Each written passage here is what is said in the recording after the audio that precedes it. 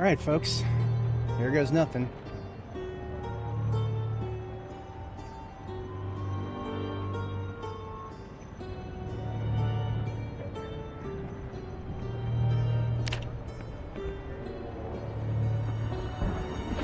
Solo.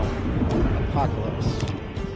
We're going to turn off the simple stat bar mod because I'm pretty sure it's going to be broken. So the only mod we're going to be rolling is our recolor mod. That just recolors a couple of items. That's all it does. Very, very simple mod. Otherwise, all settings on the default, we're doing Apocalypse.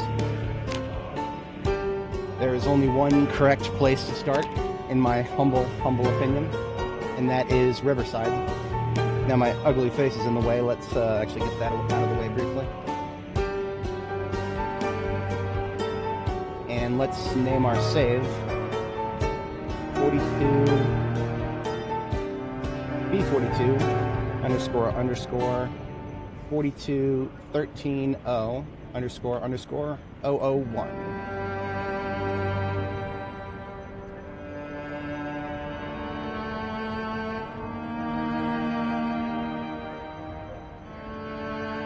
That didn't work.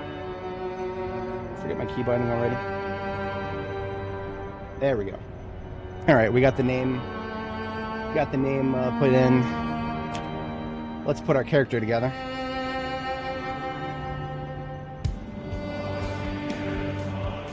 Construction worker has been slightly nerfed. We start with a +2 to masonry instead of a +3. I don't think that'll hurt us in the long run.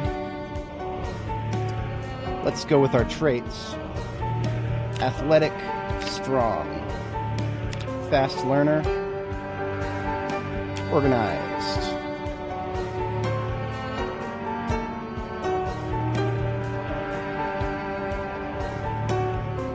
Dexterous, cat's eyes, whittler.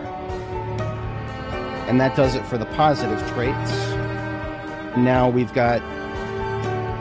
Did I miss one? I think I might have missed one.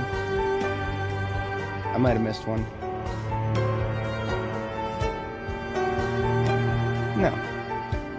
So minus 38 points. That feels like I'm off by 2.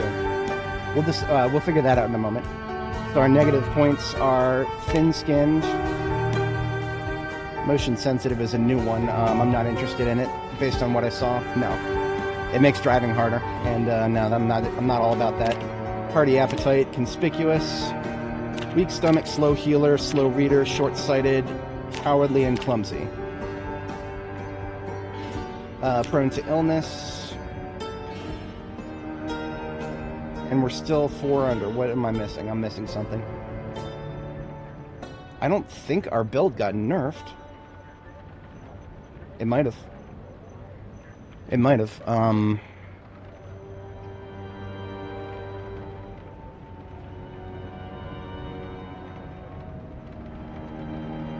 It could have been construction worker, might cost more. Construction worker might cost more points now. That's the only explanation I have for this.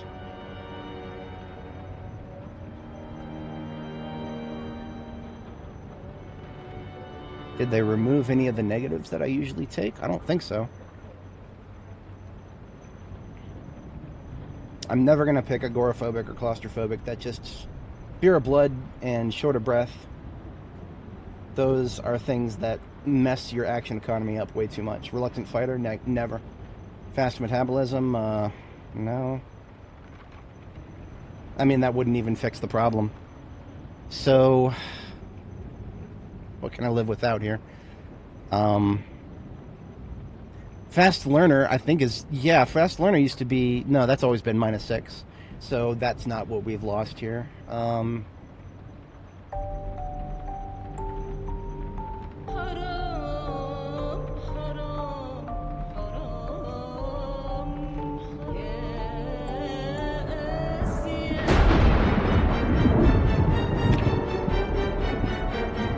not doing that. I'm not doing motion sensitive.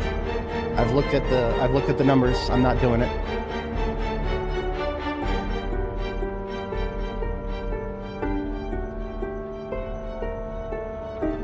I can live without Whittler. But that still doesn't fix the problem. We're still 2 points under. Let's reset. We're resetting. Okay.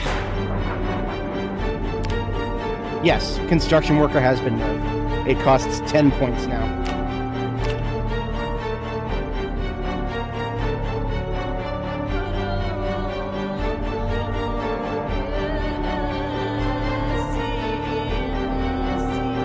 Yeah, definitely did a good job on Annie. Carpenter is 7 points now.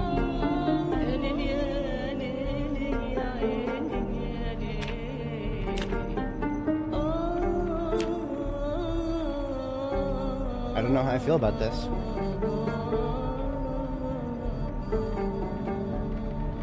I do not know how I feel about this. Yeah, construction worker is a good. It's a really good. It's the +3 to short blunt. I would take construction worker even if it had nothing else. Then now the +1 to maintenance, obviously that's pretty good. But the and the +2 to masonry, we can make good use of that. But it's the ultimately at the end of the day, it's +3 to short blunt. That's really making it worth it. I will never take a build without athletic. Athletic is not negotiable. Strong is I might have to. I mean, with these nerfs, I think everything about my previous build would work okay if I did stout instead of strong. Okay, you know what? Okay. Yeah. All right then. That's what we're gonna do for now. So, athletic, stout, fast learner, organized.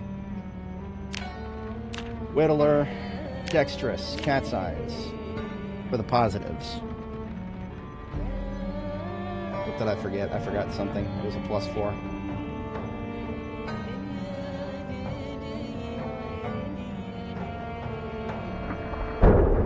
Oh, no. I didn't forget anything.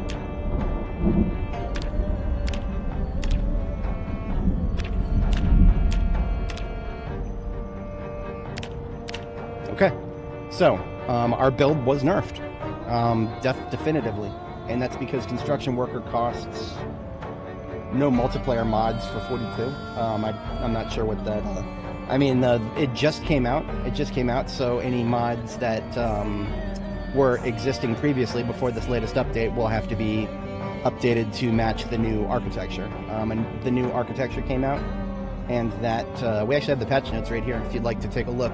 The patch notes will explain that there's a new, there's actually a new guide. There's a linked guide in the patch notes at the top there that talks about how to update mods. So if you are a mod maker, then you'll have to do that. If you're not a mod maker, you'll have to wait for the mod makers to update their stuff. But yeah, I do believe this is what we're going to do. So this is going to be a 42.13.0 construction worker. Stout construction, because yeah, going with stout instead of strong, that's gonna hurt. I'm gonna feel it. It's gonna fucking suck, but we can that's something we can fix in the long term, and it's not gonna hurt anywhere near as much trying to fix as athletic would. So let's go ahead and design our character. We are going to do, I decided previously that we are going to do Nora Robles. I've already got a build put together for Nora Robles here. Let's just double check her gear. We've got a belt, cat's eye prescription glasses, Hawaiian shirt in the correct color, crop top arms in the correct color, jeans in the correct color, shoes, socks, and a necklace. And her voice is the only correct voice, Kate, at max pitch. And she starts as a black hair, as opposed to a brunette or a blonde or a redhead. Eventually she will dye her hair to the correct color. But yeah, let's go ahead and get started, folks.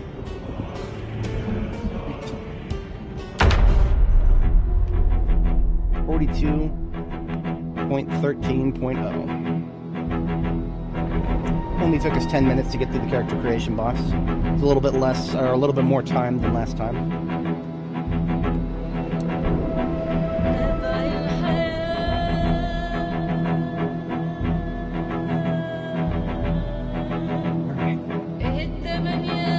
I'm gonna have to relearn a few things. I mean, remember how to. Because I'm coming right off of a very high level character. Alright, here goes nothing. Welcome to Build 42 testing. Looks like we are in... Oh, I know where this is already. Yep, we are in... We're actually really close to the gas station here.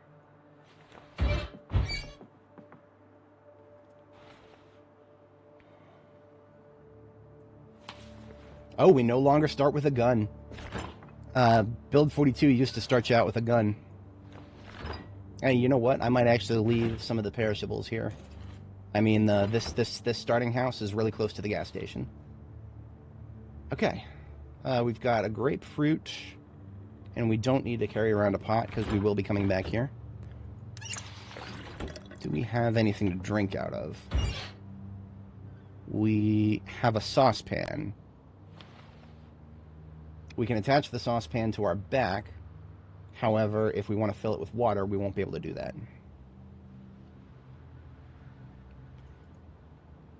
So I think the saucepan is actually just going to be a weapon. Yep, it is going to be a weapon because that is a short blunt weapon. And short blunt is our specialty. We're going to use the cooking pot as a something to drink out of. And let's get some TV going. Life and Living TV. Turn the volume down. We've already got a pair of scissors, that's nice. Photo album and earbuds. Now this photo album, being in our starter house, may be relevant to us. Yeah. Looks like our character has been to Scotland.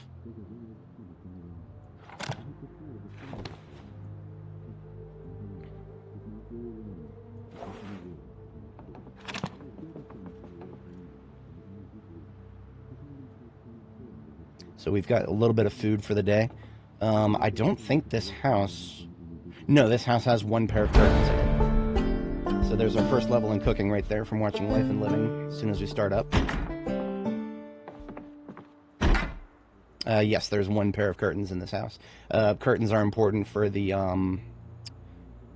we can make a sheet sling bag out of that.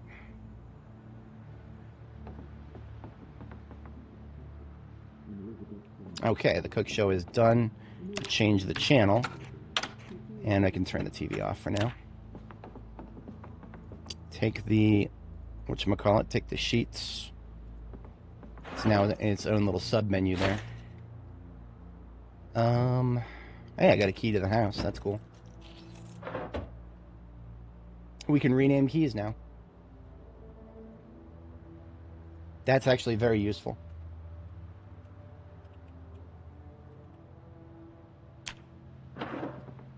And there's nothing in the bedroom that I need. All right, let's take a look outside. Got a couple Zeds to the south, probably many more to the north. Let's see what combat feels like. Hello there. I like your hat. I'm gonna do push stomp. Because I don't have a very limited amount of weaponry here. I'm going to steal their panties because we don't get to spawn with any. I'm also going to steal their hat. The hat is slightly incorrect color. It's like a very, very, very dark green. So, this is a very, very nice place to spawn for Riverside. I really, really, really like this spawn location because we go right around this corner here and here's the gas station. The gas station is one of the places that I like to spawn in. What's going on here? Gardening. Remove tree branch. Okay, so the right-click menu has gotten more annoying already.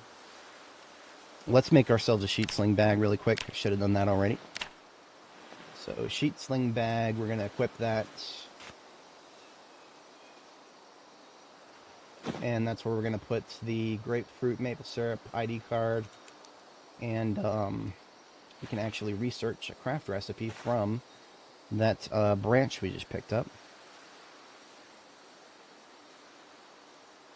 We can... No, that's nothing useful. Okay. Good to know. So we picked up a tree branch. That is not going to count as any particular class of weapon. So we're just going to hold on to that as a crafting material. Alright, looks like we got 2 incoming. One of them is slow, so we're going to take the fast one up this way.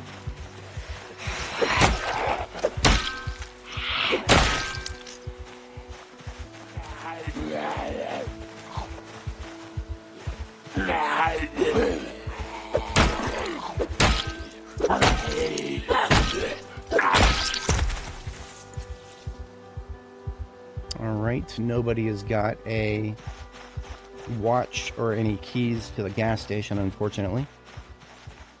Looks like we got a busted Kentucky lumber vehicle right in front of the gas station.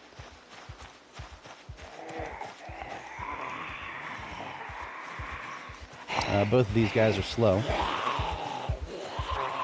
Now, we don't have a lot of good weaponry right now, so I'm going to go ahead and take things slow here.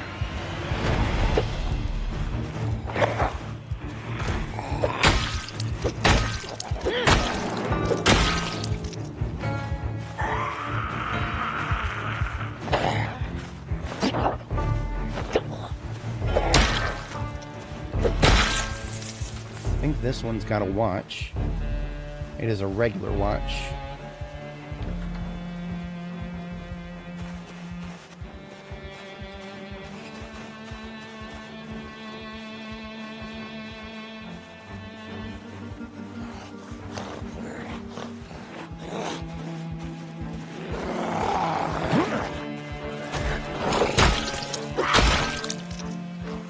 Caffeine pills. Gladly taking those. Work boots that don't have holes in them. Hell yeah. Fingerless gloves of the leather variety. Not too awful bad. So we can get rid of the shoes, we can get rid of the classic watch.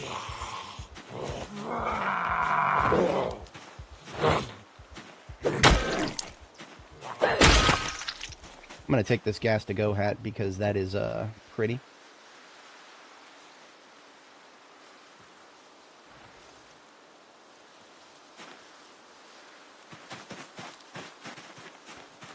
Alright, got ourselves a watch, got ourselves a slightly nicer hat.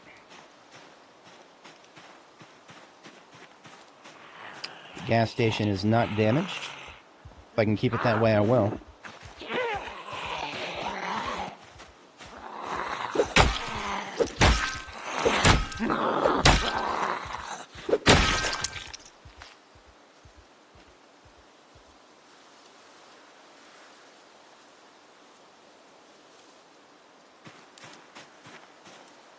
I predict that the Kentucky lumber van may have a weapon in the back, so I'm going to risk. It's locked, backing up. There may be axes and or there's possibility there's a hammer in there. Oh, this guy's got a Knox Distillery hat, doesn't he? We're already upgrading our hat to the next level, boys. Knox Distillery has the correct color of black.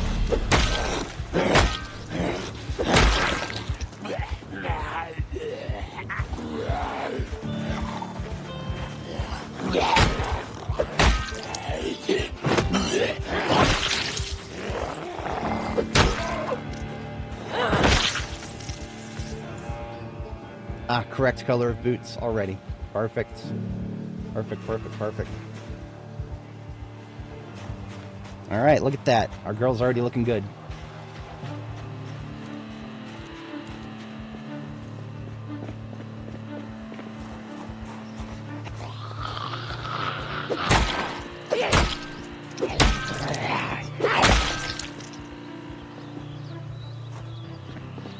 Alright, can we get in the passenger seat here? Locked. We're going to try to smash the window. It is a wrecked vehicle, so I don't really care about the integrity of it. Box of nails. I'm taking that for later. We don't actually have a matchbook yet, so we're taking that. And what have we got in here? Club hammers, screwdriver, wood axe. Now, wood axes, that'll be useful for later. For now, all I care about is both of these club hammers. A regular hammer would have been nice, but I'll take what I can get. Yeah, everything that's currently in this is stuff for later. For now, we've got proper tools for when our pot breaks here.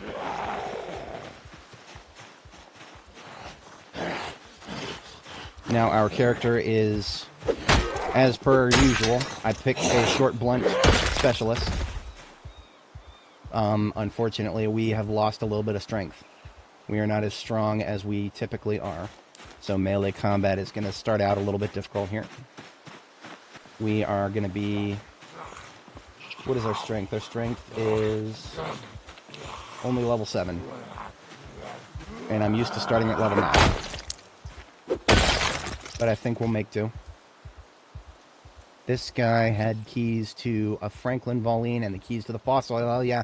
Alright, we got keys to fossil. We don't have to break any of the windows. The only Franklin Voline in the area is the Potato Co. one right there.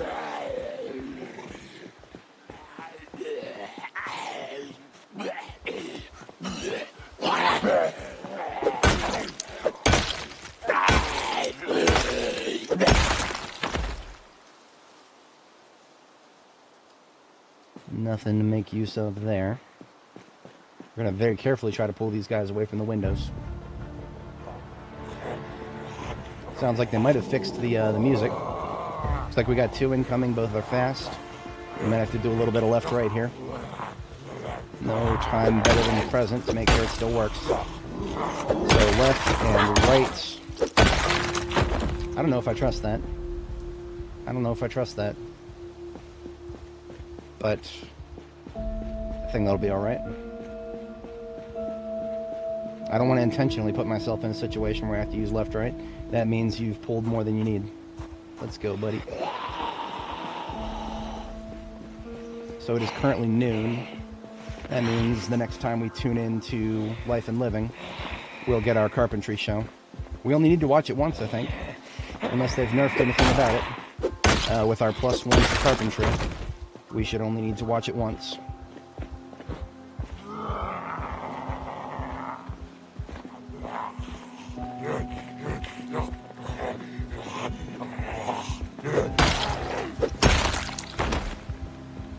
Alright, so let's see if this was the van that we got the key to. It looks like it is. Of course, there's no gas in the tank. That's okay.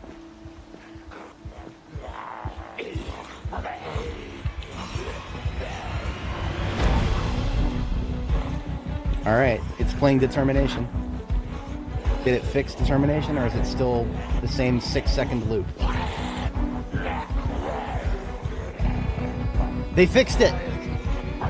They fixed it! It's not playing the same 6-second loop anymore. Oh, I'm so happy.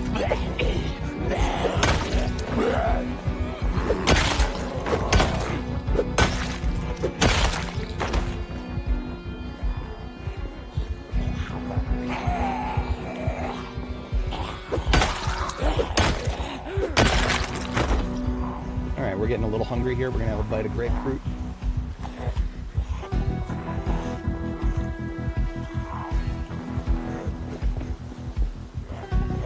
Hey Naughty, good morning. I regret to inform you that Annie Mae's journey through Build 42 has concluded. The new version of the game came out and the save was not compatible. So in a previous stream here, we gave her a send-off. We brought her back home to Riverside. Might have sustained an injury or 2 on the way, but no infections. Something she would heal from eventually. But yeah, no, Annie's journey is finished. We are now playing Nora Robles, aka Nora the Explorer. And we have started our new journey through Build 42.13. We started in a very nice place here. We are right around our starting house was the one that's right around the corner from the gas station there.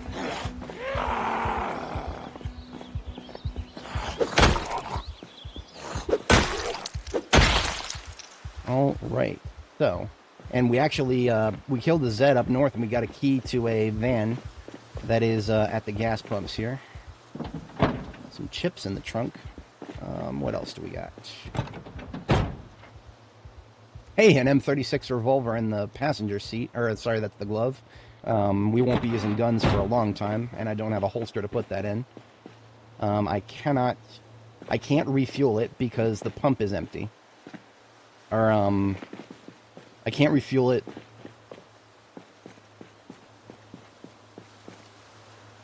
Okay, so we've got 2 empty pumps here. but 2 pumps that are not empty. So let's go ahead and we found the keys to this place. Empty saucepan, get rid of that. We are looking to see if we can find ourselves a gas can. That would be nice. That's true. All good things do come. And honestly, we did great with Annie. We did very great. We did great things with her. Ah, empty gas can. Perfect. Empty gas can. Rope, we'll need that later. Tire iron, we'll need that later. Ratchet wrenches are both weapons for us for the short term. All of these are foodstuffs that'll be very useful. And there's a proper water bottle, so we don't have to keep carrying around this pot of water here.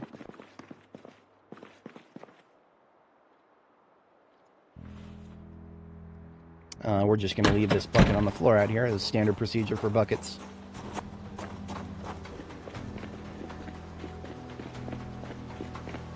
Yeah. What was our storage? We didn't even check that. We can only fit 98 encumbrance in the trunk, so that is, as far as vans go, it's pretty weak. Better than nothing, though. I'll take it.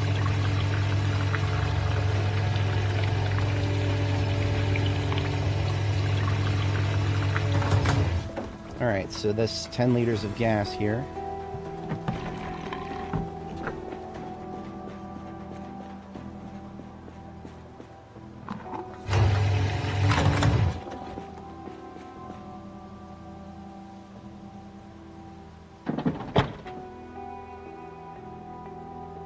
We're going to put the gas can we just picked up in the trunk. And we just got to move it a little closer. And we can actually fill it up from a pump here. Do we have incoming? No, she's spotted us. Okay. This is Nora Warbles. We have a slightly different build because they've nerfed my favorite build. Construction worker costs 4 more points than it used to. So, in order to get 4 points while still having a similar build, we have stout instead of strong. So we're going to start with 2 less strength than our current, 2 less strength than our last character did. Thought I heard some snarling, but I think we're good.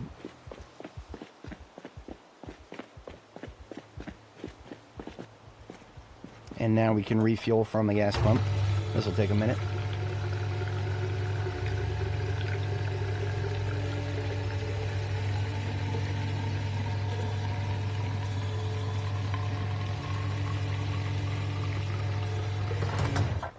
Found a garbage bag in the trash here. This frying pan's about to break, but I'll use it as a weapon until it breaks. The rest of the stuff that's in it shall go back into the garbage, except for these scrappy electronics. And a scrap metal, I'm going to put that somewhere. Our go-to weapon will be this frying pan until it breaks. And this garbage bag shall be for miscellaneous loot. Alright, we've got a well-fueled vehicle. We're going to start our map tour of Riverside.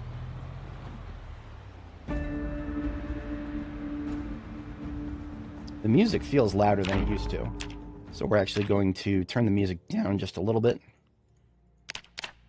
The only reason I would slow down here is to check and see if we have any law enforcement Zeds with a nightstick. I don't see any. One other thing, while we were looking at the settings there, we're going to turn ragdolls back on. In the hopes that they might have fixed them.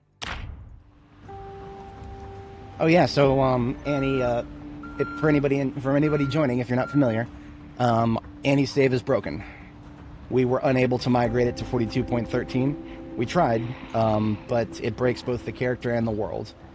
So Annie's save has been concluded. We brought her back to Riverside using the rollback version, and we gave her a good send-off.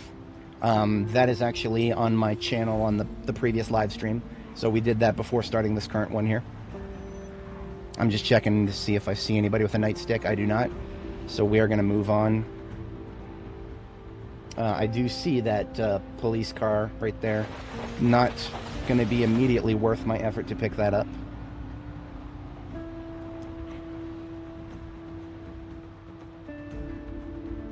I see a key on the ground right there.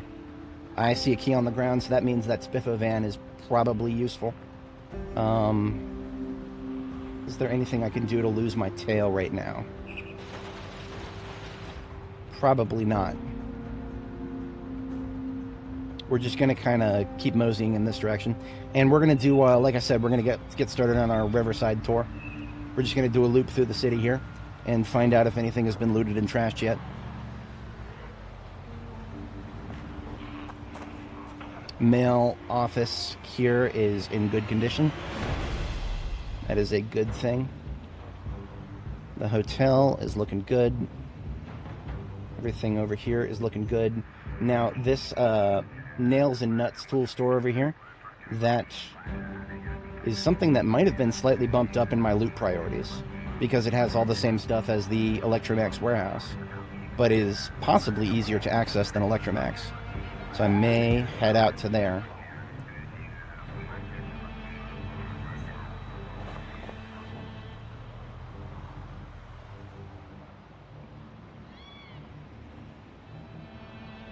But we have taken a look through the front of Riverside.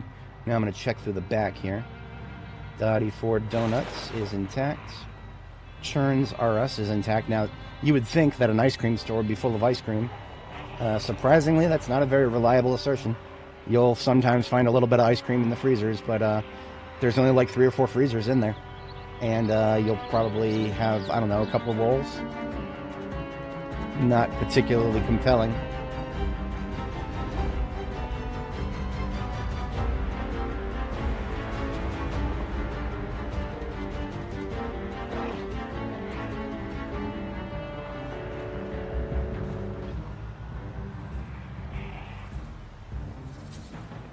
Alright, the bank looks good. Last time we played Riverside, the bank was looted and trashed. Giga Mart's looking good. Now we've got some residential down here. I don't feel compelled to do a full residential tour.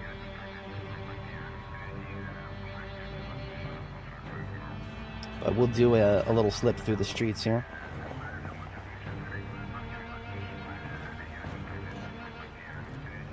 We are hungry. We're going to have a bite to eat.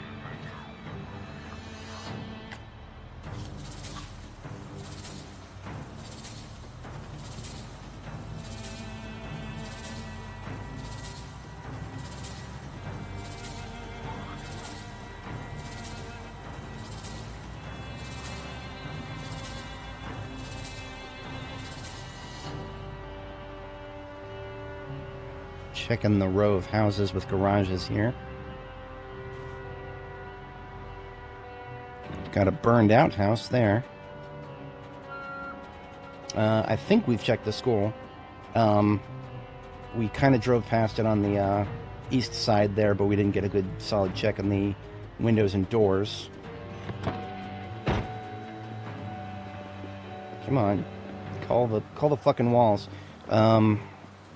Okay, we can see the doors on the other side. The doors are intact. So I'm no longer worried about the school. The school is not looted and trash. Quick peek at the map. And that is most of what I care about in Riverside there. Yep. Someone nerdy. I can confirm Annie's save is unfortunately corrupted. Now, when I say corrupted, what I mean is we were able to migrate it and then load in. Annie was completely reset. All character stats are reset, and she had some weird injuries for some reason. Reason for all that is because the devs decided to change the way characters' stat sheets work, and there was no migration code put in for that. So, and that's also why we don't have our stat bar mod. I didn't even bother trying to load it in because seeing that they've made a change to the way the stat class works, I can already tell you that the stat bar mod is going to be broken. We're going to have to wait till somebody updates that. That is the only mod that I will add once it is updated. Oh, look at that. We do have one house looted and trashed in this neighborhood. This is where we started, this neighborhood right here. as you can see from the little dead zombie right there in the corner. But before we go back to that starting house, we are going to check the north of Riverside here. Looks like the convenience store is good. Laundromat and the other side convenience store looking good too. I didn't actually intend on doing that. I'm a doofus.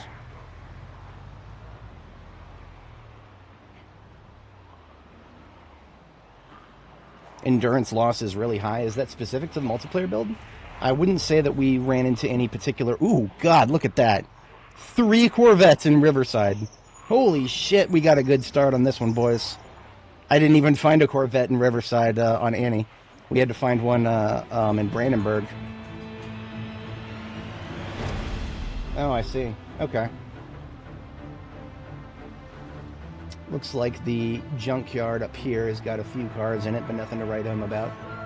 Those 3 Corvettes are going to go a long way. I feel like that's a great thing. So I think what we're going to do here is we're going to go ahead and spawn in the animal yard.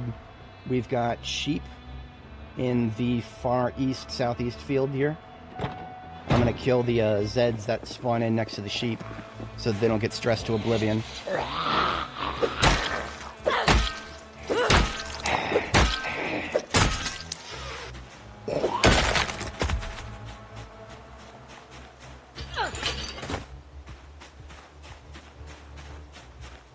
Right this way, please.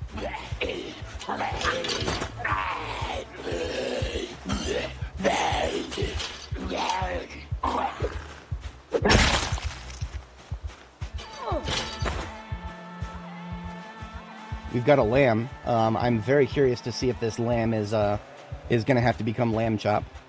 And I asked that because last time we had a lamb, the ewe that was attached to the lamb was not milkable. So the lamb starved to death, but it looks like this one is milkable. So this lamb is not guaranteed to just instantly die for no reason. That's nice. I can't look into this barn. Look at this. You're supposed to be able to see inside of buildings by putting the cursor inside. But now I can't do that until I get this close. We're checking for any planks. We don't have any planks. We have a couple of sacks and some rope. I will take most of this, actually. I don't really care about a hurricane lantern right now. I'll come back for that later. But I'm going to take all that. We're going to put the rope into our... just the back seat, I guess. Or the trunk.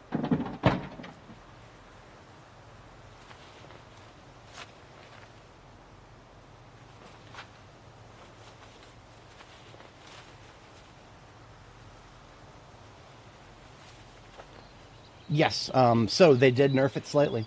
Construction worker has been ever so slightly nerfed because we were not able to do our previous build. Our previous build was setting us +4, which means that something had +4, or I'm pretty sure it's just construction worker costs a lot more than it used to. So what we're doing now is we took a hit to strength, so we are a little bit weaker to start than we used to be. That is all right. I think we'll live. So these animals in the southeast field are going to be okay for a day or two, but the southeast field doesn't have a watering trough. So if we just ignore them and leave them there, they will dehydrate somewhat quickly. Oh, right, yeah. That's unfortunately I stream in 4K, so if you don't have a 4K, well, even if you have a 4K TV, if it's hello, Survivor Zombie already. Okay. Okay, we can handle this. This is gonna put us at risk of missing the show, though. Hang on, I gotta check the wiki. What is our show gonna be? What's our show gonna be for fucking Life and Living for the first day? It's been a long time since I've had to pay attention to Life and Living. Okay, day 1, 6 p.m. is fishing. Do I care about fishing? It's a bit of a stretch. I would like to have the recipe for the fishing rod, but we get another chance at that on day 3, and also we can still watch the show. We can still watch the show a little bit after the time has passed. We're gonna have a bite to eat.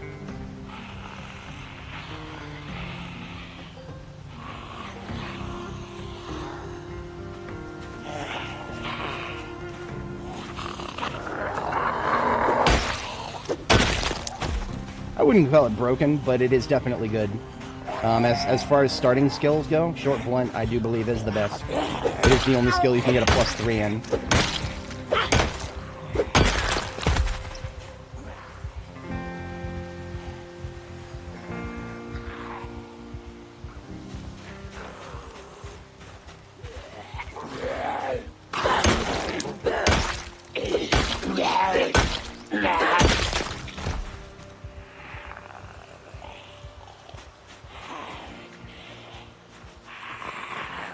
So we're doing a little sneaky sneak here. And look at that, we successfully pulled the one with the bag. With only one... Look at that, look at that. We got really lucky just now. We got really lucky. So, this is the Survivor Zombie group. And we only pulled the Survivor Zombie plus like 4 others here. Very nice.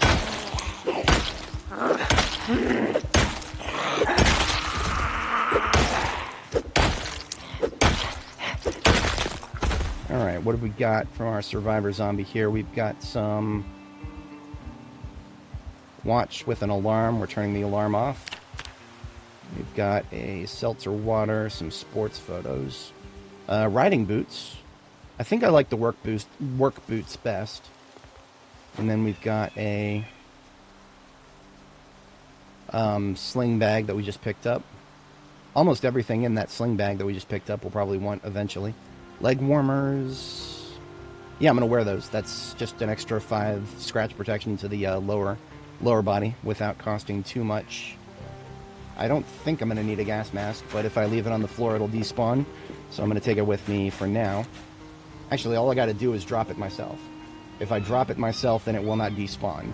The only thing that will make it despawn is if it... Oh, look at that! We've already got an angle-headed flashlight. Hell yeah! A bunch of books. We're taking all those.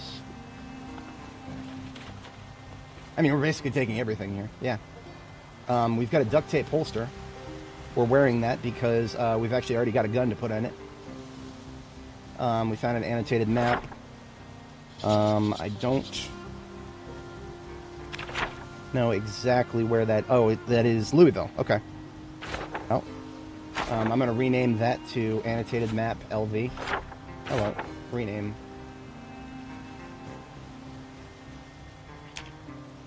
And put that away for now. The digital watch goes with us. I mean, yeah, most of this I do want, so I'm just going to put all of it into the trunk. Unequip that.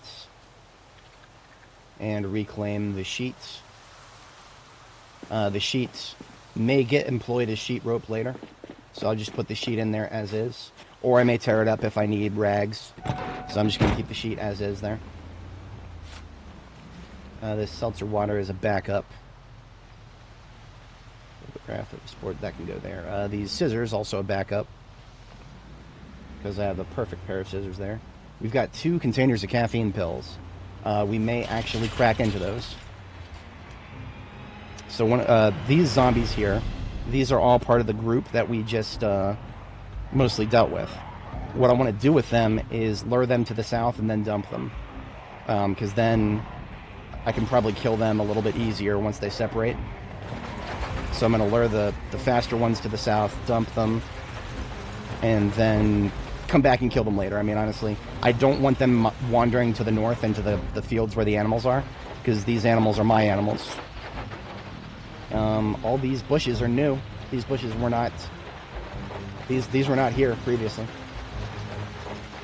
That's not that big of a problem, but what that tells me is that the devs have finally started adding bushes to parts of the map that didn't have them before.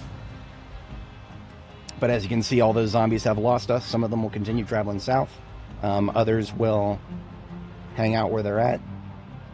Okay, so all the Zeds here, I want to kill all these, because they're pissing off my cows. They don't know it yet, but these cows are mine. So we're just going to get out and kill all these Zeds. We're going to turtle our way through it.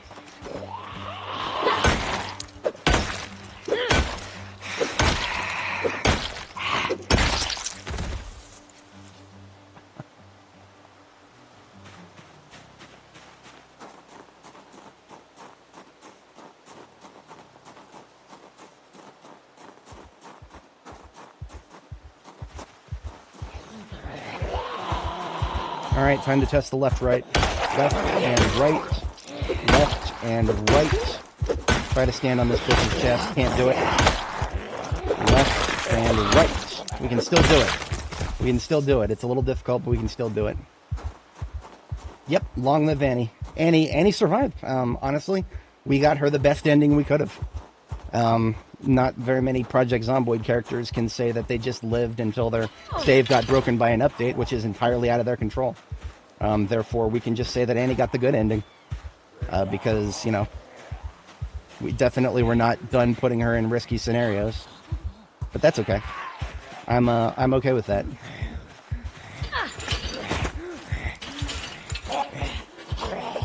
That's a negative Ghost Rider. We can still fence funk these guys. Now she's going to be really slow. So while we're waiting for her, I'm going to just peek around the area. The cows are no longer running over there, so that tells me that we probably don't have spawns on the other side of the barn there. If we did, then the cows would be freaked out. Come on, right on over that fence there. She's not going to rush, and we missed our opportunity. That's okay. I'm still used to having a much faster combat stance, but we sure as hell can't work nimble into our build right now. Or gymnast. We can't work gymnast into our build right now. Just a quick peek indoors. Nobody that I can see.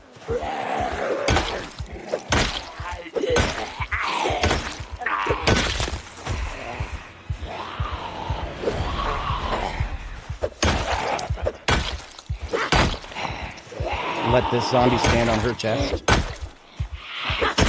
Instant kill, easy peasy. And it looks like we got Bald Spot's attention here, so he'll bring himself to us. Bring his dead ass this way. Let's go, Bob. I got places to go.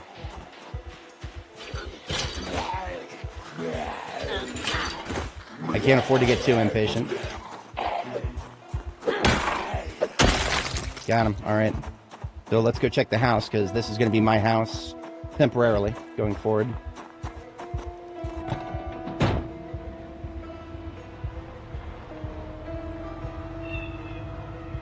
I'm just going to drive a little circle around the house.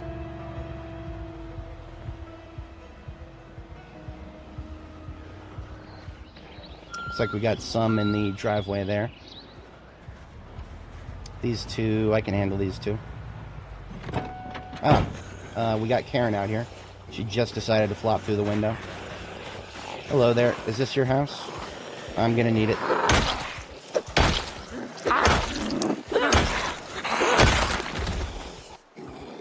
Joni Art.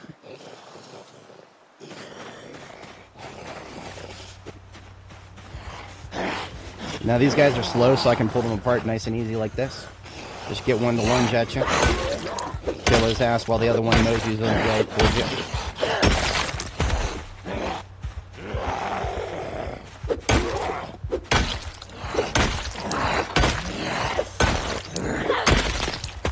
I have a feeling this hammer is not long for the world. It is... Oh, wow. Okay. We've only taken a little bit of handhold condition damage. The head is still in pretty good condition. Alright, we've got a couple incoming. We're going to try to use this fence to our advantage here. Can I get this guy before he gets up? Nope. Not going to try it. He's going to rush. He's going to miss. He's going to die. We're not going to try that too many times, but if we can get away with it. Do we have chickens here? We do have chickens. They're going to be pissed off, but we got them.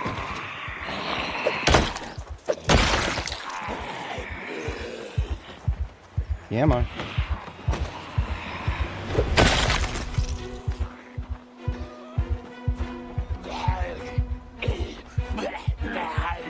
Yeah, man. Flop on over that fence. Now, I have heard that crawlers are more dangerous than they used to be. So my... Oh, look at this. Look at this, boys. Look at that. We got ourselves a yellow generator. We can't actually use it yet, but that's okay.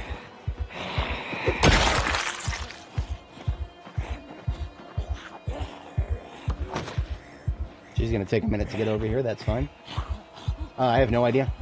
I have never used the True Music mod, so I couldn't tell you. But I'm going to tell you that if the mod maker hasn't updated it yet, then it probably is not. And the reason for that is there have been architecture changes to the way mods work. And that's going to make it so that most likely, I think, without like a small update, all previous mods might be broken without a small update. I have not even looked at it, though, so don't quote me on that. That is just my current theory. I mean, actually, I think we have successfully loaded my recolor mod. So it might not have been a change so severe that even the metadata is broken.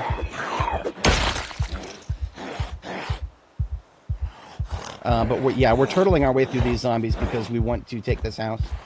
Look at that. They're just all going for the fucking gate. Even though the gate is closed. Even though the gate is closed.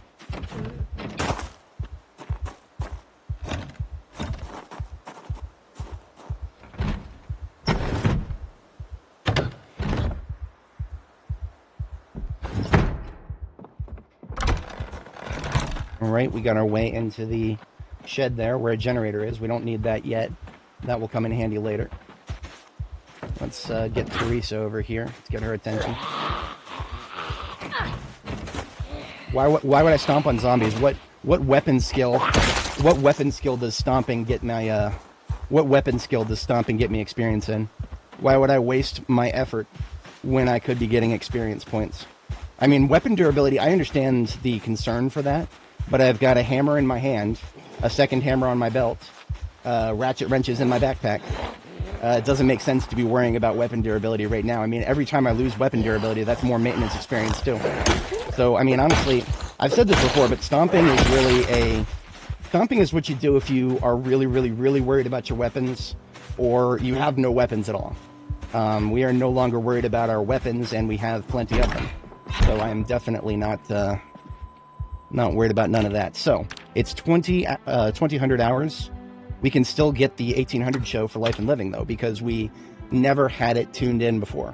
So all we do is, because the TV wasn't set to that, we tune into that, and the show from the most recent hour block comes on, and we get our, whatchamacallit, we get our fishing show. Well, yeah, so balancing muscle strain is also another thing. We're bypassing that because we're using short blunt, and we are a construction worker. Construction worker gets you a starting +3 to short blunt. Once you're past level 3, muscle strain is not as big of a concern. Muscle strain is for when you start with weapon types that are, not as good. When I say not as good, I mean kind of like, you can't get a +3 to any other weapon that I know of. The best you can get is a +2. And if you only have a +2, then you may have a little bit of muscle strain problems. Probably not as much, to be honest. But yeah, we changed the channel back because we don't need that anymore. We got some ground beef in the fridge. We got some shrimp that actually are cooked already, so we're going to eat that right now. I'm going to consolidate the cookware that we can find in here.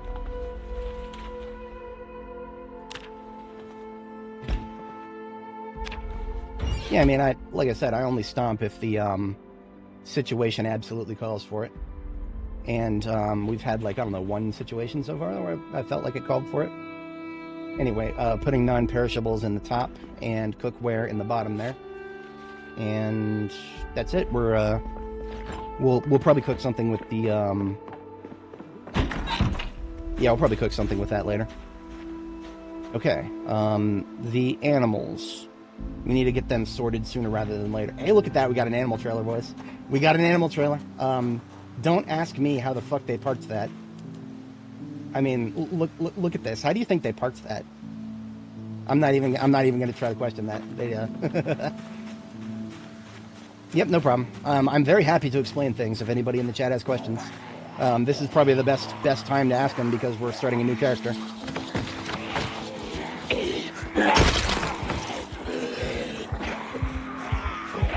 I went ahead and did a bit of a risky thing there. I'm going to let this guy stand on her chest. Keep her on the floor so I get that easy kill.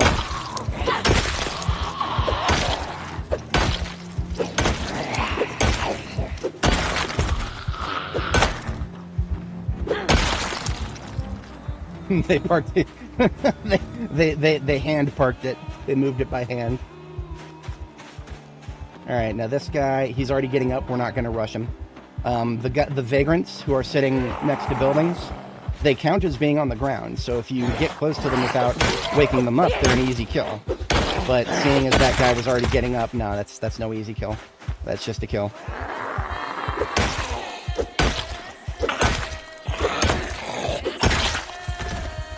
Okay, so the first thing we're going to do is get together the animal trailer there, and we're going to move the sheep from the southeast field, and also kill any zombies that are in the fields. Because remember, the sheep in the southeast field do not have any water, so they are going to die within, I don't know, 4 or 5 days if we don't get them some water. So that is currently our priority, to get them sorted out so we can set it and forget it.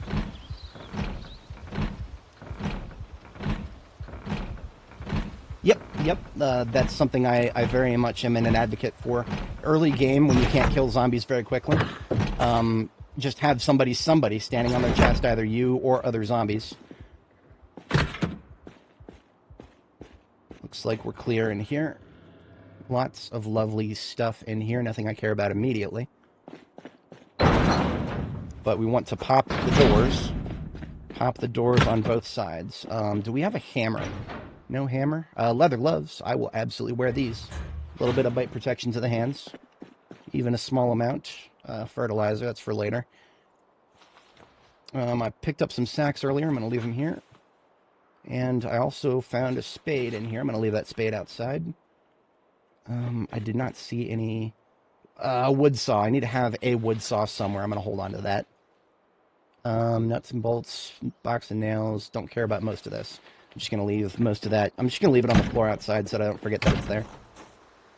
Box of nails, drop.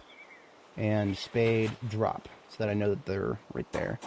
And let's go back, get our van. We go back to get our van, and then we will hook up that animal trailer.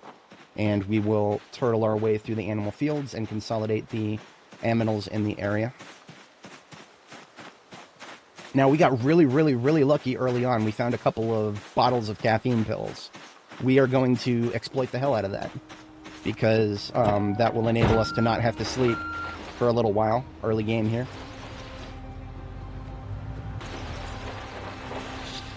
Oh yeah, I'm glad to hear that. Project Zomboid is one of those games that I'd be playing even if I didn't stream, and I'd be going nuts with it even if I didn't stream. So I just figured, you know, why not just go nuts with it with an audience of people who enjoy that stuff. I used to be the kind of guy who was like, oh, why would you ever watch somebody else play a video game? But then I kind of realized it was when I saw that most of my, or not most, but like almost 40% of my viewers would would actually watch me through YouTube TV. I think actually one of my viewers in chat actually mentioned that. It was not till I really noticed that I was like, wow, this game can actually make some pretty decent background noise if you're just putting it on in the background. Okay, right here. Just one, we're good. Whenever I open doors like this early game, I always back up a little bit, just in case there's more than one. Alright, I think this house is okay. Okay, vehicle key to a livestock trailer. This isn't the first time I've seen this. It probably won't be the last. What is there to unlock here? Like, there's no way to lock the door. I don't know. I'm guessing that's just a placeholder for the future. We're just going to verify there's no animals in it. There is not. Which means we are proceeding with the sheep moving. I do not stream on Twitch. I have a Twitch channel. I was a really early adopter to Twitch. Like back in what was it? I think I was out of high school. I think it was like 2011 or something like that. But yeah, no, I was on Twitch very early, but then I just never really got into it at the time, and I haven't touched it since. So I do have a Twitch channel. I haven't really found the interest. I'm not a big fan of Twitch, generally speaking. I don't like Amazon. I don't like the culture that has been formulated around drops and bits and shit like that. Even though I know YouTube is kind of moving in that direction. I hate to say it, but YouTube is kind of moving in that direction too, so what can I say? Hang on. I want to try to pick this lamb up. There we go. I just want to put the lamb inside the zone here. Oh, it already was. Okay, we're good. So that's the lamb that's running over here to Mama. Mama is producing milk. That's good. So that used to be a concern. Sheep would not produce milk for their babies early on, which meant that if you spawned in with babies, you might actually have to kill them. Otherwise, they just starve to death. But that is not the case here. So we, all of our sheep are good to go in the north. What we're going to do now is move to the south and pick up those sheep that we saw on the way in. But if I ever did start streaming on Twitch, it would actually be under a different name, because right now I don't stream on YouTube to my main channel, because I have some plans for my main channel. My main channel is going to be a little bit more highly edited content, as opposed to, I hate to say it, this channel is kind of home to low effort content.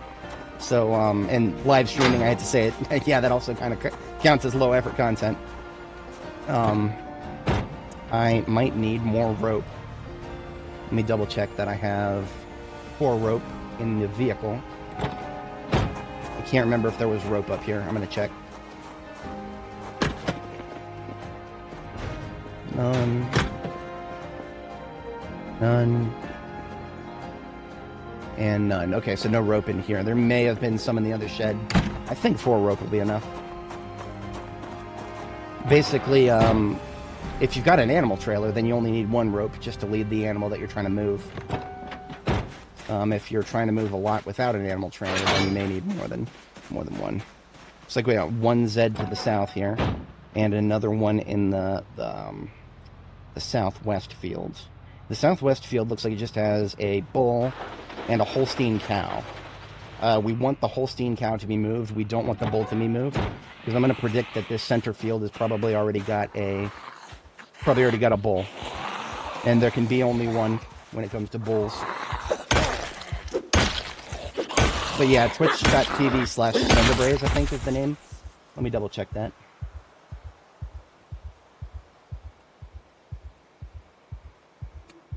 Yep, this is my my channel for whatchamacallit.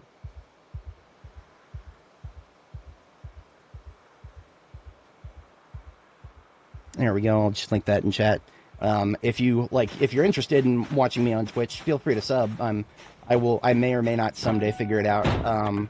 I tried to do a multi-streaming thing once before, and it really didn't work out well. I was trying to do Steam and YouTube at the same time, and it really didn't work out well. There were problems with it. So if I can figure out the problems with that, then I don't see any reason why I wouldn't do Twitch someday. But I would have to figure out a restream server situation. I think there's ways to run your own restream servers. I don't want to rely on a third-party service, but I mean, I've got a second gaming PC literally just sitting over there, not currently doing anything, with a decent graphics card in it.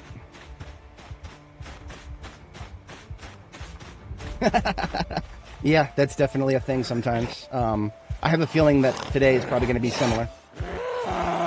Because whenever I start a new character, I go a bit hard.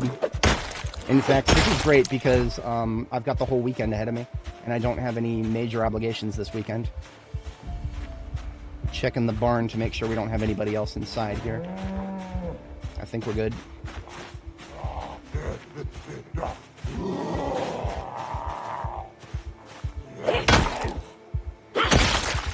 Okay.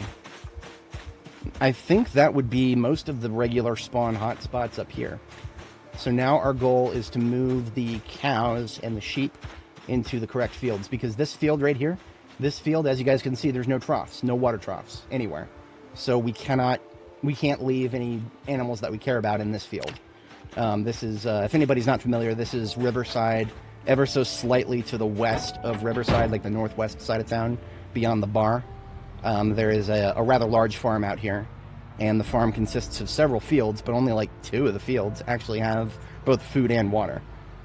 So that currently our goal is to just get the animals that we want to save into those fields with both food and water. I'm going to do a left-right here, left and a right.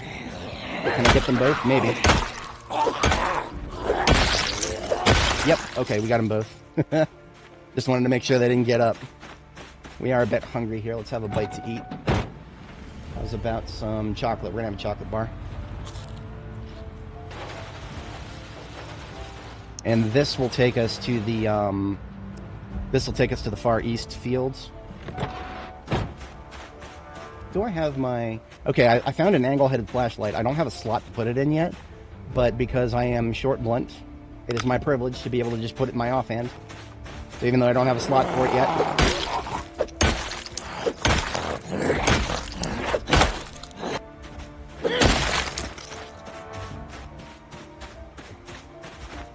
Oy.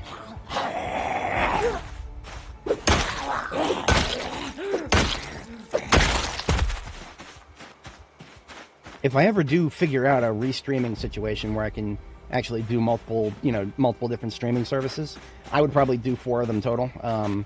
Focus would be on YouTube, but I would also do YouTube, Steam, Twitch, and what is the other one? Kick. I think Kick is another big one. I'm sure there's probably more than that, but I don't know if I would want to try to do more than 4 at once. Because one of the problems is I stream in 4K with 5.1 surround sound. So that is a lot of data. Like a metric lot. I never actually did very much traffic monitoring to see exactly how much bandwidth I need just to do this one stream. But it's probably going to be way more than normal. Way more than just somebody does 1080p at stereo. You could probably get away with many restreams in that situation. If there was a financial incentive, I would probably get a business, FiOS business account or something like that, but I'm not yet at the point where I'm really making any money. Hang on, open door, check animals. There we go. So we got the RAM put in there. The rams are so big that you can't normally pick them up. But the ewes and the lambs, you can pick them up by hand. And that is faster than having to lead them in with rope. And then if we take the mama and put the mama in here, then the baby will actually probably follow us. So I'm going to take the mama first and see if the baby decides to follow us. That'll make it even easier.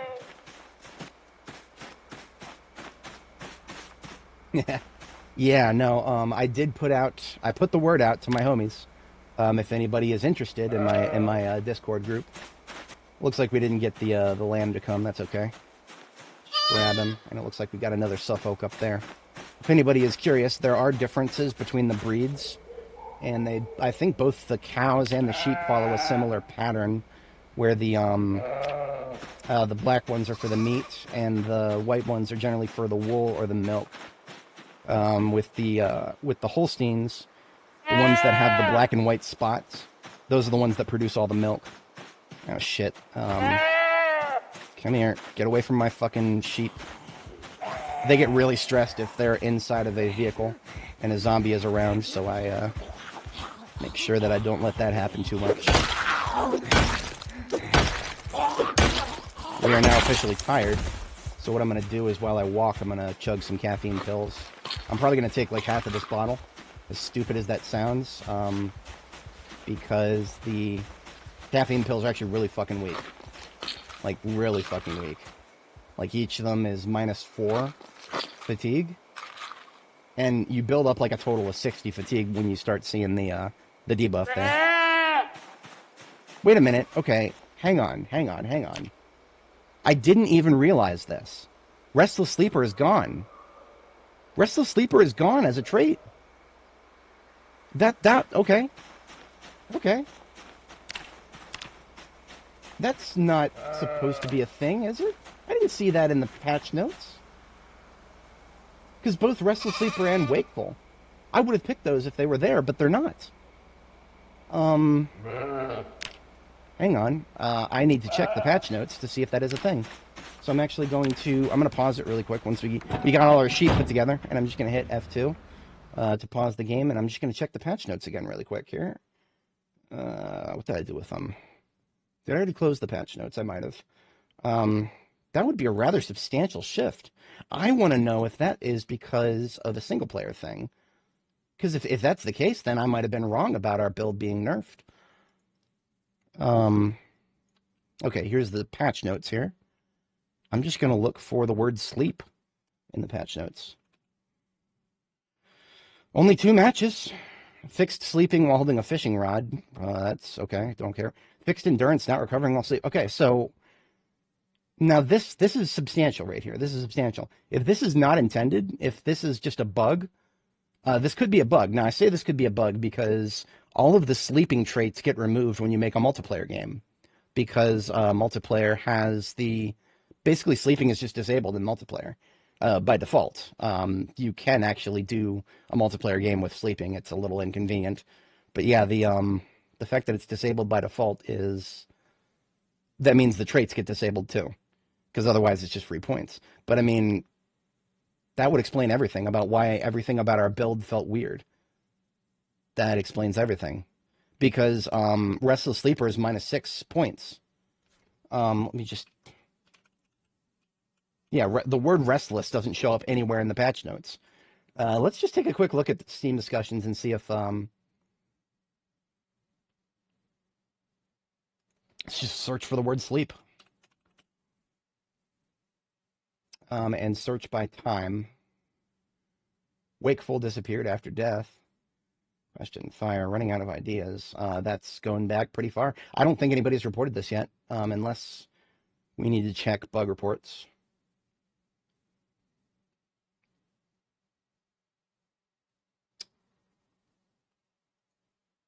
Let's just do another search.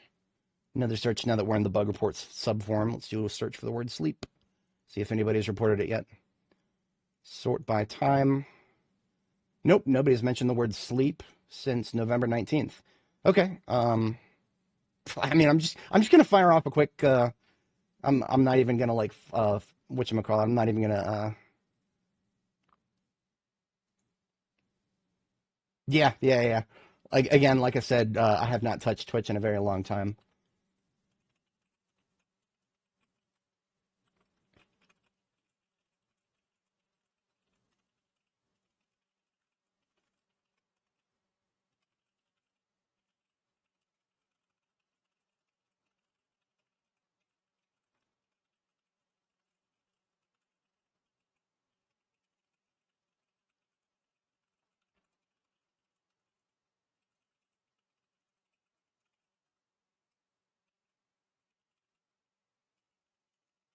I know they are not supposed to exist for multiplayer, but this is happening in single player. And I didn't see any mention of it in the patch notes.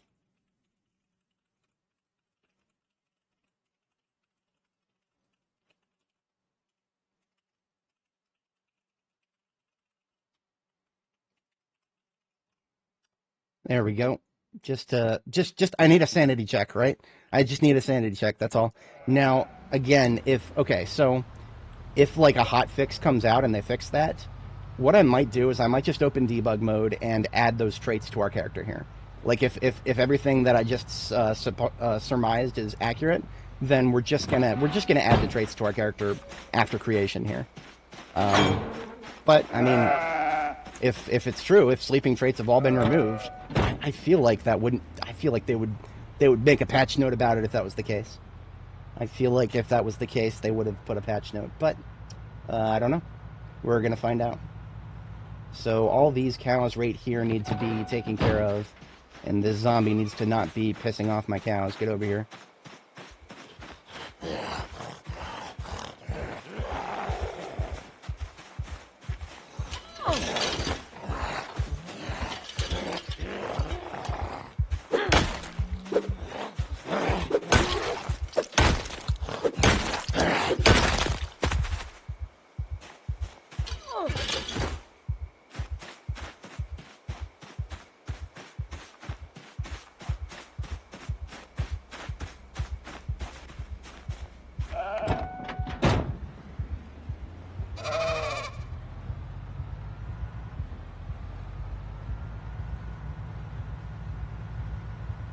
Now, if everything I suspect about sleep traits is true, then we might not have actually seen a nerf of construction worker.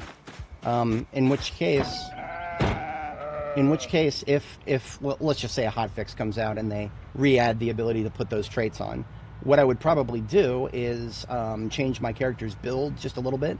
We would remove Stout and add Strong, and then we would add Restless Sleeper and Wakeful. And I think that would probably balance out. I don't know. I don't know, because I mean, like, our build was -4. Our build was -4 as it was. Yeah. So definitely confirmed. Where did I leave Steam? Here it is. Yeah, if anybody wants to mention that in the thread here, here's a link to my thread. I probably should have put it in bug reports, but I mean, general discussion. I mean, it was one of those things where, you know, can't tell if bug or feature. It could have just been a feature that they didn't manage to announce in the... Shit. It could have just been a feature they didn't manage to announce in the patch notes, which they've done that before. We have definitely had that happen in the past. Now, I need to check if there's a RAM in this area. I think there is. Yes, there's a Rambouillet RAM up here. So I have to unload the U's, and then I have to put the RAM in a different field. So I can unload the U's here, but then the RAM is the first one here. Right? Yes. Okay. So the RAM will stay in the trailer here.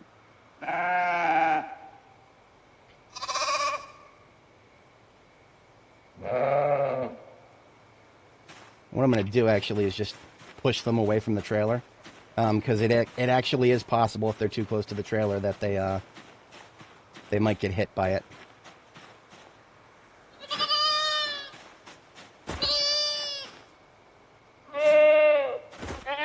That ought to do the trick.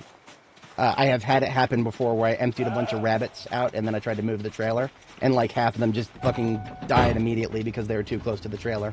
And the lightest tap will kill them. Alright, animals have been taken care of. I have to admit, I'm feeling a little bit less inclined to continue playing if they're gonna have such a silly little problem with the release of 42.13 here. But that's all right. We need to finish. We need to get this RAM out, and then we need to move the cows that are in other fields. Oops. Sounds like our music has died. I hope that's not a permanent death. I sincerely hope that they fixed the music problems. They had 3 months to work on this build.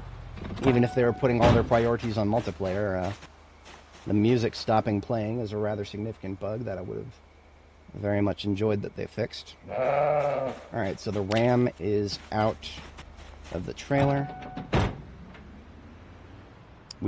I spotted one Holstein cow to the south, as well as this zombie we gotta get rid of.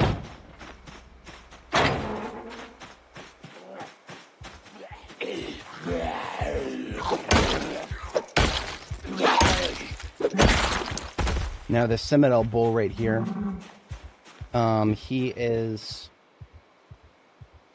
can stay in this field. I just need to make sure he's actually in the field, because he's run out of it because the zombies have lured him away. So I'm going to go ahead and pull him back into the fields, and he's good to go. I can detach him. Don't run too close to the aminals here. I can this cow, I'm going to centralize, move into the central fields. Okay, excellent, most excellent. So they are aware it is not intended. So that means, what does that mean? Does that mean we can expect a hotfix? That would be very nice. Now, hotfixes usually don't come out immediately. So I don't know when we can expect that hotfix, but... Now, something that I would find interesting is, do the traits still exist? Like, is it just the menu preventing us from adding them? Because if that's the case, then we could probably just open up debug mode right now, and we could add the traits back. I don't know if I'll do that immediately here. I'll get the cows sorted out first, and then I might actually check debug mode. Because if the traits still exist, but we just can't select them in the character creation, then that should not be... That means that we could probably use debug mode to just add them the way it's supposed to be.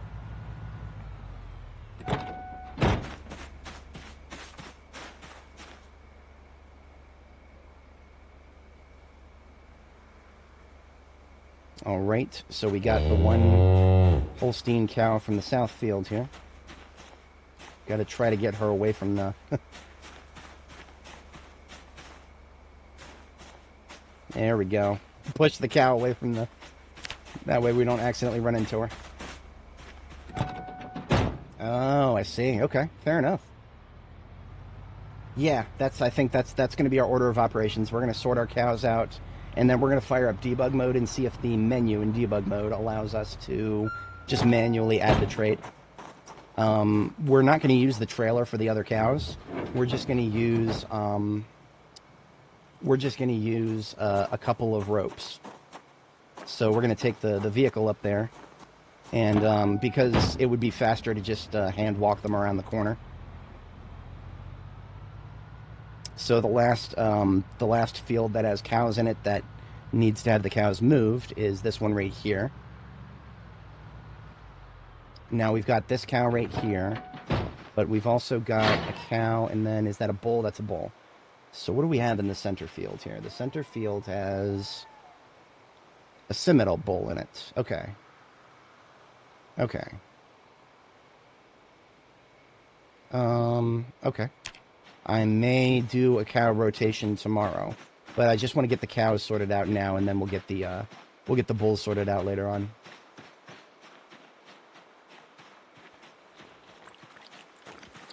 Drinking some maple syrup to shut the hunger up here.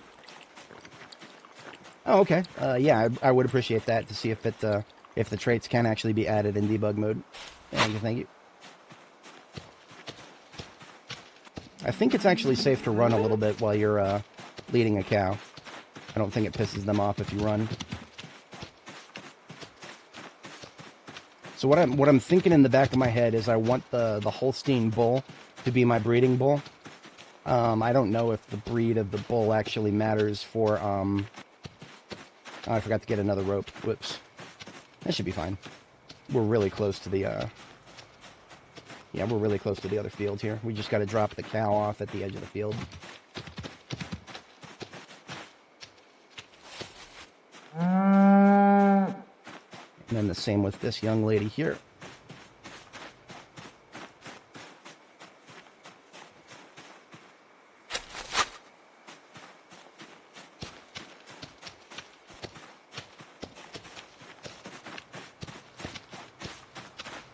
All right, and that constitutes the cows being sorted. We can worry about the bulls tomorrow. So what I will do is I will go ahead and sleep once. Just once. I mean, okay. Technically right now I don't have restless sleeper, so I don't actually have to worry about the sleep schedule. I suppose the most canonical thing to do would be to, instead of sleep, we'll see if we can get the trait added first. If we can get the trait added first, then we can sleep.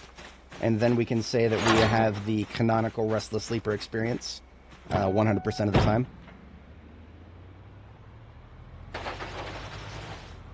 Alrighty. So the aminals are sorted out.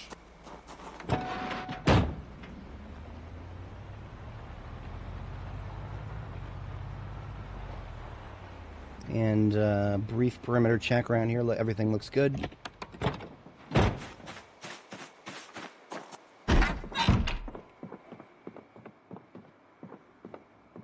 Never have gone upstairs yet, so we want to treat this as hostile territory.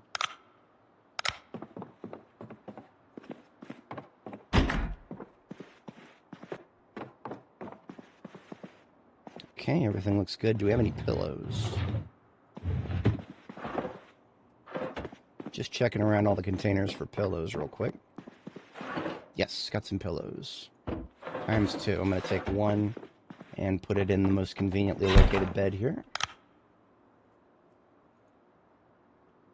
Alright, now before we sleep, we shall turn on debug mode and see if we can get those traits added. Alright, so if you want to turn on debug mode, you got to quit all the way out of the game and go to your game settings.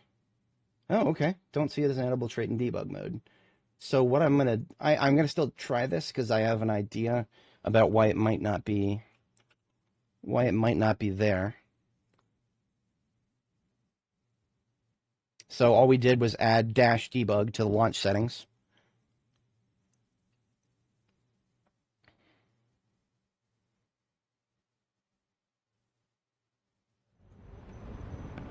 And we're going to hit continue.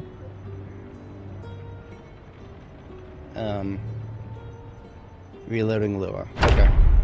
That tells me that I probably should change my default mods.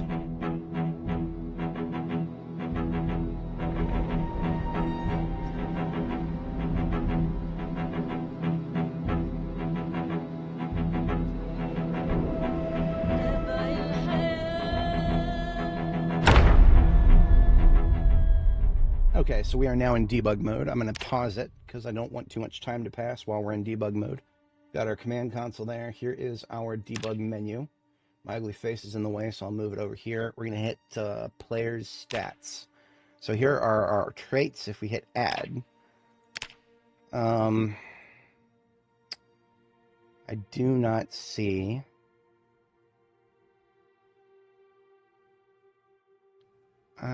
do not see the... Oh, look at that. We got wakeful. Yeah, we got wakeful. Okay. So here's wakeful. I'm going to add that. I'm going to add, if I uncheck this box under the R's. Restless sleeper. There it is. Excellent. So we've got wakeful and restless sleeper. Now what that should do is, just going off of my my previous builds, restless sleeper should be a +6 and wakeful is a -2. So this should leave us +4. We should have four trait points to work with. So I'm gonna keeping an eye on my strength stat here. Why did my fitness get fucked up? This has happened before. This has happened before. My fitness got fucked up. We should be at fitness 9, but we're not. So anyway, let's remove stout. Stout is not in here. It should be. Oh no, there it is. Here it is. Stout. We remove stout. That actually that did not set our strength down. So we might have to manually change our stats depending on how this. We're going to try adding strong.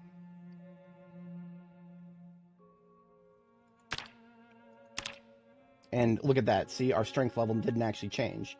So based on this trait setup here, this trait setup is now identical to what I used for Annie Mae. Actually, if we pull up Immigrant, I can show you guys Annie Mae's stat sheet. Hang on. Oh, right, yeah. The box that tells you whether you're looking at negatives or positives. Immigrant.com, and I should have Annie Mae's stat sheet. Here it is. Okay. So this is Annie Mae's stat sheet for 42.10. I shall give you guys a link to this in chat if you're interested. This is my previous character's build. And that's basically all we're doing right now is we are mirroring this previous build. So thin-skinned, restless sleeper, conspicuous. And I was correct. Restless sleeper was supposed to be a +6. So everything about my previous build should have worked. It just didn't because of a silly thing with the sleep-related traits. They're supposed to only be disabled for multiplayer, but now they are. Okay, here we are. So fitness. Fitness needs to be level 9, and we need to be like 310 experience points into it, because as you guys can see, that is really, really small, but yeah. So we need to be fitness level 9. Except hitting level up does nothing, because fitness is broken. Something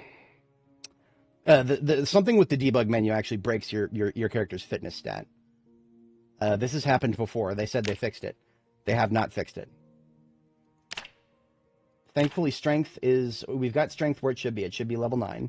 As we can see here, she starts at strength level 1, 2, 3, 4, 5, 6, 7, 8, 9.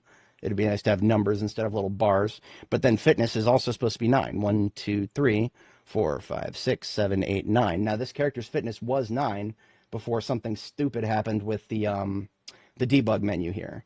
I think I actually have a command line to fix that. So we closed out of the cheat menu. There was a way to get... Well, hang on a second. Maybe we have to unpause it.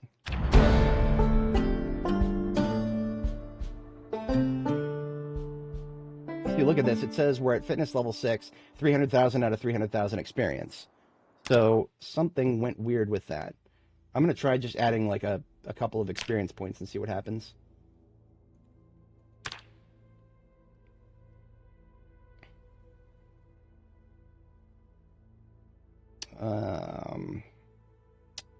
Where is it?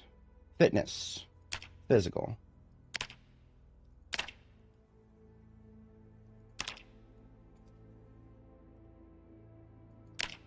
Now that should instantly put us to the next level.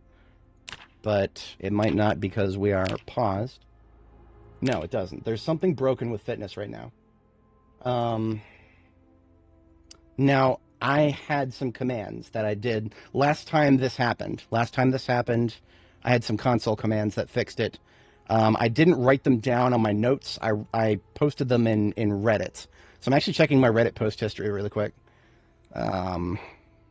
We're going to have to go back several months here.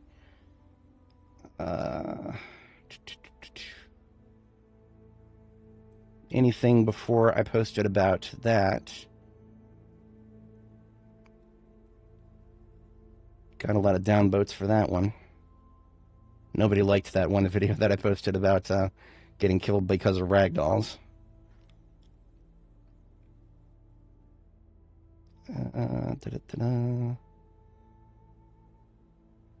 It was a really old post that I actually added.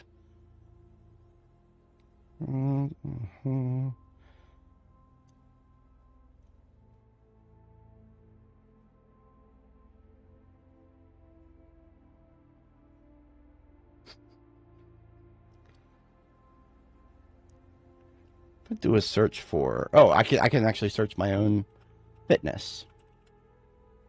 Hell yeah, okay. No, that's not it. Comments. Yeah. It should be under comments.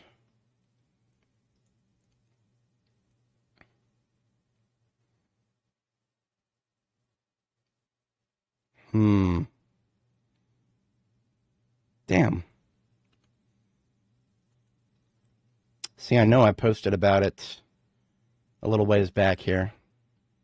I'm only going to spend another, like, I don't know, 2 or 3 minutes looking for this.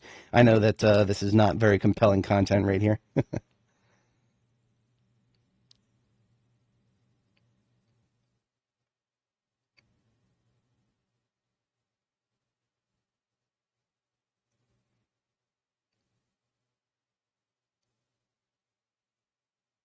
This might be going too far back. Now that we're looking into my older Darktide posts here. I don't know if I did much Project Zomboid posting before that. Shit. I know I posted about it. It was one of those just FYIs.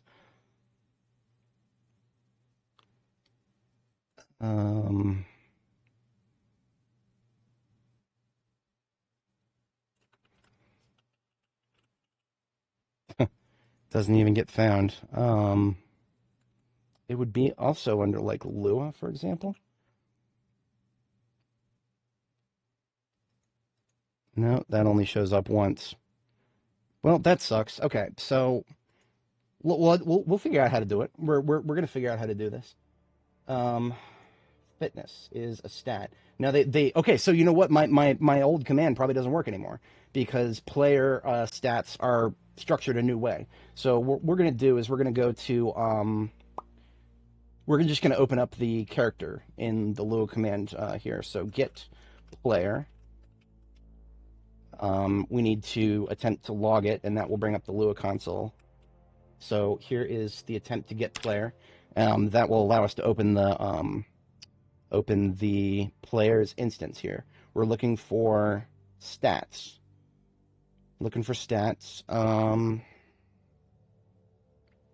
I hate that it's not sorted alphabetically or any other way. There's also no easy way. Okay, set player stats, get player stats. Wait a minute, no. Set player stats, get player stats. There's no get. There's just create player stats and set player stats.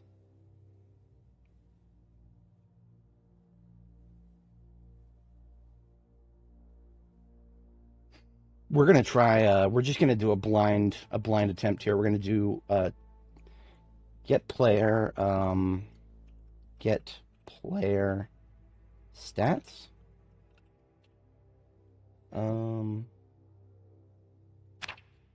Nope, that did not work. That's not a thing. So get player stats is not a...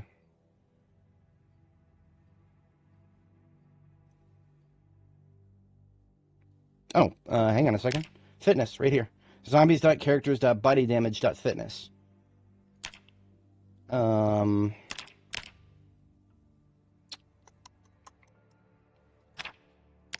Fitness level, STR level. Okay, so this is the old one.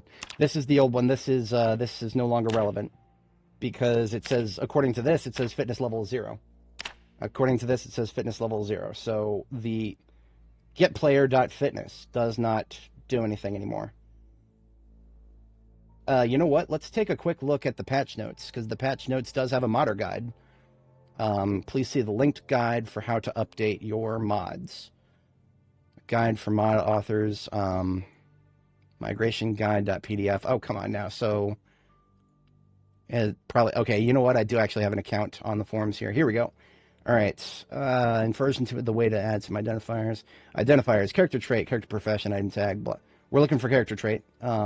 Also, probably, these are in registries.lua.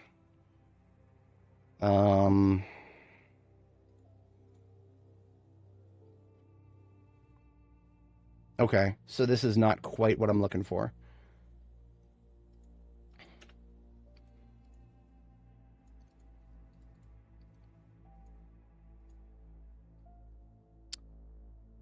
API for inventory items. No, this is not it either. So they gave a couple of mods, or a couple of things for the modders there. But that means that if we want to actually get this fixed, we're probably going to have to go through this manually until we find what we're looking for. I'm sorry about this, guys. I know this is not very compelling content to watch, but we are trying to fix something that the devs broke with this update. Unless they come out with a hotfix while I'm doing this. This is the fastest we're going to be able to do it.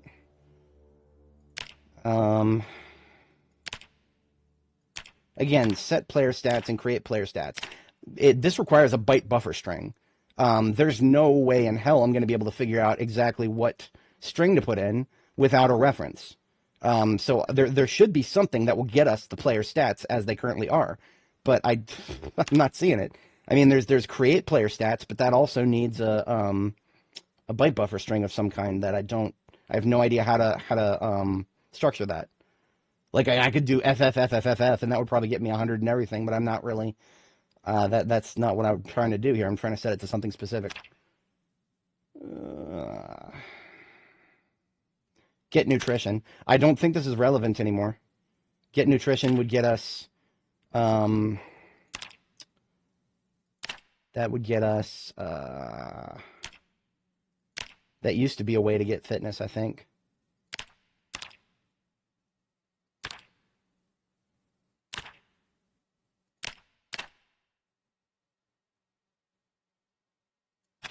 Oh, wait a minute. Hang on a second. I'm an idiot. There's a filter up top. I'm an idiot. I should have checked this from the start. Okay. Let's just do the word stat. Okay, here we go. Set player stats, create player stats, initialize states. Nope. Okay, so the word stat doesn't show up where we're looking. Trait. Trait does not get us anything that relevant. Fit. Now, like I said before, okay, here we go. So there's fitness and then get fitness and then set fitness speed. None of that is relevant to what we're looking for. Because again, if we look at, if we go to the character.fitness here, it says fitness level 0, strength level 0.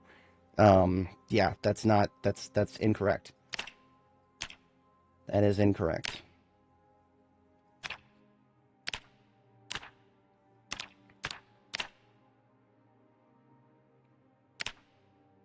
And see stats. I don't know what that would do. That gets us an object.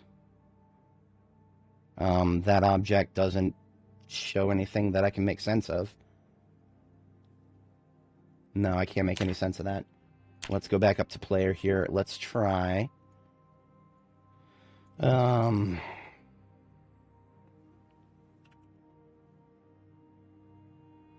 Register variable callbacks. I don't think that's gonna. I mean, I did a search for reg because they mentioned registries in there.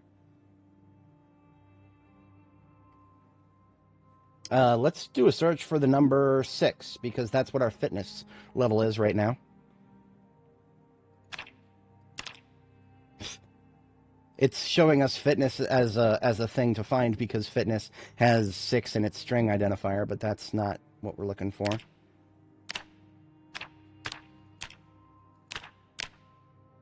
See, one of the reasons I'm fixated on getting this sorted out is, I mean, it's important to our character build. It's important to our character build, so if we don't get it sorted out now, then what we're playing is not going to be very canonical to what we're trying to do.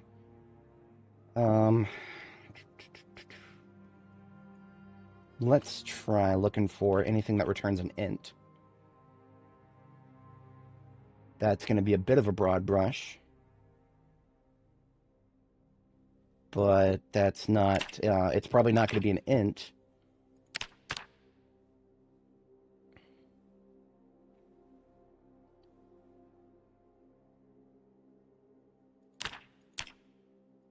Remote star level, remote fit level. I don't know what the word remote means anything here. Hang on, remote. So we've got these things here: remote star level, remote fit level. But remote is set to false because, I mean, obviously we're not playing multiplayer. Should I be playing multiplayer? Is multiplayer more functional than single player right now? These are. I'm just looking at the word fit now.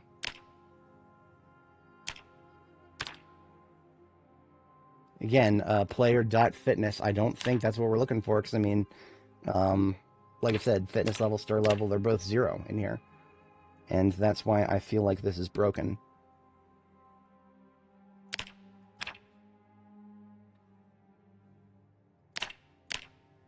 Wait a minute, hold on. If I hit load, byte buffer int, but that requires an input. I don't have an input. A init, I mean, a init would, that just returns an object.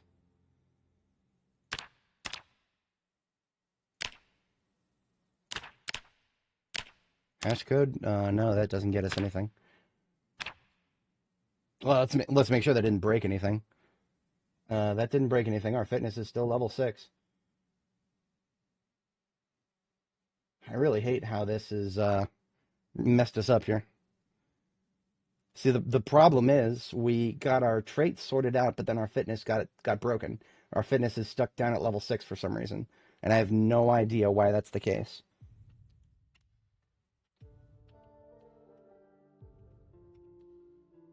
So we are opening up the player's stat object here, and we're going to try to find what we need to change. If anybody's not familiar, we have done stuff like this before in game.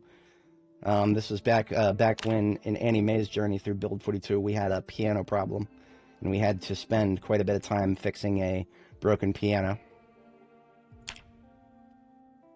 That's not what we're looking for. Let's just filter through get, because we're trying to get something. We're trying to get. Let's just look through all of the gets. Get instance, get index. That's related to split screen. Get auto drink, torch strength, players, cell roll, Steam ID, visual, co-op. So this is get fitness right here. All this does is return a object. Let's try actually running that as a Lua command. Log get player get fitness.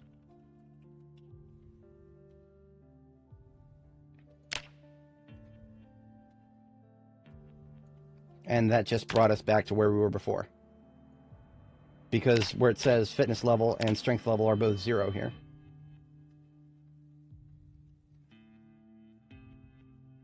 Yeah, well, no, I mean, you know what? That is not a bad thing to try. That's not a bad thing to try. Let's just see what happens. Let's quit and reload and see what happens. Maybe it is stuck. Hey, KTO. A quick update. If anybody is just recently joining here, we Annie's save got broken. That is the most recent live stream in my channel before this one. We gave Annie a good send-off. But now we tried to start a new character, and there's something broken with the traits that we normally would use. So we fixed the traits, and then we broke our fitness in the process. And I don't know about you guys, I'm not going to be playing this character with only level 6 fitness. So we quit and reload the game. Now we're still stuck at level 6 fitness. The problem that incurred this was opening the debug menu. Fitness got broken when we opened the debug menu, I think. Let's try get player again.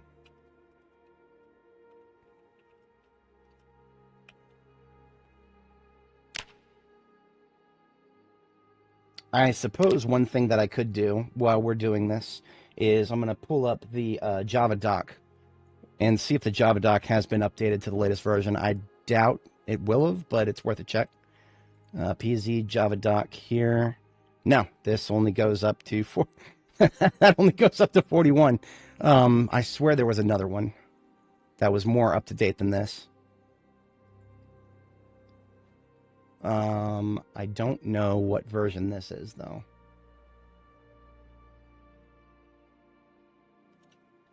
This is the API right here. Let's just do a search through the API for fitness. Zombie.characters.bodydamage.fitness. That's under a class. But I'm pretty sure that everything about that has been restructured. If we look back at the patch notes here, patch notes are going to say something about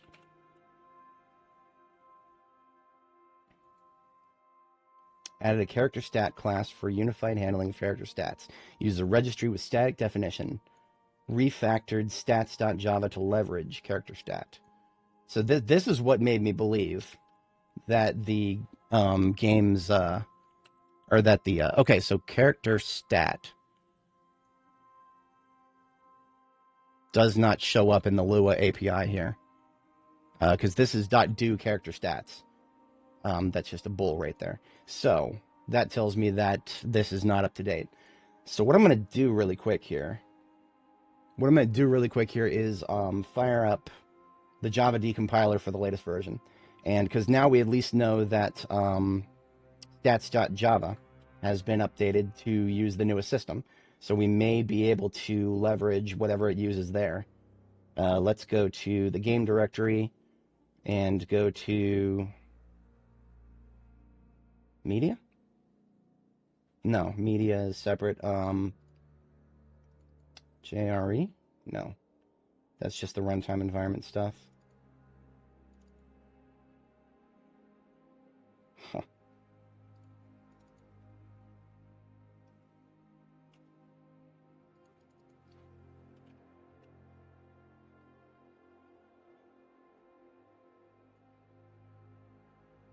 Media Lewis server.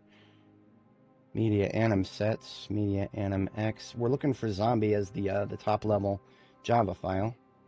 Yeah, I can't find it, so we're gonna just do a search for stats.java. It's got to be in here somewhere.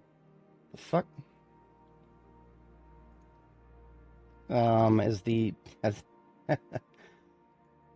Have they packaged it all up? Oh, look at that. They've packaged everything. Shit. That's going to be hard to work with. Everything has been packaged into a 15 megabyte. I don't know if we're going to be able to decompile this. Let's give it a shot. But whenever you package something into a massive Java binary like that, that's going to be tough to decompile. Classes, no co-ops. Let's try that first, because it shouldn't be co-op right now. We try that to the online decompiler. We'll see if it even gets through it. Something went wrong. Please try again.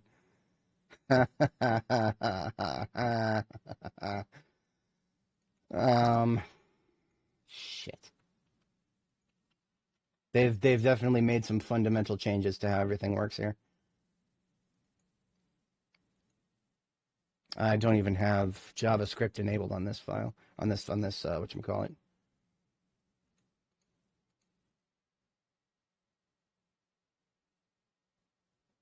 Something went wrong. Please try again. I have made a, yes, no, I've made, okay, so I have adapted existing mods. I've never made a new one from scratch. Very simple stuff. I took the simple stat bar from B41 and migrated it myself. That no longer works. I can guarantee you that no longer works. I haven't even tried it. And then the only other mod that I made was a just a texture replacement. It replaces the ugly leather strips with a blank texture, and it makes the ugly the puke green military gear. It makes that into something tactical black, so it doesn't look as ugly. I don't think we're going to be able to decompile this, unfortunately. Maybe if I try a different type. How about JD Core? Oh, I can't even do that, can I? This is what happens when I disable JavaScript. Let's try JD Core. Come on now.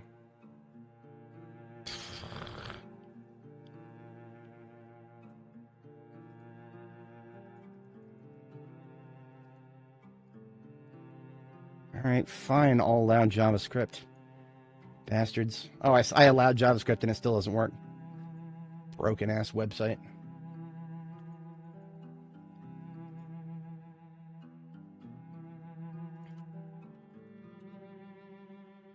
Yeah, take that. It was intentionally disabled. I have no idea why. Oh, it doesn't even allow JSA. That would be why. That would be why. Okay, well,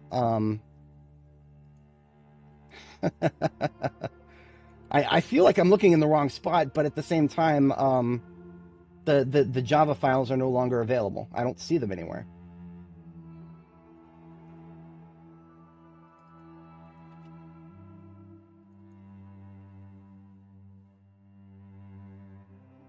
Maybe we can find what we're looking for under Lua. I'll go under Lua, under Client, and look under Entity, maybe? No. It would be downstream from that. It would be Players. It's not even the right format. I don't know what JSA is. JSA is not JAR. JAR is, I don't even know what that stands for. You know what? Google time.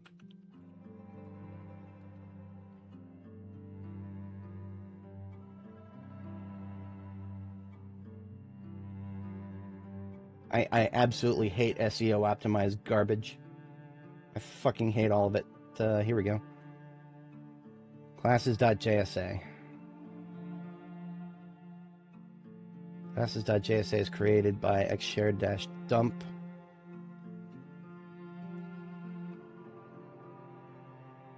Okay, so JSA, I believe, is a package of binaries. Let's, you know what? We've got ourselves a lovely little program here that can open most packages that exist. Nope, can't open it as an archive. Unfortunate.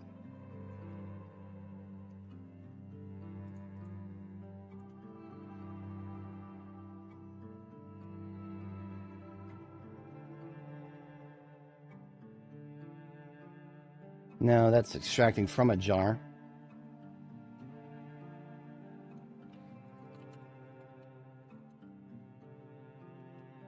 If anybody else knows how to repair your fitness stat, I'm all ears.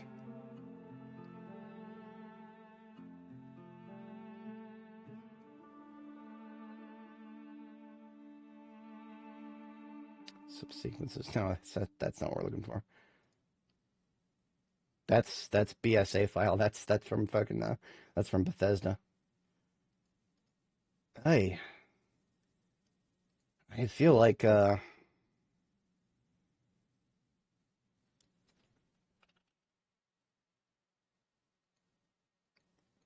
they've mentioned Java many times. Okay, so here we go. Updated JRE Java 25. That I feel like that should not have broken any of this.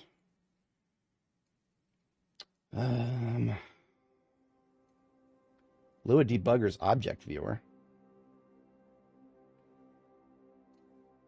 Well, yeah, we've already looked at this. Added text filter to find make finding fields easier.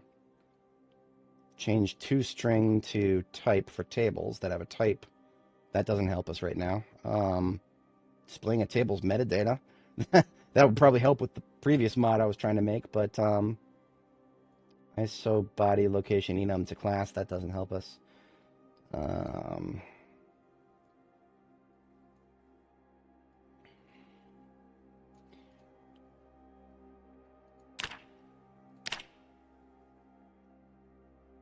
Add a level, remove a level. I am willing to try it. I am more than willing to try it. Let me give that a shot. So currently the problem is, if anybody's joining, welcome. We fixed one problem by adding traits that are currently broken. See, this is why I don't want to just stop what I'm doing and play, because my traits got broken. We fixed our traits, but then our fitness got broken. And playing this game with a lower level of fitness than what you should have that's not playing at all. I'm not doing that. We're going to play with the fitness level that I spent points on, or we're not going to play at all. So let's try.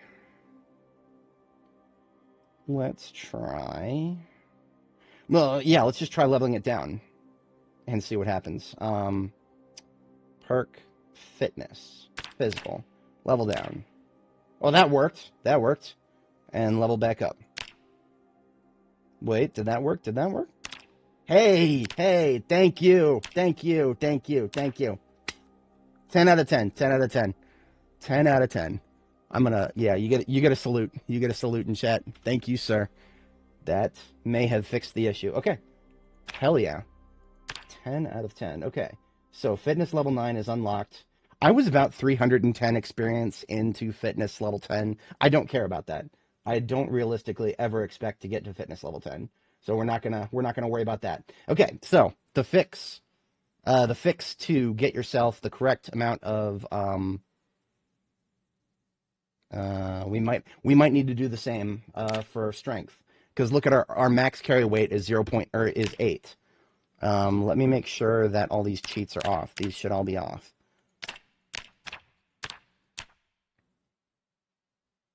And then we're going to check our stats again. We're going to lower strength and raise it back up one more time, because I should be strength level 9, but I should also have a... Okay, so we're strength level 9, and we are fitness level 9. And all of our traits are correct. We are thin-skinned, conspicuous, hearty appetite, prone to illness, slow healer, weak stomach, clumsy, cowardly, short-sighted, slow reader, cat's eyes, dexterous, whittler, organized, fast learner, wakeful, restless sleeper, athletic, and strong. Basically, the build is identical to my previous character. My previous character, I do believe I linked her build in chat here. Here it is. Yeah, I will just post this one more time. Character build. So I'll just post a link to this. This is, we're doing the same build as Annie Mae now, because nothing about that has changed. So we should now be able to close the game completely, turn off debug mode, and reload the game, and everything should work as intended. Known issue per the Discord, not intended. TIS is aware. Thank you, puppers. I appreciate you. Give them a. Thanks for the gold, kind stranger. All All right, we have Life and Living still open here, and I no longer need Reddit. Let's go back to library and turn debug mode off. And let's fire up the game, and while it's firing up, we're actually going to go back to that thread. Did it already disappear? Was it in support? Was it in bug reports? I have no idea.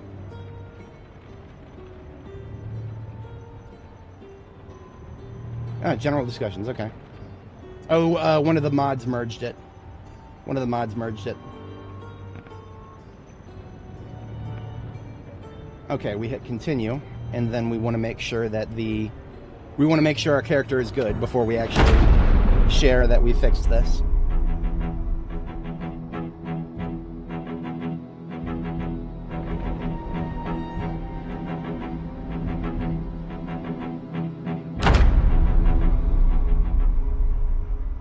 Okay, so we're double checking our fitness and strength. They are both level 9 like they should be.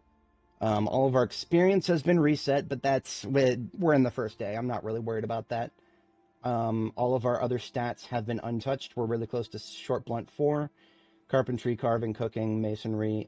We just got a level of fishing last night. And we're not far from running level 1, so that's cool. But yeah, everything about our stats is exactly what it should be. And right, before I continue, I'm just going to post in that thread there the fix.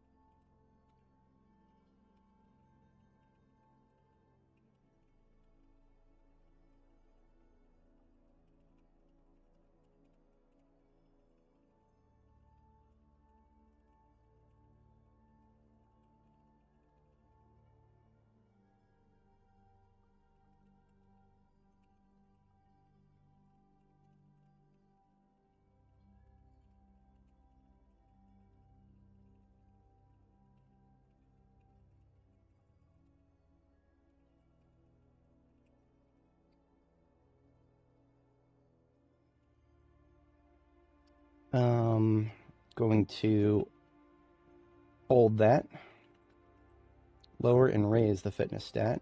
You'll be able to set it to what it was previously.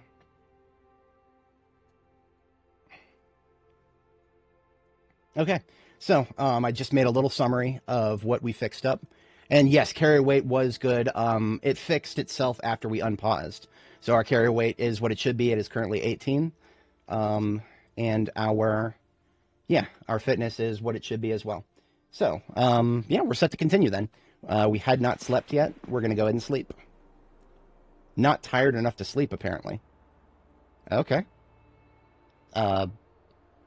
Oh, you know what? You know what? Going into debug mode might have messed with that. Might have messed with that. Okay. Well, I'm not going to open up debug mode just to fix that. We're just gonna assume that we're operating on adrenaline now, or maybe those caffeine pills that we took are stronger than I thought. Either situation, I am perfectly okay with. All right, so we should no longer need to be carrying around a bunch of rope. So I'm just gonna put one rope into my glove compartment. We have a place to put our M36 revolver now. We do have a holster to put it in. I'm also going to open this box of bullets and get it loaded up. I think it's going to be 4. Yeah. I don't expect that I'll be using it anytime soon because I don't have the aiming book read yet. So I'm basically just carrying this around because it is something to help weigh me down so that I can build a little bit of strength experience. Come on, put the ammo into the... There we go. These 4 rope that I'm carrying around that I don't need yet can go in here for now. These ratchet wrenches are backup weapons. This screwdriver is for general use when I need it. We are going to make a stew here. Assuming we still have that pot. I should have put that pot into cookware, but I didn't. It's not in there. That means it's probably elsewhere. Do I have any cookware here? We have a bowl. You know what? I'm just gonna straight up eat that ground beef. I'm just gonna cook the ground beef and just straight up eat it. It's a little bit silly, but it'll work. Now, what our next goal is gonna be, once I get my feet sorted out here, our next goal is gonna be to take Spiffos and see if that Spiffo van in the parking lot is a better van than this one. On the driver's seat, I can put pillow and... Oh, you know what? They might have fixed driver's seats. Let's find out. Let's find out. Did they fix driver's seats? If they did, I'd be able to... I think they fixed it. Okay, so this wasn't in the patch notes, but if you are organized, throughout the entire build 42 so far, driver's seats have been broken. They did not benefit from your organized trait, even though it looked like they did. But that's been fixed now. Driver's seats now correctly benefit, or don't benefit, if you don't have the organized trait. If you have the disorganized trait. I think I might wait... No, I think I'll be fine. I was considering waiting until 6 a.m. To watch the show. But that's okay. Instead of doing that, we're going to go to...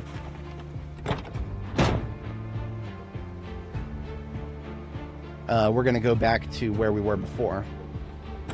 And try to get back into that house that we spawned into, which is right around the corner from our destination, which is the gas station. It's mostly done. Hello there. Welcome, welcome. We are currently getting ourselves situated here after spending, unfortunately, I think we spent about close to an hour trying to figure out how to get our character build the correct way. But we finally got that sorted out. I probably should have taken a timestamp.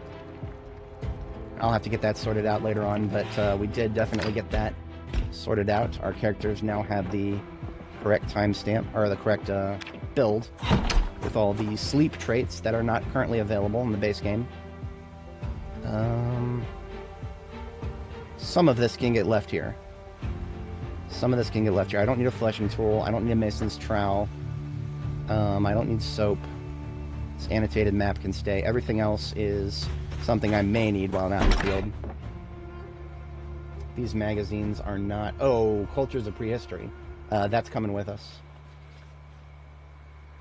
I don't care about that. That's welding related. So all that can just get left here for now. These tools can get left on the ground. These are for building later on. Apocalypse. We only play Apocalypse unmodded as canonically as we can, minus the little changes we just made. Honestly, this hand drill can stay too. I'm not going to be eating an unlabeled can of food. These scissors are backup, so they can go in there. Candle, I don't need that yet. Okay. Now the books stay with me because I need to know what books I already have. So the best course of action for that is to just carry them all with me. Oops. I really wish hitting escape would just get rid of the extra windows that you just opened up. Okay, so our destination is the gas station. Clear out any new spawns. Oh, before we do that, let's check the shed and see if there's any tools. What I'm doing is I'm playing in 4K, and I have a monitor that is actually big enough for 4K, which means I don't need to, I don't need display scaling or anything like that. So we only roll 4K here, so if you don't have a 4K monitor, then unfortunately some of the text will be hard to see. I apologize for that, but that's kind of what we're doing at the moment. Damn it. Come on. Put the flashlight in the bag, please. There we go. That only took 4 tries. Don't need any of that for now. I'm going to put that stuff on the floor in front of the base so I don't lose track of it. Same with the generator. We're going to take it, but then we're just going to leave it out front so that we don't forget that it's there. Because we can't hook it up yet, and we don't need it yet, so this will just be a deposit for later. I think whenever I did generators, I would hook it up there.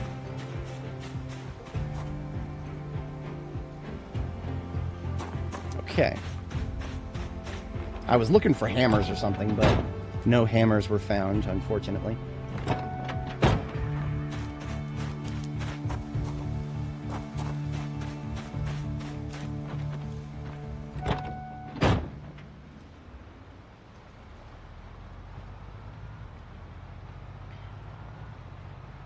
Alright, so we're going to run into a few Zeds on the road down here to the south, and that should not be a problem. Yeah. I suppose we could just kill anybody who actually locks onto us. Yeah, we'll kill these 3. And anybody else who comes along.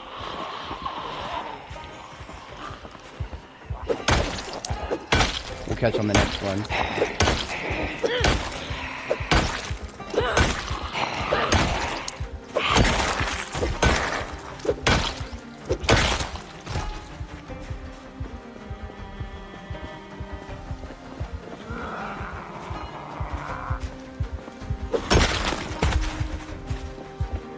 I didn't even mention this out loud, but we did find some elbow pads in the shed there, and I just put them on, so our elbow pads protect our forearm and upper arm pretty well.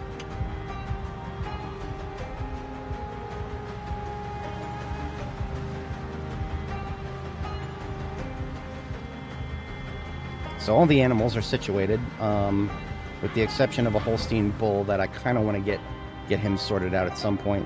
Now, every time we leave and re-enter an area, we're going to get more initial spawns, which is why I mentioned that we're going to have to retake the gas station. Because even though we were only gone for about a day, or yeah, literally just a day, we are still going to have zombies that were not there initially.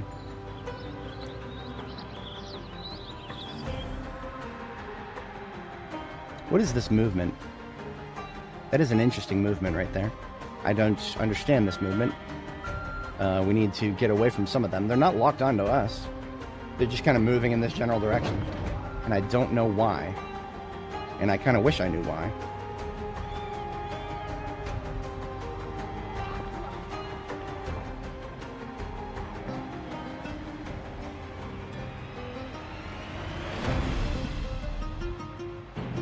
So we're going to try to lose some of these Zeds and then fight the rest.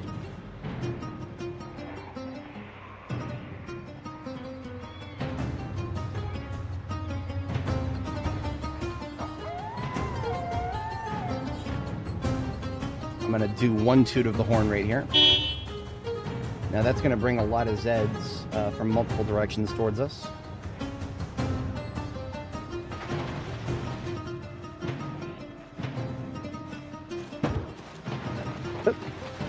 Not sure what's going on with her. Yeah, no, I understand that. That's definitely a thing. Respawns, as we saw on our previous character, respawns are quite the tedium. Now, this is where I'm eventually going to build my actual base. On the river here, directly behind the police station. But we're not ready, we're nowhere near ready for that yet. That's like a very long-term thing for the current paradigm.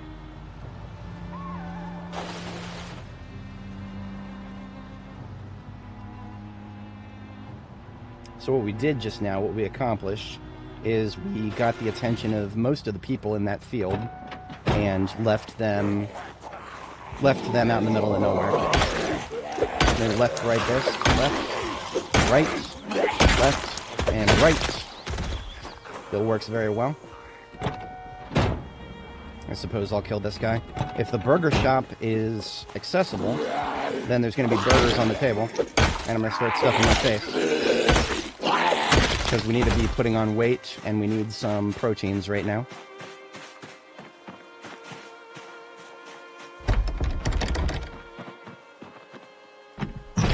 I don't see any burgers on the tables.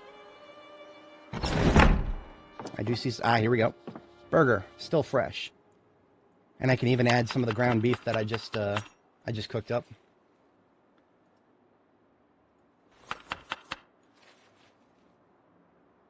Beautiful. So we got a burger with extra beef in it from the ground beef that I cooked up in the house there. We're just going to chomp down on that. And there's going to be some fries on the table here. We're going to just take those with us. Same with the ketchup. This pack of hamburger buns still fresh. I'll throw those into the nearest freezer. Empty this fridge out. Hell yeah.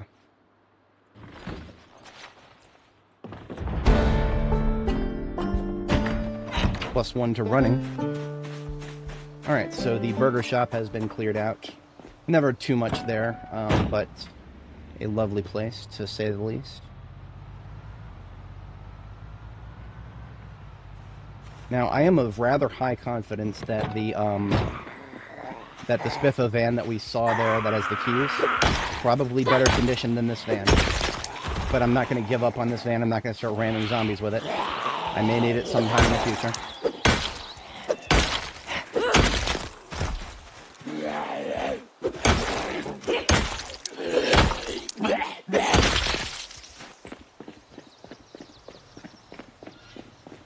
One thing I would mention, gentleman in the chat there who's talking about 4K monitors, there are a lot of 4K monitors out there that should not be 4K in my humble opinion. Anything below like 36 inches, I would say. If it's below 36 inches, you're going to be struggling to see things at normal size when it is in 4K, which means the monitor is actually too small for 4K. Now, that has been such a problem that operating systems automatically compensate for it. Windows, for example, will just automatically scale all of your font to 150%. So honestly, monitor manufacturers have gotten real greedy, and operating system developers kind of just compensate for the greed. But in my humble opinion, I mean, personally, my personal threshold is I would never want to do 4K again on something below 40 inches.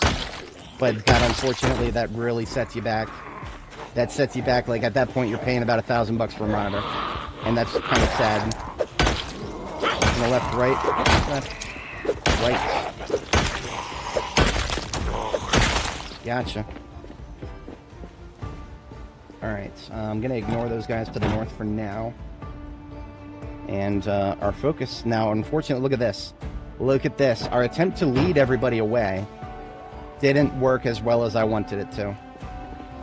So that's unfortunate. We might have a little more killing here than I anticipated. But I would really like to get a few more burgers into my system.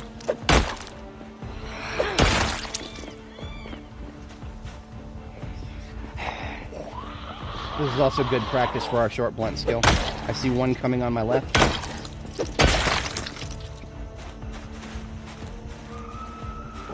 Oh no, somebody just died. R.I.P.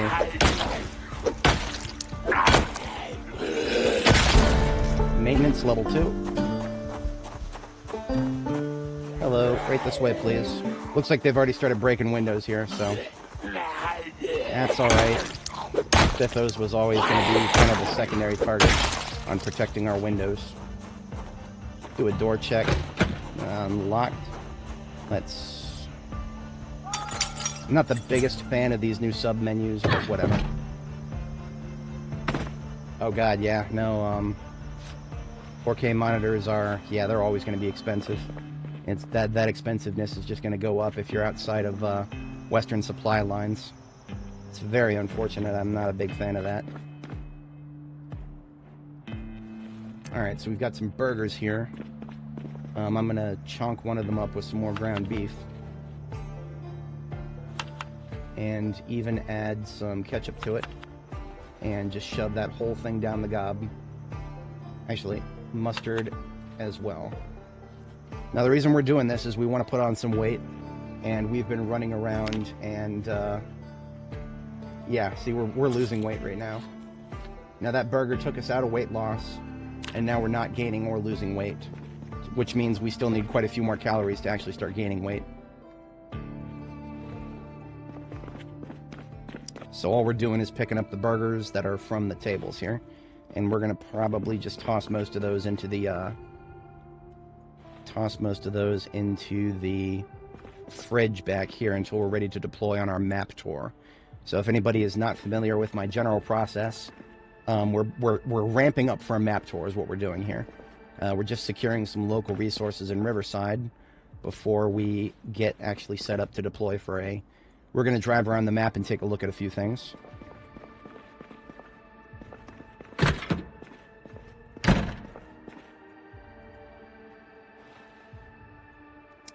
Kitchen knife and large knife. I'm going to take that kitchen knife with me. Large knife is a bit overkill, but I'll hold on to it as a backup. Here's the fridge. We're going to put away some of the stuff. Yeah, we're going to put away some of this stuff. Anything that is frozen is going to go right back into the freezer. I'm not going to use these patties right away. That goes in the freezer as well. Hamburger buns, I don't want those yet. Those all go in the freezer. Tomato, we can use that sooner rather than later. We only need one ketchup with us. So put that in there, the fries, and all these bags of fries into the freezer. Burgers and fries straight into the fridge. We are now capable of eating another... we're capable of eating another burger. So I'm going to take one more and shove some chunk onto it here. Ketchup and mustard, that'll get as much calories onto it as we can. We're going to eat that whole thing. This will probably set our proteins pretty high. Sandbox settings, nope. I do not change. I have not changed any of them. That being said, we did open up debug mode earlier. If anybody watching now was not here earlier, we did fire up debug mode because we are... the game is currently broken for sleep traits. Sleep traits cannot be added when you're starting a new character. That was why when we started our character here, things felt a little weird, and we figured out why that was the case. It is because traits are broken, and devs are aware of it. I want to say that means because they're aware of it, it is going to be put into a hotfix. I don't know if that is going to be the case. We're going to do another burger here. We're going to put some onion rings on it.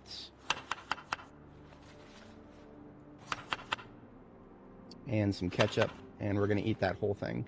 So if it seems like we're eating a lot of food, yes, we are. Chad, yes. Info tab, we are finally gaining weight.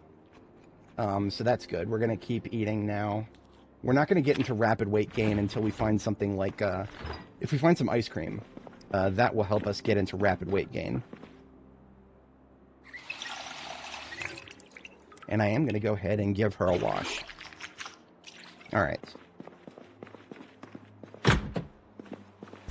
Hello. I had a feeling there might be some outside.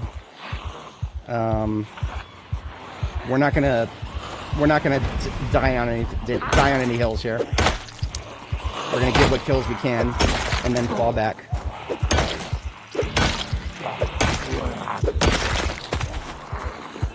Pull these guys apart if I can.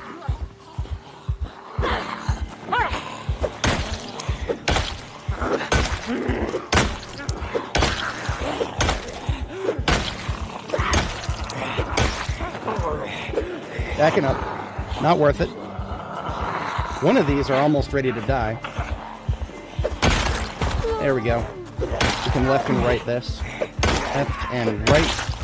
Left. And dead. A little bit rough, but we got it. Start finding our golden rings here.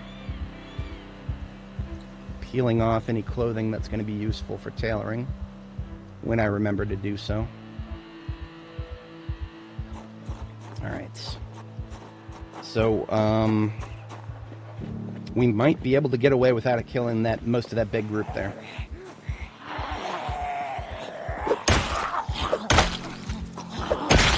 Hell yeah. Short blunt level 4. I am rocking a 44-inch monitor. If you look at my... Oh, my over-the-shoulder camera is busted. Hang on one second. Oh, man, I didn't realize that it got frozen. I hate it when it does this. So I'm actually using my Android phone here as a over-the-shoulder cam, but it got frozen and I didn't even notice it. So I have to stop and restart that. Hang on. I'm just going to relaunch my camera feeds here. There we go. Set the transparency and PZ frames. So allow me to right-click through them. Perfect. And let's put that back where it belongs. Did it really just get stuck again? Are you kidding me right now? It just got stuck again. I hate it when it does this. I accidentally tapped a different, Oy.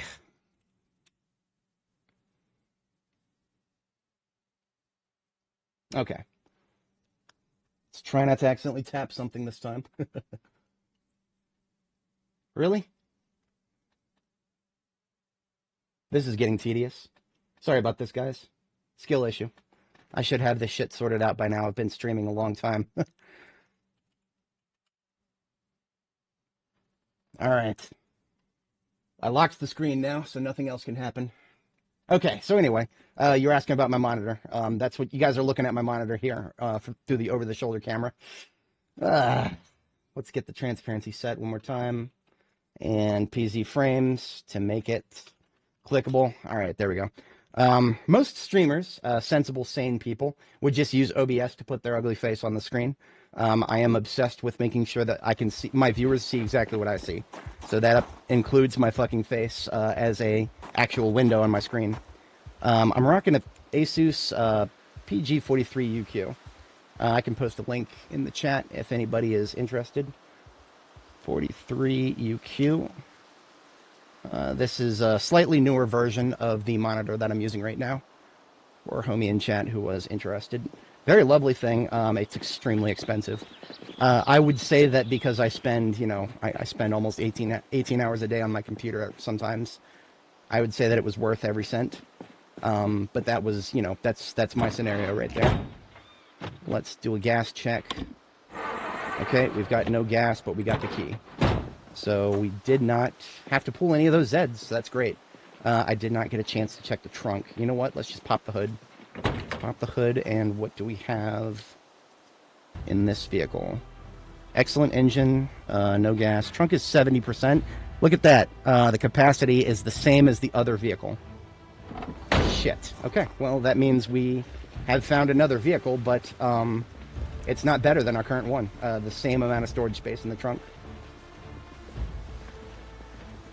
Aside from the fact that it broke our previous save and added multiplayer, obviously, and we had a problem adding sleep-related traits because sleep-related traits are currently broken.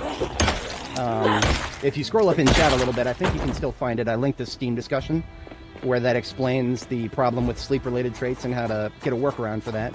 So aside from that, and the multiplayer, obviously, nothing about combat feels significantly different. Combat feels pretty much the same as it did before at the lower levels. I have heard other people have mentioned that crawlers, they feel more dangerous. I have not yet run into a crawler, so I don't know yet, but I'm going to be careful when I see a crawler. I will be very careful when I see a crawler. Yeah, I mean, honestly, when it comes to me, I mean, like, my day job gets me put on a computer, right? And I can work, at least right now, my day job has me working from home 100% of the time. So it's like I get to do both work and gaming on a monitor like this. So it makes sense under my set of circumstances to spend this much on a monitor because I'm going to be staring at it for both work and play. But a lot of people probably are not going to be lucky enough to be able to use their own monitor at home for work and for gaming. If you are somebody who falls in that category, I would say that it is actually worth it to spend a lot of money on a monitor like this. But if you don't get a chance to use it for many hours a day, then it might not be as sensible of a decision. But that is all up to the individual. The most I can say is I've definitely gotten my money's worth 10 times over. Definitely love it. Okay, so these guys right here, I'm going to try to lure them away from Spiffos before I leave. I'm just going to lure all of these guys as much as I can away from Spiffos so that when I come back here, Spiffos won't be quite as crowded. This is a lot of zombies for this particular area, but that's also because of the honk we did before. I'm looking for law enforcement zombies. I'm not seeing any. These guys are not. I saw the blue and I thought for a second, but no, these guys are not law enforcement blues. The reason I was looking for law enforcement zombies is if I could find a nightstick, that would be really nice. But we have now successfully gotten this large group of zombies to disperse in this general direction. I have no idea if they will eventually disperse back towards the gas station. In fact, I'm willing to bet they might. But that I believe was going to be a successful operation. Now all we got to do is drive all the way up here, and the vast majority of those dudes should no longer be affixed on us.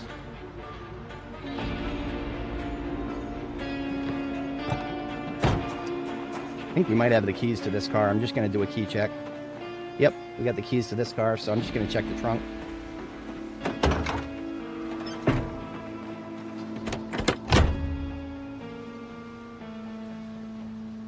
Duct tape. Hell yeah. Nothing in the glove. Okay. Now, last time, I spent a long time before I actually started looking at the,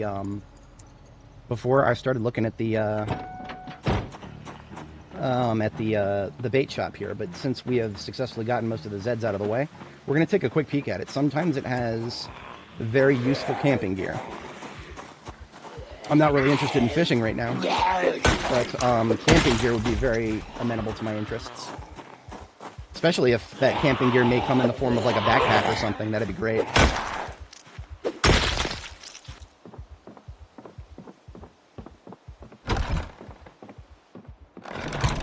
Alright, Bobber's Fishing Hook.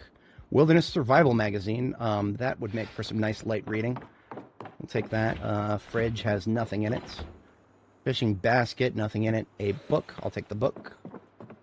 Military shorts. Nah, that's alright. Military shorts actually don't provide any protection.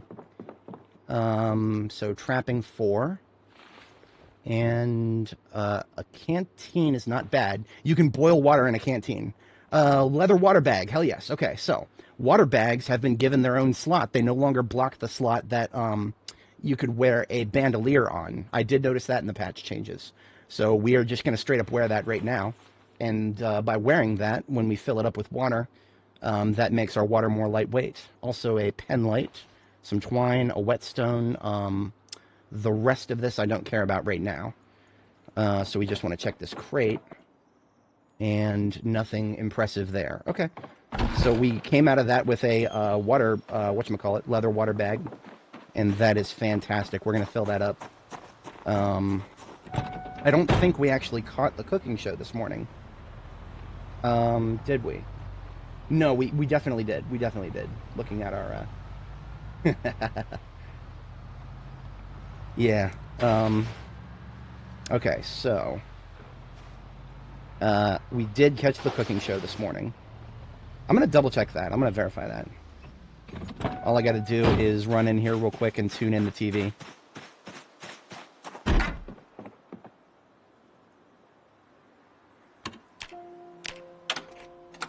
Hey, look at that. Okay, we didn't actually catch the cook show.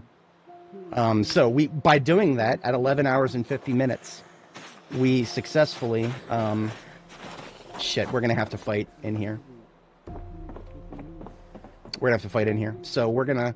I don't know. I don't think we're double dipping on the cook show. But I don't know. In any case, that zombie's going to come in here. We're going to have to kill him. That's okay. Hang on a second. I've never tried this before. Hey, there we go. He doesn't even have to break our window.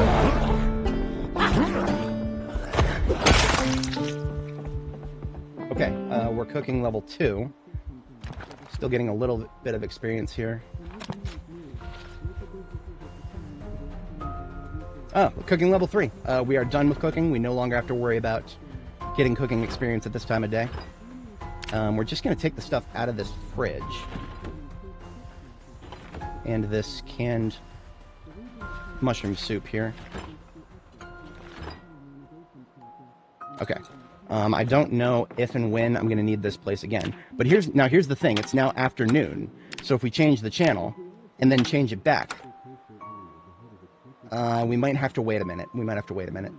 So I'm going to wait just a minute here and wait for these commercials to go past. Okay, so now we got the bars. We got the test tone. We changed the channel to something else and then change it back. Y'all are watching Woodcraft. Okay, so this, I don't think this is intended, but basically what happens with the shows is if you miss the one that goes at 6 a.m., for example, change the channel to Life and Living after 6 a.m., and you'll probably catch the 6 a.m. show. Shit. Fuck. Okay, we've got one incoming from this window, and I see that tree shake. So we probably have more than one incoming. I'm just going to let this one in.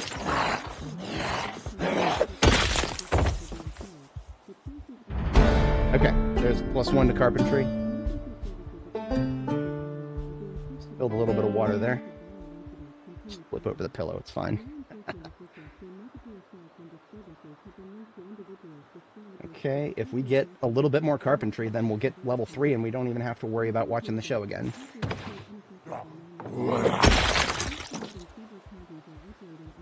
Okay, not quite. We're really close, but we didn't quite make it. Nope, I'm not challenging that. In fact, fuck this, let's get out of here. I don't want to be fighting 2 zombies in that tight of close quarters.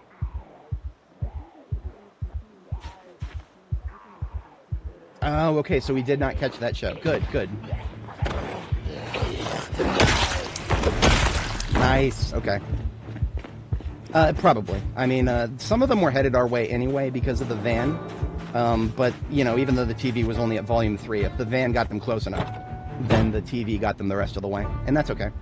I'm not worried about fighting 2 or 3 zombies indoors. Although, when I saw that guy pop up and then I heard the tree shake, I knew we were at least 2 coming in at that point, possibly more. So we've already filled up the gas. You know what we should do? Let's check for ice cream. Hey, look at that. We got some ice cream, boys. Oh, we got a lot of ice cream, boys. Oh, this is great. Okay. Shit, let's get another bag put together here. This garbage bag is going to be perishables.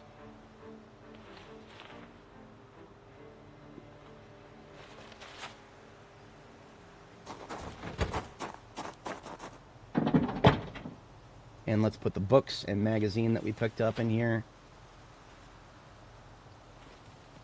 Empty canteen stays with us. Penlight, twine, and whetstone can go in the glove compartment.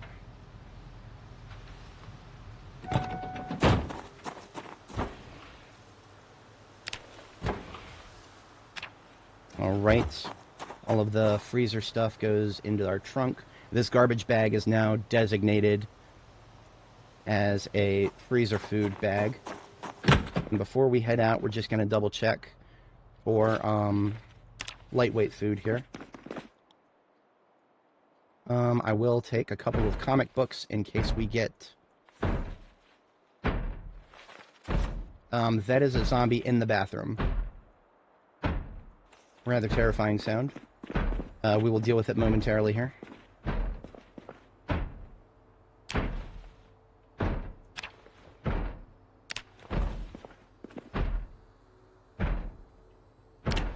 Okay, everything we just picked up.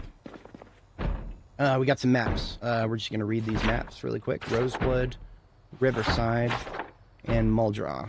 Hell yeah.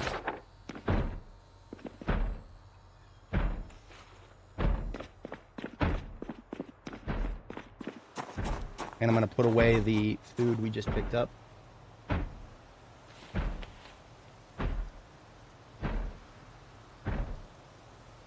Don't really need those maps, actually. I don't think there's a use for funnels yet.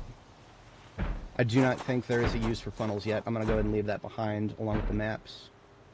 This spare screwdriver can go in the trunk.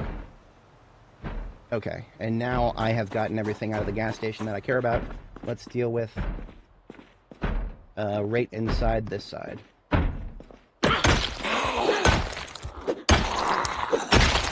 There was another one We would have heard it by now, so I think we're good. Okay, checking for any tools. Pliers, yes. Steel wool, yes. Everything else is we're not interested in yet. Yeah, okay. So all that we can leave behind. And top off our water here. And also fill up our water bag that we picked up. Fill, empty water bag. All right.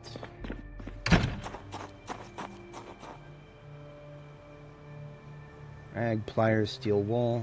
And this water is now a backup because we've got all the water we need on our person.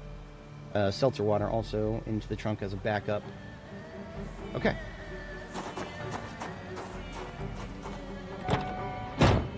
The pliers we picked up should actually go into the passenger seat. Try to get tools in there until we're full.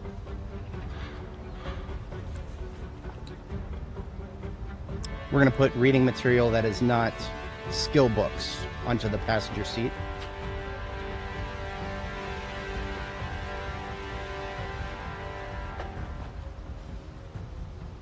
Okay. All right, so we are ready to start deploying. Let's have a bite of ice cream.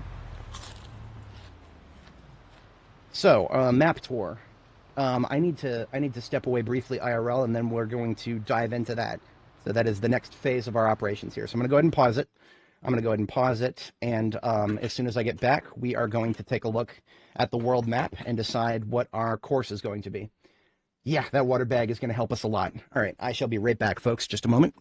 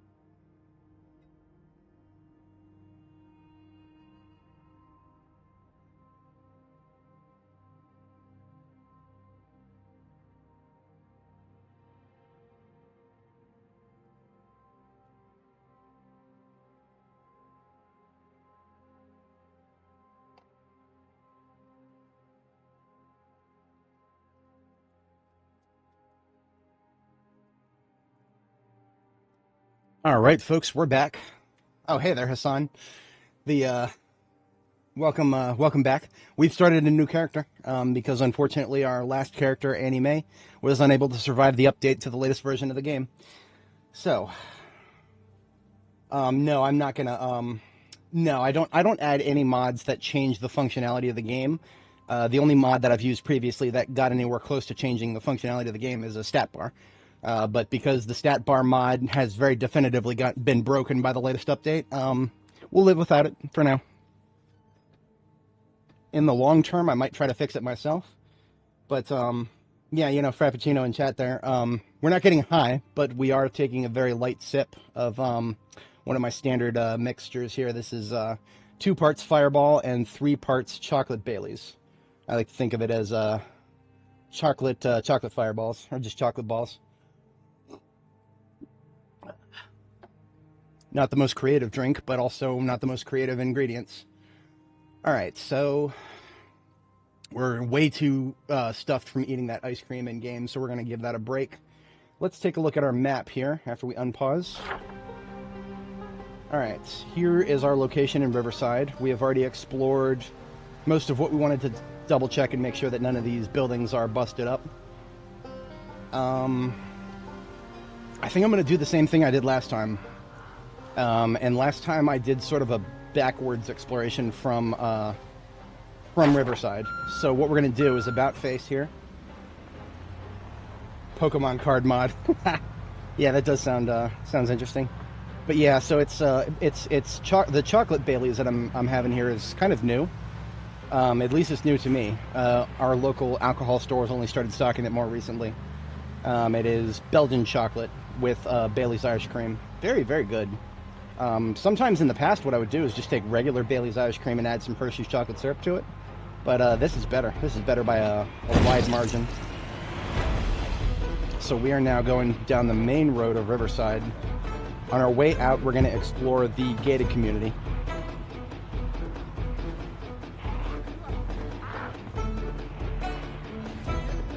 We've already confirmed that the Gigamart is in good shape. Oh dear.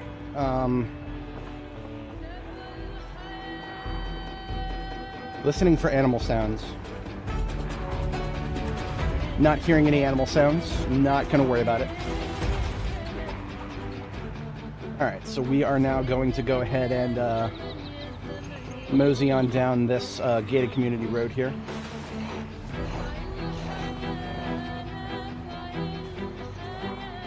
Yes, they do have chocolate Baileys. It is... I don't know how widely distributed it is. It might be one of those things that they had for a while that my local alcohol stores only started recently picking up. I live in the lovely state of Virginia where we've got the state has a monopoly on alcohol distribution. So I have to go to these stupid little ABC stores to pick things up. I might want to take this ambulance. I'm not going to try to recover it, but I am going to try to... I want the duffel bag. Left, right, dead, and dead. We're going to back up a little bit. I think we can handle this as long as we don't get too many more incoming. If we do, we're going to have to fall back. Left, right, down, left, right, left. We got one from the north, falling back.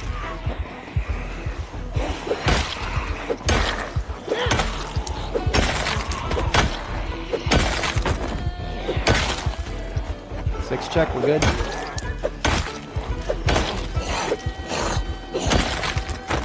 Split these guys up here. There's a fast one coming from the north. They have locked onto us. Multiple from the north. Multiple fast, falling back farther. That guy's got a nightstick. I kind of want that. We're falling back even farther.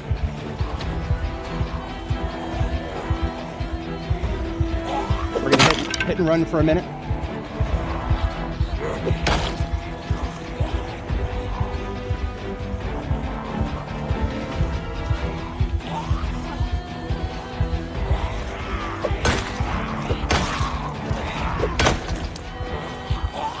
One north.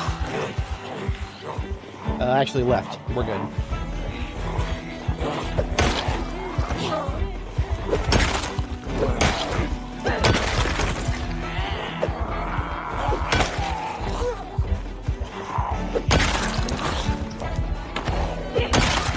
we've got our nightstick.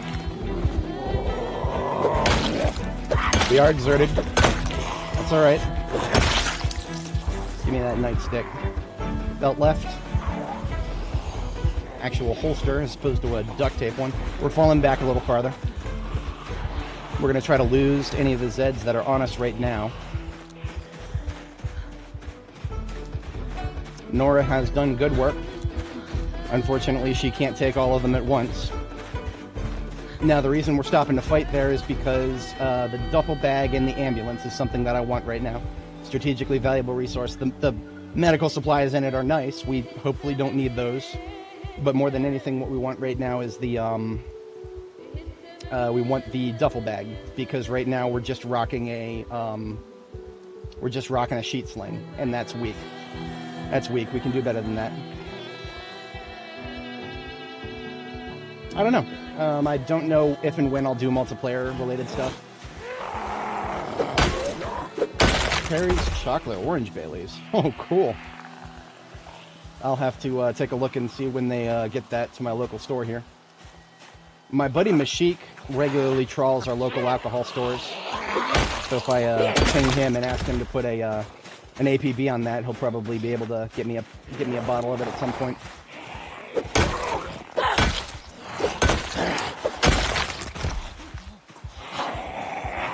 I think that one was one of the EMTs. So we want to check her for keys. No keys, we're good. One incoming from the left.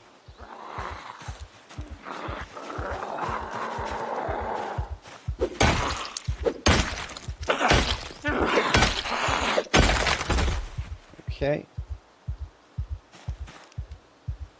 But yeah, I've put out the word to my my homies to see if they're interested. If I get one or two responses, I'll let you guys know, and we might start a separate character on multiplayer and see how that plays out. But right now the plan is I'm just gonna stick to single player unless I get some replies. I know that my friends are they're tired of me talking about Zomboid, so I may have preemptively cooked our capabilities of actually getting together a group anytime soon here. Alright, let's see how many more are left at our van. Unfortunately, I think we left the van running. That is going to mean that it's a magnet for anybody in the area.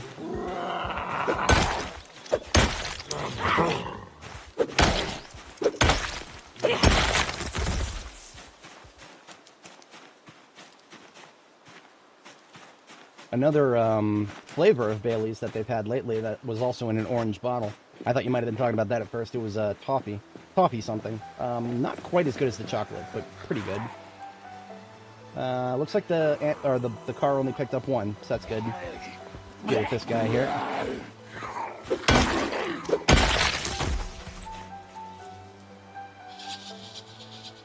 Don't know if and when I'll ever use these keys to these houses, but well, they're right there.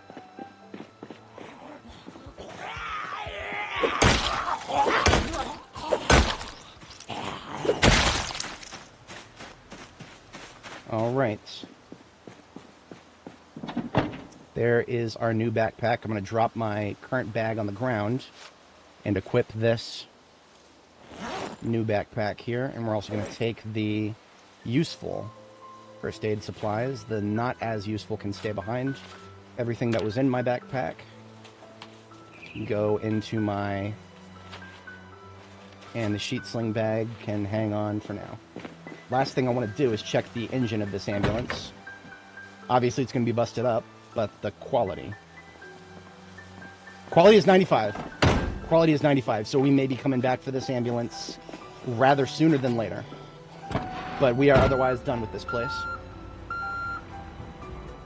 Yep, new update. It definitely broke all of our... I don't think anybody's going to be able to successfully migrate their saves from 42.12. Just looking at what happened with Annie, I don't think it's possible, unless you are willing to accept that most map tiles have been fully reset. Character stats being reset is something you can fix with enough time in debug mode, but I don't expect that map tile resets are going to be anything anybody can easily fix. The moment I saw map tile resets, I was like, yeah, this is unfortunate, but we're done. Alright, so, checking our map again. We are now leaving Riverside. Most of the territory in the town has been explored. And that is, I'm perfectly okay with that.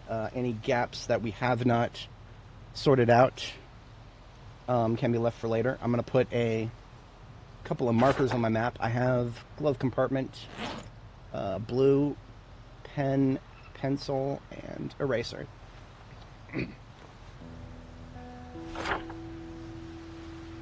So right now we have a tentative base. I'm just going to put a B because it's not secured or anything, so I'm not going to put any circles around it. I'm going to put a G for the gas station because the gas station is right here.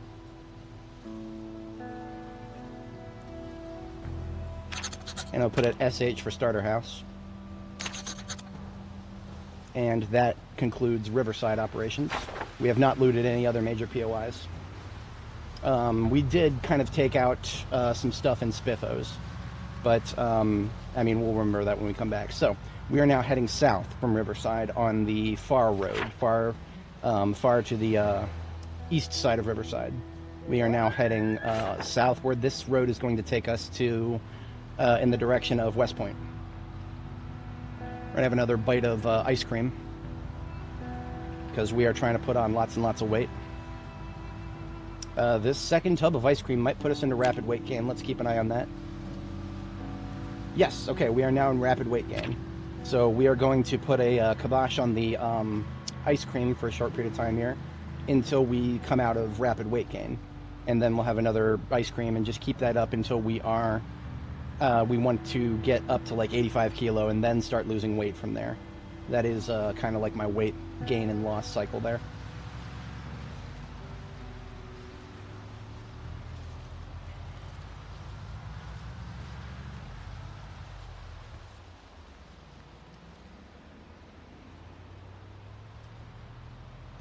Any of the houses we would potentially see here are not of any strategic value. We're just going to kind of take a look at them. Obviously, if there's boarded up windows, we will want to mark that as a survivor house. And this is where the road becomes gravel. So if we wanted to take Lake Link Road here, that would take us to KY 163, which is also known as Allen Road, I suppose. Yeah, Allen Road right here. That is also, maybe they changed the name. I remember that being 163. I am okay with every road having a name. Now, what we're doing, why we're doing this. Oh yeah, no, so I've been predicting that the devs would do this, and I am 100% vindicated because I know for a fact that there are just tons and tons of people who are waiting for multiplayer. And now that multiplayer is out, yep. We're probably going to see the highest numbers ever for this game. Because I mean, you know, the numbers have been just steadily going up. But then ever since B42 started going unstable, a lot of people have been holding out. A lot of people have been holding out. I don't even know if my my own friends fall into that regard. I don't know if they are going to pick it up again. We have had back and forths a couple times about me and playing this game and getting addicted to it. And because of that, I suspect they may have a bias against playing the game again. But I don't know. Maybe with enough coaxing, I can get Geth and Mashik, maybe CA. CA only actually played this game for like 2 hours total. He did not seem to enjoy it too awful much. I know I could get the fellas on for 7 Days to Die. Allegedly, the next stable, or the next stable release of 7 Days to Die is going to come when we before the holidays. So I might actually, that might be the next multiplayer game that I play on this channel. It might be 7 Days because that's something that I can probably actually convince my friends to play. Zomboid is a much tougher sell for the homies.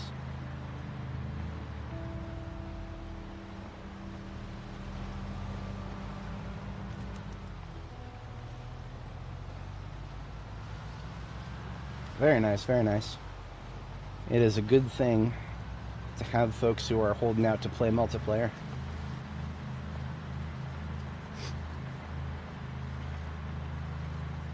Very glad that I have not seen any roadblock events. I'm surprised at how few events I've seen total on this road. There's an event right there, just a random dead person. That qualifies as an event. Events will just randomly spawn on the roads here, but most important event that I'm looking out for is a potential survivor zombie. Those will be surrounded by a group of... we actually ran into one earlier here. It was within the first hour or so. That's where we got some of the books we're currently hanging on to.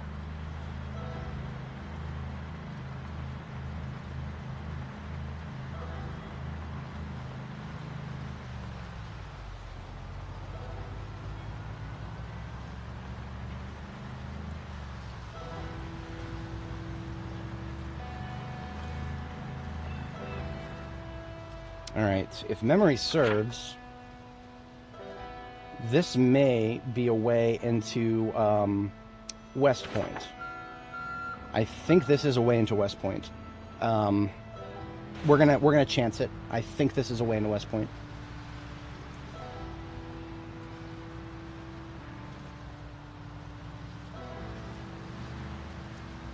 Yeah, there you go. Experience to 2 times will probably, that'll help with people filling in extra gaps. Now, if you have everybody, if you can organize your homies to pick different traits so that everybody has a different bonus and different crafting skills, and everybody can actually settle into different roles, you know, your blacksmith, your tailor, your blacksmith, tailor, carver, carpentry is probably a lot easier for people to level up, but yeah, a little bit of everything. If you can get everybody to separate into different roles, that's kind of what the Indie Stone is balancing the game around.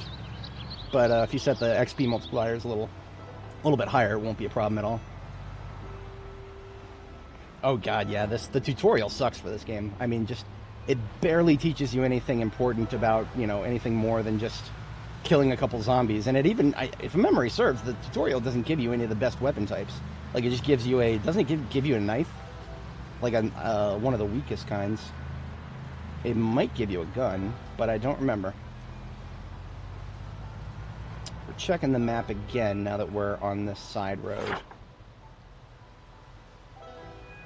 Some parts of this are not looking as familiar, but I'm pretty sure that this road that we're on right now hugs the river pretty tightly.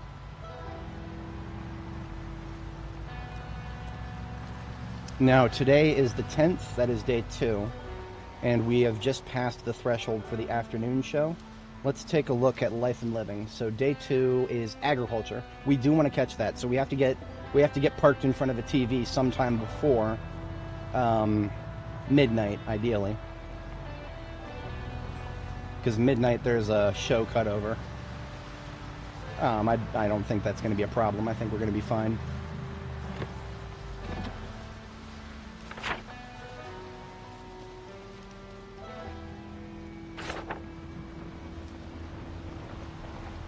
Yeah, multi-hit is, I would call it a shortcut, personally. I mean, the group that I was fighting earlier, I can't tell you if multi-hit would have been too much more useful for me personally, because I only roll short blunt, and I don't think short blunt is going to get you as much multi-hit. But if I was rocking long blunt, I think long blunt can get you multi-hit as many as 3 at once. I don't remember, it's been so long since I've played with multi-hit, so... Now, the only problem with multi-hit is if you intend on moving into not multi-hit. Multi-hit, having it on will develop some bad habits that might be hard to unlearn. But if you just turn it on and you intend to leave it on, then it's no problem. Okay, I do remember this part. So it turns from a gravel road to a dirt road, and then we'll go through, I think we'll, like, pass through a couple of houses. Like a barn and a house. And then there will be a gravel road once more. Yeah, here it is. Barn to the north, house to the south. I see a couple of Zeds next to the barn. I'm not really worried about anything here. Any potential loot we would find here. We would find 100 times more in Phallus Lake. Phallus Lake has got that farmer's shop.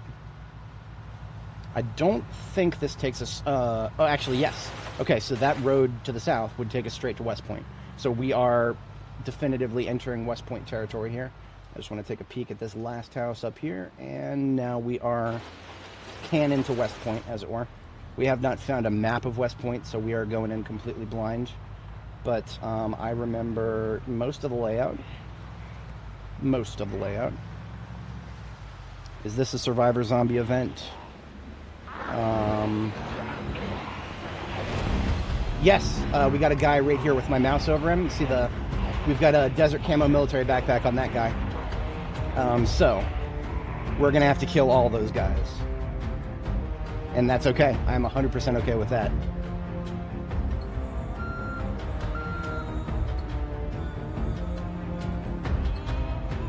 I want to try to pull this group apart if we can. Okay. Yep. We have gotten insanely lucky there. Finding somebody with a military backpack this early. Yeah, that is one stroke of luck, if I do say so myself. Okay, we're not clear yet. I'm going to move back a little farther.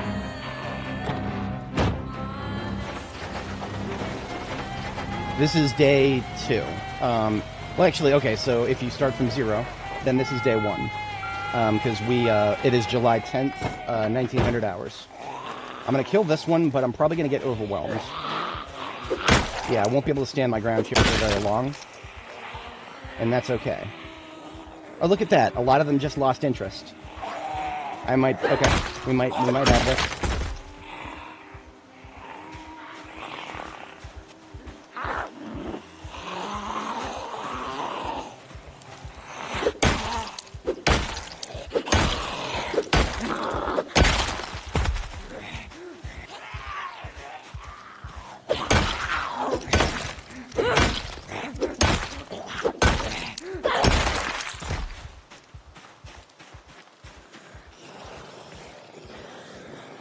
I do not see the backpack carrier.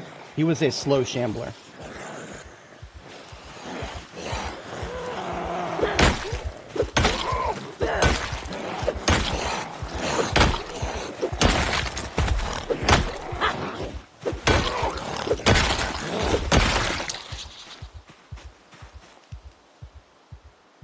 Okay, if the backpack carrier was still on us, he would probably be in the front yard of the house. Or maybe somewhere behind one of these trees that are blocking my line of sight. We can split these guys apart easily enough. This guy will get to us, then the fast one. Left and right. Left, right, and left, and right. This guy's got a paring knife, and I might want that. Give me that paring knife. Got it. Hello. Now I got it. Okay.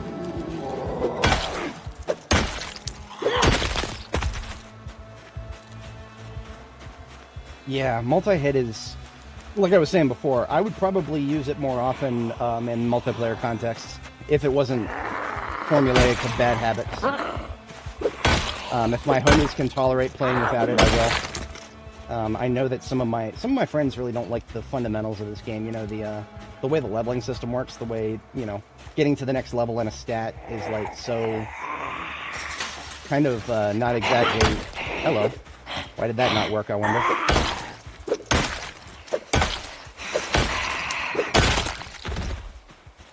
Yeah, leveling stats in this game is kind of anticlimactic. You get a very small damage bonus and a very small attack speed bonus with how much experience you have to spend on it. Okay, so our backpack carrier did not make it into the front yard of this house.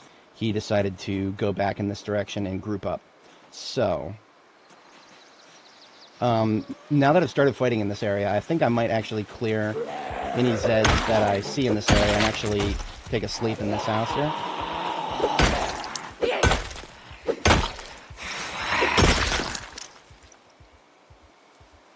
I'm going to actually take a quick sit down because we have got a little bit of stamina we can recover, most likely. Oh, hang on a second, hang on. We might be able to get just the backpack carrier. He's separated himself from the group. Ah, shit. Okay, we pulled 4 of them. We pulled 4 of them. One of them is a medium shambler. I'm going to pull the medium shambler away from them.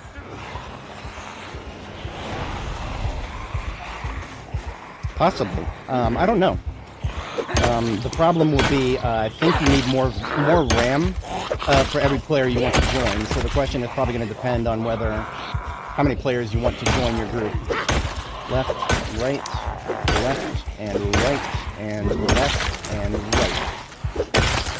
Yeah, the answer to that question will depend on how many players. I don't know if 12 gigs RAM will be enough for, like, 5 players, for example. But we got this guy's military backpack. It's riding boots. His boonie hat, sure, why not? I don't care about anything that's got holes in it right now.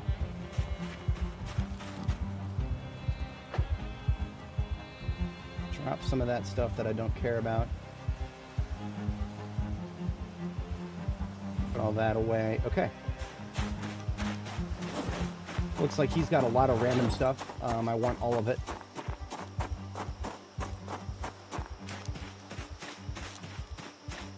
I just got... No, we're good. We're good. Before I start putting stuff together, let's have a bite of ice cream.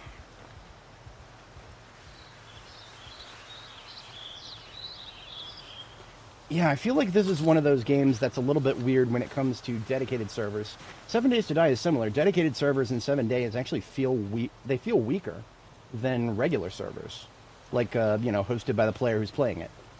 I never quite figured out why that is the case. Okay, looks like none of the books we picked up are duplicates so far. Oh yeah, look at that. We are filling out a nice library here. This is why I put books directly into the trunk. All the books I've found so far, directly into the trunk, so that I can tell what books I have yet and what books I don't. So all reading material here that is non-skill book can go, or skill magazine can go there. Found an annotated map. This looks like, could be Louisville, could be no, with the river there. Oh god, yeah, that's all the way in the back of Louisville.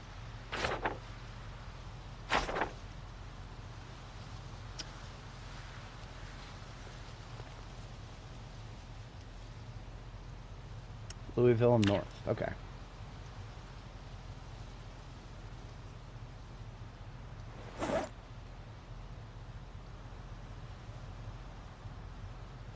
Some of this can go in the glove box. And everything else can go in the trunk. And now we are going to replace our backpack with this new one. So I dropped the trauma bag and put the military backpack on my back.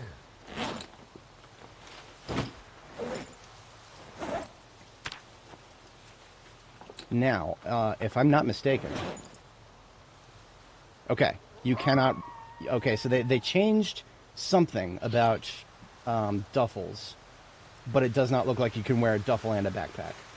I was not necessarily hoping that would be a case, but in the back of my mind I was like, well, if it's possible, I'll do it. We're going to put small form food into the trauma bag here so that we don't have it cluttering up our... You know what? First aid can go in there too. So first aid, small form food...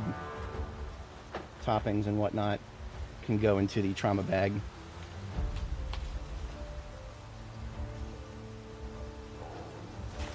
Okay. Damn it. Okay. I'm used to the top option being put in container, but it is not the case anymore. So we still have a few Zeds to kill, but then we should be on track for our sleep schedule here. My sleep schedule, taking a restless sleeper and wakeful traits. I like to get my first sleep at 2230 hours, and then my second sleep at 4 a.m. And I feel like it's okay to maintain that.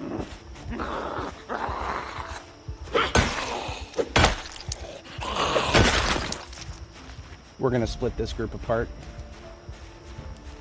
by doing a little sneaky sneak here. Yep, we only got 2 of them that time. Left and right. Left, right.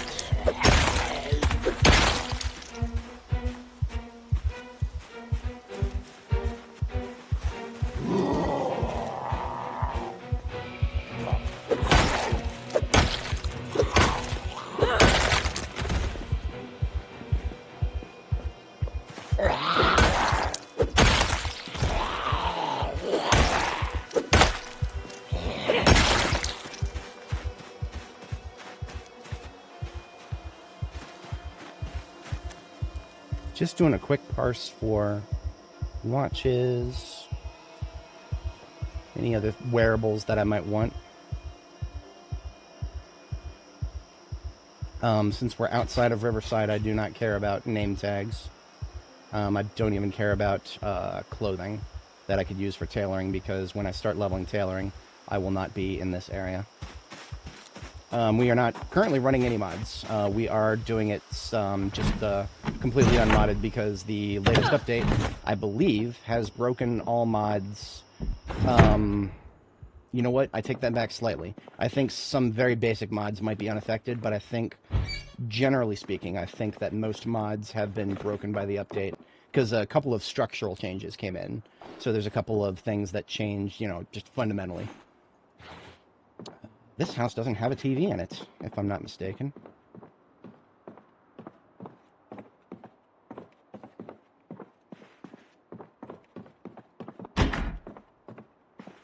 And we need to fix that. I mean, imagine needing a TV and not having it. We found a claw hammer here. Found a claw hammer. I'm going to take that with me.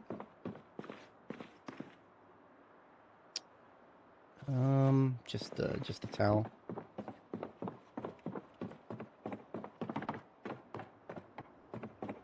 I'm going to pop both of the doors here. I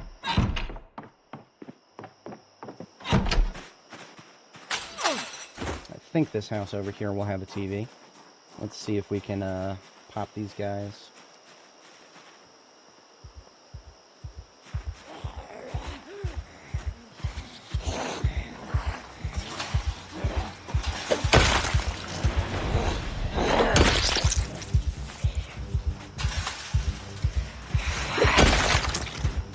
Alright, before we go to bed, we need to watch TV.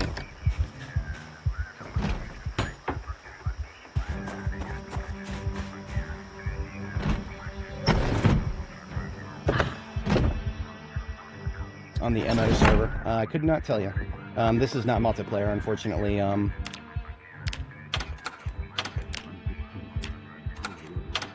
Alright, there we go. Life and Living is now on. Oh shit, we might have missed it. Yep, okay, we missed agriculture. Did we? Yep, okay, we missed agriculture. It sucks, but that is what...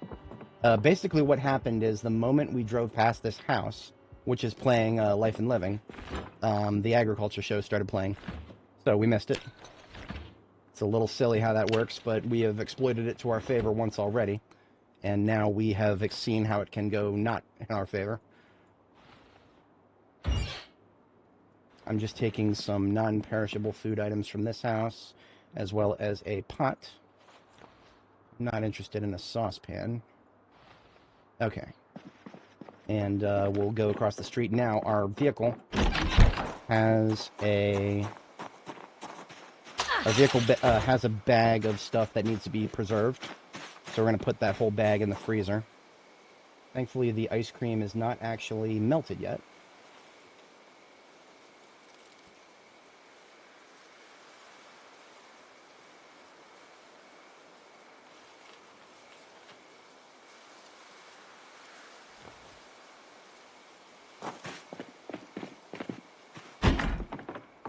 Alright, so into this freezer goes almost all this. The salami and the cheese can stay in the fridge. We'll do something with that, maybe overnight. Put it in the container, please. There we go. Okay, so our bag full of freezer stuff is in the freezer now. And everything else here can stay here. We found a can opener that goes in the glove compartment. And we found a cooking pot that goes on our driver's seat.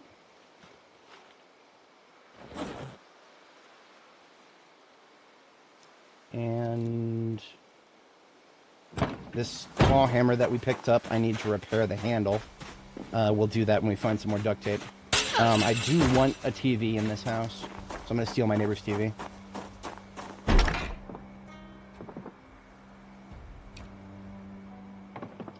Quick peek at the bookshelf. Nothing. Okay.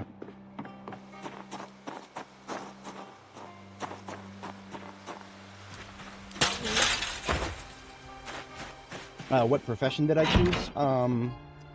I chose construction worker.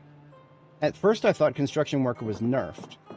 Thankfully, it has not been nerfed. The thing that felt wrong about my build when I put it together was the fact that there are no, there are currently not any sleeping related traits that you can add to your character, because those are currently not available in the menu. So give me a moment here. I can actually, I think I still have it open. Do I still have it open? I don't think I still have it open.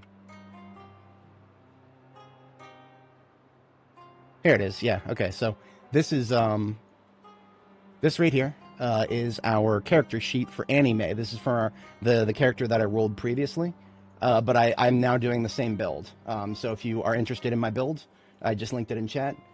Cooking tips. I mean, you'll have to be a little more specific than that. Generally speaking, I mean, add stuff to a stew. The stuff that you add, a lot of it is not going to be very chunky in terms of calories. Things like, there are certain things you can add that will boost the calories, like oils, vegetable oil, olive oil, that'll boost the calories. But right now I don't have a lot of things I could give to you as an example, because a lot of what I'm eating to get calories includes things like ice cream. We've just been shoving ice cream down our gob. Lots of it. I'm checking around for pillows right now, and I don't see any pillows anywhere. So what I'm going to do is I should have a pillow on the driver's seat of my van specifically for this situation. Probably should have just brought it with me. That's all right. But yeah, a lot of recipes are going to feel like they don't give you enough calories right now. That's just, there's some fundamental problems with the nutrition system that I don't think the devs have put any effort into solving. But yeah, so we're going to get one sleep in here. Now, as a restless sleeper, I got to sleep twice. My first bedtime was 22:30, so we missed that a little bit, but that's all right. We're going to get to our second bedtime here at 4 a.m.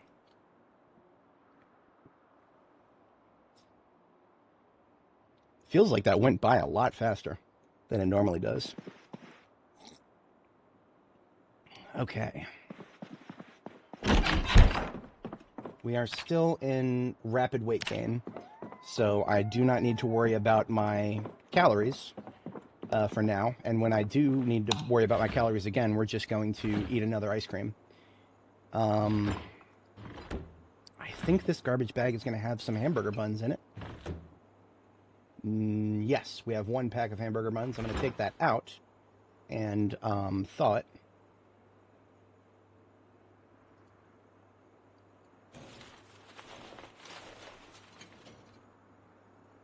But we also have a burger there that did not get frozen all the way.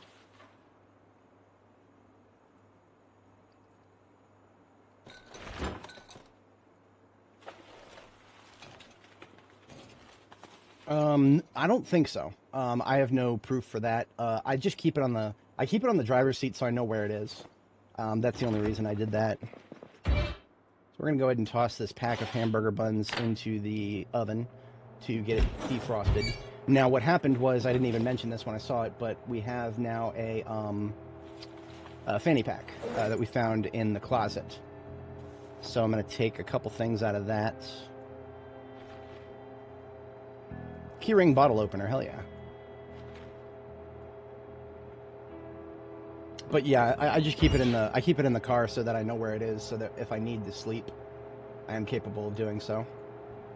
We're going to put our writing utensils and a flashlight into the fanny pack. And that is already half of the storage space. Rubber hose, canteen, screwdriver. That might be the rest of the storage space. Okay, the hamburger buns are done thawing. We open that up and we can actually make some burgers from, well, we don't have a lot of, we need to slice the salami. Slice the salami. We've got a knife, we've got salami. We can now make a salami burger with cheese.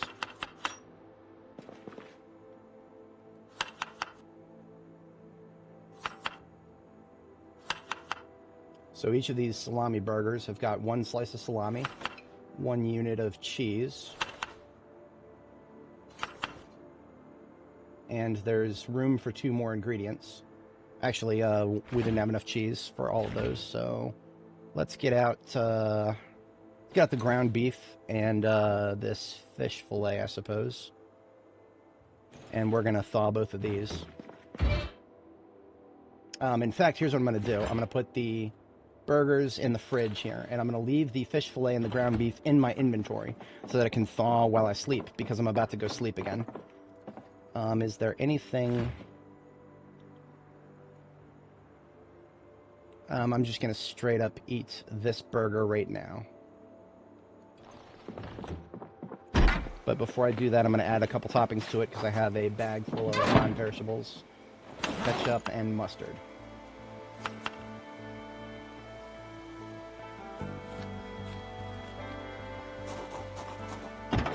So this fish fillet and ground beef that I'm carrying around, just by leaving it in my inventory, it will thaw overnight.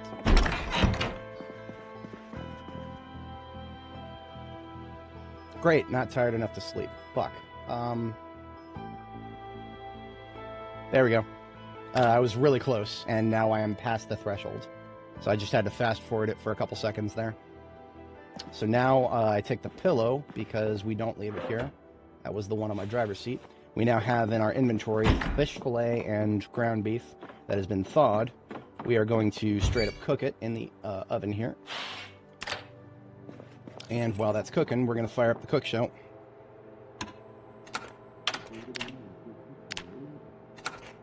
Hey, you're with the cook show. Excellent.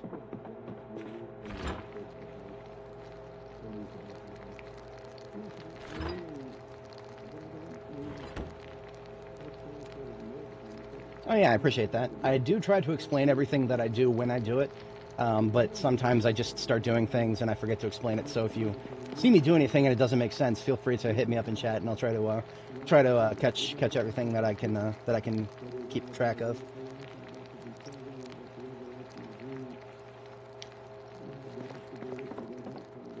Oh, we're done with the cook show. I should have remembered. Okay. Yeah, we're completely done with the cook show. We don't need to watch that anymore. So the fish fillet is now done cooking. The beef is going to take a little longer. So we're just going to add a serving of fish fillet to each of these sandwiches.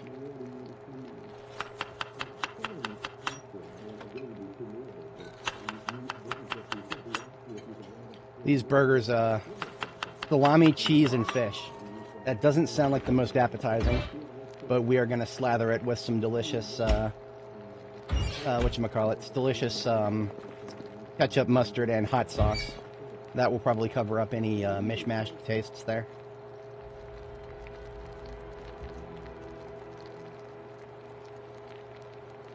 Alright, cooking the ground beef brought us all the way to 52 hunger reduction. That means we're going to have some room left after we put this ground beef helping of that onto each of these burgers.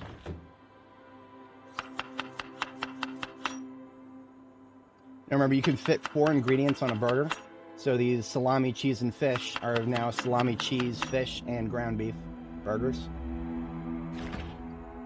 We're going to fit a second helping of beef onto this last one. And those are some chunky burgers. We're just going to eat the rest of this ground beef now. And we're going to take the garbage bag full of frozen stuff. Or actually, take the frozen stuff, put it back into the garbage bag. And we are out of here. There was a small part of me that was like, should I bring the TV? But we're going to be running low on room here. The trunk has only got a limited amount of space. Let's get these burgers slathered up.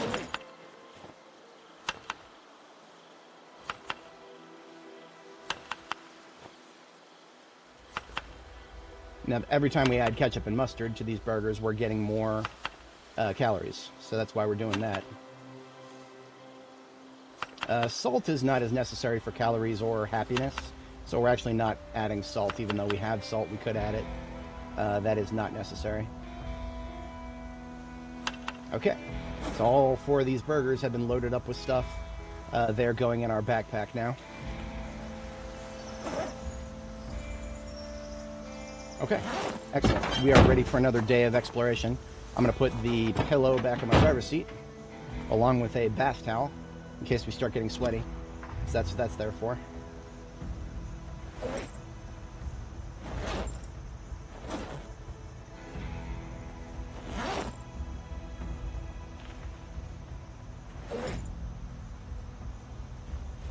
I am carrying around a flashlight that's a bit redundant, so I might do something else with that eventually. We found a paring knife that goes in our fanny pack, and our fanny pack is now basically full. So, fanny pack contains paring knife, pens, pencil, scissors, screwdriver, and empty canteen. A little bit of tools, mostly just necessities. So we are deploying to do our exploration of West Point. Hello, I did not want to do that. That was a side hit. But we did not lose any storage space in the trunk, so I'm okay with that. Probably just got lucky there. So what we're doing on our map tours, we're looking at major loot centers to make sure they're not looted and trashed. But most importantly, we're also looking around for survivor houses. This school, for example, has all of its windows and doors intact, so it has not been looted and trashed. It is a place to come back to later for books.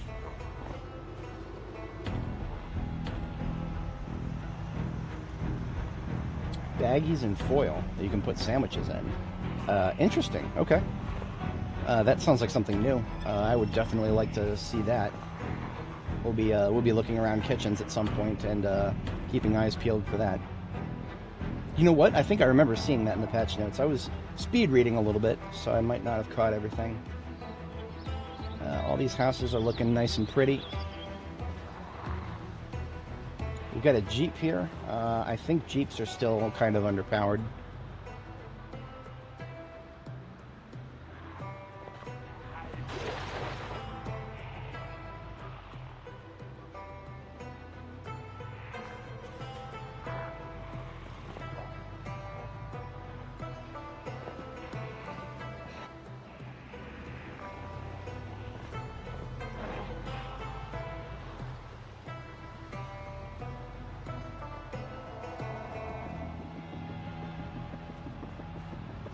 So this is just West Point residential area. We're going to swing up and explore this section, and then when we swing back down, we'll be going by Stendo's, and there's like a bar in that area too. We've got a police car right here, but it is a little too well guarded. I'm not going to fight my way into it. That would be a good gun resource if I was willing to get out and get some guns, but I don't have aiming 1 yet. I'm not going to start shooting guns until I have read the book for aiming 1. Alright, so here is Stendo's Firearm Emporium. Lots and lots and lots of zombies, as to be expected. We are not interested in fighting our way into it, but we are just verifying that it has not been looted and trashed, which it has not. So we are already done here. Copy that, Rogue Leader. I'm already on my way out.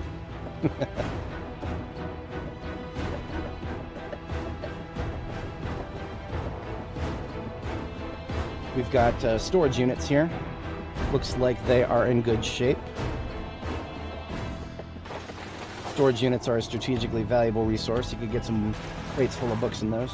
Now this right here, this is a warehouse that only has metal resources in it, so like steel bars and ingots. You'll find lots of those. It is valuable to me for its position. I like to use that particular building there as a field base.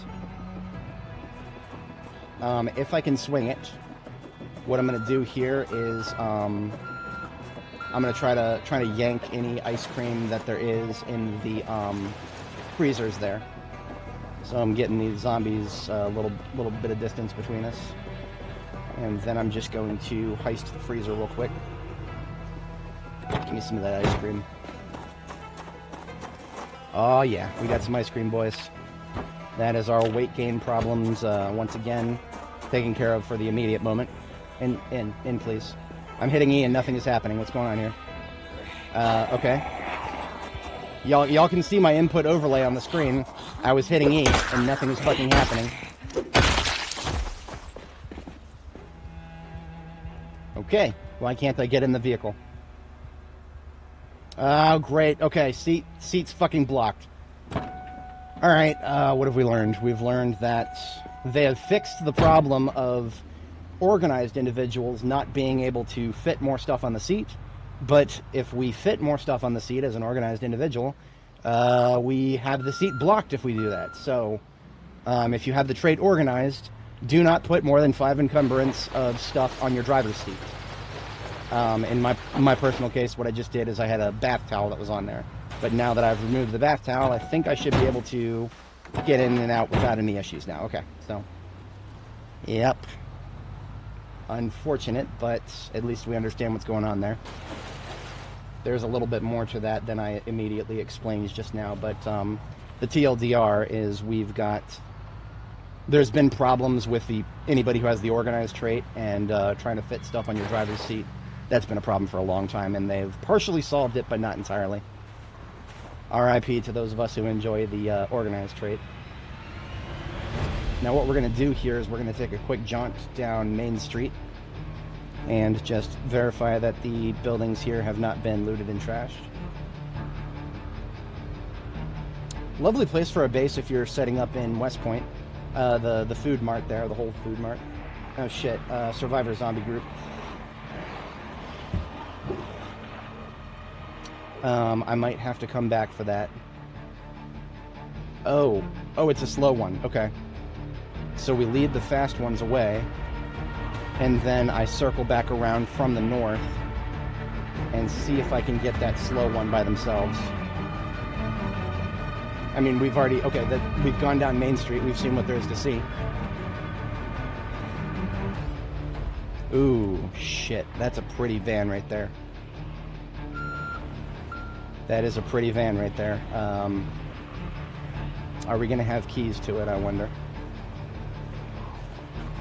Okay, there's a couple of things in West Point that I want to take a look at. One being the Survivor Zombie.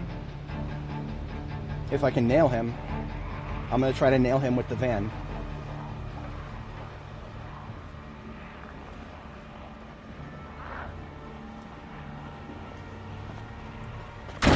Got him. That cost us a little bit of hood integrity, but we got him. Oh no, we didn't get him. Shit. Okay, I think we got him that time. Yep, okay. So, now all we gotta do is lead the rest of the zombies away from him. I'm gonna set the cruise control for 5 miles an hour, and we're just gonna mosey away nice and slow like. So far, we haven't taken any trunk damage. I'm really impressed with that.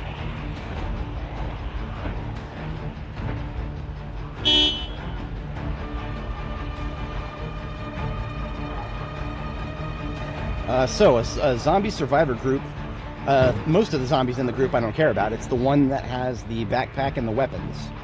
I want their backpack because it's going to be full of books. Full of books, supplies, just anything you could imagine. There'll be a little bit of everything in there. So what we're doing is we're just pulling all the other zombies away from that group. And we're just kind of going in this direction to pull them with us. And then we're going to lose them by taking a nice little spin around the north here. So all we got to do is go up and around.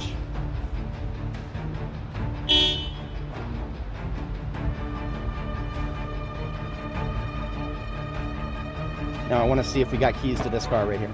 Because this, if we have keys to this, this is our new vehicle. We got keys. We got keys. Hell yeah. Okay. This is probably our new vehicle then. This is one of the reasons I like to carry around a can of gas. So we've already got a full can of gas in the trunk here. Put that in my secondary hand. And now we've got both keys and gas. We're gonna have some incoming, because some people will have kept up with us. I'm going to get back into the van here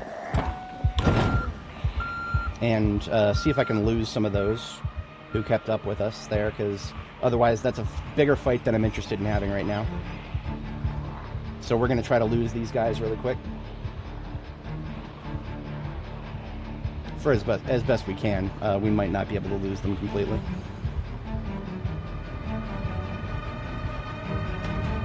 See, also, we might lose them, but we might also pick up some more. So we'll see how we can play that.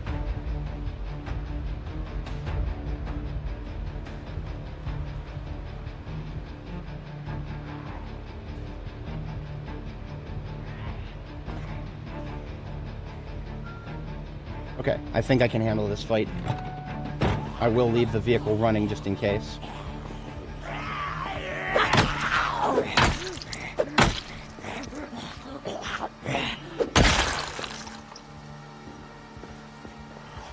Now, the key to knowing whether I'll be able to handle this fight or not will depend on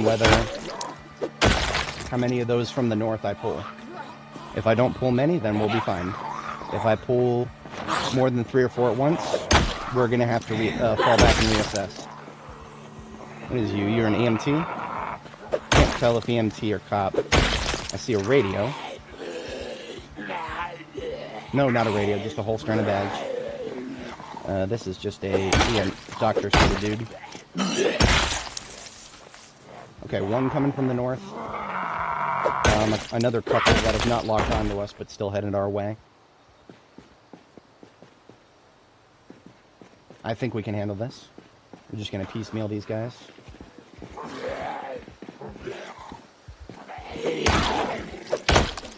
Yeah, I am trying to brain dump as much as I can. That might be useful. Like, for example, one of my combat strategies is when we get slow shamblers like this, you can pull them apart by making one of them lunge at you by getting close enough. So we've effectively pulled those two apart, so we have plenty of time to kill this guy before this lady gets to us. Now we want to be in weight gain, so we're checking our character tab before we eat, and we're still in weight gain.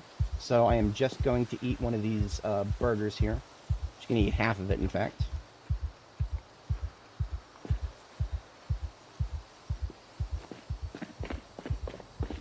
And I want to say that we're going to be able to handle this nice and well, because the last remaining zombies in the area constitute those 3 up there, and I think we've already pulled this guy apart. That's right, buddy. Right this way, please.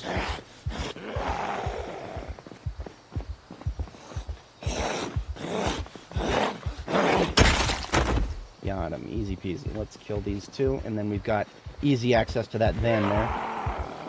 Now, honestly speaking, there's a lot of propane tanks in the trunk of that van, probably more than I'm going to need for a while. I might actually leave some behind if I end up getting too over-encumbered in the trunk.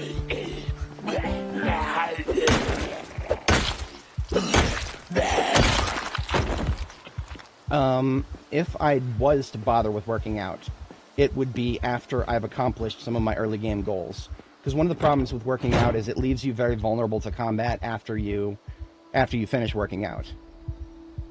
We picked up the key to this. Oh, it got put in my backpack on accident. Okay.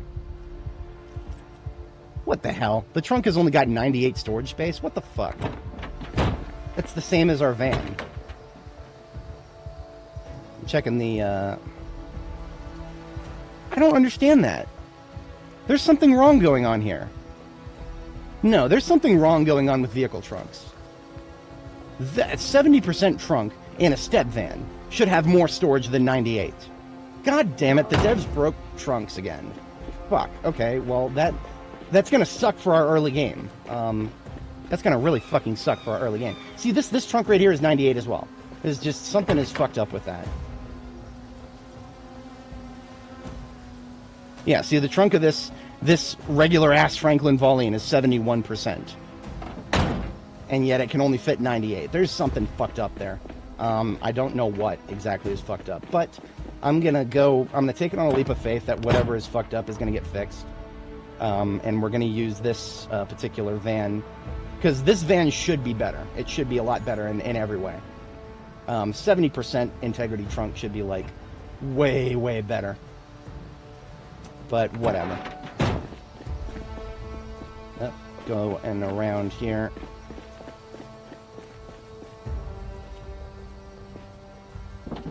Okay, so now we can just do a direct transfer between the trunks. Hello, direct transfer, please. Come on. There we go. Let's try that again. Okay. You can't be fucking kidding me. So, some of these propane tanks are not going to fit. Let's take the one that is close to being empty.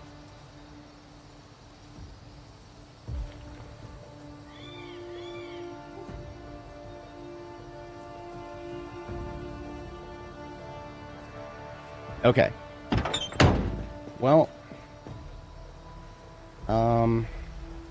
that sucks. That really fucking sucks. But we'll make do. We're not going to let that stop us from playing. Although it does really... I mean, honestly, vehicles having an upper limit of 98... You know, okay, let's check the patch notes. Let's make sure this isn't an intended change here. Where's our patch notes? Patch notes... Here we go. Just do a search for the word trunk. Fixed duplicate activated item calls and item drainable script generator.java. I don't think that has anything to do with that. Let's do a search for vehicle. Motion sickness. Trailers twitch less. Emergency vehicles. Updated icons for siphoning fuel. Claustrophobic characters get panic. Adding gas will take less time. Police vehicles have ham radio. Fixed vehicle horns only playing twice. Certain vehicle horns. Fixed item brake sounds, possibly when vehicles spawn. Fixed refueling. Vehicle stories. Yeah, there is nothing specifically mentioning trunks or vehicle trunks. So I don't know what's going on there. Yes, okay, so I don't remember all of the default values, but here's what I do remember. If you have the organized trait, and a trunk is at 100% integrity on a step van like this one here, the trunk should have 208 in it. We're less than half of that, and the trunk is allegedly at 70%. Let's just do a quick and dirty napkin math. 208 is the theoretical max if you're organized. This trunk's integrity is 70%. 208 times 0.7. We should have at least 146 encumbrance in the trunk right now. But we've got 98. Every vehicle trunk that I've looked at so far seems to have 98. I don't know what's going on there. Yeah, no, okay, so all the box trucks have the same trunk sizes. It's the integrity of the trunk that is going to be different between vehicles. One of the reasons that I looked at this vehicle specifically was because of how pretty it looks. Whenever it looks really pretty like this, that always, my brain meat is telling me that it's going to have good integrity trunk. But in this case, it was 70%. So the trunk should be 146 something. But whatever. I just hope that that is something that gets fixed, that does not require us to restart our game, for example.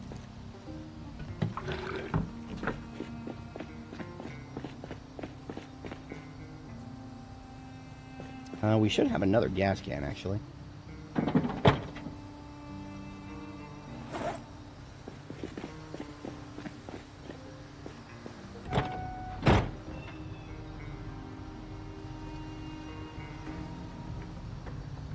We are getting thirsty. Not hungry, but thirsty. We'll take a, we will take a...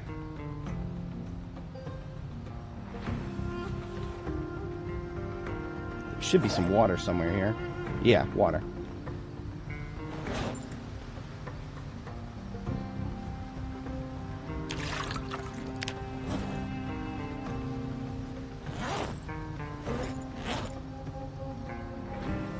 So we got a wrench and a pipe wrench. Those are both backup weapons for us.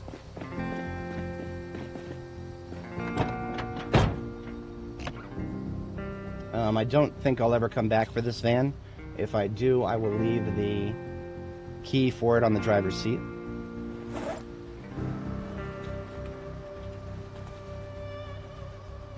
The stuff that is in the passenger seat can just go into my lap for a moment, and then I'll carry it over to the next vehicle. Stuff that's in the glove, I would very like to be able to transfer somehow here. We'll use the garbage bag.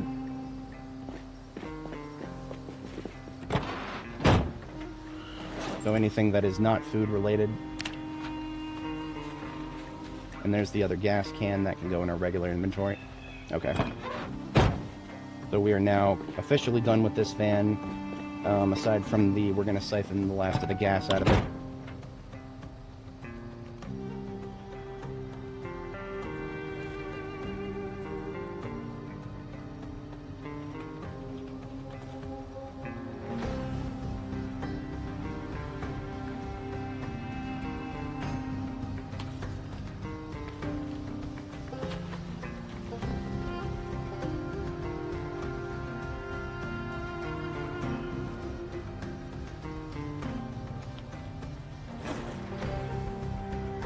Alright, driver's seat gets the pot, saw, pillow, and the nails.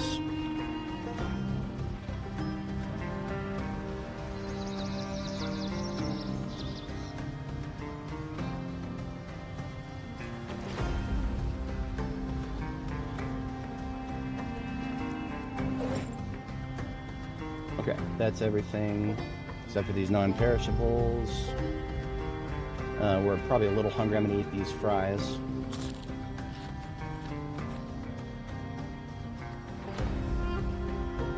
We have just enough room for the garbage bag to go in the trunk here. Bandana, look at that. We can actually wear that now.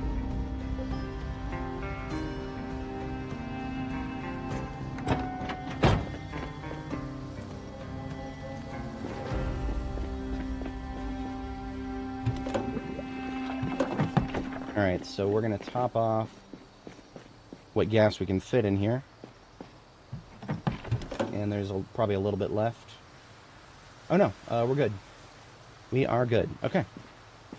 Gas cans go to the passenger seat, and that is we've got our new vehicle.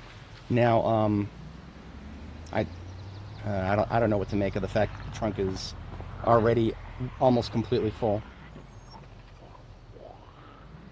So what we need to do, we have a stealth op. We still have a stealth op. We got to run really quick. Because we've got, we knocked down that, survivor zombie. So we're just going to kill these two right here.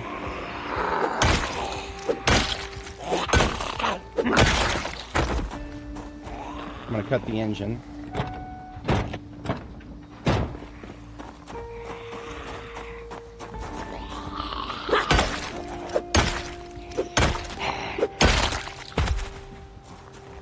Yeah. I have a feeling that that particular glitch that we've identified with trunks having a wacky problem with their storage space, that's probably going to get fixed pretty quick. We just got to level in sneaking, probably because of all the Zeds in the area. Okay, there's too many Zeds to sneak past right there. So I'm just going to run. We're not going to sneak anymore. The goal is to just grab this guy's backpack and start running.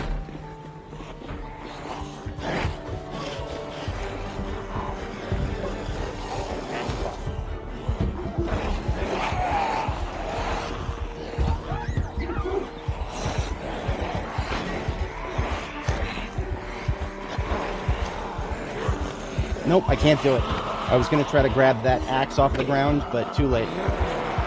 Too late. We got the backpack, that's the important thing. Oh, look at that, there's nothing in it. There's nothing in it. That means that all that guy had that was valuable was his weapons. And that's really unfortunate. That's really unfortunate. But we've got another bag. We might actually need that. We might unironically need another bag here. I'm just going to do another sweep, make sure that I got everything that is in this vehicle out. Yep, okay, this vehicle's clear. Alright, fuck up out of here. So just to recap, we killed that survivor zombie for the contents of his backpack, but due to a cruel joke by the Indy Stone, the backpack was empty. Alright, we are in West Point here. Now, the only territory we have not explored yet is residential up here, which I'm okay with not exploring that yet. I'm going to turn down the main street here, and we're going to exit from Main Street onto 31 West.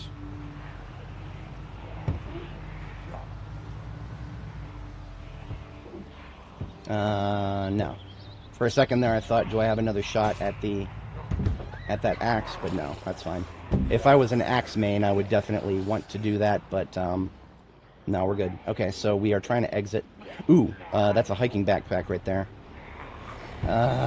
Shit. Is it worth it? Is it worth it?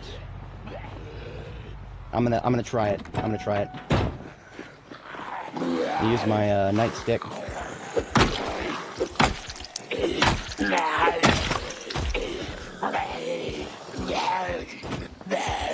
Okay, we got it. We got ourselves a backpack, boys. Hiking backpack. This is going to be very useful because we're going to need to hand carry some stuff, thanks to the vehicle size limits that shouldn't be there. Where's my turn to get out of here? Right there. The next turn, the next right will get us out of here.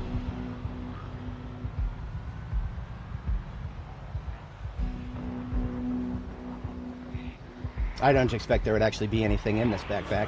Yeah, just peanuts.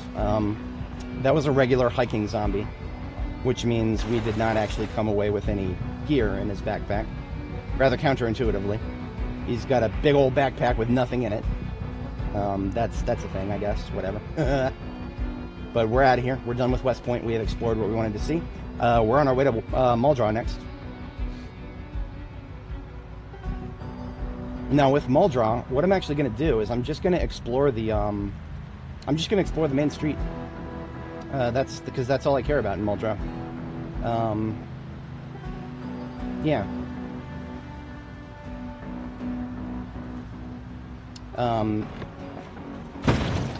There was no getting around that. We had to take a face hit.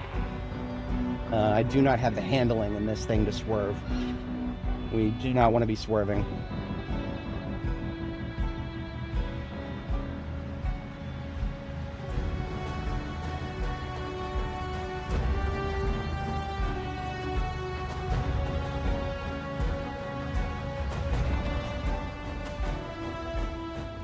I hate rabbits.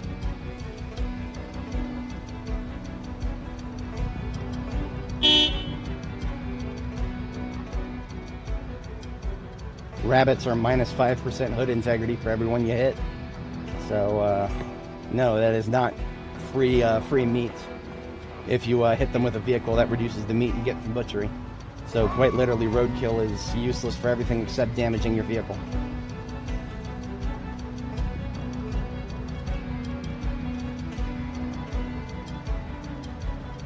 Alright, here's the crossroads.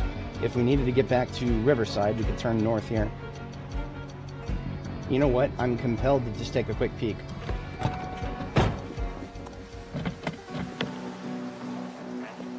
It's locked, I'm moving on. I just want to see if all trunks are like this. Because if they are, well, that sure sucks.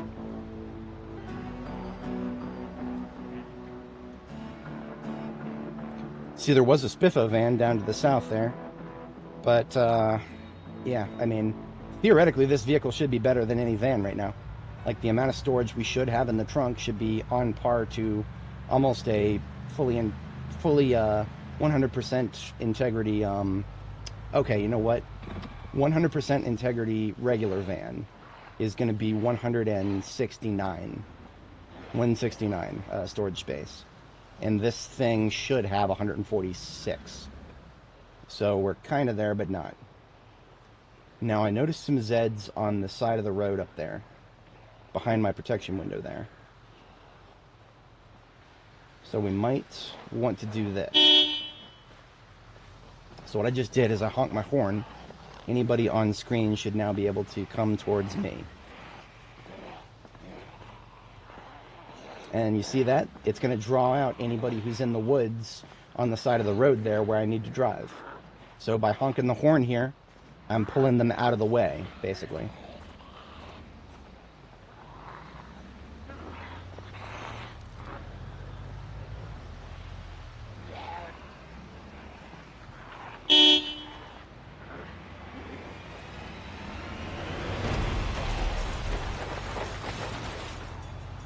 Alright, now this is going to make it difficult to ever use this section again. But the next time we need to use this shortcut, it's going to be a long time from now. So we successfully pulled anybody out from blocking this particular little cut through here. So there's our way through this area. Most excellent. That won't work again unless we do another honkin' bonk. Get out of the way. Now this area, there's multiple ways through. Don't be frightened by this roadblock. If you have to, you can cut through the area to the south here. Alright. It's a bit random as to where other roadblocks are going to appear. I think there's multiple different places where they could appear past this point. Yeah, see this?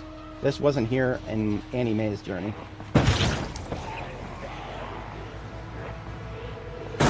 Damn it. Alright, we definitely took some trunk damage there. Not that we're going to notice it. Not that we're going to notice it.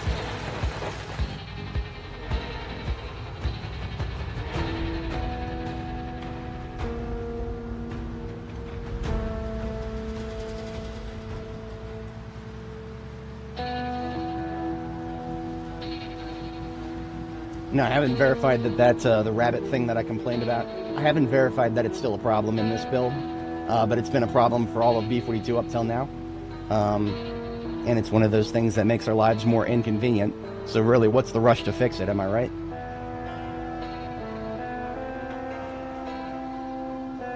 I don't know if I need another duffel bag, but this guy is off in the middle of nowhere.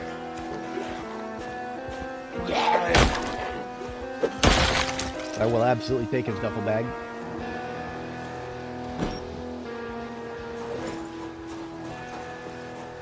I don't have room for CDs right now, sadly.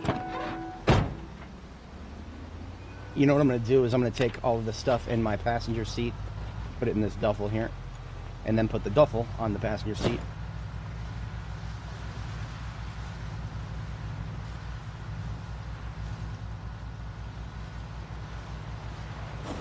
Alright, now our next place that we're going to bed down for the evening is going to be, there's a bar in the north end of Muldraugh, and the bar has a place to, I guess like a business owner's domicile above it on the second floor, and that is where we are going to sleep. I think this is nearing the bar, so we may actually start getting out and killing here. A lunch break event there. Yeah, okay, so the bar's right here, and some of those Zeds we just passed are going to be coming at us.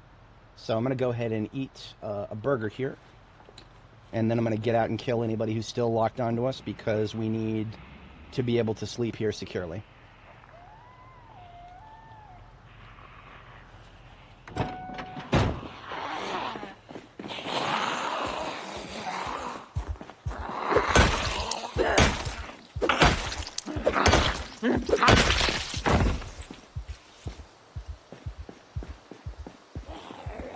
I'm going to let the fast one get to me first.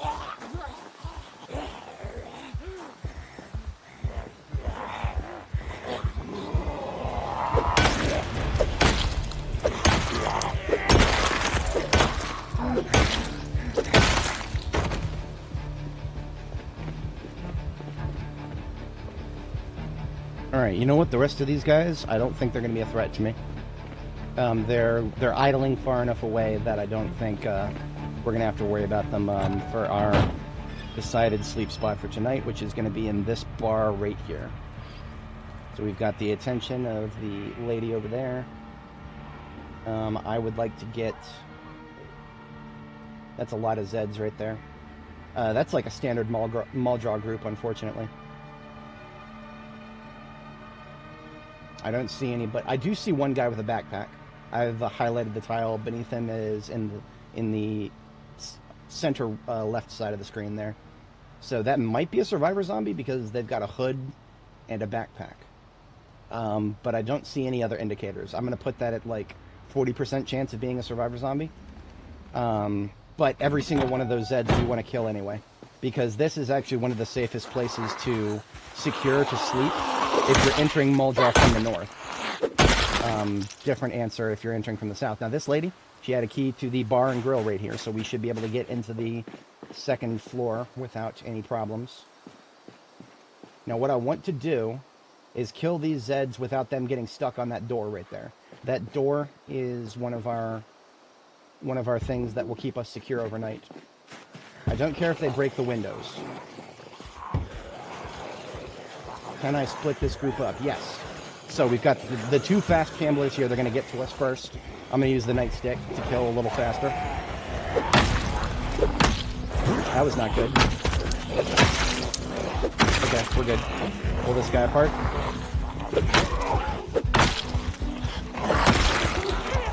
Left and right. Left, right.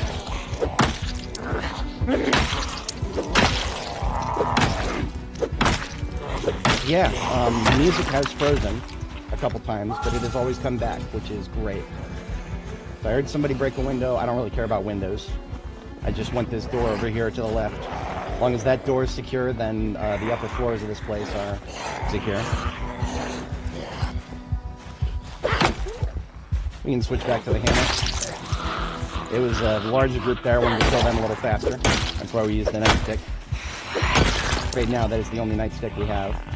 I think this was a survivor zombie. I'm about 80% sure now.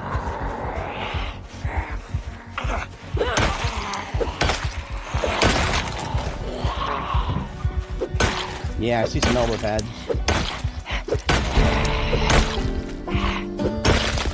Alright, what have you got, pal?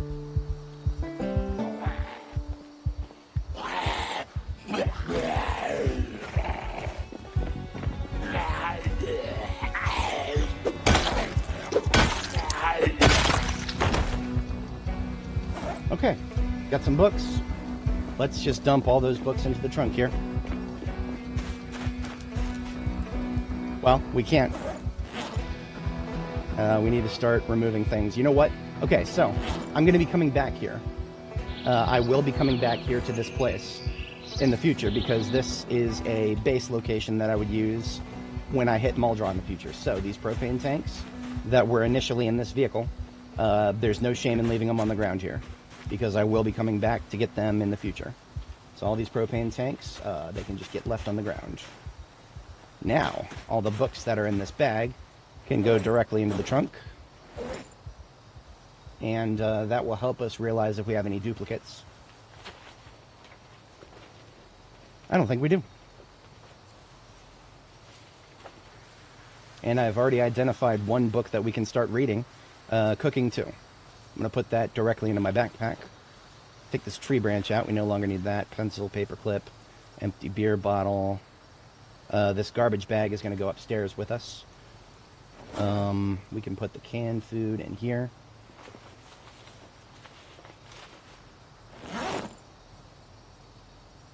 All the rest of this stuff can go straight into the trunk for now. We'll sort through it later.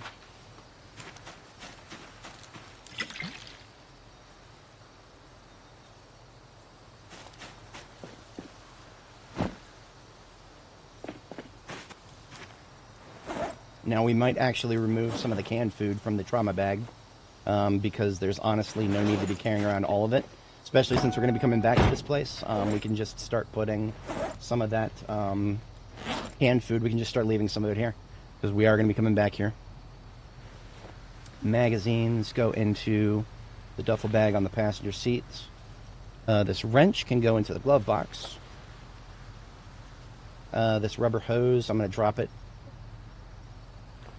Canteen, will that fit in the glove? Yes.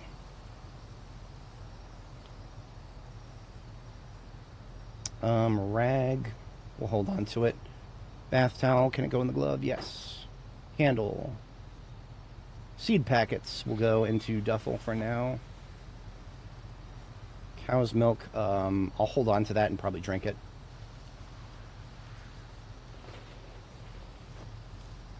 Now these gas mask filters and this boonie hat also probably going to be left here. Same with the baking soda. I'm not going to be using that anytime soon. Same with the sheets. Spare leather gloves we are going to hold on to. That is a tool of sorts.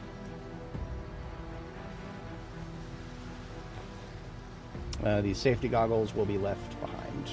Okay, so the trunk now just has books, the trauma bag with a variety of stuff, and the garbage bag full of stuff, most of which needs to go in the freezer. So I cut the engine here, I separate the garbage bag from the vehicle, exit the vehicle, drop the garbage bag somewhere nice and conspicuous. Damn it, I dropped my weapon. Come on, pick up the weapon. God damn it! Fuck! My key binding didn't work for a second there. I accidentally dropped my primary hand instead of my secondary. That's alright, we still have another weapon here. I would prefer to use that hammer until it breaks, but whatever.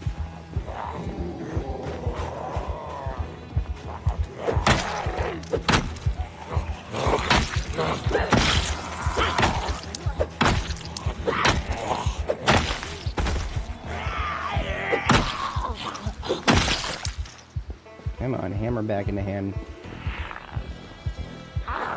This fucking keychain was my active inventory.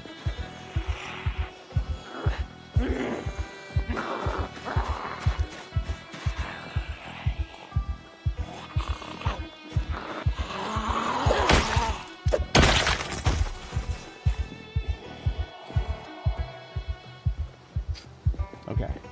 You'll never make it, it's too hopeless. I think we're gonna be fine. I'm not black pilled yet. The only thing that's black pilling me right now is the step van.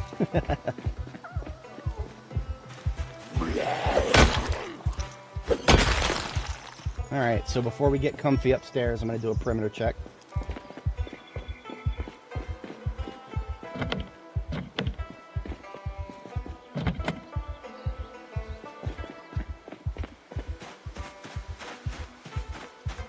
Alright. I hear somebody inside scratching at a door. And here's somebody out here next to the road. Let's deal with him.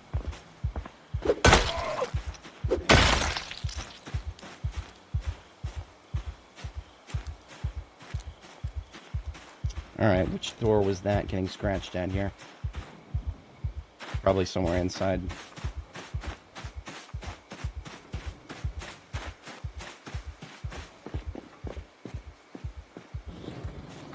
I see it.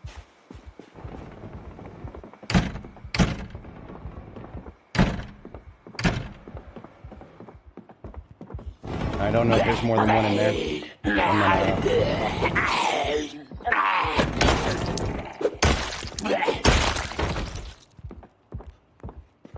I hear another one somewhere. Upstairs, coming down. Y'all hear that, right? It's on my center speaker. So it's somebody on the second floor.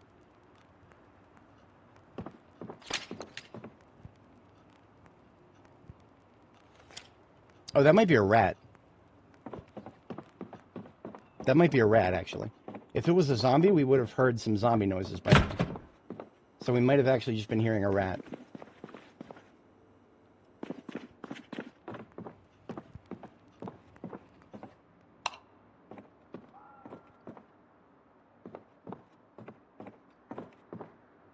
I don't know. I don't see any rats, but I also don't see any zombies. Alright, let's get our perishables left on the ground here in this garbage bag. Everything's still fresh. The ice cream is not even fully melted. If we can get that in the freezer now, we'll be good.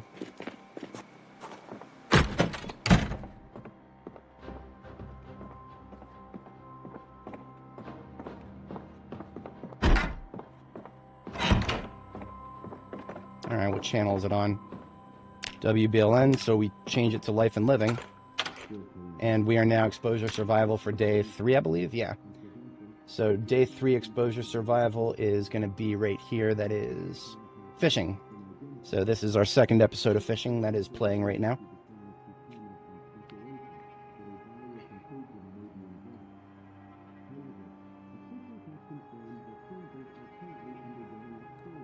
This will probably get us to level 2 fishing. Little ways into level 3, but we're not going to quite get all the way to level 3, I think.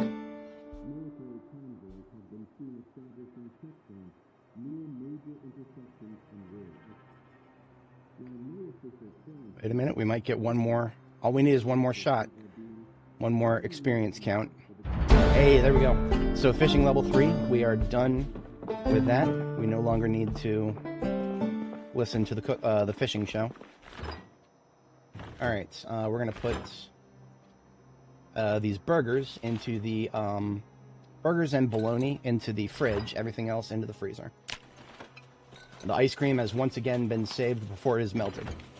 When ice cream goes melted, you can still refreeze it, but then it doesn't give you... It makes you unhappy to eat melted ice cream that's been refrozen, as weird as that sounds. So if you had ice cream, but then it melted, and it'll say melted in parentheses, you can refreeze it. That will preserve it a little longer, but you can't eat it while it's frozen at that point. If it's melted, you want to let it thaw once more, and then just eat it while it's not frozen. But we didn't get to that point, so that's good. Let's put away all of this stuff that is going to stay here probably forever until we come back to Muldraugh.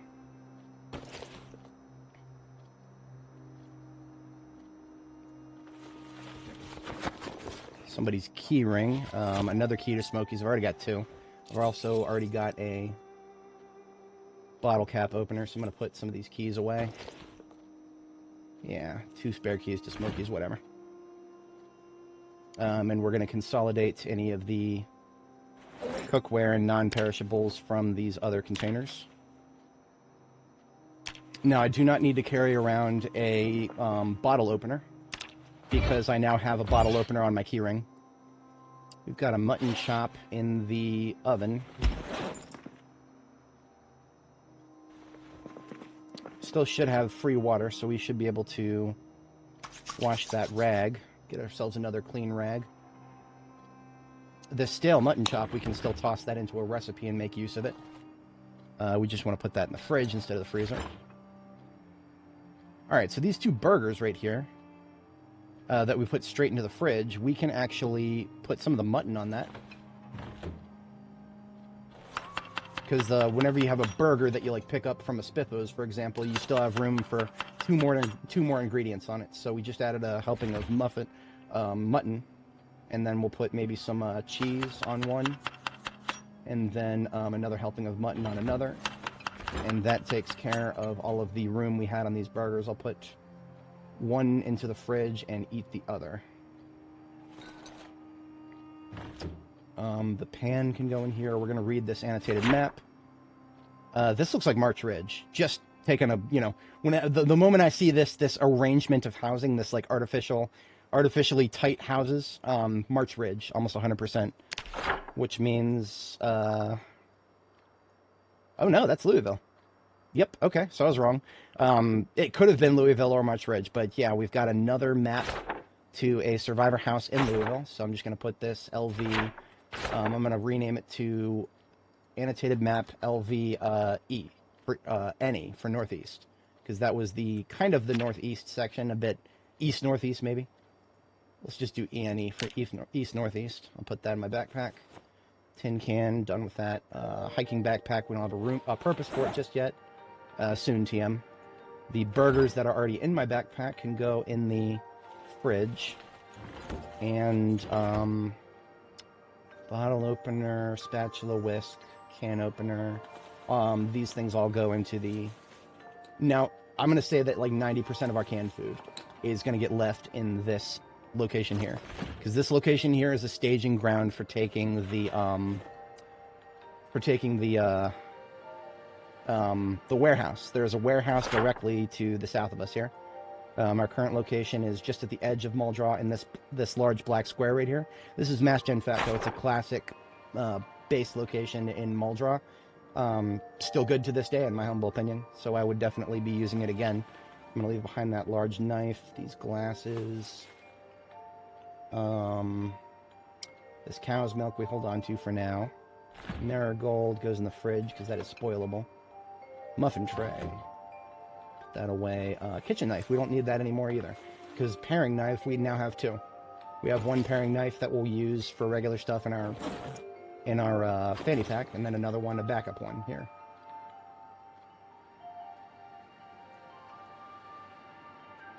Okay.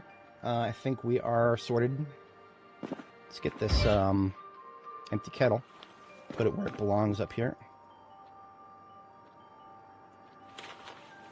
Alright, back to the van. We're going to take a look through the stuff in the van and see if anything needs to come out of it and get left here. Because I think we are definitely going to have some stuff that should get left here. Because again, this is, we will be coming back here. So this trauma bag with a lot of canned food in it. The books all come with us. Books all come with us. Now the duffel bag here with some comic books. Annotated map, I do want that, so we'll put that in here. Box of batteries. I don't have any spare batteries on me right now, so we're holding on to that. We actually have room for that in the glove. I'm going to put that in the glove. Okay, so we have got a ton of room in the trunk now. Especially once we get this sorted out.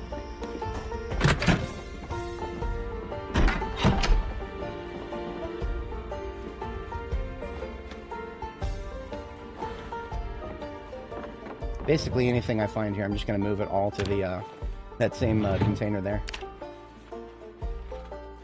so that it's all consolidated.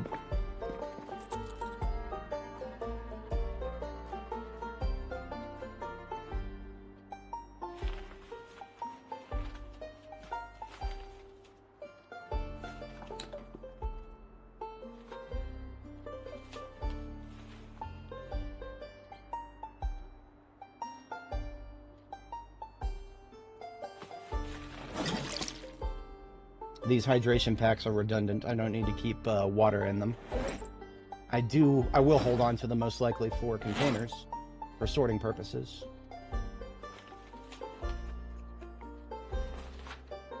We are still in rapid weight gain, so we don't need to worry about eating anything else high calorie. I'm just going to leave the hydration pack here. It's a lower priority bag.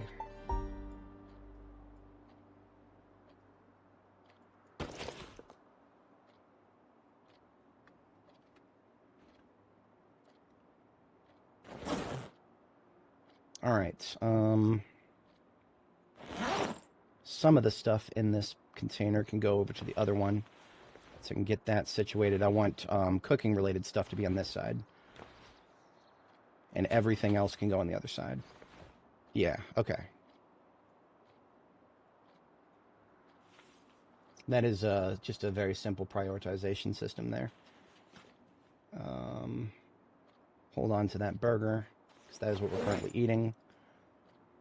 And just the canned food. Maybe the soda. Yeah, we're going to find plenty more soda.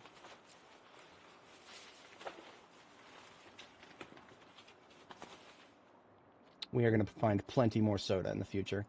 Cans of soda are very inefficient space-wise, because you, each can weighs by itself 0.2, 0.3, and then the contents of the can. So that's kind of not necessary. The seltzer water too, we can leave that behind now. We're just going to fill this empty bottle with water. Some of the stuff in the first aid stuff can go away.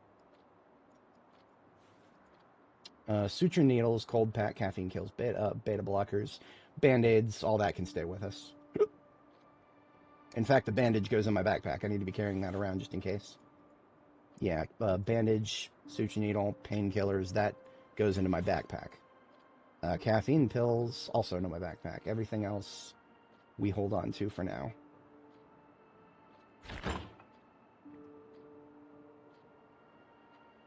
You know what? All these small form food items, let's just put them in the fridge, so that when I go to empty the fridge, we'll have all of our food together.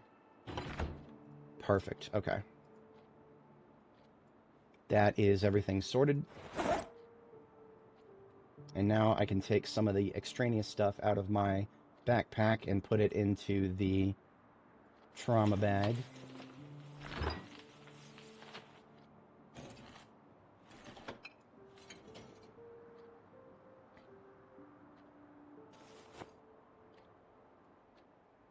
All right.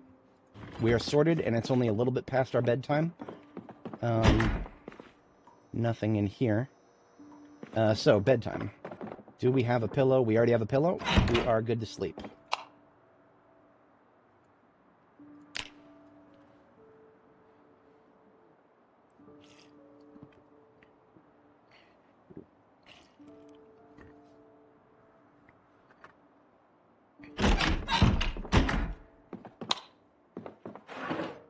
Has the 4th key to this place. I'm going to spend the evening consolidating the rest of the stuff we've located. We've got an M9 without any ammo. So I will hold on to that, but I don't see any point necessarily to deploying it for anything. We're going to put that in the trauma bag here. Denim shirt is something we could wear, but we would get really, really, really hot, and it would not be really worth it. So we're not going to put that on yet. I did see a zombie outside just now, so I'm actually going to go deal with that now.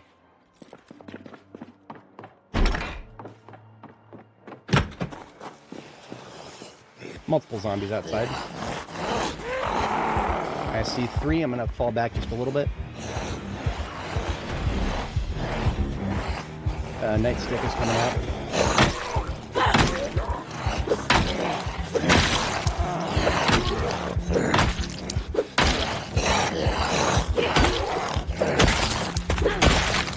Okay.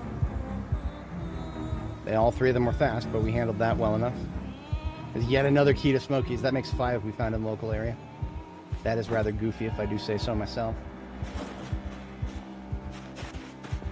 If we need another backpack, we got one. I highly doubt we will need one, but just in case.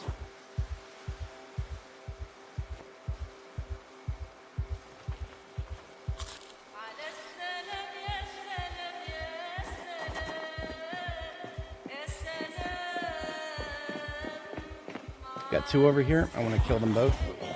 Split them up.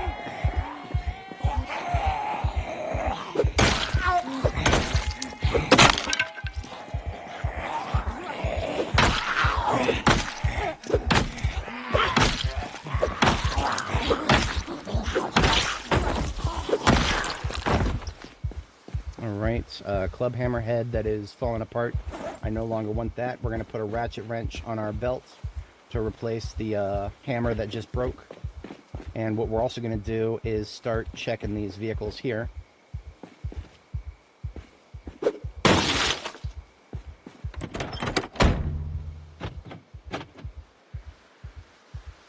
I'll take a battery. Nothing in the... What the hell? This trunk has got 109 storage in it. God damn it. Okay, so the vans are broken, but this one has got more storage in it than the vans. Or maybe it's not all vehicles at once. Let's try this one. Nope, this one can only fit 83. So whatever the hell is going on with storage space, it definitely seems to afflict both vans at this time. Got some spare duct tape, just in time to be useless. These sacks, I could actually use these. So we're going to get the dead mouses out of them, because this is an exterminator truck. Sacks of dead rodents, just drop all that shit on the ground. And just give me those sacks. Yes, please. I will need those for building my driveway in the future. Just checking the glove. A backpack sprayer. I don't know if they fixed those yet. Box of garbage bags. That's coming with us. Another sack full of dead rats. Empty the rats. Take the sack. Adhesive tape. Yes, please. We do have a key to this van, but the storage is shit, so we're not taking this van. I just want the garbage bag. Another adhesive tape. A half-mask respirator. I don't know if they've even fixed those. Yeah, we're done with this.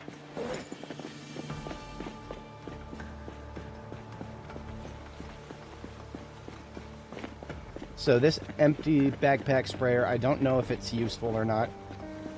It is a large liquid container.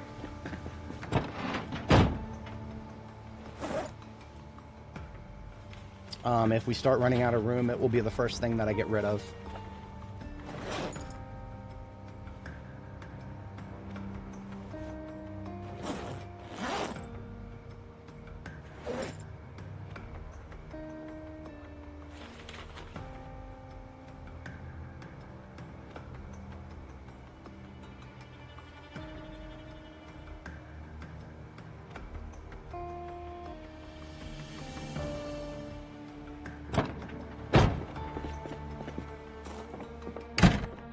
some of what we picked up will probably stay here.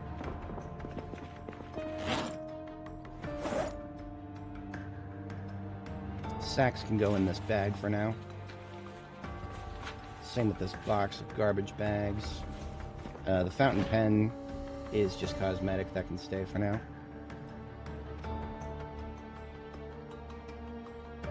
Cooking 2, we're probably going to start reading that soon here. So we have some duct tape, and we have a claw hammer with a handle that is busted up. Duct tape will fix a handle, so we want to fix the claw hammer with duct tape. And this will get us a little bit of maintenance experience, but most importantly, it will get us a hammer that is in ideal condition. Maybe not, no. Ooh, okay. I forgot when you're at lower level maintenance, repairs suck. Well, suppose that's a thing left to file into our memory banks. Alright, those boonie hats and gas mask filters, those can stay here.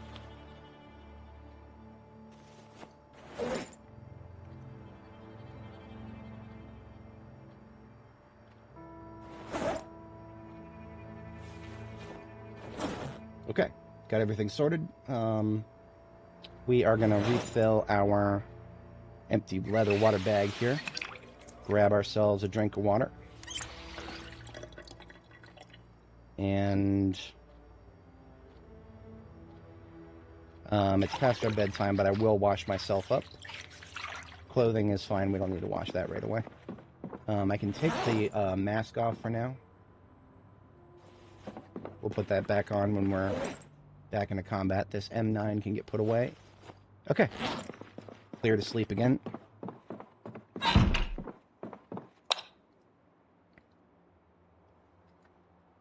Now, when we wake up, we are not going to need to worry about the cooking show. We do need to get like a very small amount of sleep for the carpentry show. I'm sorry, a very small amount of watching of the carpentry show. But beyond that, we're good. Let's mark on the map that we've got a safe place to sleep here. It is behind a couple of doors, so I'm going to go ahead and give this a red S with a blue circle around it. The blue circle is indicative of the fact that we can, like, when we go to sleep, we'll be behind, like, 3 doors. So that is a safe place to sleep for the moment. Now, what I'm going to do is, we've got the warehouse across the street. I'm going to attempt to secure it. And if I can secure it, we will take a look through it for a couple of specific targeted things. Maintenance and carpentry books, knee pads, and maybe a couple of tools and weapons. But beyond that, most of what is in here can stay here for now. We are actually hungry. Now, the reason we have not emptied the fridge yet is because we want to kill these zombies and get done with what we want to do at Mass Gen Fatco here before we move on to a new position. So we are actually going to leave that in there. We're not going to extract it until we are done with this area completely.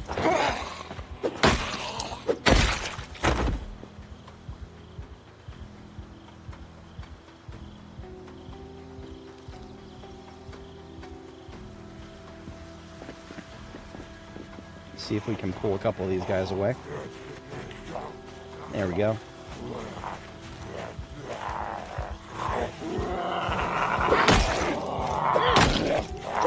Okay, so I have been told that ground zombies are more dangerous. Doesn't seem that way to me, but maybe what people are talking about is if you let them get closer, which I'm not going to do. I never let them get closer than that if I can manage. And I would recommend everybody else take the same approach. Don't let them get close and you've got nothing to worry about.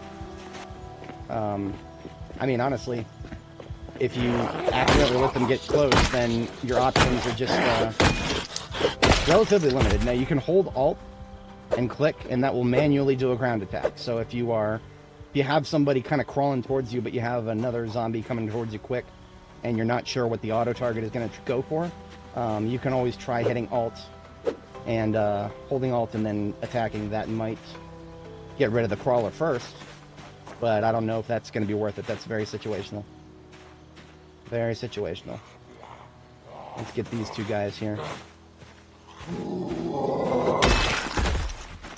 So Meshgen Fatco has 3 windows that could potentially be opened, and that's what I'm going to look for first.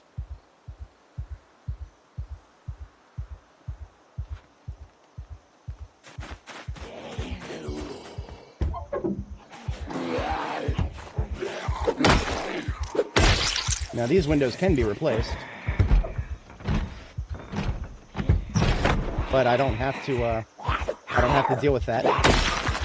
I don't want to. I'm gonna take a quick peek, see if anybody else is in there. That'll give them an easy out. We're just gonna evaluate this side. Looking good for now on this side. Just do a door check. Locked. If there was anybody else in the immediate vicinity, let's get out my angle head in the offhand. Clear your corners, rookie. Okay, I see some dudes on the other side there. I don't want them breaking into the window, so I'm going to run back out now. Turn off the flashlight. Let's kill these guys outdoors, where they're easy to hit. Looks like we got a cop zombie with a shotgun. I'm probably going to leave that shotgun here. Maybe I'll harvest the ammo. We'll see. Left. And right, and left, and right. Let's just take this guy on there. I do expect there to be more to the south there, in addition to that group that's already there. Oh, we've already got one coming our way. So here's something I'm going to do. This ratchet wrench, I don't expect it to last very long. I'm just going to put the next ratchet wrench on my belt. So the one that's in my hand can stay there until it breaks, and then the one that's on my belt can replace it as soon as that one breaks. So I think we can left-right these two. That'll leave us with enough time to left-right.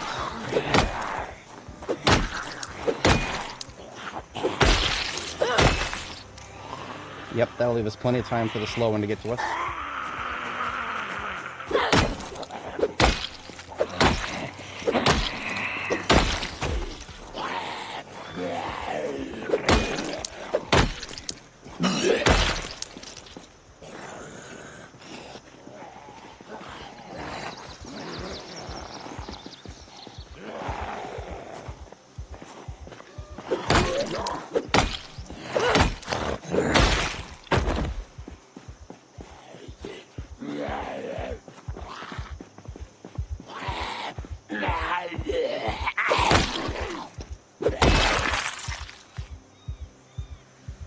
Alright, so the goal is to get anybody who would possibly try to disrupt us while we are looting or sifting through the stuff in the Meshgen Fatco here.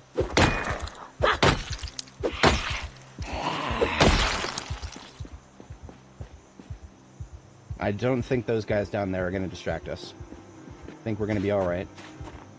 These guys up here got to go, and then we'll do another check of the street, and then I think we'll be clear to take a look at Meshgen Fatco here.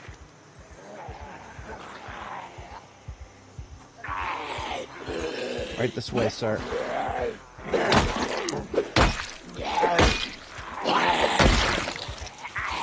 This guy have a... doesn't look like it. This might be law enforcement. Doesn't look like much, though. Does have scissors stuck in him. I'll leave those on the floor, maybe. Same with his watch and his wallet. Come back for that someday.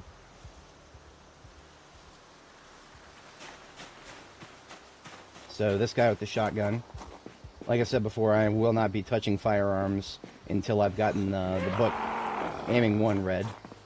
Because, I mean, in my mind, any amount of ammo discharged without the experience bonus is useless to me. So this guy doesn't even have any ammo in his shotgun. That's probably why he died. R.I.P. We'll be leaving the shotgun here along with that handgun we found. Possibly. Possibly.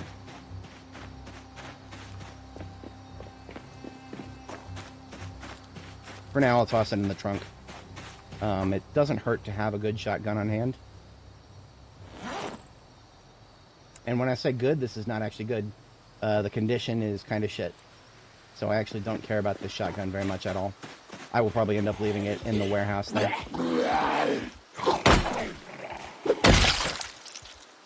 Okay, looks like we are clear.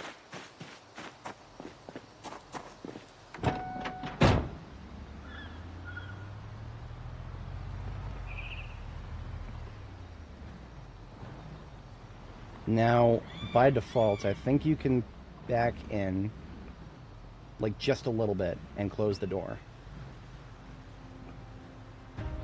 And then you're going to be, it's a tight fit, but it'll work.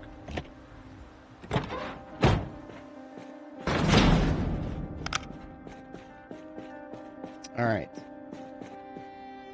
Knee pads. Already got them. There's our body protection shooting up nice and high. It's a medium handle. I'm going to hold on to that. Carpentry chisel, holding on to that. Plastering trowel, holding on to it for now. Club hammer, backpack. Hatchet, also backpack. Hacksaw, backpack. Small handle, just one. I'm going to actually get out the hiking backpack now. Hiking backpack is going to exclusively be stuff that we pick up from the... Oh, shit. Let's put the flashlight in our primary hand so that we can put the hiking backpack in our offhand.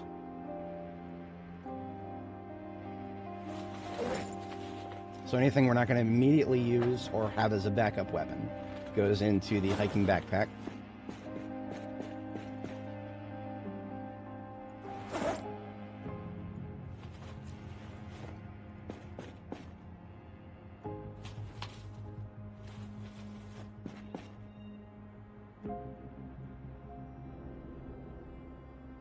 I don't know if I want seeds.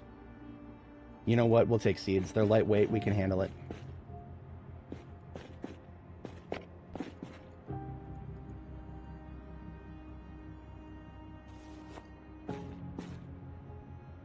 Crowbar. Don't have one yet. Taking that. Welder mask. Metalworking chisel and punch. I feel like we're going to find plenty of those north. But I'll go ahead and take just one of each so that we have one of each of the tools. Don't care about none of that. Don't care about that hatchet. Wooden mallet. Actually surprisingly unique. Required for a specific type of... it escapes me. But there was a specific need for that. Claw hammers, ×2. These are backup weapons. Whetstone, we probably already have one. I'm taking one as a spare. Duct tape and twine. That constitutes a full bag here.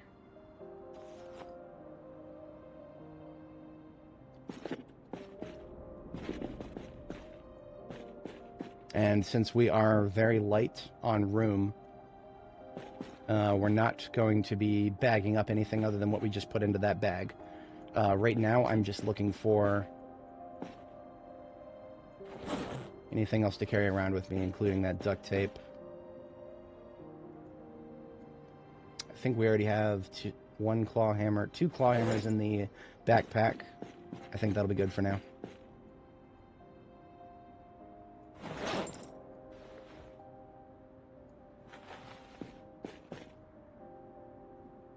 Now, I'm not going to do a full, thorough look through this place. If there's boxes that we have not picked out yet, then so be it. We don't need to parse through every single box here. The clock is still ticking on looted and trashed POIs. Tire iron is actually not a bad backup weapon, so I will take a spare one of those. So far, we found a couple of maintenance books. They've only been level 1, though, and we've already gotten through level 1. I believe we're currently level 3 maintenance, so we would need to find maintenance 2 or higher. A welding torch, we need 1.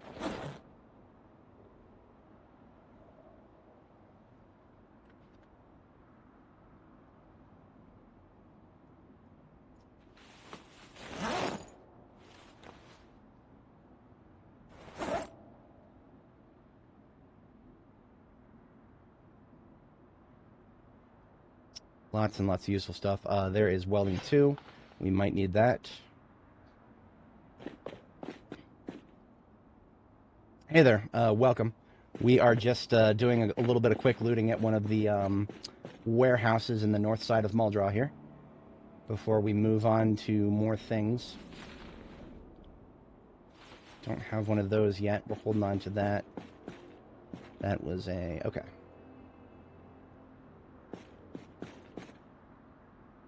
Vice grips, we actually don't have any of those. File, but we don't have room. If we remove a small handle, we will have room. Actually, let's just remove the seeds. We'll put the seeds somewhere else.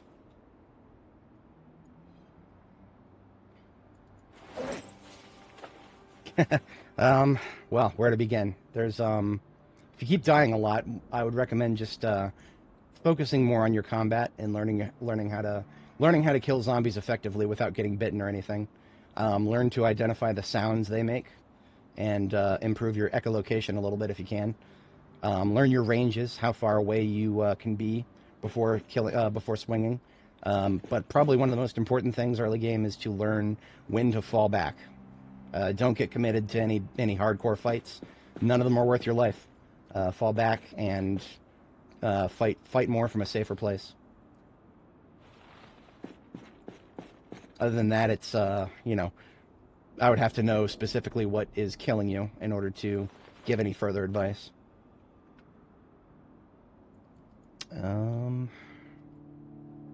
Yeah, most of this I do not need to grab more of right now. There's lots of useful stuff, but I mean, we're on a very, very tight amount of room to work with in our trunk. So we really can't afford too much else. Yeah, okay. So this bag is now full, this hiking backpack.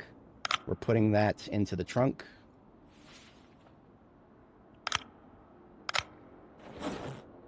And the books we picked up, Agriculture 1, Welding 2, into the trunk. I'm just going to leave this shotgun here because I will not be using firearms for a while.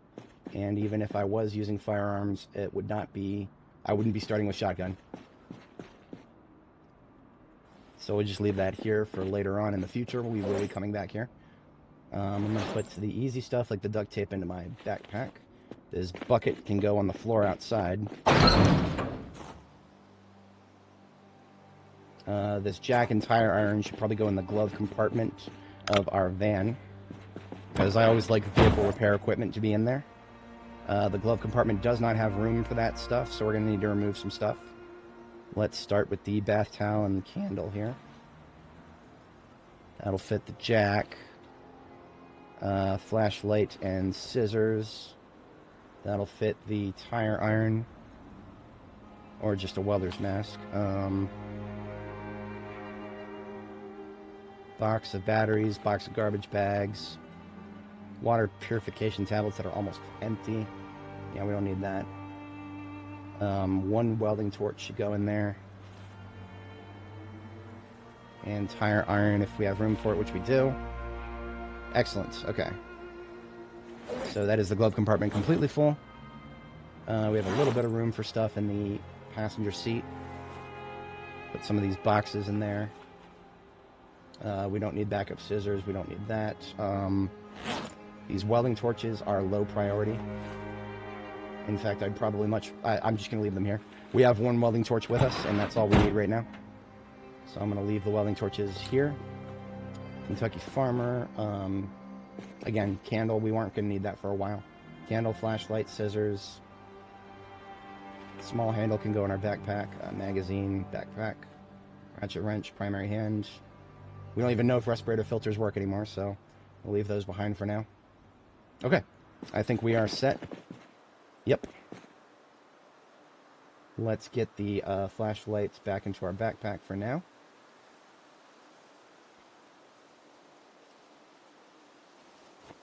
And bath towel can go somewhere in the vehicle here. Okay. Moving on out.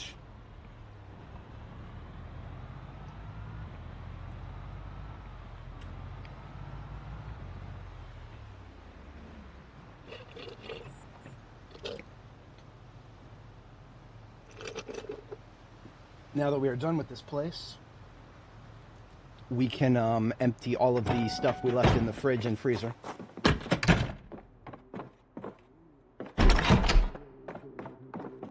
This is the afternoon show. So if we turn on Life and Living just briefly here, all we need is like 1 pip of woodcraft. So I don't even need to watch the whole show. I just need to watch like a small amount of it. How's our weight gain? We're still in rapid. So we can just eat half of this burger here.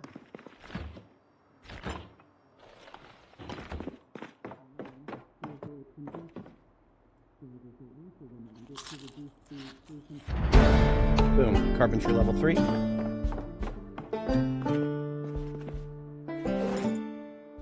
Alright, so we're going to rename this garbage bag freezer. And then the other one is going to be renamed garbage bag fridge. So we know where to put this food when we get to our next safe house.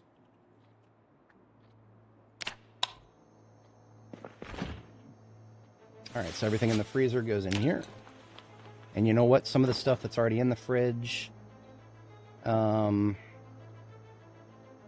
this bologna and bacon, can go in the freezer as well once we get to our destination. Everything else into the fridge bag. And then we've got a, on the ground, we've got this duffel bag that we can actually fit in our backpack for the moment. Let's fill up on water and get the hell out of here. If anybody is just joining, our current goal is not to be setting up anywhere. Our current goal is to explore the map. We need to see what resources are available to us. And that involves, we're going to be living on the road for a bit here. Alright, we should have room enough in the trunk to put these garbage bags full of foodstuffs and this duffel bag full of random stuff. Okay, so the trunk is a little bit full, but that's fine. We are now exploring just the main road of Muldraugh. That's all I care about right now. And we are going to try to avoid hitting zombies as much as humanly possible, because there is nothing to be gained by running into zombies at this point.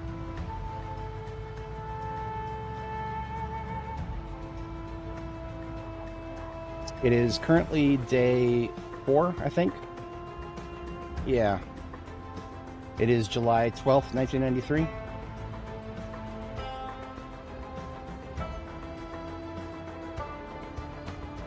Alright, so we got Pile of Creep, we got Jay's Chicken, Zippy Mart, and Spiffos here. Sometimes the Spiffos may have vehicles, but this is one of the ones that doesn't spawn as many Spiffo vans. In this case, zero Spiffo vans. There's a bank. Nothing. Well, we just ran into a zombie that was hiding behind the fucking sign. So we couldn't even see it. We had no chance of dodging that one. Got a gas station here. Pumps mostly full of gas. That's nice. Moving on.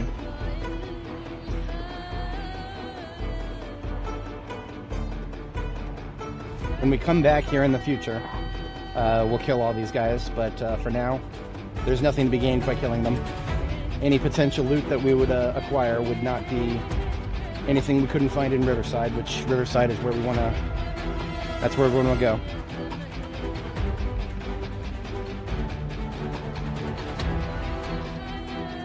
Oh, we got a news van outside the school here.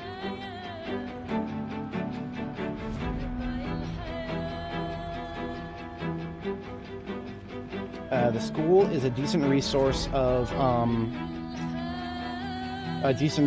level 1 through 3 books, volume 1 through 3 books. But we're not going to be getting out and looking for any of that at this point, because we've got schools closer to our main base site in Riverside. We're just exploring right now. This location is where I found an ambulance last character. Unfortunately, that was a complete lightning strike of luck. Any one of these parking spots that spawn vehicles could have spawned an ambulance, so there's no guarantees that we'll ever run into an ambulance. I think one of the characters that I've done in B42 never found an ambulance that was not a fixer-upper wreck.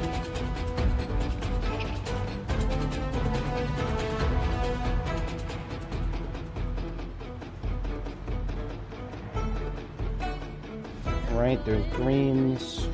Alright, so here is a shopping mall center sort of thing. There is a bookstore here. Sometimes I would actually hit this bookstore. There seems to be no incentive to do it this time. I say that, but I might be able to get away with it.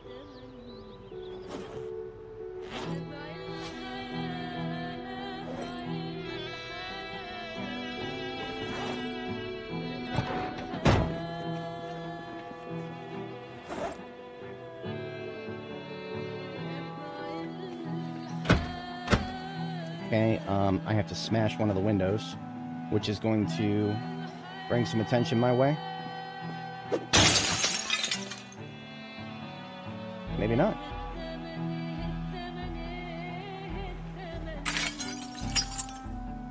Yeah, okay.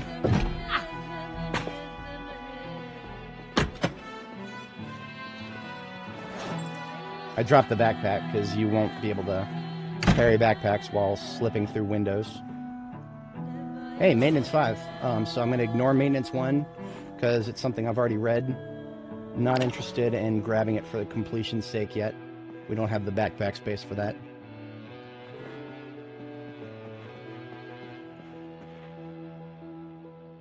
Okay, all 3 of these non-skill books. Very small bookstore. That's why I... Mechanics 1, 2, commercial manual. I might already have a copy of 4, but I don't care. I will go ahead and grab a dupe if I have to. First aid 3. Carving. Hey, we see a napping book in a regular library loot table. Oh, that's good. That's a good thing. Long story behind why that's a good thing, but it is a good thing. Okay, that's all of the bookshelves that I care about here. We're going to dump this backpack straight into our trunk where the rest of our books are. See if we picked up any duplicates, minus the magazine there. Okay, so we already had a copy of Blacksmithing 2. I can dump that. We actually have all 5 mechanics books. We already have all 5 mechanics books. Beautiful. So let's get the Tailoring 2, Blacksmithing 2, which are dupes. Toss those out. And then what we can do is we can pack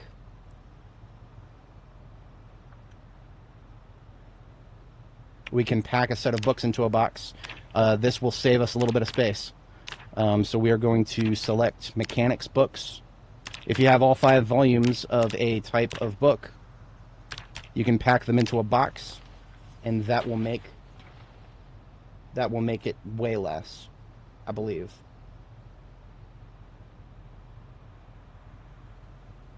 Yeah. So we just saved 1.0 encumbrance by doing that. I'll take whatever I can get, seeing as we are operating on a much reduced total storage space. So, nice little side quest complete there. I do not care about the loot in any of these other vehicles. Now, of the zombies that are here, I'm keeping my eyes peeled for detective zombies. Why detective zombies? Because they will have shoulder holsters and or ankle holsters. I would love to pick up one if I could swing it, but I do not see any detective zombies. Now, why would I see detective zombies here? Because the Muldraugh Police Department is right down here. But, oh, this guy right here. This guy right here, he's got a walkie-talkie, but he's plain clothes. I might have just missed an opportunity there.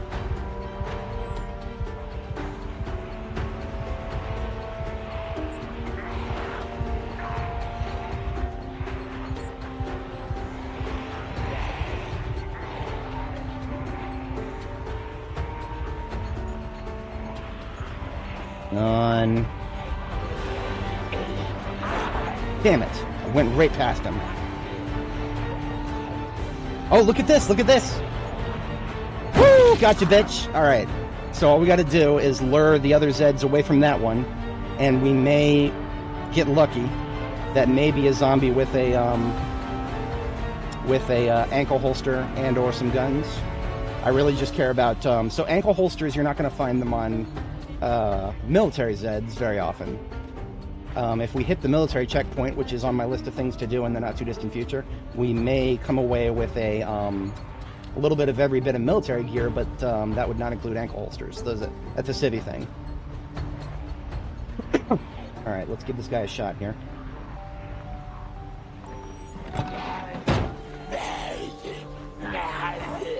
Give this gal a shot. Holster shoulder. Okay, so we got a shoulder holster. And not much else. Okay, we're out of here. Unfortunate. We couldn't get an ankle holster. But, yeah, shoulder holsters are actually not that useful to me, because they block the slot that I would be wearing a webbing on.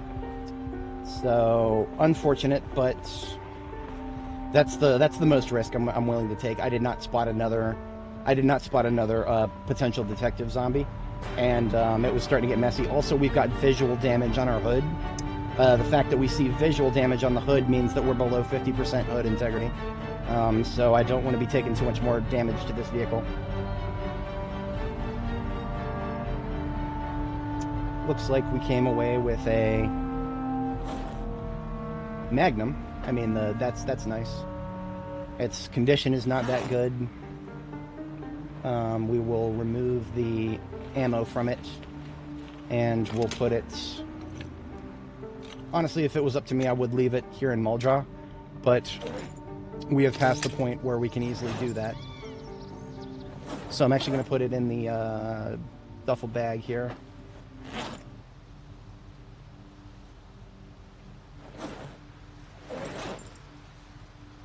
Trauma bag can have this lower priority stuff. I'm going to go ahead and wear the shoulder holster for now. There's no reason not to, because it means that I can wear this 9mm that I'm trying to carry around. I won't be using it, but I need to carry it around in a more lightweight way. So we're going to put that empty magazine in it and shoulder holster it. So that will be an easy way to carry it around that's not going to be taking up space in the vehicle.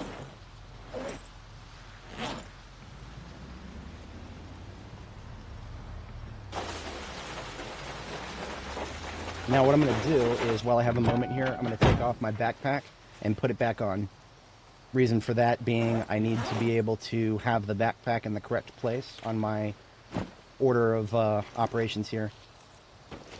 The bag listing and the hotbar listings there.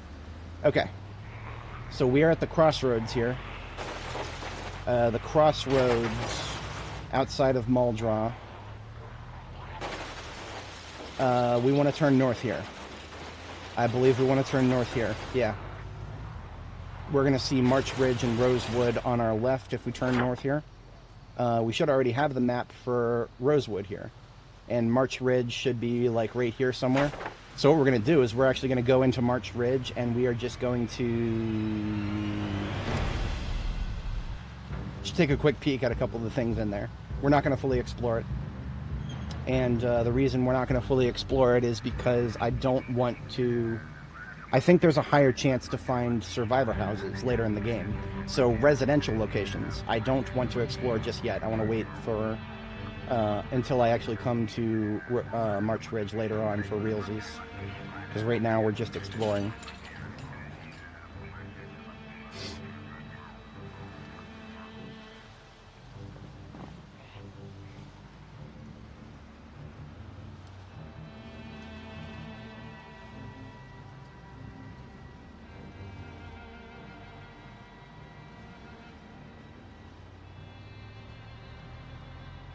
March Ridge is probably just going to be the next left turn here.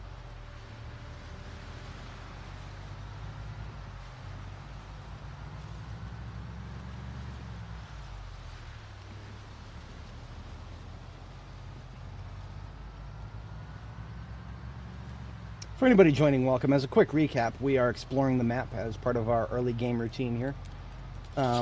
Nothing overly... I wouldn't say that anything extremely important about my early game routine has changed with the latest build. My routine has me establishing a very small foothold at a ranch in Riverside, and then taking the best vehicle that I can find on a map tour. And the reason we do a map tour is because buildings have a greater chance over time of being looted and trashed. So we want to, certain loot centers we want to observe as early as humanly possible.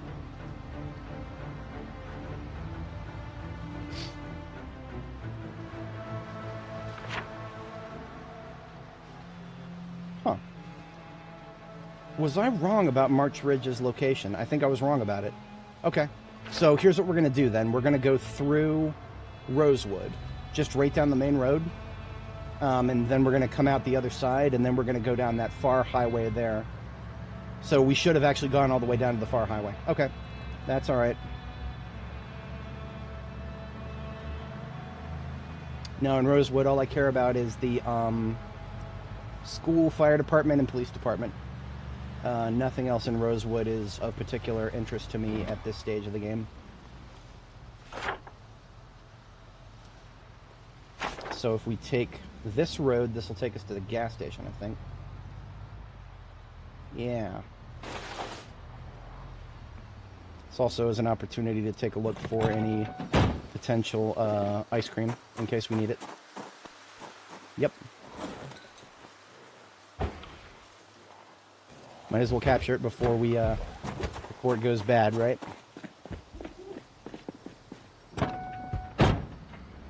We could have probably topped off the gas tank.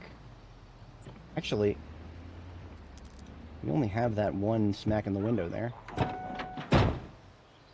You know what? Never mind. It's not worth it. Our gas tank is mostly good, and at our current expenditure, we will make it. We'll make it back to Riverside with no problems at our current expenditure. There is a fire truck vehicle right there. If we had an opportunity to do so, I would want to look at its trunk, but too late. Spiff of hands times 3. Not worth fighting for, sadly. I don't expect that they're going to be any better than the current vehicle.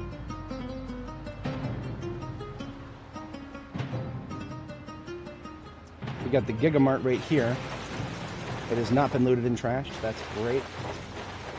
So now we are going to mosey our way down the main road, doing our best not to run into anybody. We don't have to.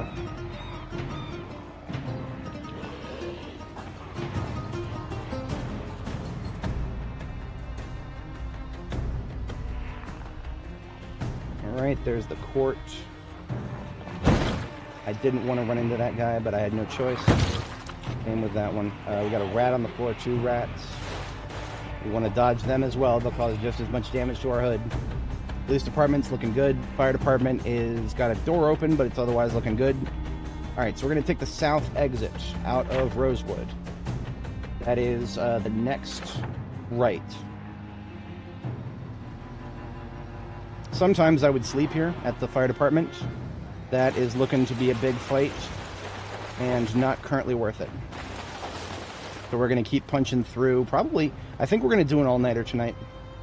Let me check what is on the TV show tonight. Nothing. Today is the 12th. There is nothing that will get us skill increases at 1800 hours. So we have no need to watch Life and Living tonight. So tonight, we're probably going to pull an all-nighter using the caffeine tablets we have on us.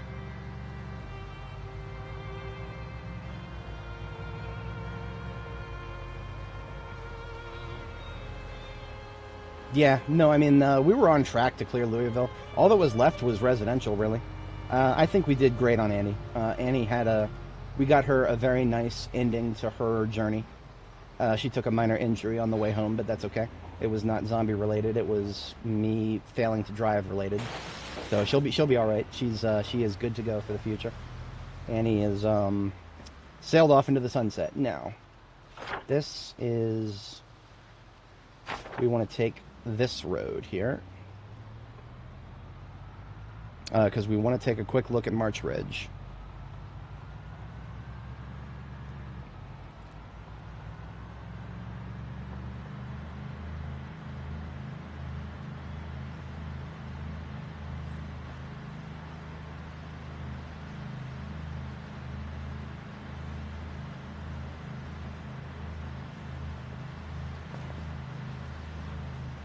There's a lunch break event. But that is never really anything that pertains to me, any sort of source of interest for me. Just a bunch of zombies eating a person. R.I.P. that guy, I guess. My headcanon is that if somebody's getting eaten by zombies and never actually turns, that's probably somebody who was immune to the virus, like completely immune to it. Unlike us, we are immune to the airborne strain, but not the bite strain.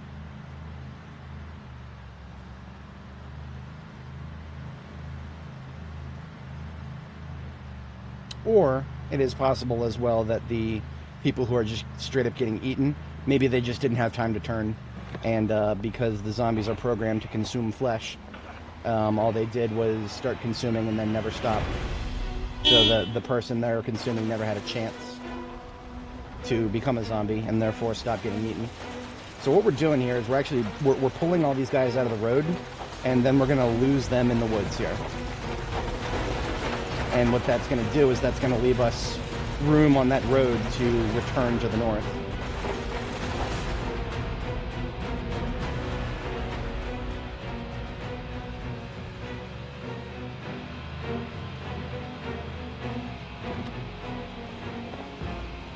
That's a small enough group, we don't have to worry about that from there.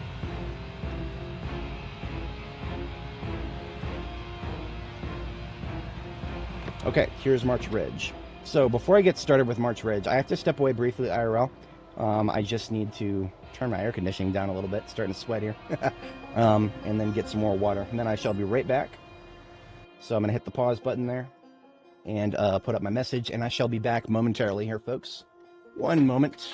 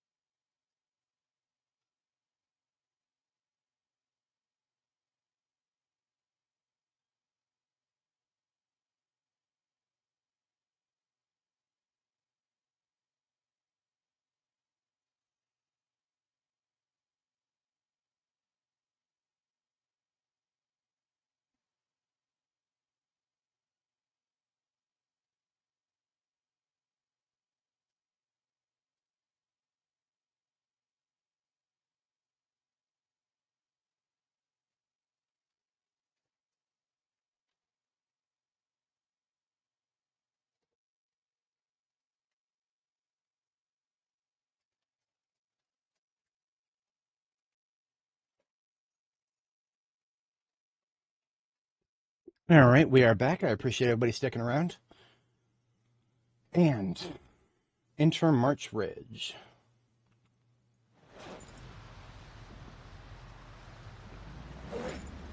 Our exploration begins. Now, Dark Antimatter, I noticed you mentioned equipping a satchel and a and a backpack. I haven't tested that yet. Unfortunately, duffel bags don't count, so we can't put a duffel bag in that slot along with a backpack. The duffel bag slot does seem to block the backpack slot. But we're gonna, when we find a satchel of appropriate coloration, we'll give it a shot. We'll see if it works. Alright, so all we care about here in March Ridge is the commercial sector. We're going to take a peek at the commercial sector and then bail up out of here real fast. I don't know what's going on there. That vehicle spawned in an inconvenient place, it seems.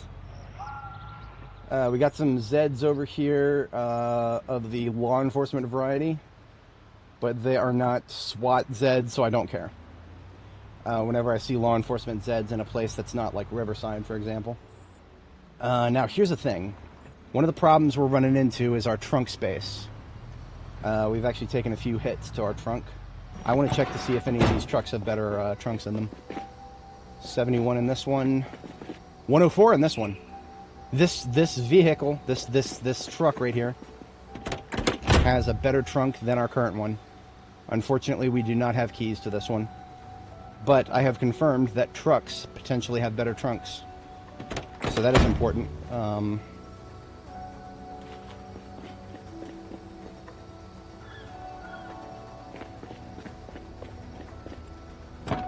We definitely need to replace this step van at some point.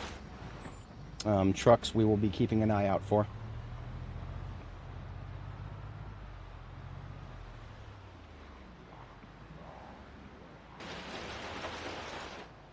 Alright, we've got the apartment complex here. I don't see any targets of interest here. That was a rather tight group. But none of them look like survivor zombies that stick out to me. So that is the Knox, whatchamacallit, Knox something apartments.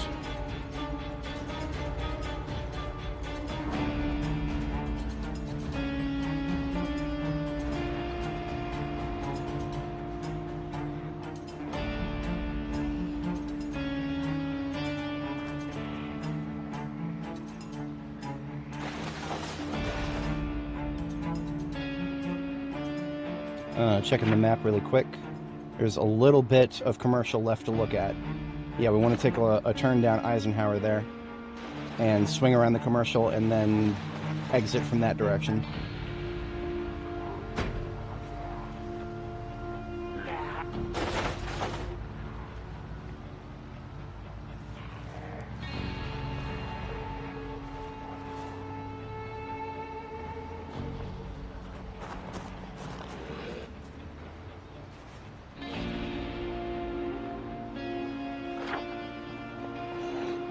Okay, we're going to take a couple of right turns from here.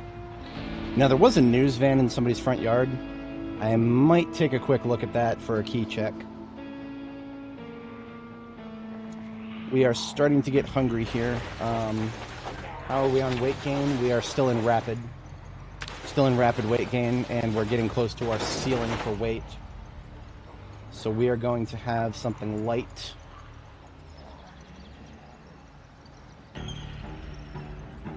Some of the ice cream's already going stale.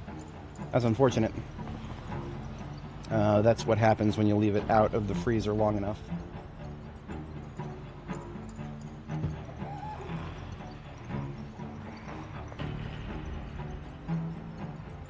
Okay, here was the news van. I'm just going to key check it really quick, because if we got keys to it, it may be better than our current vehicle.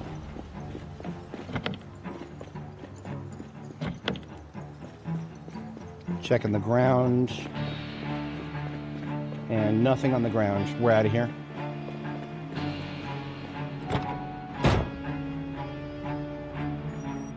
Alright, March Ridge has been explored. We're going to eat the rest of these caffeine pills here.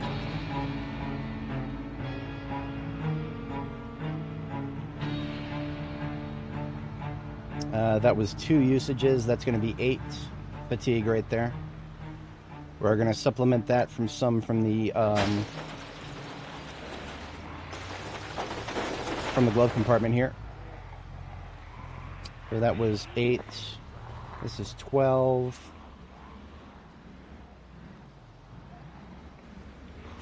We'll do that for now. See how long that lasts.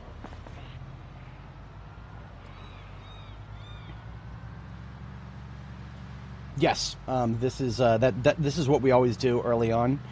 Standard procedure for B42. With the stupid looted and trashed mechanic, we want to check the major POIs, non-residential POIs, to make sure that they are not looted and trashed. So the sooner we perceive them and take a look at them, the sooner we can be certain that it's worth fighting for in the future, right? So one of the most important things on our journey is going to be Jametown here. And that's actually going to be our next destination, is Jametown. And we want to make sure that the Jametown military surplus store is not looted and trashed. Because if it is, there's no reason to go to Jametown at all in the future. So if we get there and it's looted and trashed, then we probably won't even go to Jametown in the future. But we'll hold off on deciding on that. Because, I mean, sometimes, even if it is looted and trashed, like a military surplus store, sometimes you can still find backpacks on the floor. But there are other better ways to get backpacks, so we might not be worried about that. We will evaluate the situation and see what... Now, I think this is just a regular residential road, doesn't get us anywhere. Yeah, this does not have through traffic to get out of... This does not have through traffic to get out of to the next highway.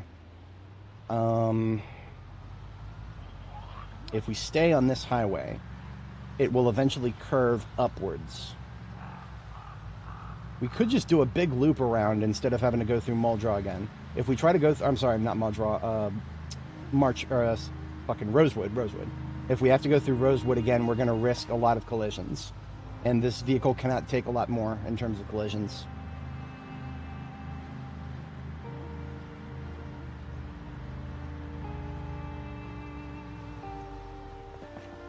Alright, yeah, so that's Rosewood in that direction.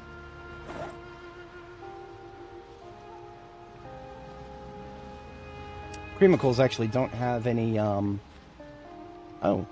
Does the highway end here? Oh, okay. Never mind. We might actually have to go through Rosewood.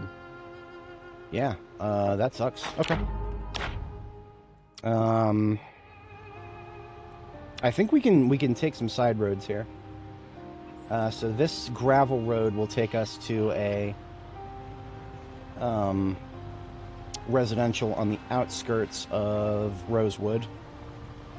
From here, I think we can turn back into the main town from somewhere in the middle instead of having to go all the way through.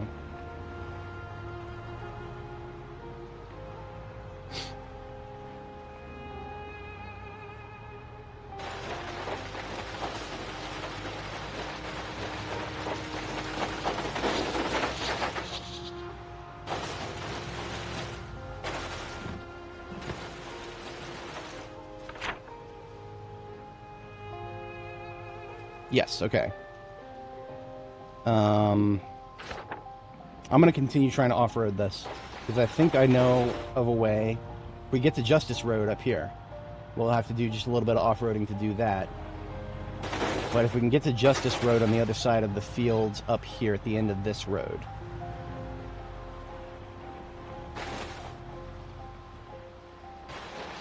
It'll depend on whether we can get around this field without too much interference.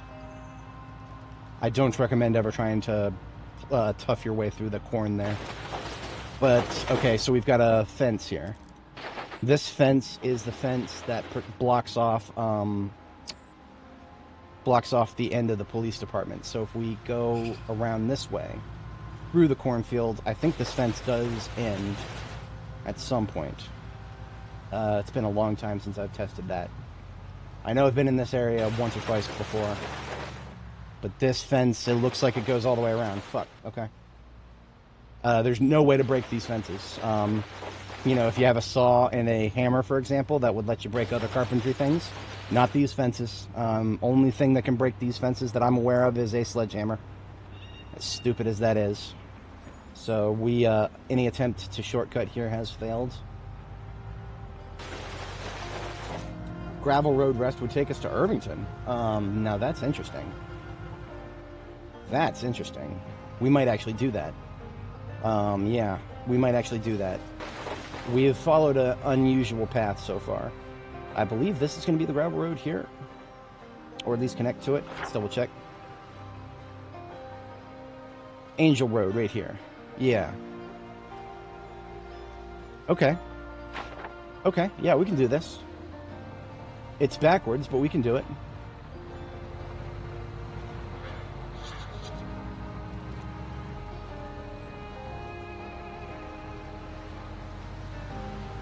We don't have to be in front of a TV again for quite a while here.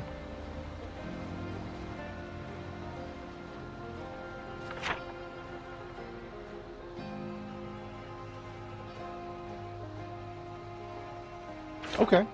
Yeah, I think we're going to do that. Follow this gravel road, hook a right. We're on our way to highway to Echo Creek and Jamiestown. I think we're going to do that, yeah.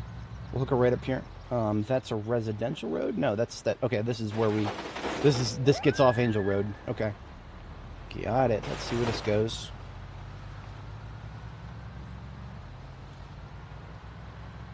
Because we've already seen what we want in Rosewood, so if this will take us in the direction of Irvington, that would be great. That'd be fantastic.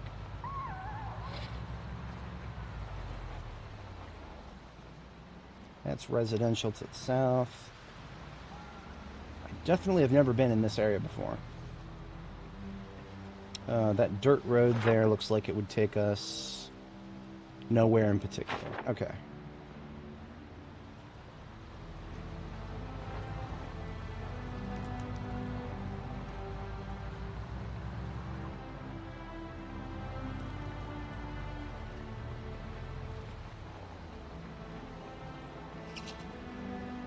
And this road might be slightly familiar. This is Horselick Road. I'm going to turn north here, because if this does connect to the highway that I'm thinking of, then this is the direction we want to go. Have another cream of coal here. That shall shut the hunger up.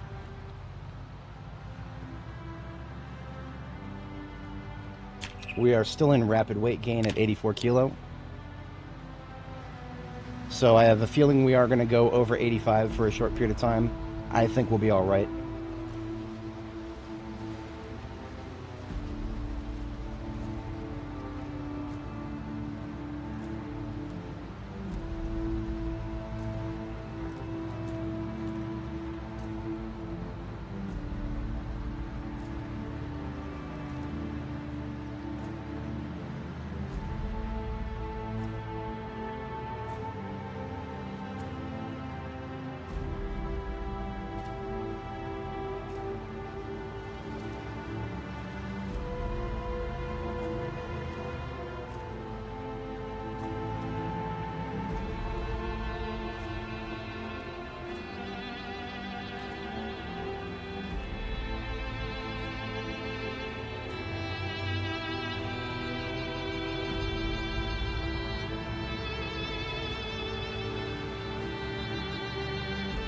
All right, here's the highway.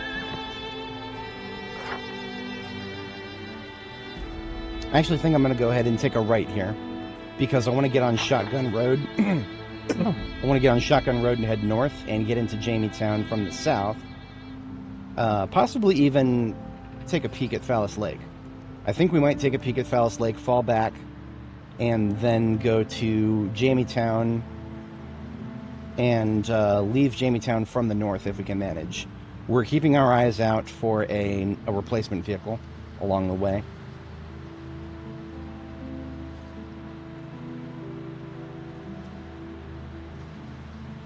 We are also kind of going in a bit of a roundabout. Definitely traveling more than we need to. This is not the most efficient route. Definitely not. The most efficient thing to do would have been to go to Irvington and then Ekron and then circle back and then do Jamiestown and Echo Creek. Or Echo Creek and then Jamiestown in that order.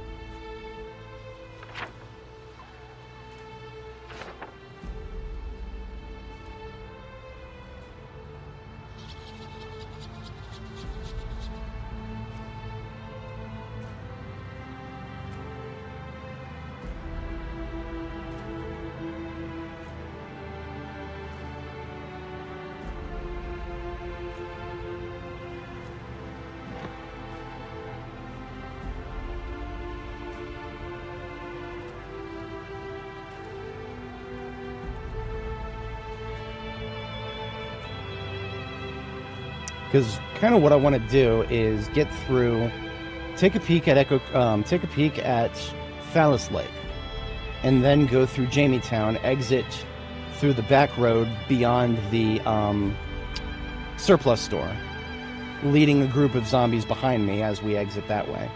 And then what I want to do is, I think we should have taken that road. Yes. I remember that the road to Phallus Lake from Rosewood had like 2 turns that we had to take.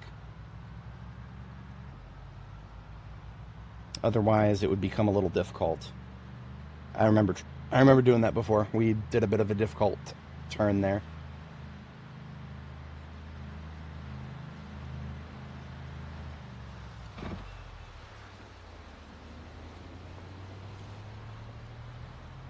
Now we're coming up on what would be our bedtime, but we have shoved a lot of caffeine pills down our gob, and we're probably going to continue doing that and just power through the night here.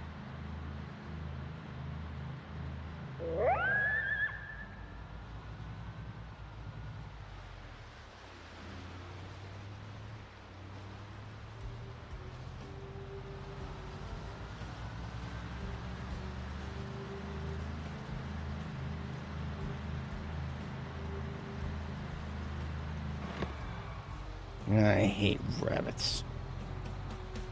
I haven't run into any yet. Knock on wood. Survivor zombie group. Let's try to split these guys up.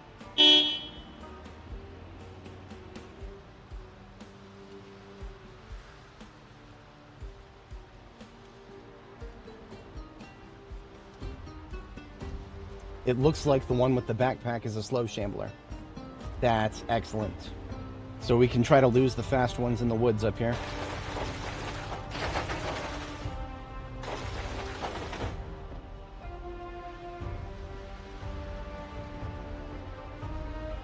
And then we loop back around here.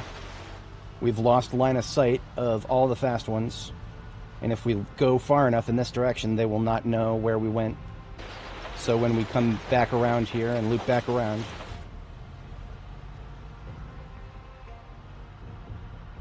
most of the fast ones will have kind of meandered. Okay, look at that, look at that. The one that has the backpack is still going in this direction.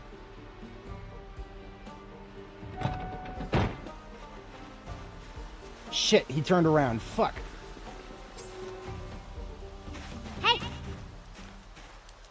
Damn it, he doesn't have a very high attention span.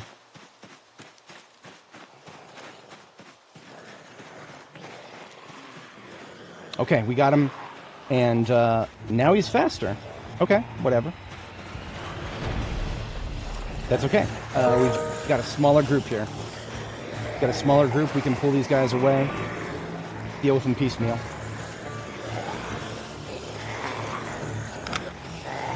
We're going to attack and fall back and attack again, since all these guys are fast. Left, and right. See if we can knock one of these down. Left.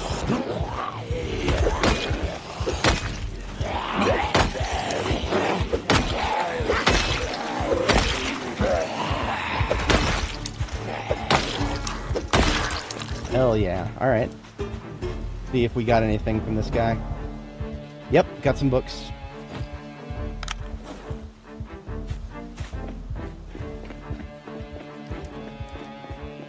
I see a copy of Maintenance 1.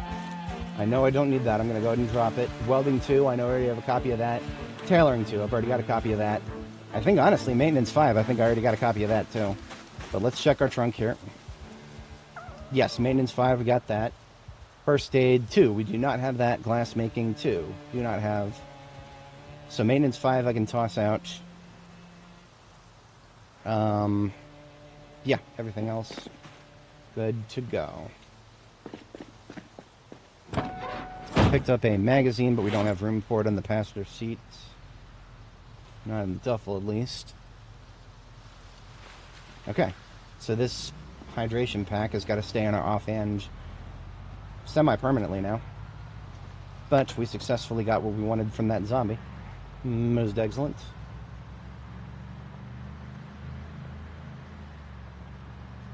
Now, what I'm probably going to do is fight my way to the Phallus Lake gas station and leave the vehicle there and try to get a replacement vehicle, because this vehicle is pretty shot, all things considered. We're losing trunk storage space below 98 now, and the trunk is completely full. So the trunk is technically overfull right now. It is overfull because we have more in it that can fit, because we've lost storage space. This would be the turn to Jamietown right here, but we're going to continue going north to Phallus Lake, and we're just going to drive straight through Phallus Lake, or maybe around it. Maybe we'll go around it and then straight through it on our way out to the south. But we need to find a replacement vehicle of some sort. So we will try to secure something of that nature. Now, if we can't find a replacement vehicle, we can keep using this one. It's just going to fucking suck. I would rather not if we don't have to. So, highest priority is to find a replacement vehicle.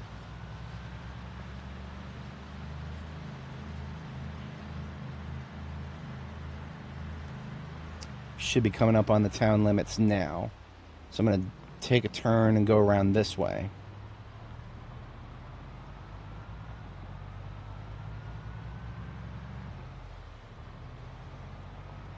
Now there should be a turn north somewhere here and a little bit of a way through. But we're actually going to look for a proper road. I don't need to stay that close to town. There's not a lot of good places to find a vehicle here. Phallus Lake will have one or two vehicles in the whole town. But there's going to be a lot of, there's going to be like 2 or 3 parking lots that come off the top of my head that I could think of. Now, off-roading, there's a possibility we could make it around Phallus Lake without going all the way this way.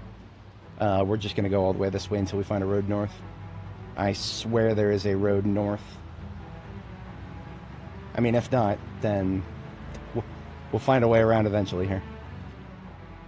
I don't want to go straight through the town if we're going to be hitting the gas station and potentially... I mean, at this point, if I don't find a replacement vehicle, then I'll just dump the trunk. As much as I would rather not to, I'll just dump the trunk.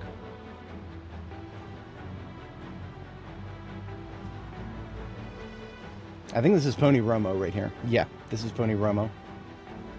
And that is a horse ranch right there, and this is a road... So this is... I was hoping not to have to go all the way to this road. This road is a road we would take if we were exiting Muldraw and going back to Riverside from Muldraw directly. I am not going to fight for that car. If that car even has keys to it, which we are not guaranteed currently.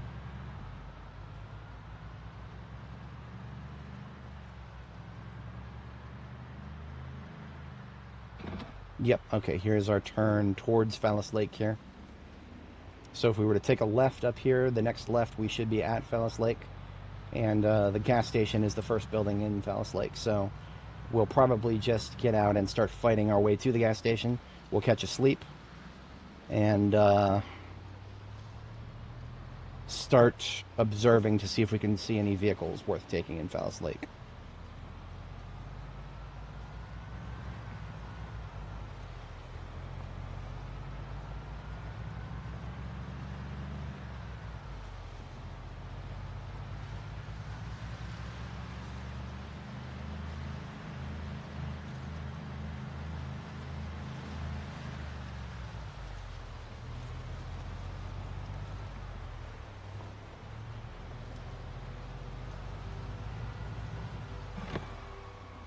Is this our turn? Oh shit, wrong button. M, not N. No, this is not our turn. This is the turn that probably leads us to a road that kind of cuts off early. I don't think there's a very convenient bypass road for Phallus Lake, unless you want to go all the way down to where I just did.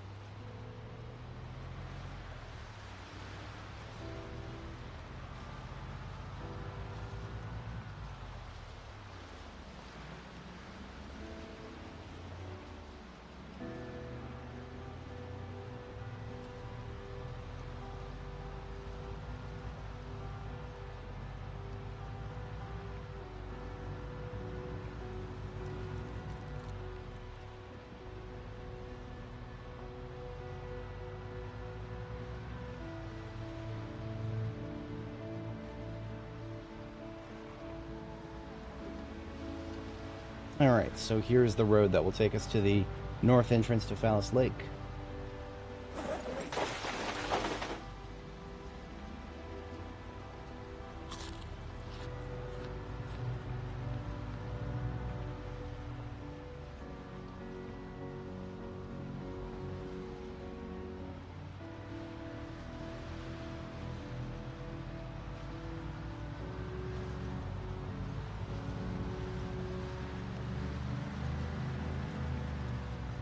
Now this house right here, if memory serves, is not a bad place to sleep.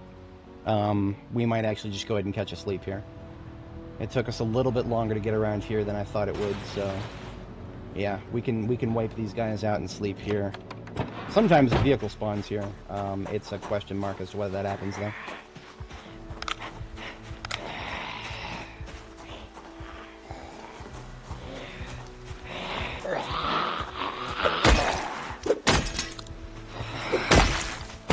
Broke our weapon, we just leave that.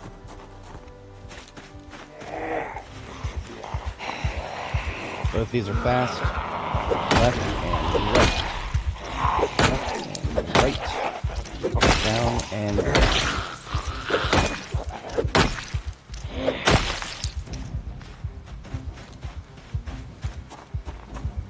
Something to keep in mind if anybody ever wants to do the left-right thing. One of the things that's enabling me to do that is the fact that I have athletic. If I did not have athletic, my attack speed with weapons, my attack speed with all weapons would be slower, and it would probably be slow enough that I would not be able to exploit the 1 second stun. Every time you hit a zombie, that's a 1 second stun right there. I would not be able to exploit that if I couldn't swing fast enough to hit another zombie, and then go back to that one, and then go back and forth, right? So the fact that I have athletic fitness, a higher fitness stat, is what is partially enabling me to do that. Now, on top of that, of course, fitness and weapon skill both contribute towards your attack speed. So I'm level 4 short blunt and level 9 fitness. So those two factors combined are what is helping me make sure I can do this. So I've slept in this house before. It's a nice house. I do not think it has a basement. That is okay.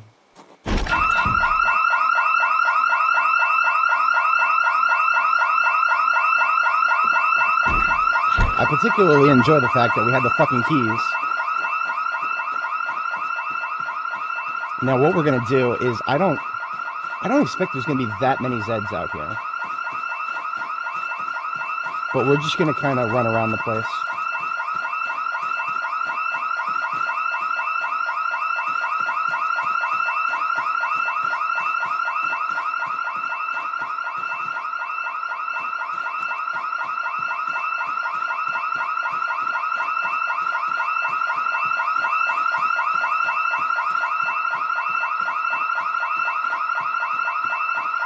I don't see anybody incoming.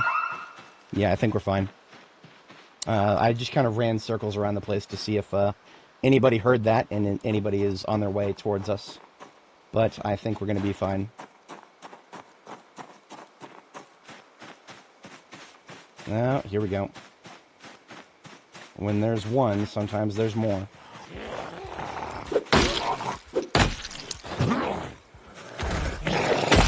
He's a cop. Did he have anything on him?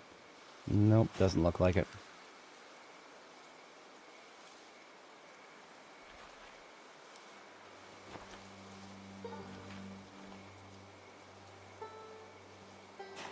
Yep, there's more incoming. Okay, well, this guy has a hiking backpack. That's cool. Oh, look at that. We picked the survivor zombie. Shit, okay. So our ability to safely sleep in this house has been severely diminished. Let me get out some water really quick.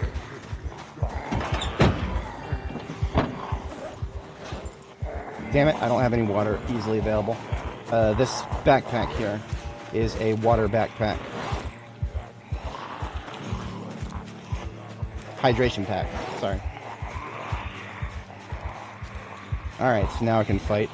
No longer dehydrated.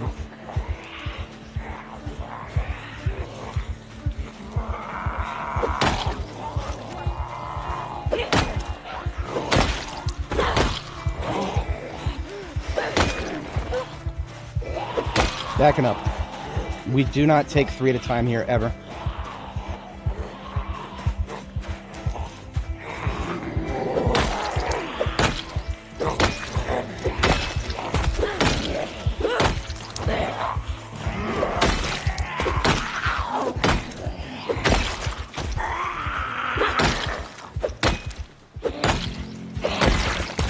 Alright, so we got really lucky there. Survivor zombie.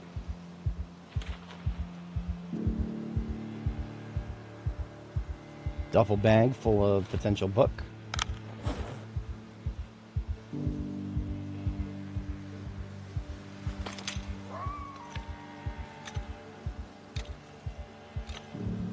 So he had a regular holster, but not an ankle holster. That's alright, I suppose. Don't care about anything else on him here.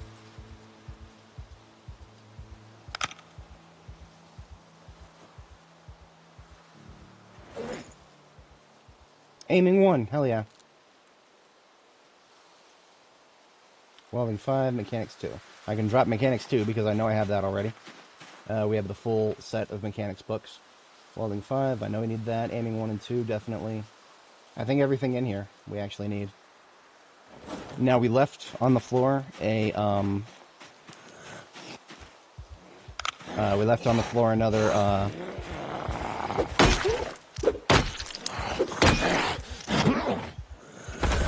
why are we dehydrated yet again? That feels really weird.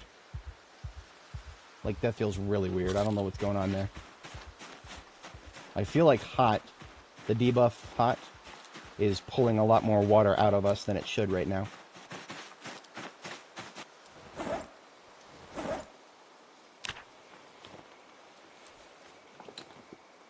Okay, well, we tried to take this place, and we failed. After that house alarm, I'm not gonna try to sleep here. There's just too many in the area, and this place is not gonna be worth it to fight for. Right? Do a quick orbit. I still don't trust this area. Even if I don't see anybody in this immediate area, I don't trust it after that. I don't trust it as far as I can throw these windows here. Alright, so we're out of here. I'm glad that we found a survivor zombie. I mean, that has made this extracurricular activity all worth it here. But I don't have any water anywhere in here. I do have some cow's milk here that I can drink.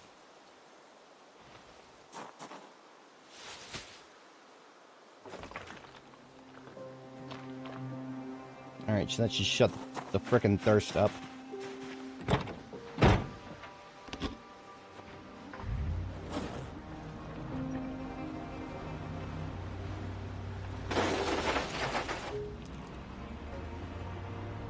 Alright, we're gonna try to take the gas station.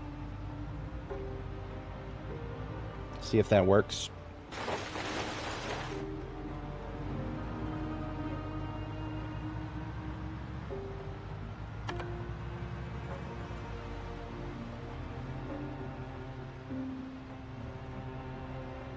Alright, I see a car, I see a truck. The truck is going to be shit, it's a collision. I do not see any Zeds at the pumps, that's nice. So we can fill this piece of crap up. Or whatever that's worth. I'm going to go ahead and cut the engine here. I'm going to drop this duffel bag full of stuff that is not going to immediately be used on the floor right there. And we're going to take the freezer and fridge bags out.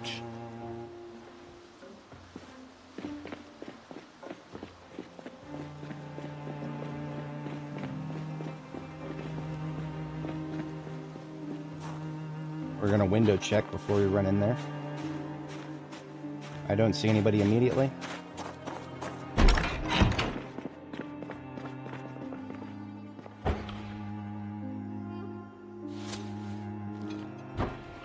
Fridge and freezer. Except for the stuff that is stale.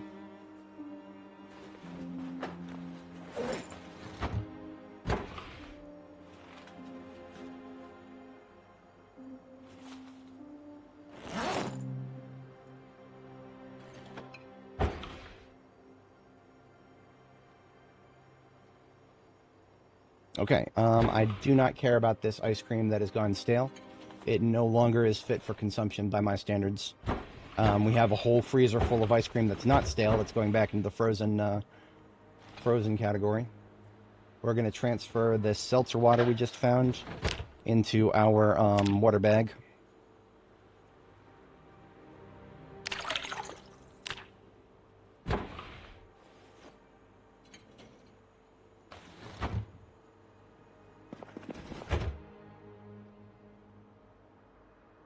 Don't really need any of this stuff here. We'll have a bite of candy to shut any further hunger up for now. We're going to go outside, do a perimeter check.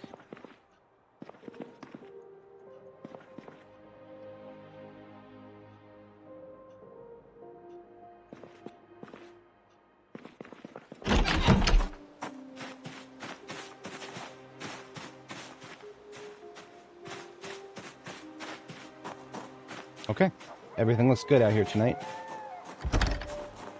We'll need to pop that door. Got some ice cream in here to replace what has been going bad. Let's just put that in the freezer here with the rest of our freezer stuff. Alright, now upstairs at this place.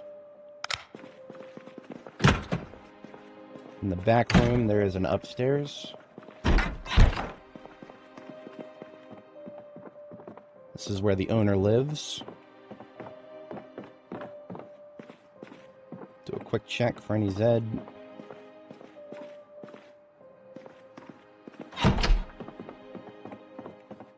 Okay, we're looking good. There's a pillow on the bed.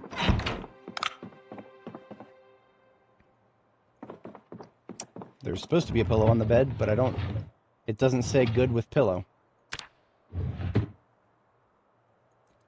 So we're back to this shit again. See the pillow right there? We can't reach it, though. We can't reach it, and that might be why it's giving us sleeping comfort good, but not with pillow. Well, that's stupid. Let's go get our pillow out of the vehicle then. No point in sleeping if we can get a better quality sleep, and adding a pillow does get you a better quality sleep. So, driver's seat has the pillow.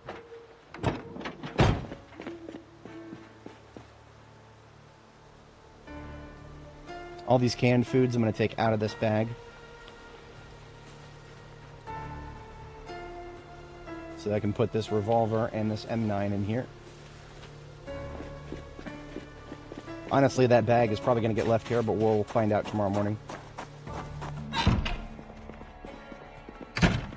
So our goal... Shit, what the fuck did she just jump over?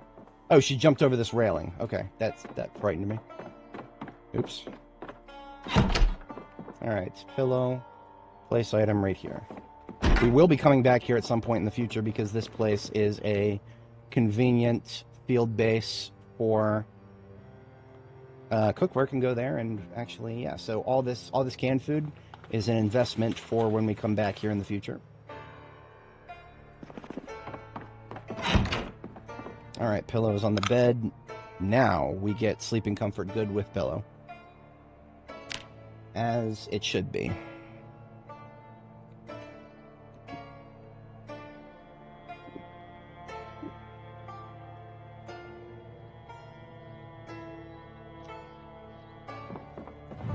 All right, now I do predict that we're going to be tired today. We probably did not get enough sleep for a full night there. Let's put the pillow in my backpack. Let's get something cooking here. We can make a roast out of this.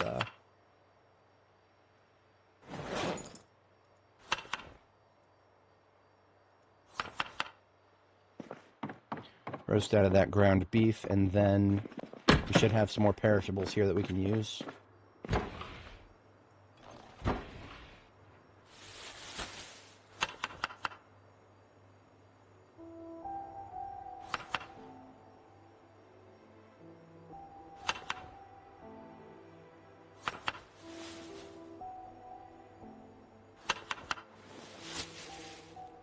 Alright, these 2 burgers can come out of the bag.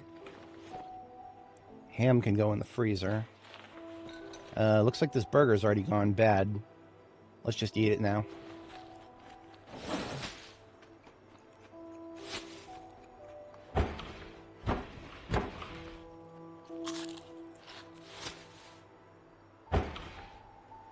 Since that burger was going bad, these 2 burgers I'm going to toss into the freezer.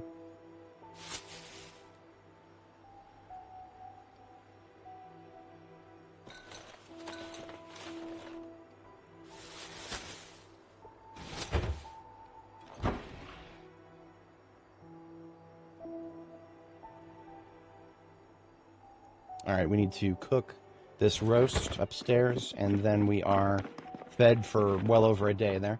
Hey Richard, how's it going? So, unfortunately Annie Mae's save has been destroyed by the update.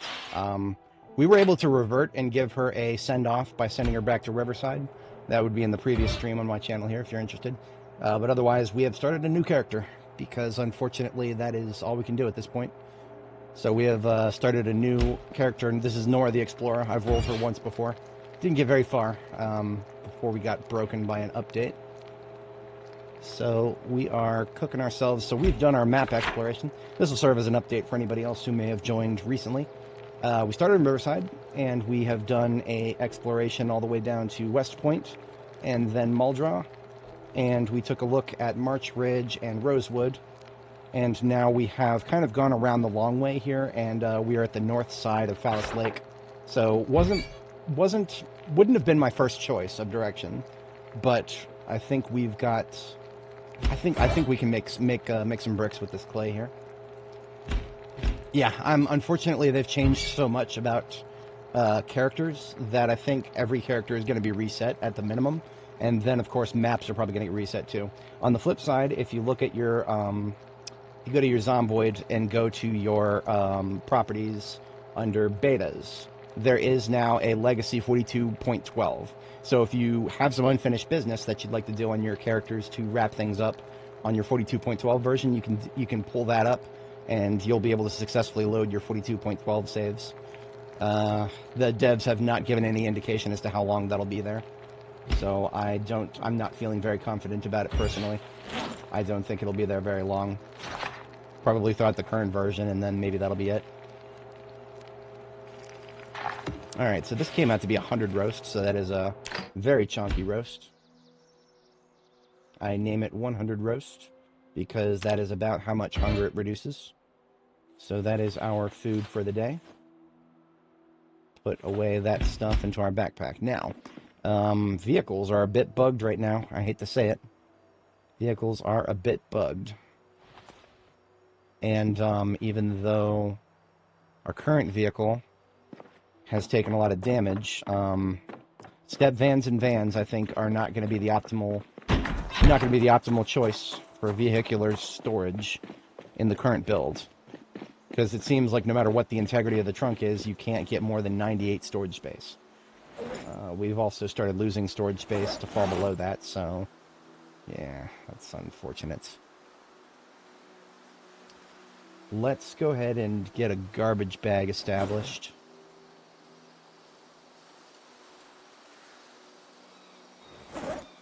We're gonna need a...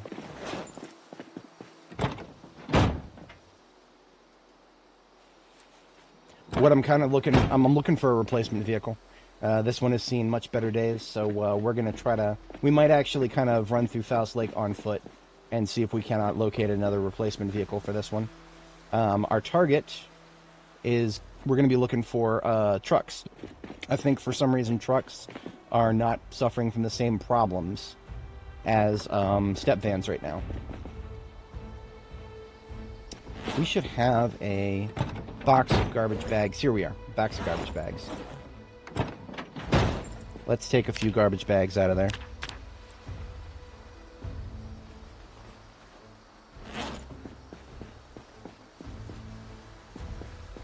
And we're going to establish a couple garbage bags of nothing but books here.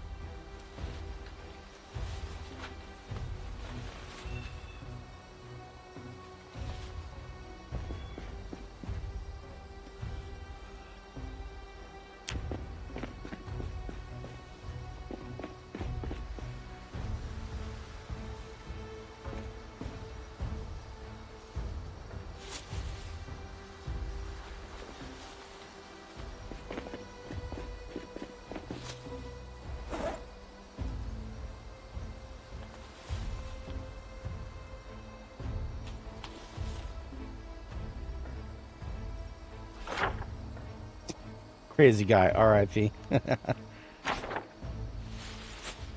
That was going to be Louisville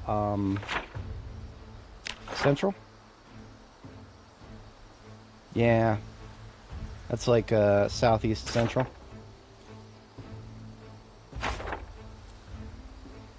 Annotated map, LV, SE. Yeah, I'll just put Southeast for now. So we have a destination for maps.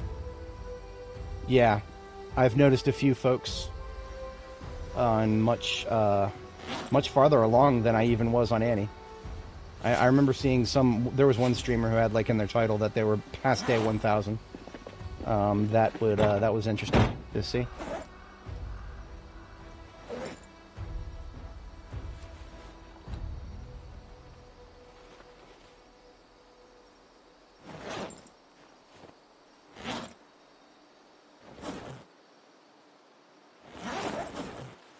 Alright, so some guns that we won't be using for a while. An improvised potch, I don't know if I'll ever use that. Yeah, everything else that is in this backpack can stay in this backpack for now. That can go over here with the books.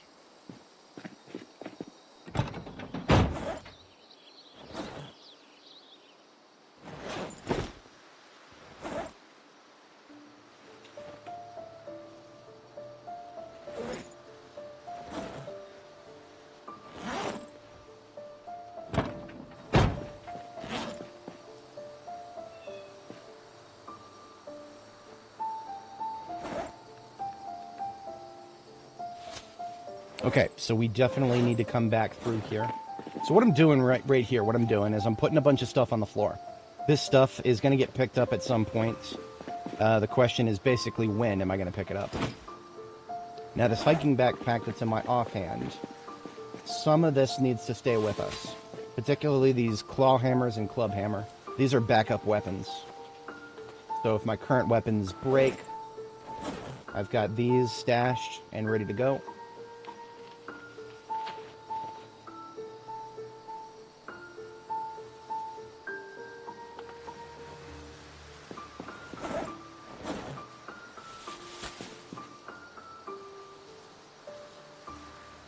Okay, so this is all stuff that I can afford to leave behind here.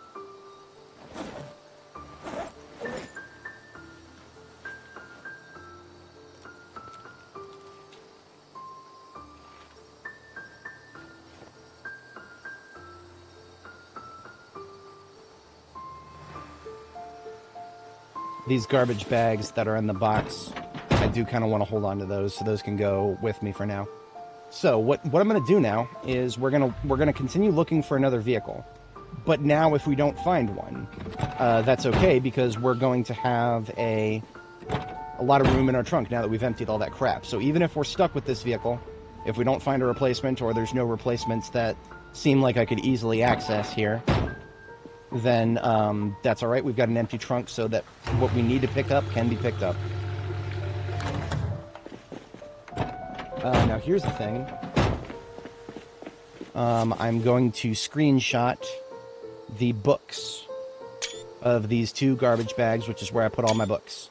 So now I have screenshots that I can reference to indicate where all of my books are, what books that I have, rather. So I know that I don't have to waste space on duplicates on the way back. So we've got some perishables in the fridge here. So we will come back and grab those perishables if we find a replacement vehicle. If we don't, to be honest... Oh,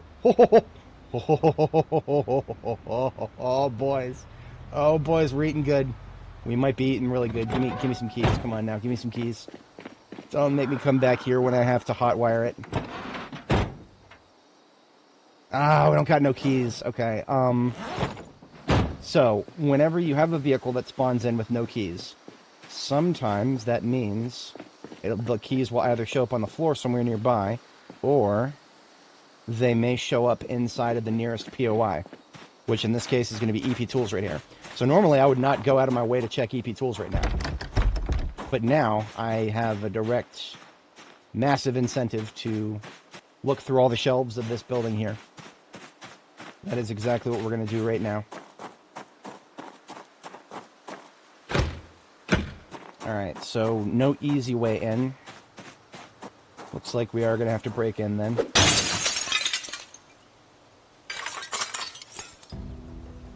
Alright, so we start with the cabinets. And all we are looking for is a keychain. I honestly could not care less about 99.9% of this. Now, they could, the keychains could actually spawn in many different places here. Oh shit, some of these books. Some of these books we're going to need to take a pass, or take a garbage bag here. Equip secondary.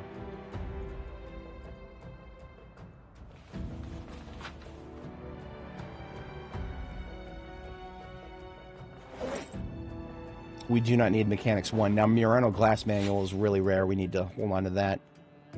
Take a copy of Carpentry 4, Carpentry 2, Carpentry 1, Blacksmithing 1. I know I never picked up any other blacksmithing except for 2. Bottle Making at Home.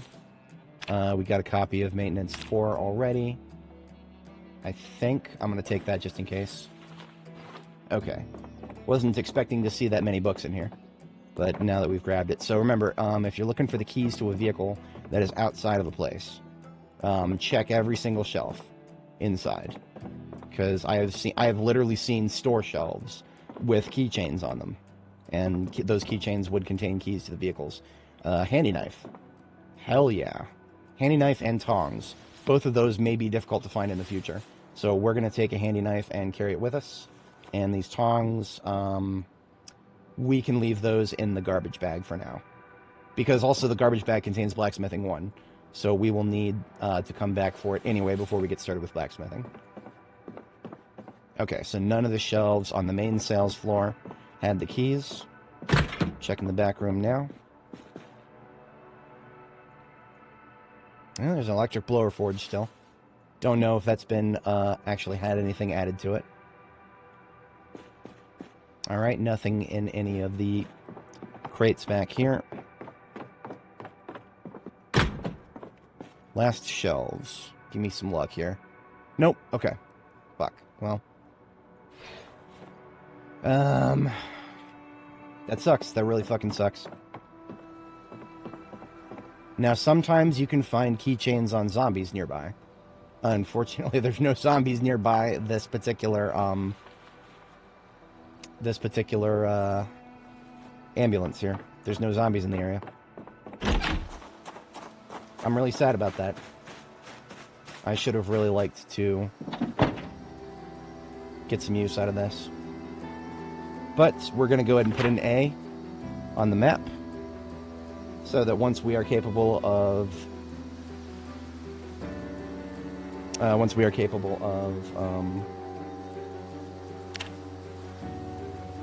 where's our markers? There it is.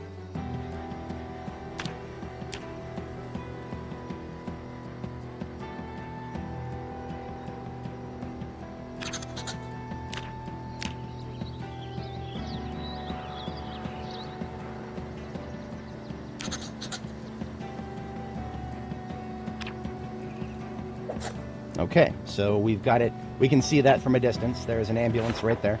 We will come back for it. In the meantime, we'll take a peek at this vehicle. Locked. Probably not going to be any keys. Yeah, that sucks. What about the trunk of this ambulance? Leading them over to the van, I don't suspect that it... Okay, so this ambulance has more than 98. So this ambulance might not be afflicted by whatever problem has been afflicting the other ones. But, yeah, unfortunately, there's nothing we can do about that for now. So we'll have to come back for it, but that is a long-term deposit, as it were. We'll think of that as a very long-term deposit. Because in Riverside, we've already found an ambulance with a really good engine quality. There is a 95 quality engine, but it is a wrecked ambulance. So that is an even longer-term deposit that we will have to come back for. So we are no stranger to long-term deposits here. We always play as if we are going to live forever. And I am this is no exception right here. This is no exception. So far, we don't have anything but Maintenance 5. I'm just going to take Maintenance 5 out of the other bag, so that all of our currently possessed maintenance vehicles are together. Sorry, maintenance books are all together. Same with, what else did we find? A couple of... Oh, so we do have a copy of Welding 5. So I can leave one Welding 5 behind. I am going to try to, like, make it so that all of the books of the same category are together. If I can pull that off. Yeah, see, look at this. If I had done that, I wouldn't know that we already have a Carving 3 there.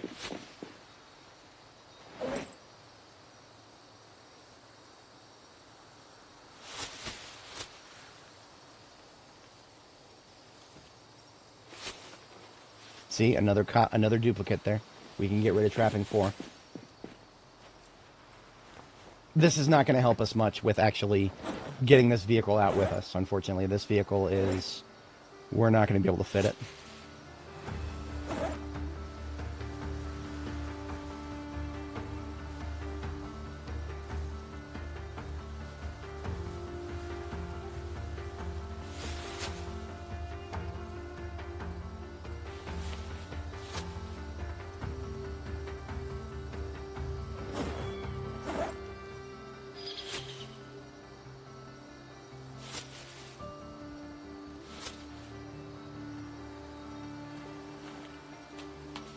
Okay, so there's our current book collection centralized. We'll come back for that, of course. But for now, this is the vehicle we're stuck with, regrettably.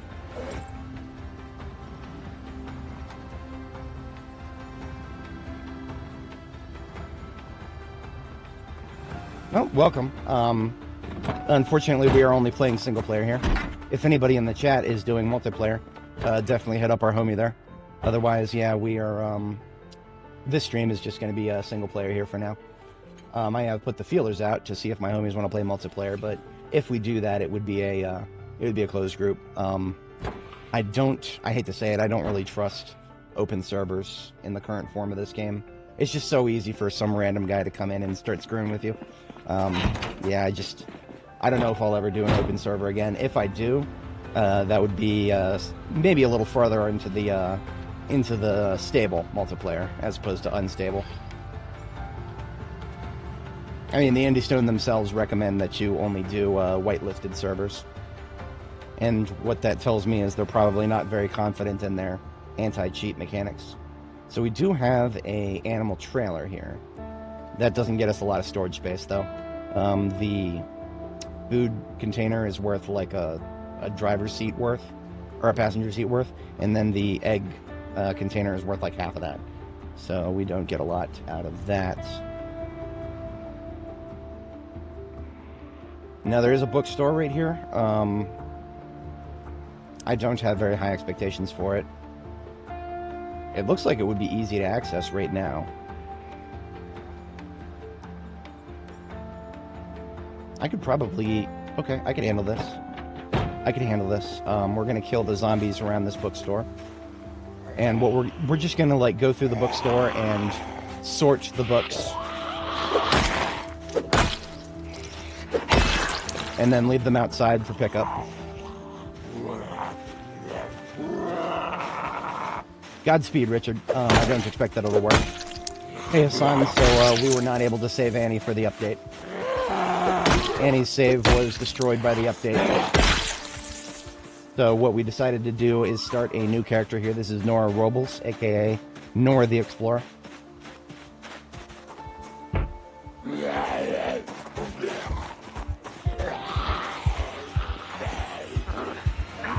may need to fall back for this. Yep, falling back. Not worth committing to.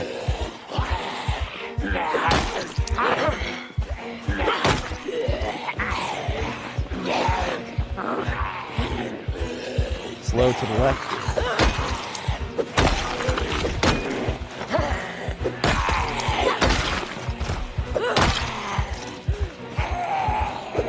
Oh, we didn't finish that one off. Circling around. Alright, we got him that time.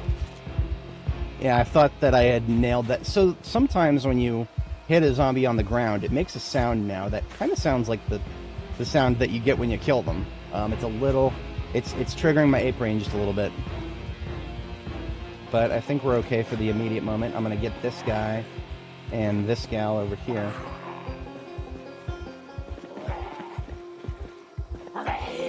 So whenever you convert your save, it will automatically make a backup for you. So if you do load in your save, now your character is going to be broken. The map is of slightly more concern, because if your character gets broken, you can sometimes just use debug mode to fix your character if they get broken.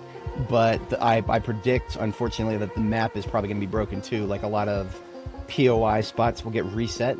So if you built a base in an existing POI, for example, like we did with Jericho, when we loaded back in after updating Annie's save, Jericho was fully reset. No new bases yet, Hassan. We just started this character today. So what that means is we are still in our early game map exploration phase. So we are not going to be building any bases probably for the rest of this stream. Bases are something we work on after we finished all exploration, and we've started we've finished some of our initial looting operations. So we've actually got a few looting operations I kind of want to do before we start establishing a big base, like a long-term base. Particularly, we are going to try to see if we can hit the Ekron Community College. So my current triage method is taking anything that is not a skill book, or a skill book that I know I already have, and just dropping that on the floor. RPG manuals are a little bit more rare, so I might actually take those.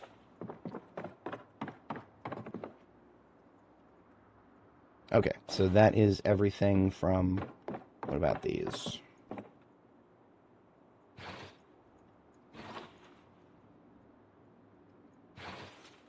Okay. So our last hope for potential vehicles is going to be the bar. There's a bar up here on the right. And I see a couple of vans. I see a car. Alright, I suppose we'll do a cursory look at those vans. There are not many zombies we have to fight through. We do really kind of need a replacement vehicle if we can get one. If we can't get a replacement vehicle, then so be it, but we're going to try.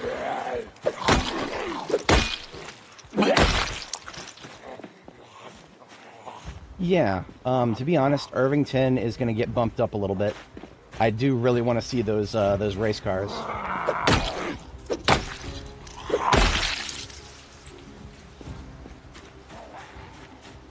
Oh yeah, so this girl's name is Nora Robles, aka Nora the Explora. And we will get there will be a separate playlist for her journey through B42.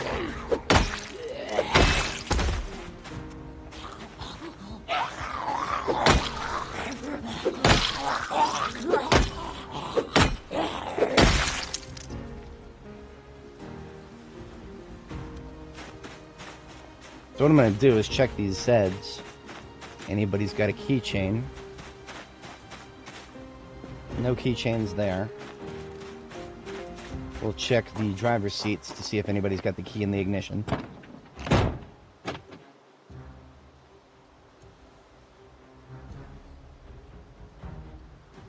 Hey, sledgehammer. Hell yeah. Okay. It's great another backpack with that one. There is an angle-headed flashlight. This one's got a perfect battery, and I think it's the correct color, too. Our other flashlight is of the green variety. This one is of the black variety, which is the correct color. So the green one is going to go in our trunk.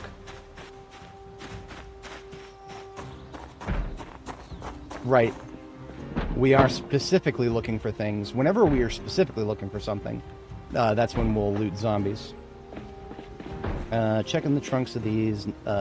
36 in this one. 106 in this one. So if we do somehow get the keys for this step van, this step van has got more trunk space than we ever could have had elsewhere. But I don't know if we're going to find keys. We are in that awkward phase where we don't have any mechanic skill, and we won't for a little while.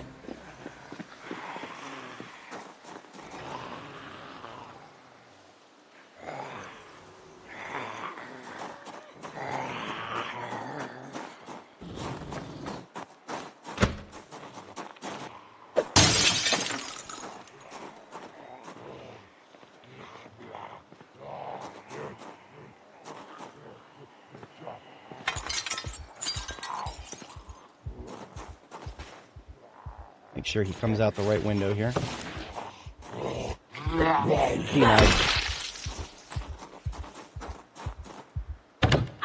Now we do have some Zeds incoming. I'm not really worried about them. We're going to drink all this soda right now because this will get us a little bit of caffeine in our system. A couple bottles of dye. A little early to be worrying about that. Very, very rare chance to locate a keychain in a laundry machine, but it was worth a look. So we got no keychains. These zombies are going to be a long shot. It would be really nice if I could get the keys to one of those vans. Or actually, not just one of those vans. It needs to be the black one. The red one is useless to us right now.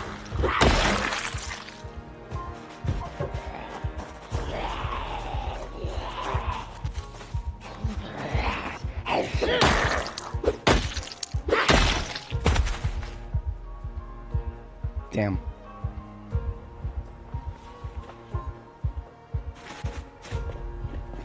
So, no luck, unfortunately.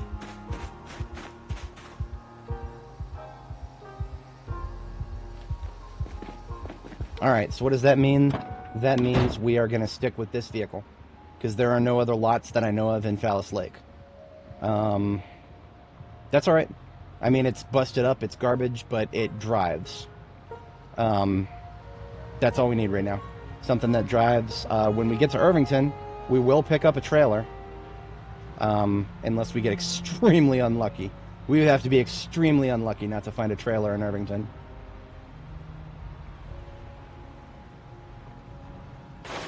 But already on the floor over here is a couple of garbage bags that we have left some books in.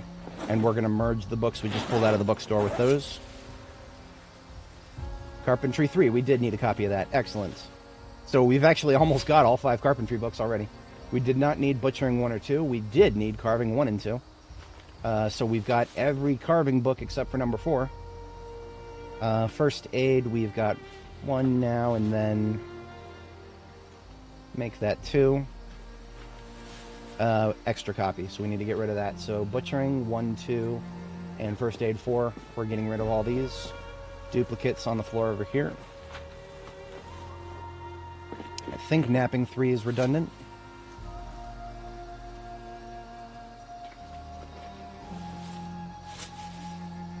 No. Hell yeah.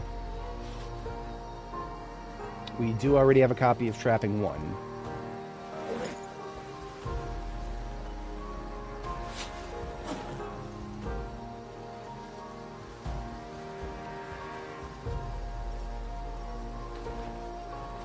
What about blacksmithing?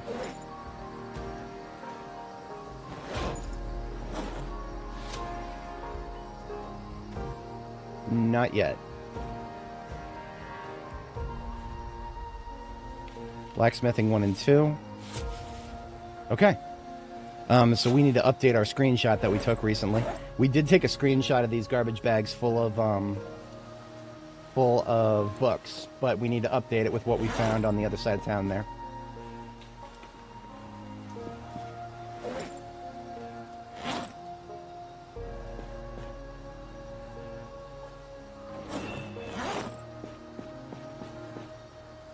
All right. increase the size here. Screenshots 1 and 2.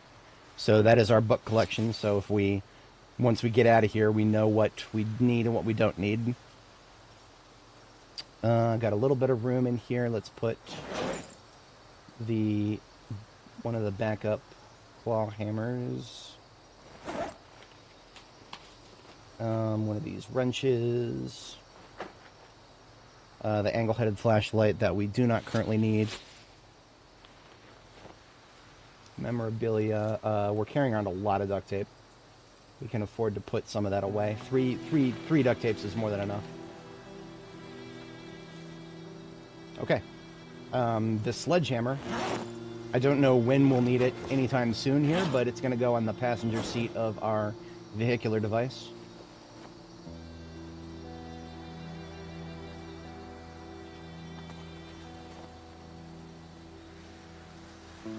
All right. Passenger seat gets sledgehammer, as well as some of these backup weapons. So claw hammers, club hammer, onto the passenger seat. Box of garbage bags with it. And everything else can hang on for now. These empty gas cans. Okay. Moving up. Fuel has already been topped up. We are going to refill our water.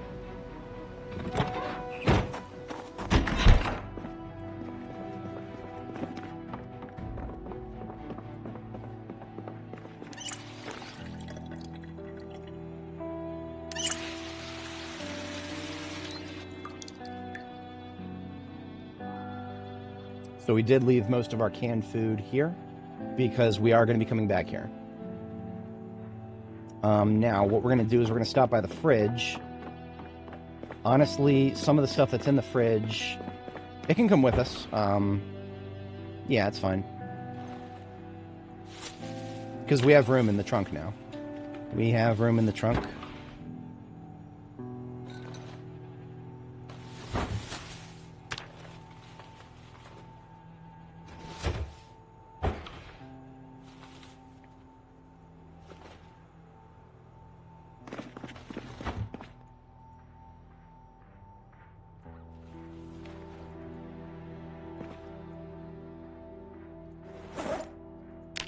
Couple small form food items couldn't hurt, especially chips. All right.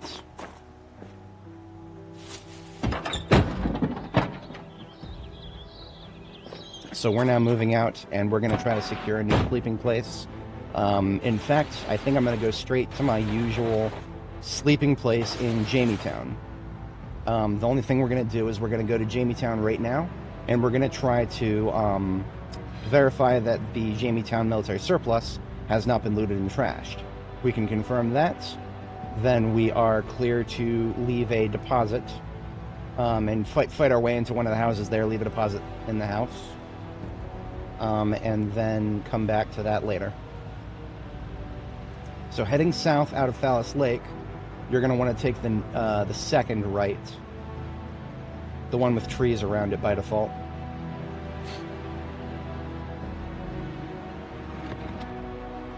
Well, this is not good. We're good, we're good. That just took a second to load in. Anyway, this is not our turn. Next turn.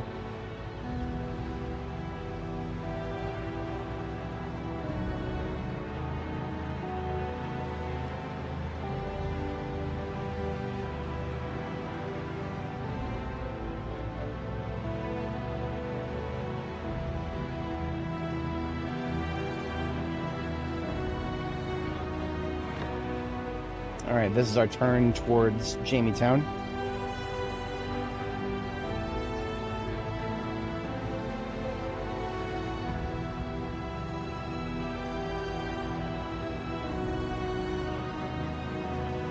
You know, something I should have done, it's too late now, we've already left the area. Something I should have done is tried to read the mechanics book. No, it's too early to start reading books. Because remember, I take slow reader. I take slow reader because I generally don't want to start reading books until we've finished our early game exploration rush.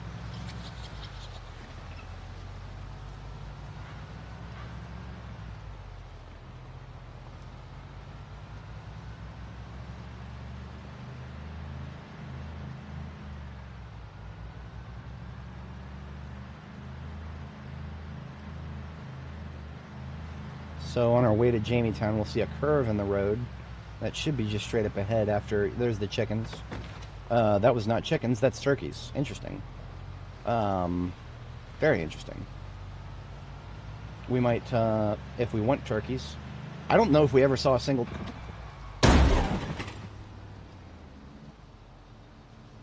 That's not good. Let's check our hood.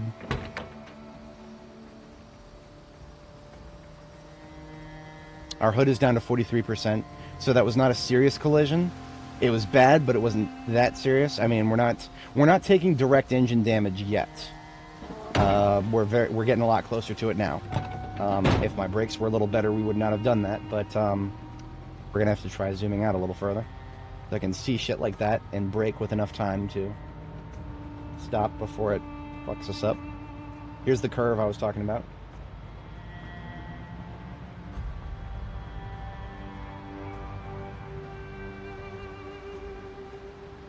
And if we take a left here, that will bring us towards one of the houses I like to base up in this area for the assault on the surplus store. But we need to make sure that the surplus store is worth assaulting first. Lots and lots of Zeds as we get close to this surplus store. That is perfectly okay. We're just going to zip past them. And what we need to do is verify that the doors and windows are intact. I want to say they are. Yep, I don't see any glass on the ground. I don't see any trash on the ground. We briefly saw the interior just now. But here's what we do now. This is where we start making noise.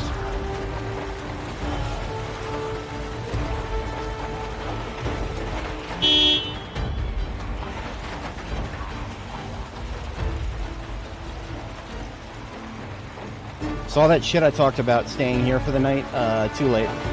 Too late. We've gotten committed to this course of action.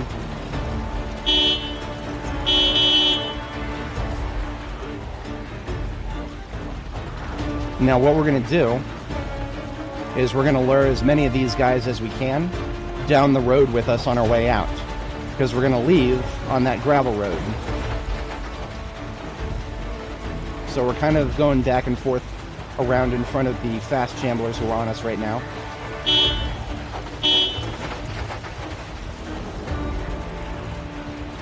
By going back and forth, we're keeping the attention of the fast shamblers while giving the slow ones time enough to catch up.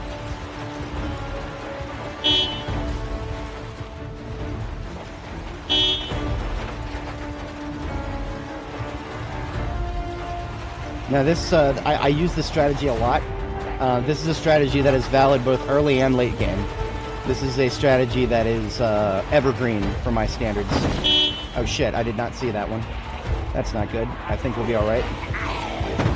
There's a little bit of side damage.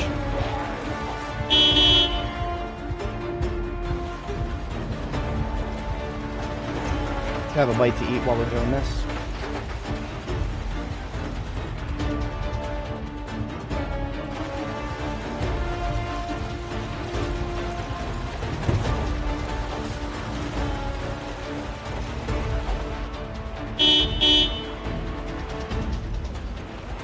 Alright, so this has gotten the attention of the fast ones and the slow ones on both sides at this point.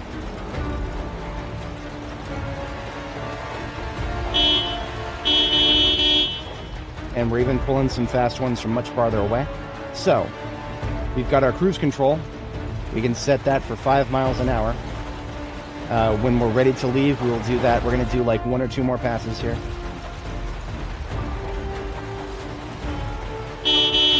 Yep, this is Jametown right here. Alright, cruise control, 5 miles an hour. Let's get out of here.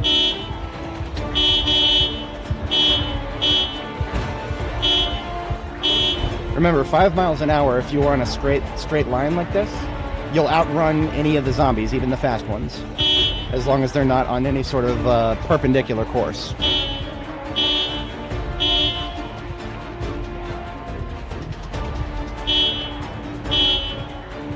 So as you guys can see, we're losing track of the ones that are further afield. But by doing this, we're getting very, very large amounts of them. to just mosey in this direction. So when we later come back to Jametown, not using this road, of course, when we later come back to Jametown, a lot of these guys who are following us now will have dispersed into the forest up here, where we won't have to deal with them to actually get to the military surplus store. That is the goal of our current operation. Now, once we are... Okay, so now we are outside of map cell range of the rest of the group. So we will continue doing this for a little while, but we're now going to get diminishing returns on any time we invest in this.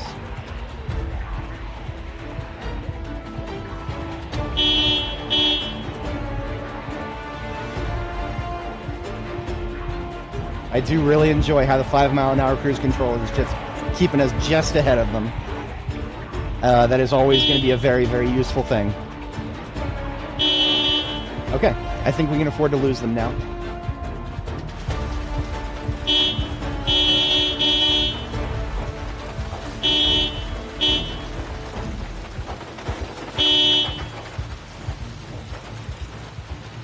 Boom. Look at that. Most of them will be moseying out into the forest in the middle of nowhere, where they will never be seen or dealt with again.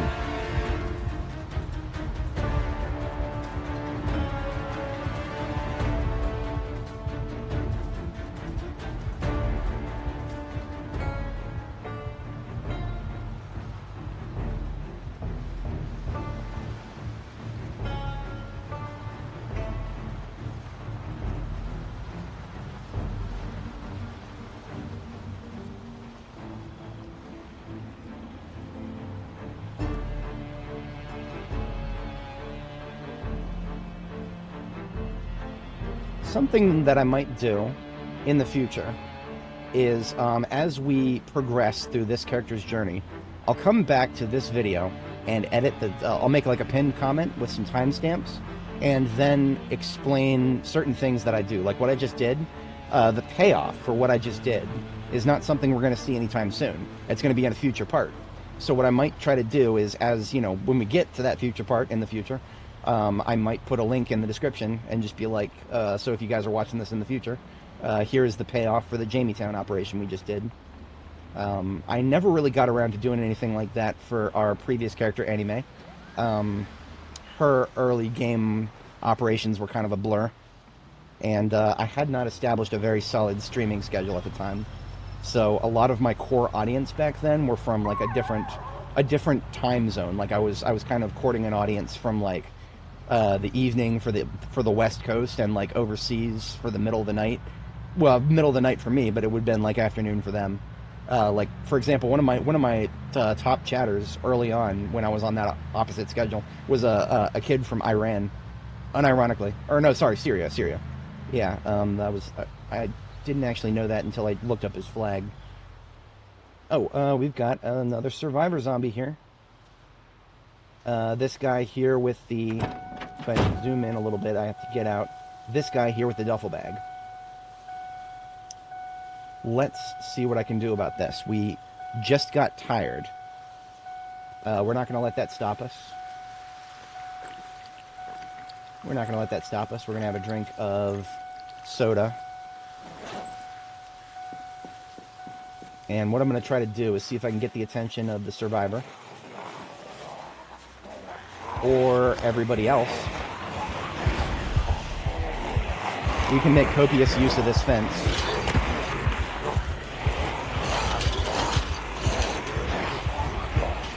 Okay, so what we're going to do here, we've split the group in half already. I just want to make sure that we keep the attention of everybody that we've currently got.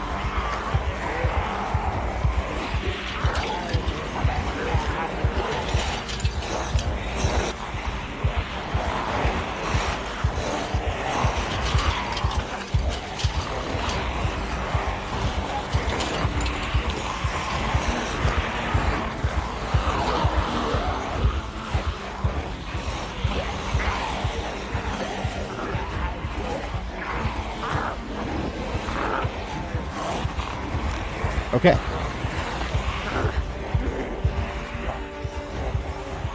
So we have successfully split them all up. Now we're going to try to lose as many of them as possible. We've line of sighted them. Now we're going to make some noise. Hey! and the noise is going to be going in this direction. In fact, this is one rare opportunity that I'm going to do this. We're literally just using the gun as a noisemaker. But we have gone far enough now that anybody... Oh, shit. Okay, so that went farther than I was expecting. But look at this. The survivor zombie kind of went off on their own here. Ah, shit. They're going for my truck. Okay, shit. I left my truck running. I was not expecting them to go down this far. But we might be able to get the survivor zombie by themselves here. Yes, the truck is probably going to actually... The fact that the truck is running and it pulled the survivor zombie, this is a stroke of luck. Because look at this, almost everybody else from that group is moseying off towards where they heard the gunshot. Let's see if I can get the survivor zombie by themselves. We can't. We should be able to do a left-right. Yeah, we can still do a left-right. We're tired, but we can handle this. Know your limits. Left-right is something I could do even if I was at max fatigue, because it stun locks two targets at a time. So left and right and left and right. Repeat until eventually you get them both. Alright, there's our targets. Get that duffel bag full of that lovely, lovely loot. We got a short bat. It's a little busted up. Better than a ratchet wrench, though. It's going on a belt.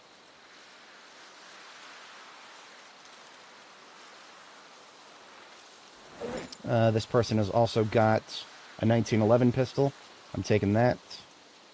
And I don't care about anything else they've got. Okay. Now we just need to focus on getting our van back, which is going to be... This is going to be interesting.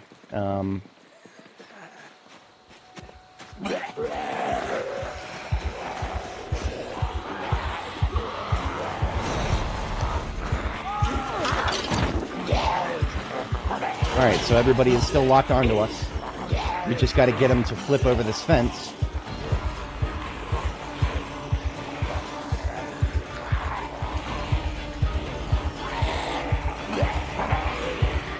Once they've flipped over this fence, we just loop back around and get in the vehicle, and we're scot-free. Because it will take some time for them to get back over the fence. So we actually have got plenty of time to get back in the vehicle now. I mean, they're all slow anyway. We didn't really have to go that far. But that was some insurance there. And we are scot-free. I already see some books that we have multiple copies of just in this container. So I'm going to drop this dupe of carving 2. And we don't need any mechanics books because we've already got a 5-pack of those. We've got a dupe of this magazine. I'm dropping that off. I do not need an improvised whetstone. Cool, okay. So the remaining books can go in the trunk. Now all these zombies are part of this local area, so I don't need to assume that any of these guys are going to have bags. Now that we have made our way through Jametown, we're actually going to go to Echo Creek and then Irvington. We could break north here and go to Ekron, but we don't want to do that yet. Ekron is on our way back.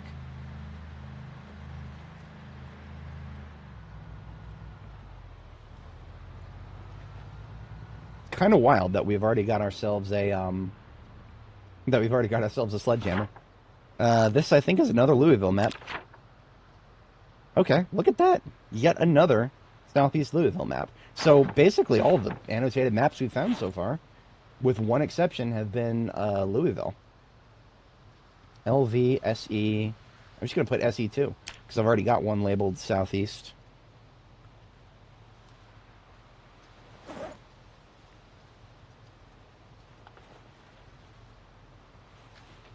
Okay, so my new storage quota for the passenger seat is going to be duffel bags for random stuff, and then backup weapons directly on the seat. Okay, got that sorted out. Now, we do need a place to sleep for the night. I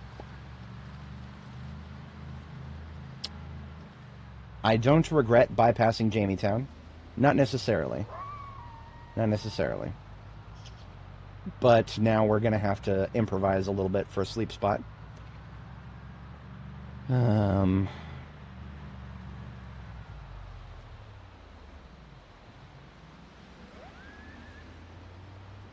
I think this is our turn to get to Echo Creek and then Irvington.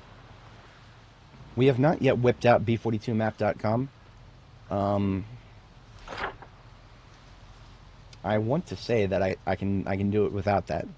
That's kind of what I want to say right now. That's what I'm going to try to do. That's what I'm going to try to do. I think this will take us towards Echo Creek and then Irvington. I think.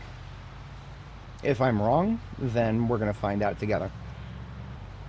I really want to, I'm kind of like testing my map knowledge here, even though it's been a while.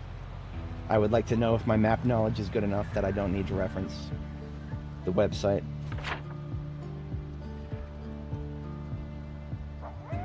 I think if we turn north here, we'll get into Echo Creek.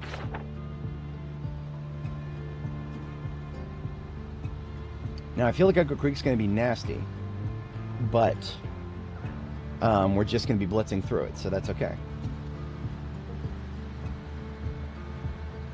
Now, I'll be able to know relatively quickly if this is going to take us to Echo Creek or not, because I remember what the opposite side of the river from Echo Creek looks like. So if this was the wrong turn, we should probably know by the time we hit the creek up here. Okay, this is the correct turn, because we've got the chicken farm here. The mega chicken farm, with billions and billions and billions and billions and billions of egg cartons in those warehouses we just passed. That's okay. We will have our own egg carton someday. And this is the little residential area outside of Echo Creek on the other side of the river, or the creek as it were, with a mechanic shop right there. Echo Creek has got a nice gas station. Sometimes the gas station doesn't have too many Zeds and you can use it as a sleep spot. Questionable. Currently questionable. Currently very questionable. I don't think I'm going to go for it. Because remember, I'm tired already. So I can't be getting out and doing large fights right now. So I think we're just going to blitz through Echo Creek. We do have a red generator right there. We're already really good on generators. We don't need to worry about that. But there is a white step van right there. But it would be a risk to get out right now. It would be a rather notable risk to get out right now. So I'm not going to do that. You have no idea how much happier I am to hear that the game's music is no longer making determination sound bad. They fixed it, boys. I'm so happy.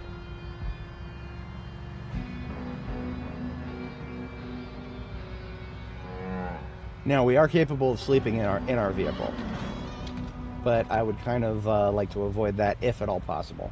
But we're now at stage 2 fatigue, so if we can't do that, then we can't do that. I believe this is the turn. This is the turn that I should take to get myself from Echo Creek down to Irvington. I think we're going to see like an X crossroads up here, like a diagonal crossroads, if memory serves.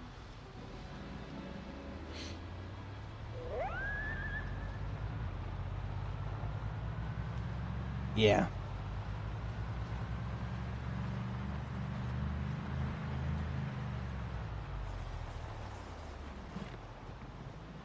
It is getting a little tiresome.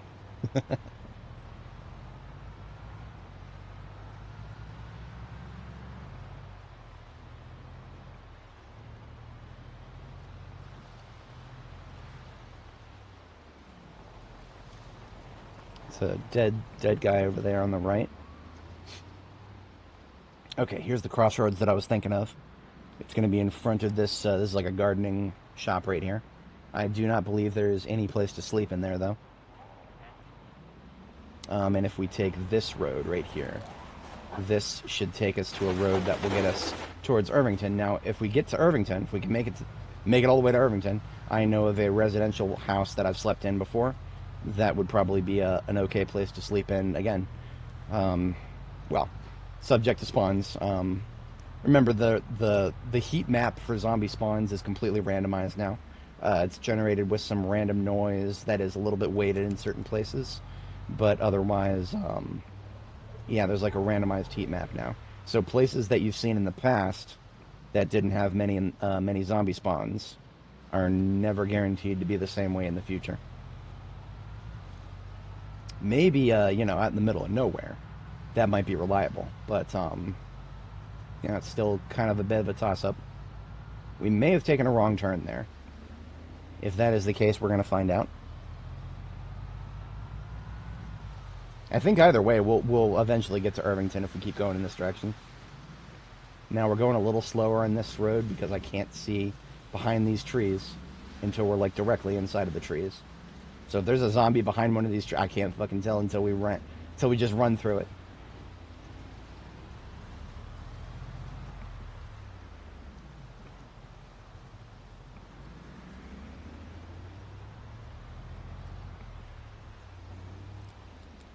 I thought there should have been a river crossing at some point, but we've probably passed the opportunity for that. Yeah, okay, so we're going to take the road south here.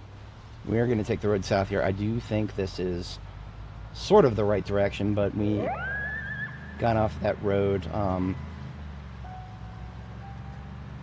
I think the place where we took a wrong turn that I'm thinking of, I think that would actually connect to this road eventually.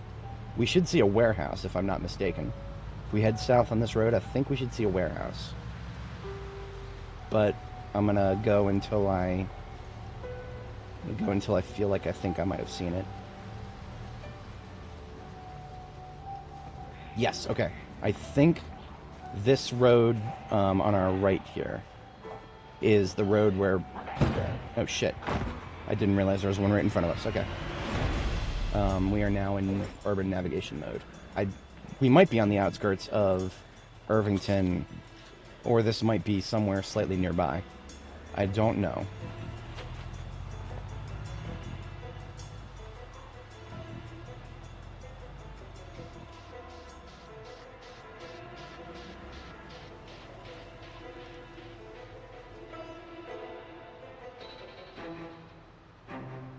There's a couple vehicles in this junkyard here. We might come back and check these later.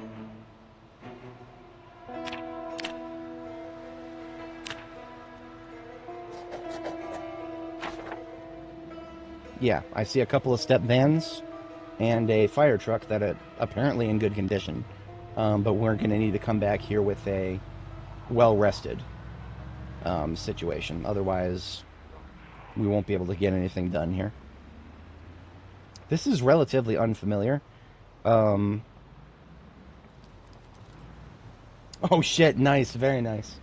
Very nice, Dark. That is fantastic. Hopefully you won't need it, at least immediately. I mean, if the power shut-off happens, like, you know, in the third day, then you'll be set better than you normally would be, but that would still kind of suck. I always enjoy it when the power shut-off doesn't happen in the first couple of days. I'll take that over finding a generator mag any day, but that's the luck of the draw there. I'm going to take another look at the map and see if I can get my bearings. Okay. Well, I mean, this literally called Irvington Road, so we know this is going to lead to Irvington. It is a question of where in Irvington that it brings us.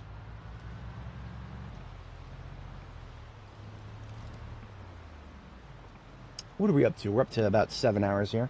So I do think I can finish my map tour. I don't think I'm going to be able to do the Brandenburg op.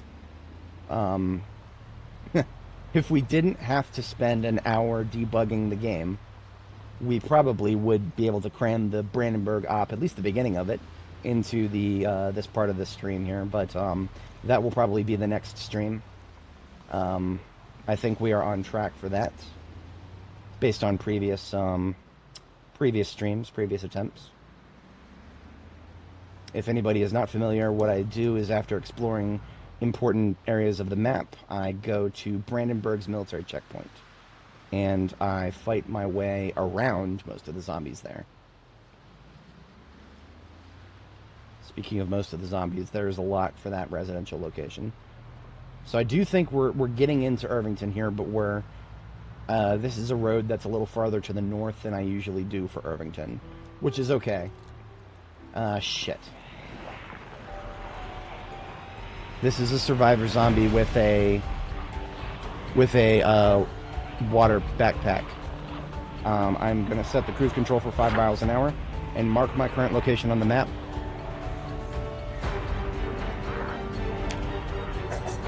Okay, so we've identified a survivor zombie and marked him on the map, so we can bail out, and now we know to come back to that area at some point. I don't yet know exactly where we are here. This gas station is looking slightly familiar. This railroad track plus gas station is starting to look more and more familiar here.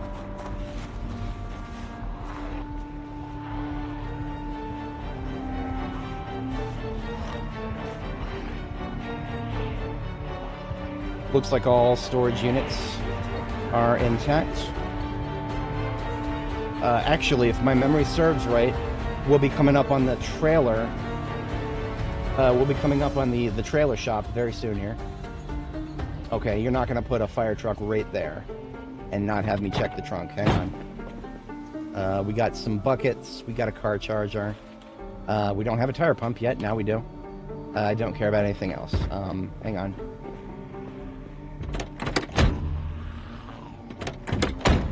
Okay, we're good. Nothing overly substantial there. Isn't the fire truck to the north, or the fire department to the north here? The irony of having a burnt out location right across the street from the fire department. Okay, so Irvington Town Hall is right there. So if I remember this place right, we're a little far afield for the trailer shop.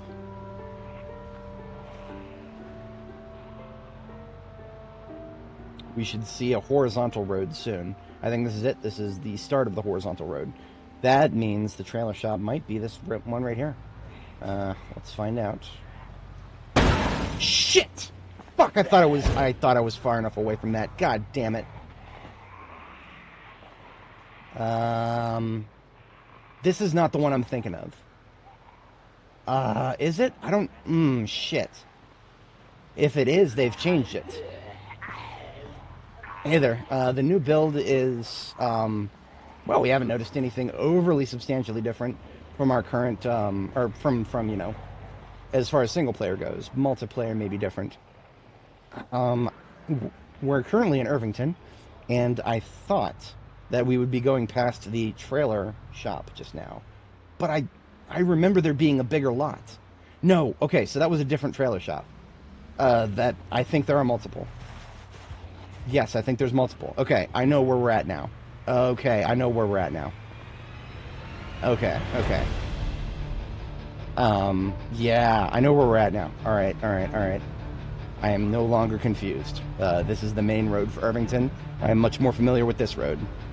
And yes, we were too far north for the place that I was thinking of. And another fucking ambulance. Setting the cruise control for 5 miles an hour. Let's get a marker up for that ambulance.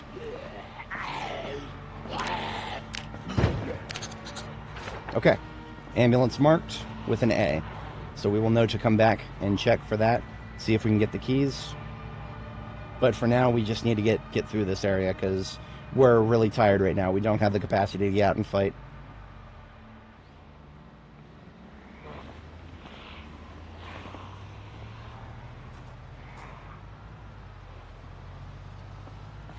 I think we've started taking engine damage.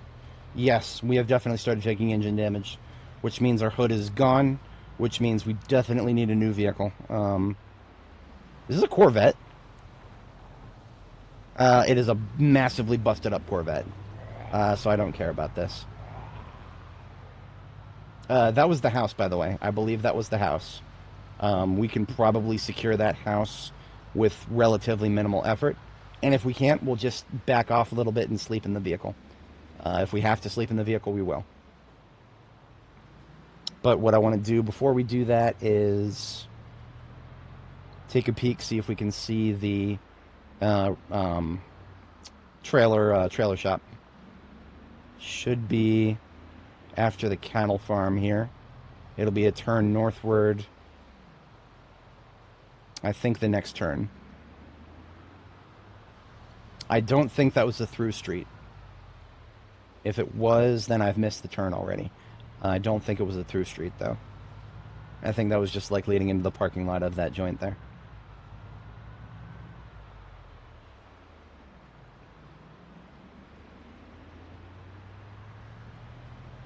I could have been wrong. Shit, I might have been wrong. Let me take another peek at the map here. We've definitely gone too far afield. Shit, okay.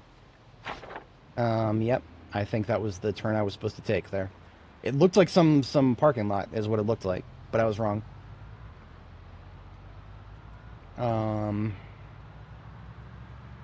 So one thing about the new build that I haven't been able to test yet, apparently we can now equip a, like there's a special slot for satchels. Like satchels have their own slot apparently. You know what? I might actually try to sleep right here. This house right here might be safe to sleep in.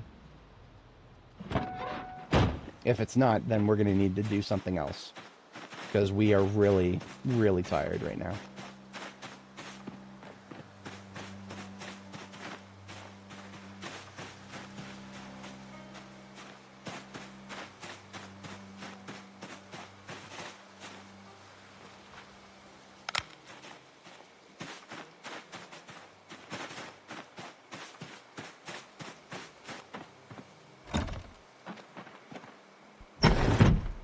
And house alarm.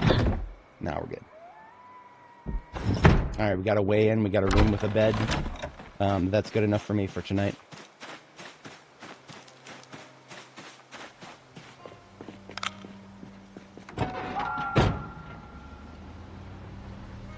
Now I have learned through very painful direct experience that we may not actually be safe on a ground floor house like this.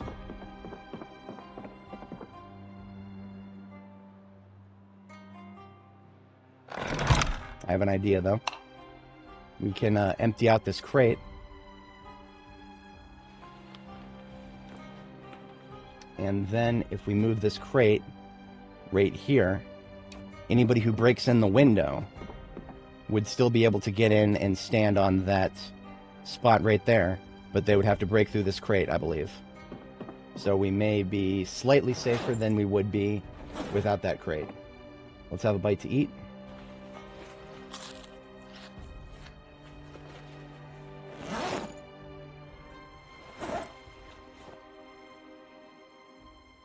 And, yep, I think we're good to go. I should have a pillow on me. I don't, because I'm a doofus. The pillow is in the driver's seat.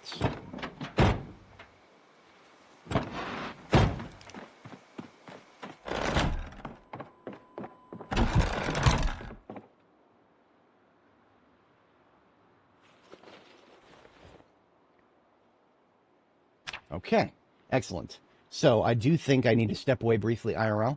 I won't be gone very long here. In fact, what I'm going to do is I'm just going to leave the game running, because I think we'll be alright. Yep, I think we'll be alright. If a zombie does try to break in, they'll have to get through this. They should have to get through this crate first. And one of the reasons that I'm going to go ahead and give it a moment is because we do need to sleep one more time, but we can't get back to sleep because we're a restless sleeper. Okay, here we go. I shall be back. You know what? I'm going to turn the TV down. No need to have that making noise. Alright. Now I should be back momentarily.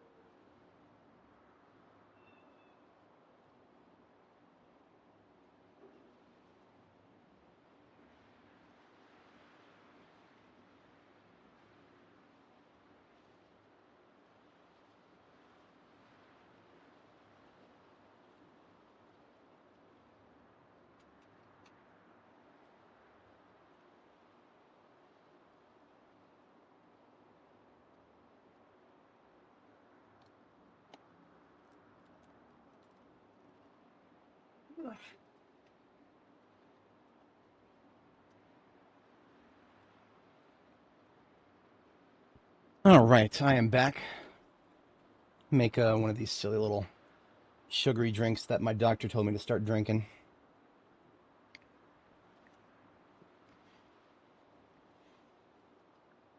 Actually, no sugar. It's just artificial sweeteners. It's like a supplement. It's a supplement that I was supposed to start taking.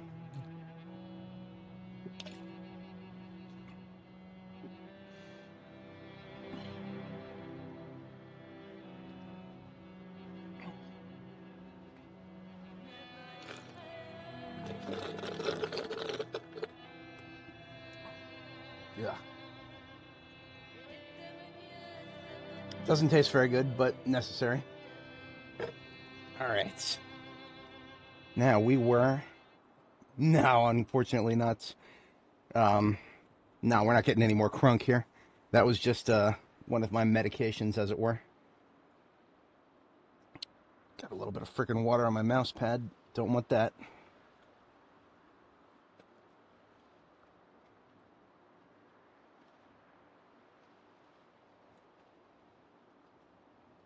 All right. Now, I am a bit of a doofus. I did not remember this until after I stepped away. But we had a garbage bag full of stuff that was supposed to go in the freezer. Some of it has gone stale. So we're going to toss out anything that's gone stale. And the stuff that's still fresh, go ahead and put back into the freezer of this place here.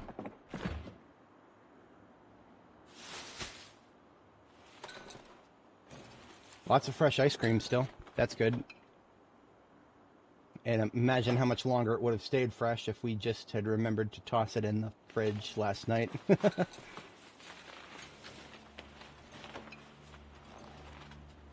Oh, that's weird. That's very weird, yeah. I have no idea what could be causing that. These burgers that we've got are going to go straight in our backpack. That'll be our meal for today.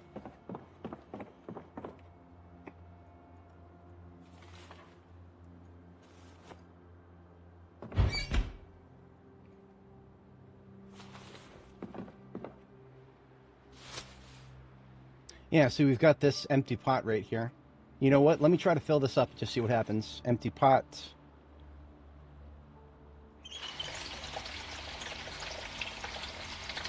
Not filling it at a sink seems to work fine.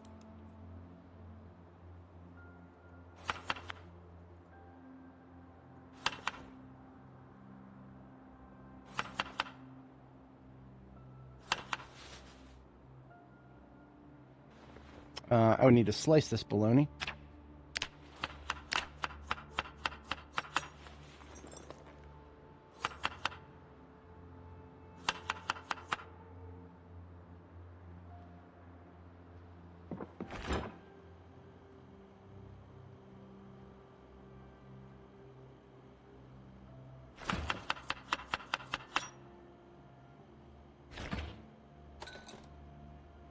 Okay, so we do have a stew here, but I'm going to put that back into the fridge for now.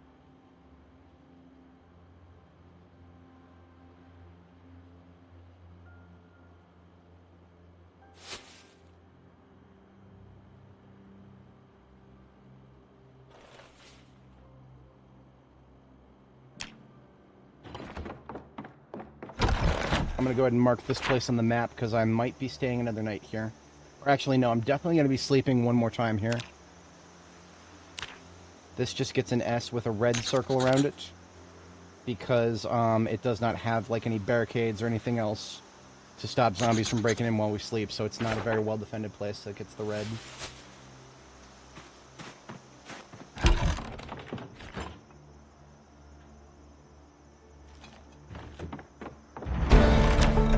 Running +1, most nice.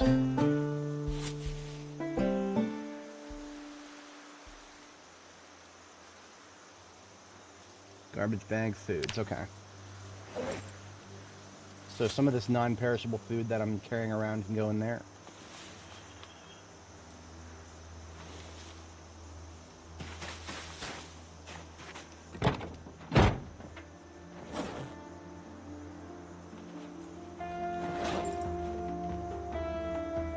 We need to make room for a...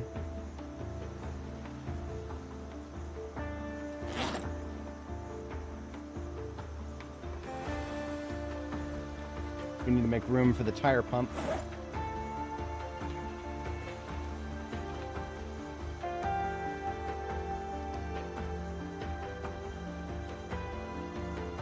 And a car battery charger would be nice.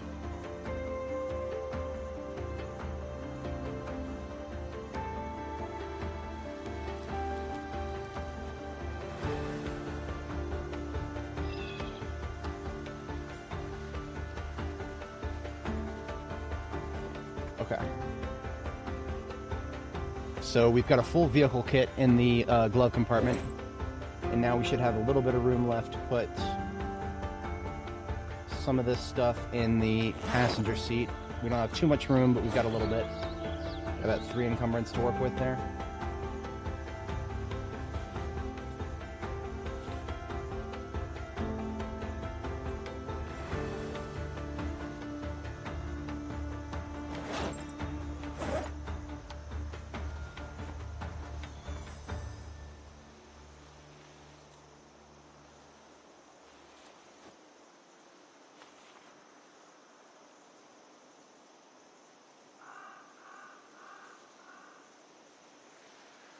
.3 left.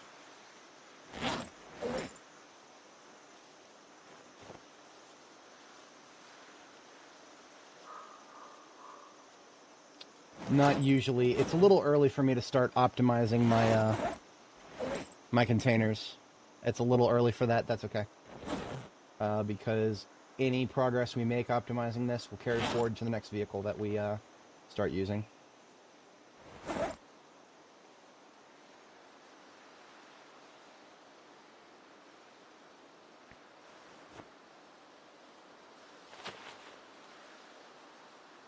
Perfect. Okay.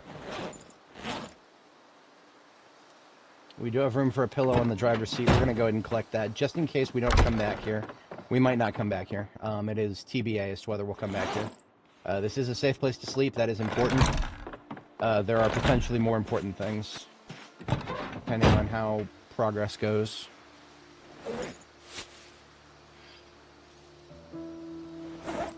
We're going to establish a new garbage bag. We're going to call it garbage bag ETC. And this is just going to collect all of our loot items that are not immediately essential, but are something we want to bring back with us.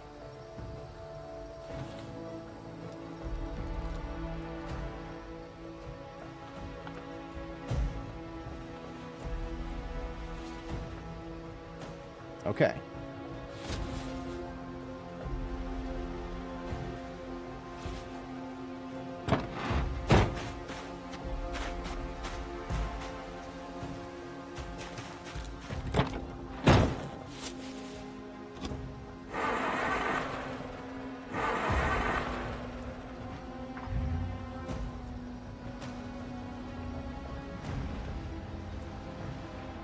Alright, so our first destination for today is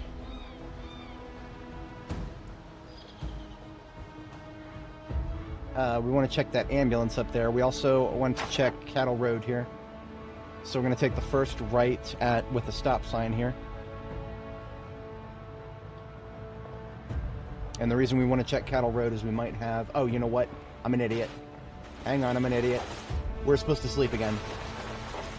We were supposed to sleep again. Because, look at this, I just got tired again. Not having a stat bar is hurting me a little bit. Just a little bit, because I would have known that I need to sleep again if I had a stat bar, but I don't.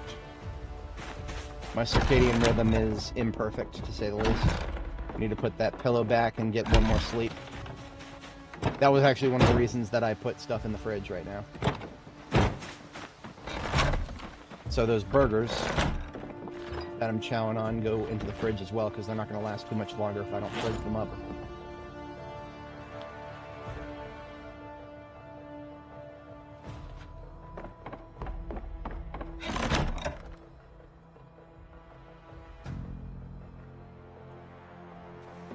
Alright, one more try for the sleep. Yep.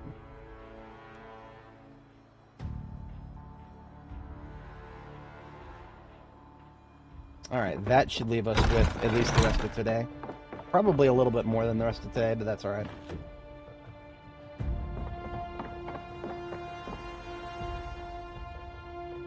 Ooh, everyday smithing, we want that. Glass making 3, possibly. I can't remember if carpentry 2 was required, but I know we've already got carpentry, maintenance, and welding 1.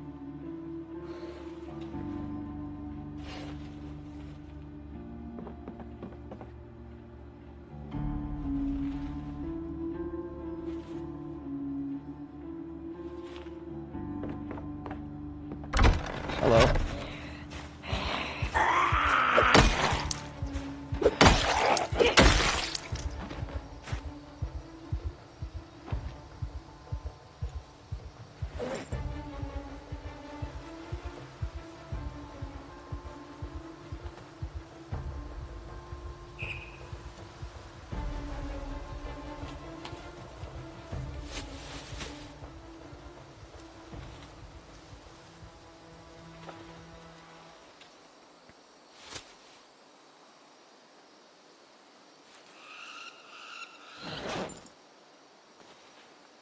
Okay, excellent.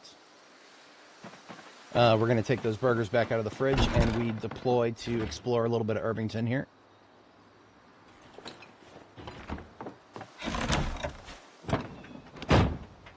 Star Citizen's finally actually mostly... Really? Interesting. I know one of my buddies was watching Star Citizen. I'll have to ask... that would be CA. I'm going to ask CA about that at some point. See if it's worth playing. Because if it is, he will be one of the first in our group to find out.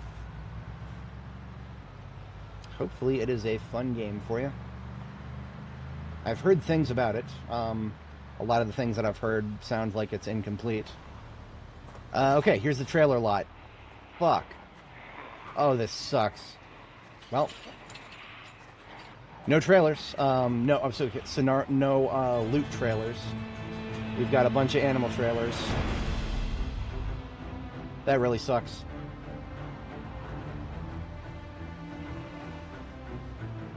Oh, I see. I see.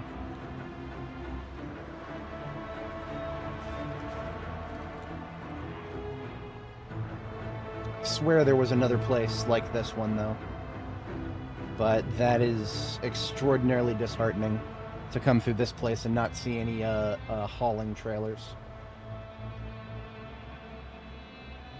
But we shan't give up. We shall continue our search. What that means now, though, is if we see a wrecked one, we take it with us, regardless of what's in it or what the condition is.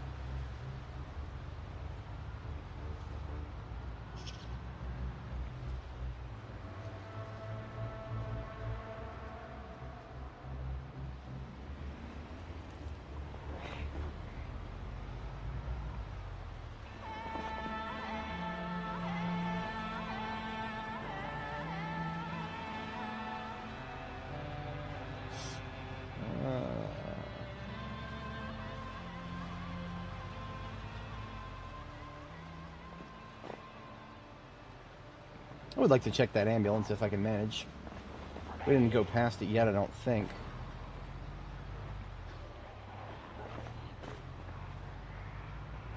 It would be the next one up here.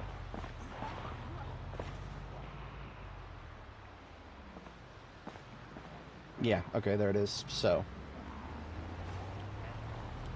let's see how many of those guys who are currently following us, how many of those we can lose by line of sighting up here. Now, if we... Look at that. That's nimble +1 right there. So if the keys to the ambulance are not in the ambulance, or nearby the ambulance... Keyring. Ladies and gentlemen, we got ourselves an ambulance.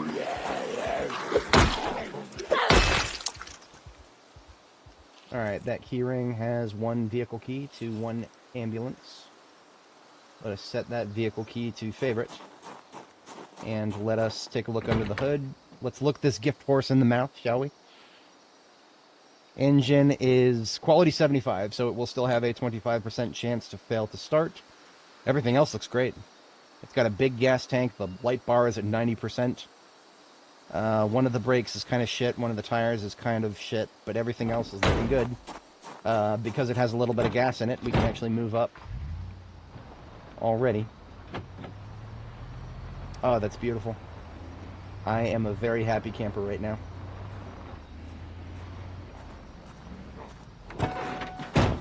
Right this way, sir.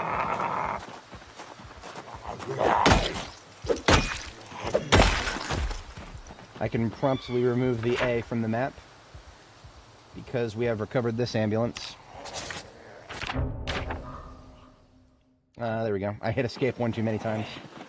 I was trying to escape my fate.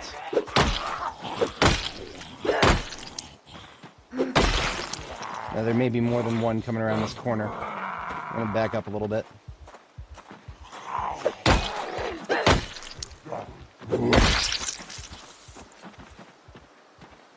Yeah, we got this guy, and then this young lady over here.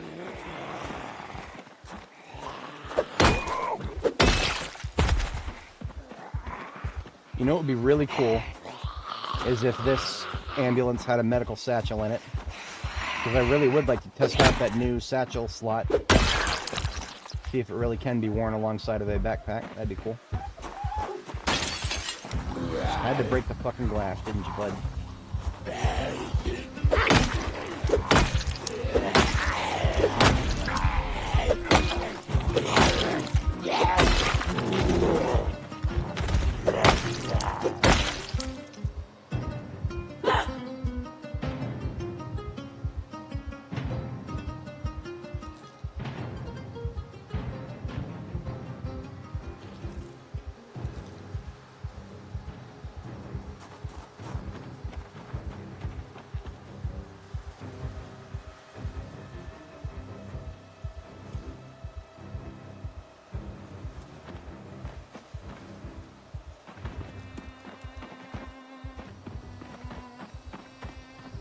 Alright, so the trunk of our ambulance has only 89, so we didn't really get any more storage space than we already had.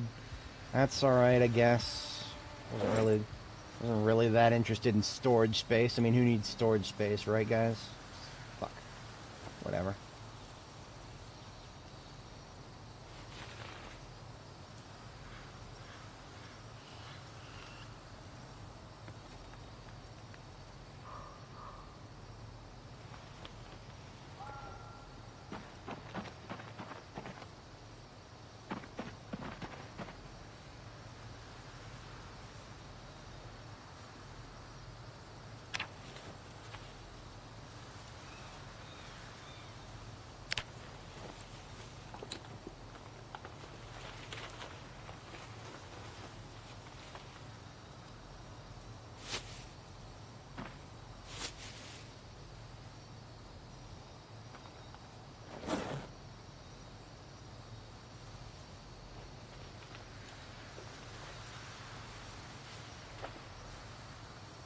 Alright, so the trunk of the step van has been transferred into the trunk of the ambulance.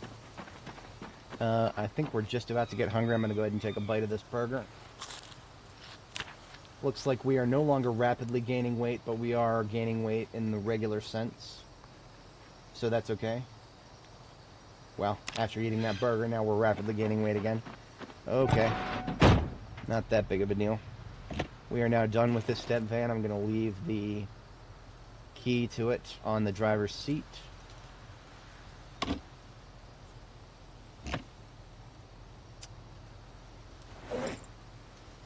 And the other stuff that is currently on the driver's seat goes in my backpack.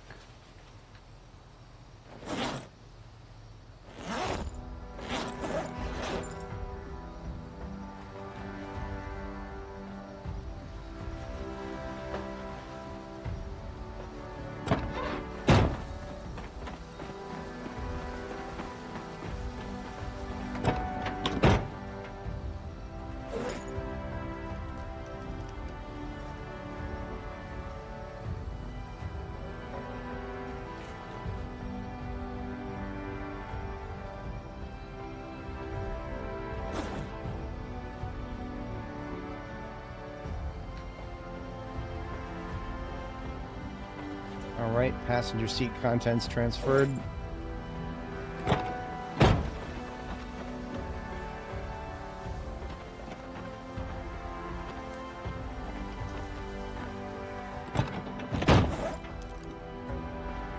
And now we just transfer the glove compartment.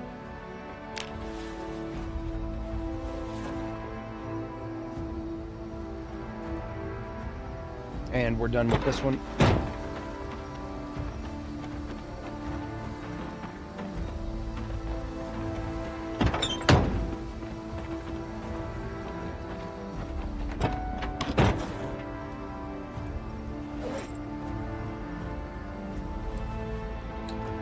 The last thing we got to do is transfer gasoline, because we don't have a lot of gas in this ambulance, but we do have a lot of gas in the propane truck.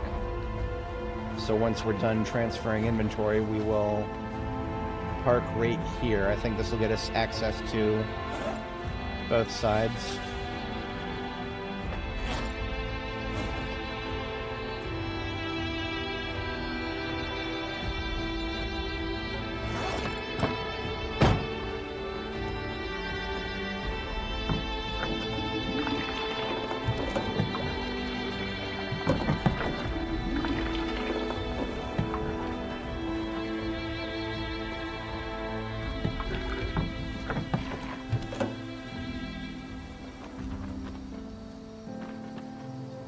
Now we're really thirsty, but we will fix that before we deploy again here.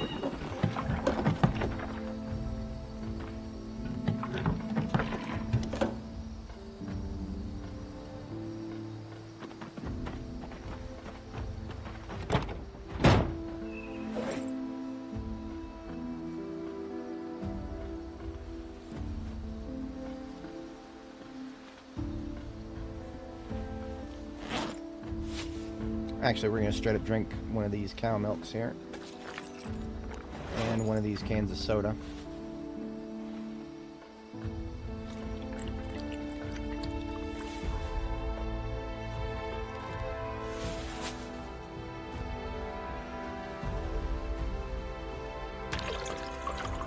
Alright, hydration problems taken care of.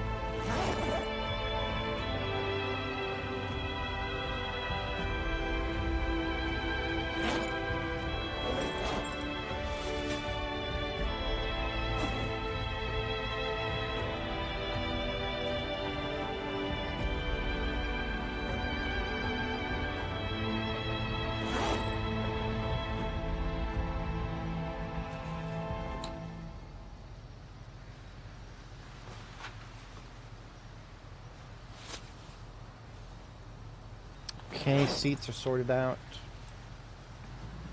And we are once again on the road. That took a minute to get all that sorted out, but we should be good now. Okay, yep, we are good now. So what I might do here is I'm actually going to go back to the house that we've already got our perishables at, that we've slept at a couple times. I'm going to go back there. I'm going to sleep once. And I think that will get me, that'll get my fatigue as low as it can possibly be right now. And then I'm going to spend the rest of the night exploring. So we're going to do a little bit of night exploration. And that should honestly get us all the way to Brandenburg, if I'm not overestimating. Yeah, I think this will get us all the way to Brandenburg.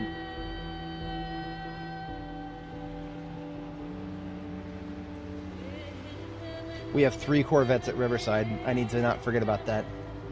Literally 3 Corvettes waiting for us at Riverside, even if we don't have the keys to any of them.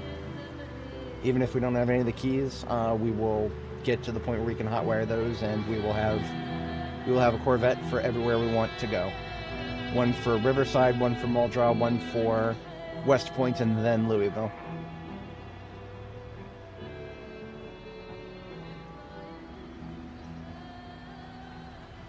Yeah, since it's already 1,700 hours right now. We don't need to watch the carpentry show. But I think I am going to fast forward until 1800 and see if we can catch the 1800 show. So let's check the website really quick. Life and Living today is the 14th. On the 14th, we get trapping.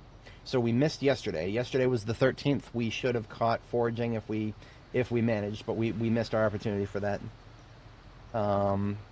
So yeah, we'll have to catch trapping. Now foraging, honestly, that's okay. Foraging is one of those skills. It's a hell of a lot easier to level on our own. I'm just going to put the TV right next to the fridge here. Why not?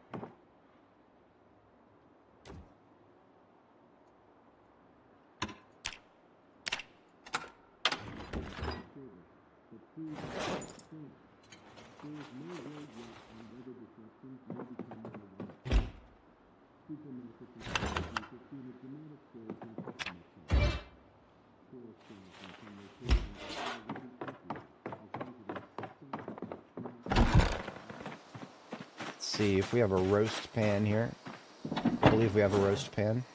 Yeah.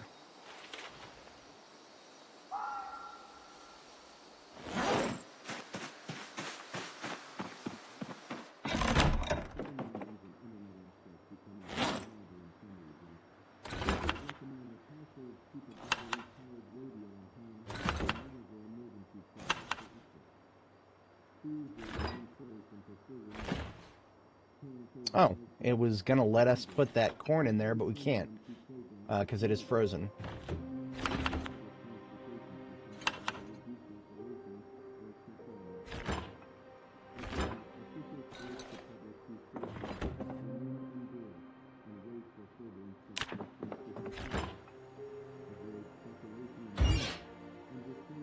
Alright, so we got a roast and a stew in the oven. Fire that up.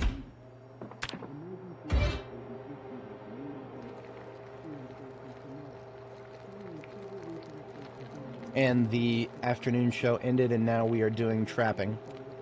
+1 to trapping. I don't know if I'll ever use trapping, but, I mean, I'll take it. Free skills, right?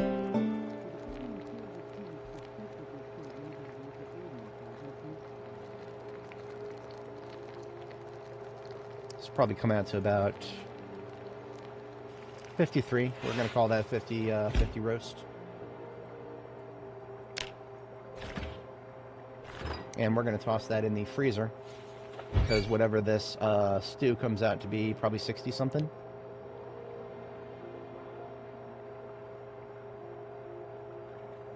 $75.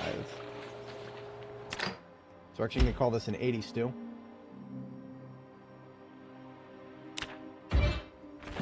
That is going to go also in the freezer, because our next thing to eat is this burger, which is just going to go in the fridge.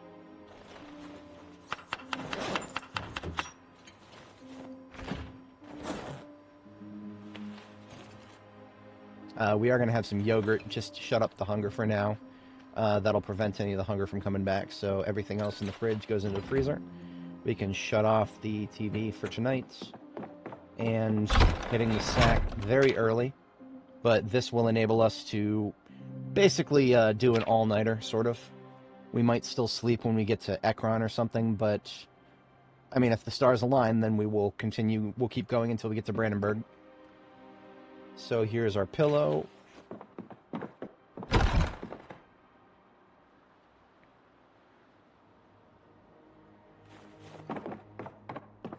You know what? We're going to wash up. We got the time to do so.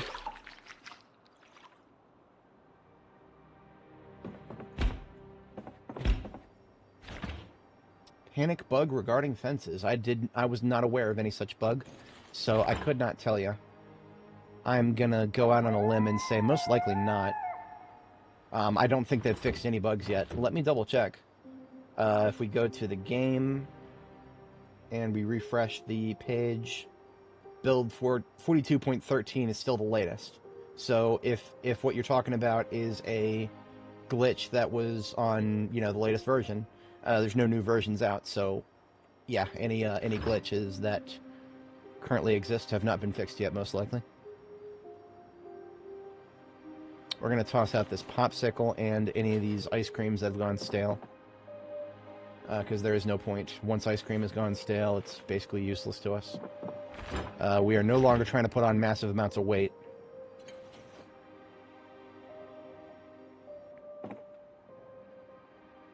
So we can't just chug it. And I'm actually going to wait just a little bit longer, because these are almost done freezing.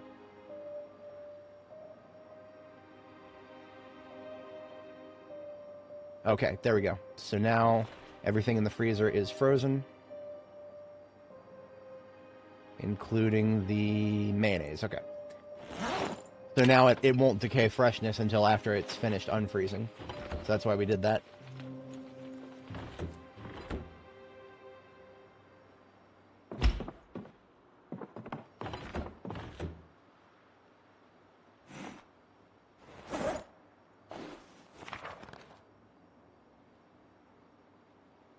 Alright.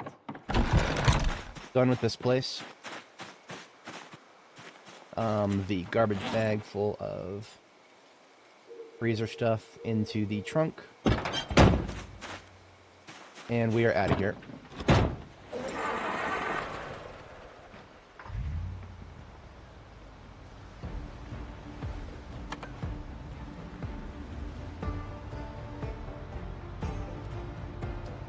Panic bug regarding fences.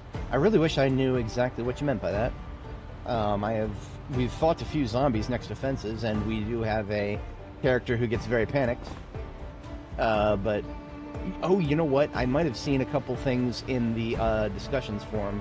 I saw a couple people talking about panic coming on and not going away. That might be what folks are talking about, and I'm not sure. I've not seen that yet. Now, if panic came and never went away, I'd probably park my character for a bit, because that's rather silly. We would not be able to get very much done if we were constantly panicked, because that would prevent us from being able to not be depressed. Depression, if you're panicked long enough, your happiness starts to go down. If your happiness goes down, you get depressed, and if you're depressed, then you lose your capability to switch weapons fast. And so that eventually becomes an objective detriment to combat, which is not something I would tolerate personally. But thankfully we have not had any such issues.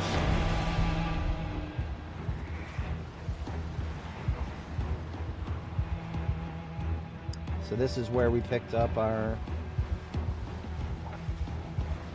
ambulance.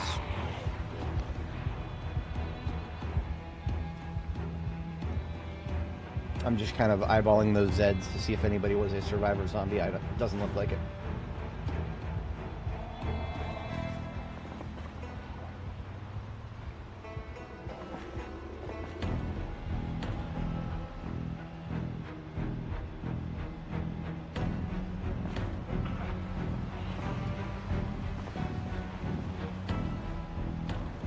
Alright, we got a tobacco shop up north. I wanted to take a look at the trunk of this fossil oil truck. Now that we have an ambulance, I don't think I would ever want to take that fossil oil truck over this ambulance.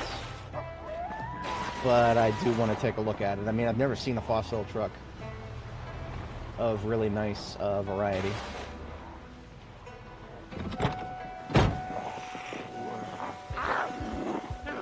Okay, nothing particularly compelling in the trunk, and only about 98 storage space in the trunk, so it's not exempt from the bug.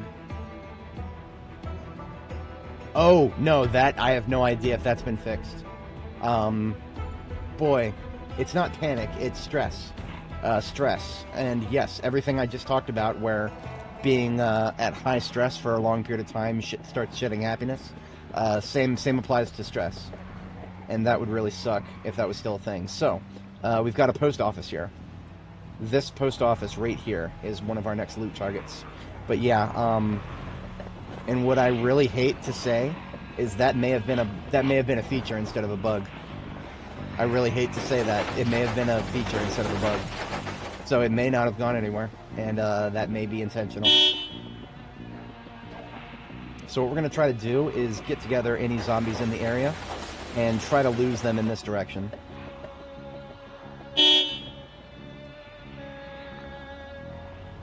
Because we got a lot of open space to work with out here. We're going to go... Oh, shit. I can't... Okay. This is a dead end. This motel is a dead end.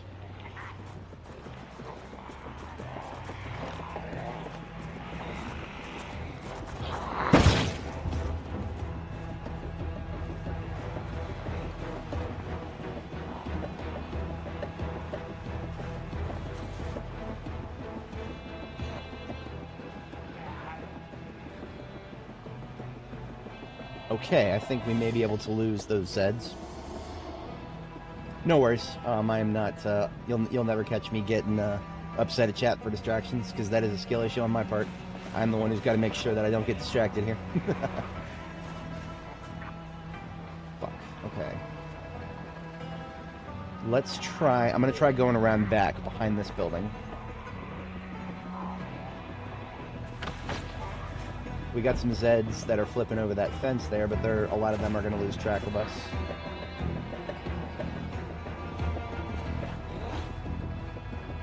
Okay, so I think... No, we've still got more coming from the north. So this parking lot right here, sports car, sort of like a high-end car sales lot. We've got 2 Corvettes here. Also, no large amounts of zombies. That's cool.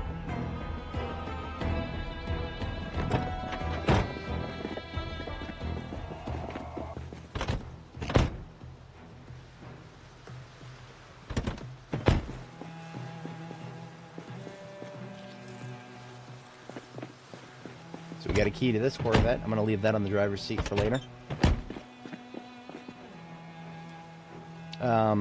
When I came here with Annie, we did actually have a keyed Corvette that we had to leave behind, because same circumstances as here, actually. We should have a ratchet wrench in our primary hands until this breaks.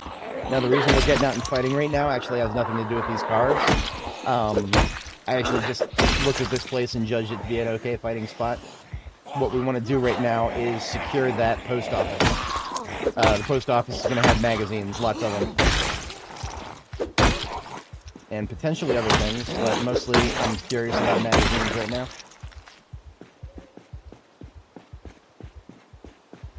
Let's try to split this group up. We've got one incoming and another incoming. Looks like we are hungry. We'll have a bite of burger after we kill these 2.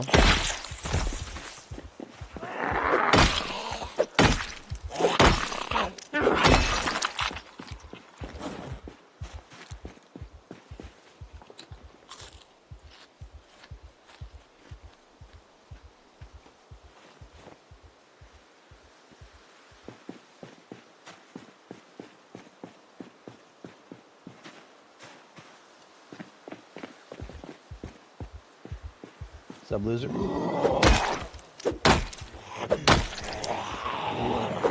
right, stand on your butt.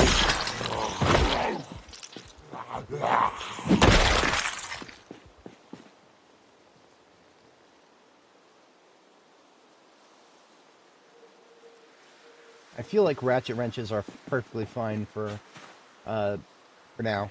This short bat that is in my hand, I would like to save that for something more interesting. So I'm actually going to put the short bat in my backpack for later.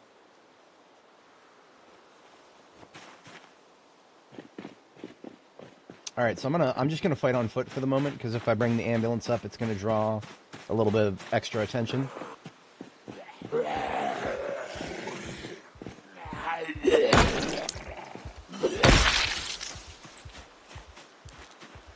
So now our goal is to try to heist the mail van right there.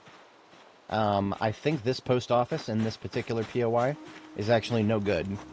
It's not the post office I'm here for, it's that step van with a lot of mail in the trunk, most likely.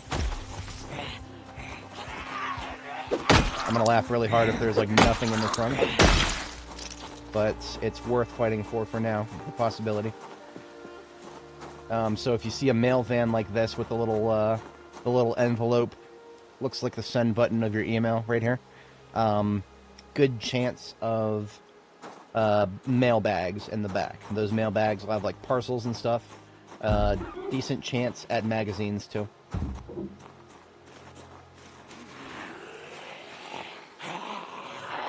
I think we've got 3 or so on us right now. I'm gonna split them up.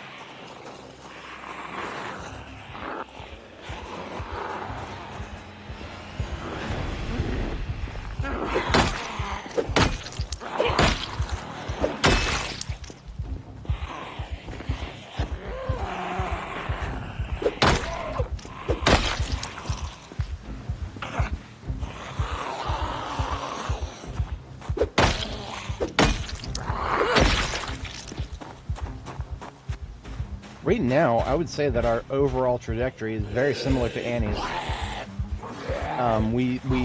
Annie, when we started her, this is back in July of IRL. Back in July IRL, we started Annie. We also found an ambulance here in Irvington. Unfortunately, we also found not just an ambulance, but a trailer.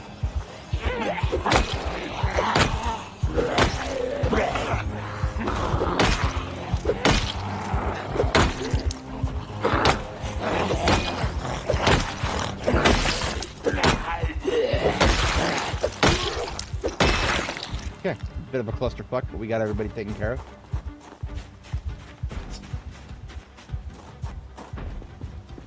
Sounds like somebody is in the post office there.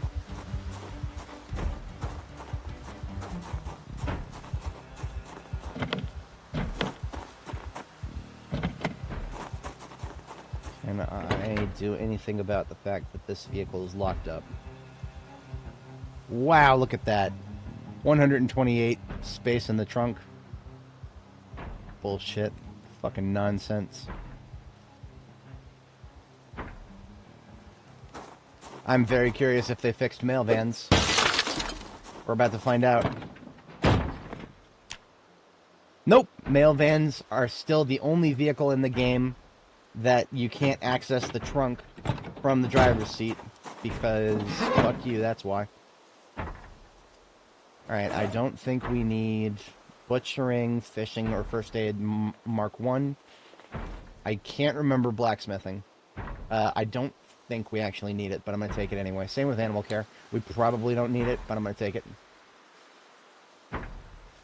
All this other shit on the floor. I'm just going to take all these magazines. Anything that is a skill magazine in one of these mail bags is coming with me.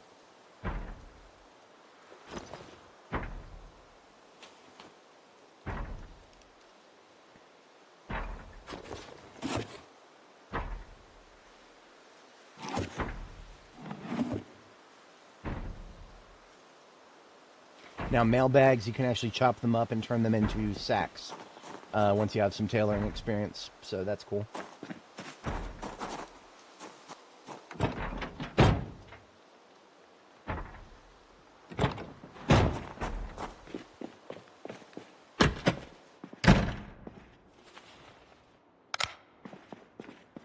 So I just wanted to confirm that these stupid mail P.O. boxes are still non-lootable. And they are, in fact, still non-lootable. Whatever.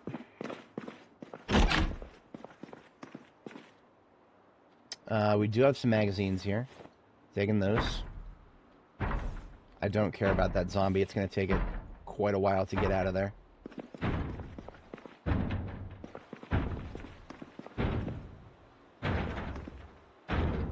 That actually sounds like a door is about to break. Yeah, that door is broken. It just broke. That means there may be more than one Zed. Let's just fuck up out of here.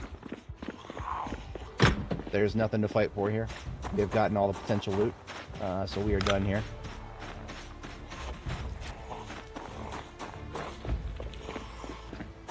This is a laundromat? Yeah.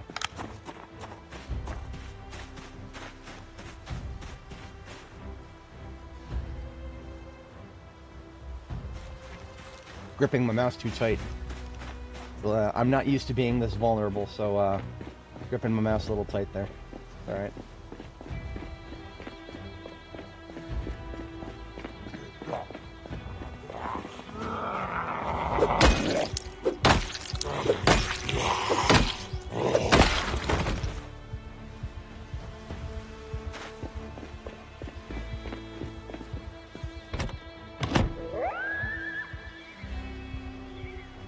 Nothing in this one. Oh, the key is in the ignition. So we've got 2 keyed Corvettes here.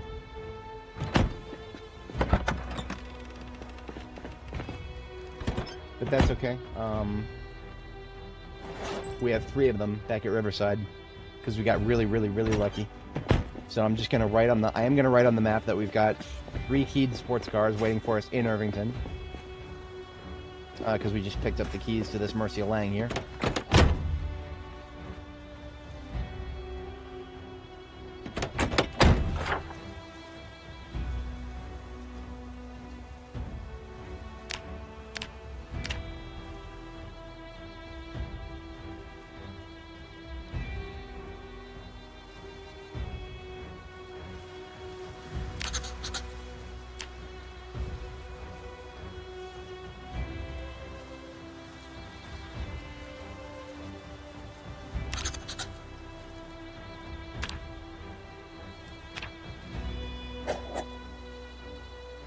Alright, got that marked.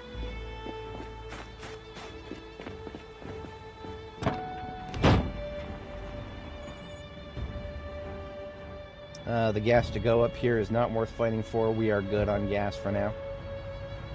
So we are just going to observe the rest of this place and fuck up out of here for now. Got a Zippy Mart to the north. There is some commercial in Irvington that I want to take a peek at.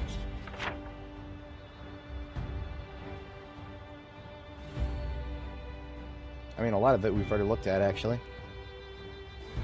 Yeah. Okay.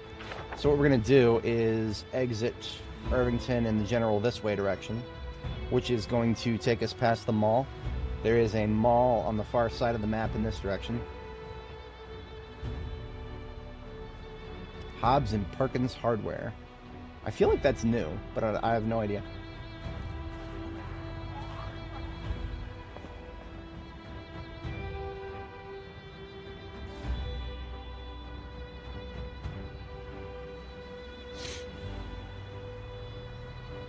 The Spiffos here has not been looted and trashed. We got a couple Spiffo vans. Just one, actually. One Spiffo van.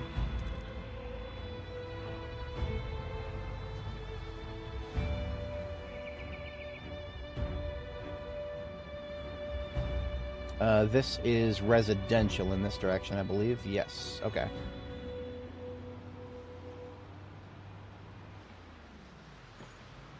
We want to stay on this road until we start seeing the mall.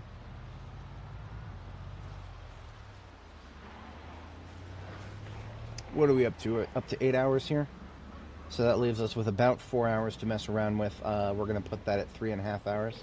YouTube cuts you off these days after 11 hours and like 56 minutes or something, so I like to try to plan for way before then. Gigamart has been looted and trashed. That's actually kind of sad.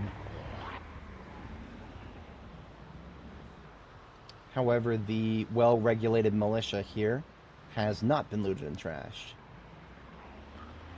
Oh, look at this. We got the hippie van. The Quantum Vessel. This is one of the shittier vans, unfortunately. It is a 6-seater. It's a 6-seater, and it, the 6-seater vans have really, really, really weak engines. Like, so weak that if you're off-roading, you actually can barely move your own vehicle, let alone another one.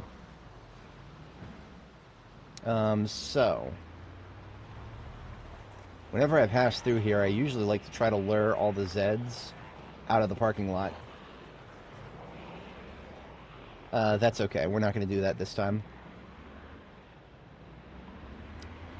We are going to go ahead and get out of here.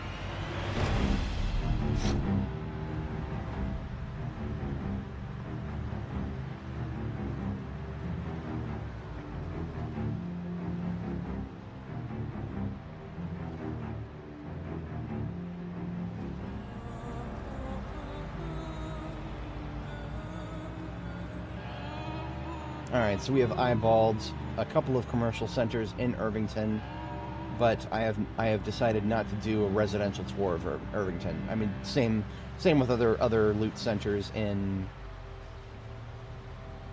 I slightly regret not doing a bit of a turn into Muldraugh, because if I had done a bit of a turn into Muldraugh, then we would have been able to identify a few storage centers and ensure that they were not looted and trashed, but too late now. So the direction we're going now is going to take us up to the Irvington Speedway. And that might actually get us some new cars. I would very much like to see if there are some of those race cars. I believe they've added race cars to the game. I would love to see the engine stats on those things.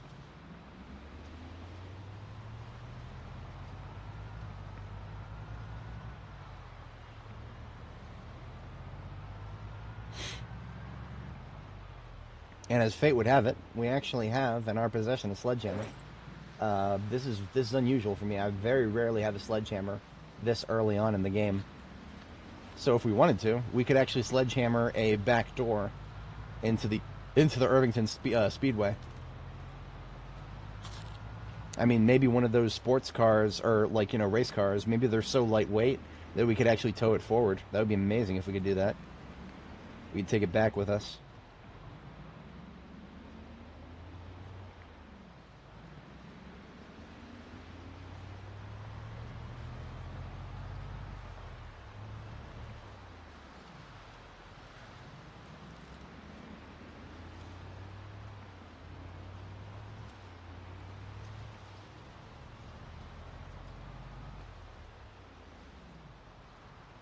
I think this is it right here. This is the Irvington Speedway. So, I'm going to do something I've never done before. I'm going to get my sledgehammer out, and we're going to make our own little entrance. They used to spawn with their headlights on. That's interesting. Well, we're about to find out. Now, doing this makes a lot of noise. So we're going to do this, and then we're going to back up, and if there are any zombies... right there on the other side there. I don't see anybody immediately.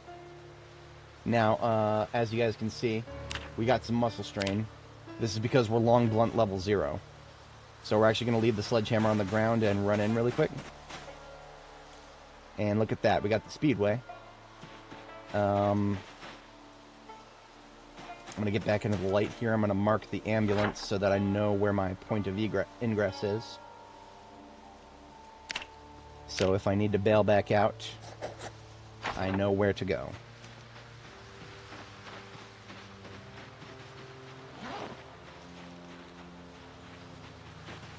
I want to say that the cars are going to be up in this direction, possibly surrounded by a lot of Zeds. You know what I probably should have done is brought a can of gas in case we've actually got keys to one of them but no gas. What my brain meat is telling me is that we want to just take the first one we see. But I also kind of want to... We'll evaluate the place, see what we can get. We can get our hands on. Hello there.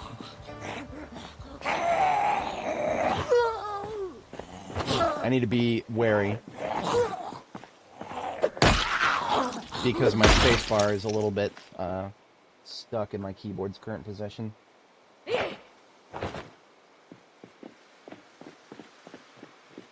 I don't usually pay attention to when that happens, but in Zomboid that can lead to some unnecessary things. So I think, if my understanding of racetracks is correct, we're getting close to the goal, or the, yeah, like the finish line is going to be up here when it starts to straighten out, and this, I think, is going to be the pit over here on the right. So what my brain meat is telling me is we do not engage any Zeds, but we do start running in the general this way direction towards the pit, and see if we can identify any cars.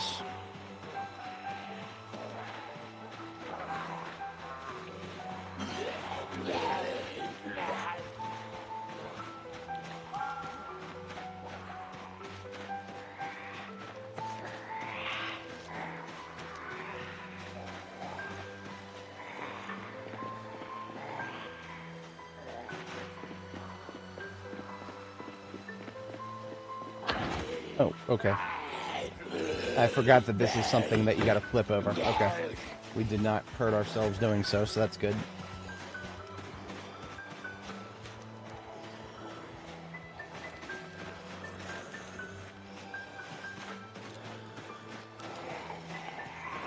Okay. So there's the bleachers up there. It doesn't look like there are any cars spawning on the track at the starter spots. That tells me that they're most likely going to be in the garages to the south. That's what I'm currently feeling. Yep. Okay. I just want to move a little farther back here. See if I can ID anything. And that's a negative, Ghost Rider. Okay. Let's see what this looks like here. Looks like every one of these is a garage.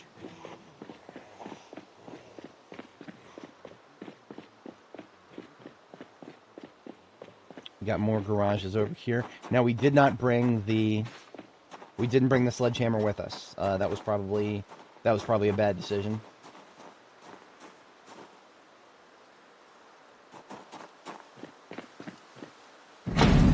All of these are going to be locked.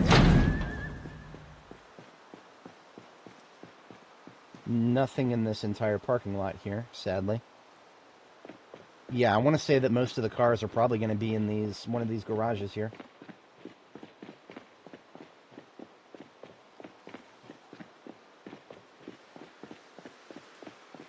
Looking for any potential garage doors that were left open, and I'm not seeing any.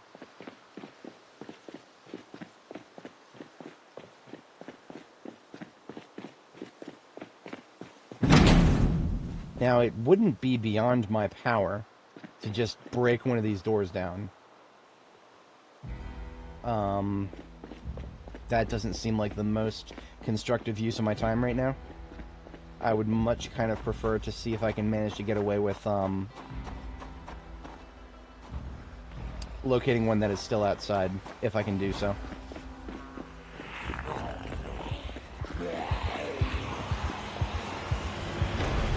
And if I can't find one that's still outside, then, well, I've got to do something with these Zeds.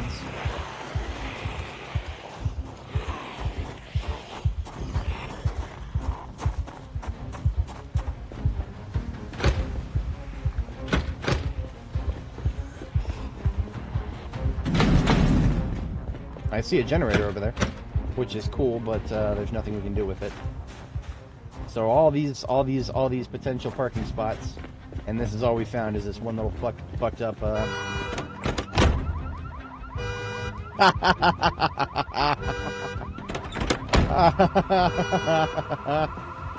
Oh, that's really funny. Okay, so that means every zombie in the area has been attracted to that car right there.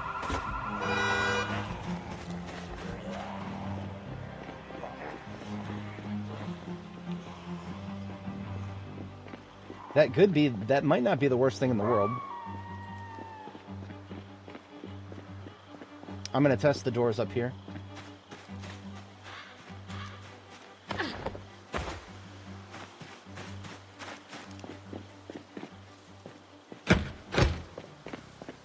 Yeah, I know, right? Oh, hang on.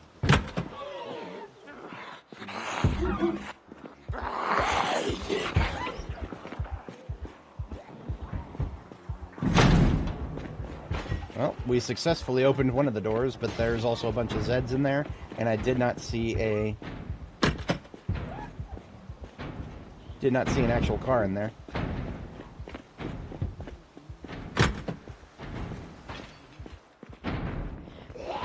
Yep, lots of Zeds in there, but no cars. Okay. Yeah, we might have gotten really unlucky so far.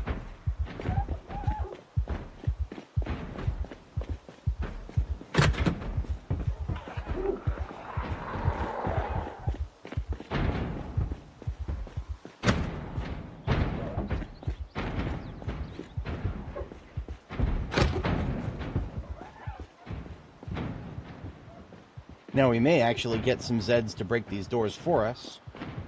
but that might not be of any particular help, especially if there's no frickin' if there's no cars to even get out of here.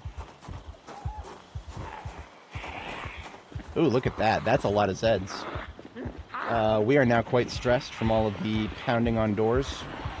What I'm going to do, just really quick, is I can't see inside there. Nothing inside there.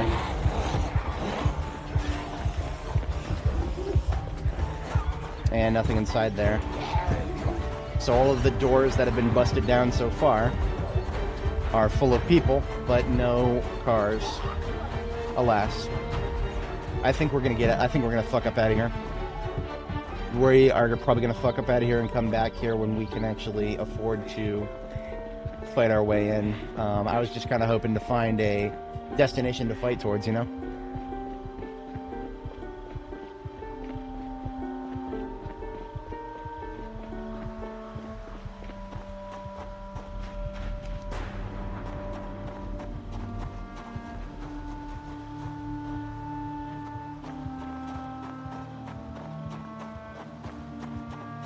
So on our way out, we'll just kind of explore a little bit of territory that is yet to be explored. I seriously doubt we would ever just, like, you know, randomly come across a race car just out on the track. I mean, look at this. We got a taxi over here for no apparent reason. Yeah, just out here in the middle of nowhere, we got a taxi and a couple of regular cars, but nothing beyond that. So we'll go around this little, I guess this is a viewer stand area in the middle. Just kind of go around that. It looks like a lot of Zeds are still moving as if the car alarm recently went off.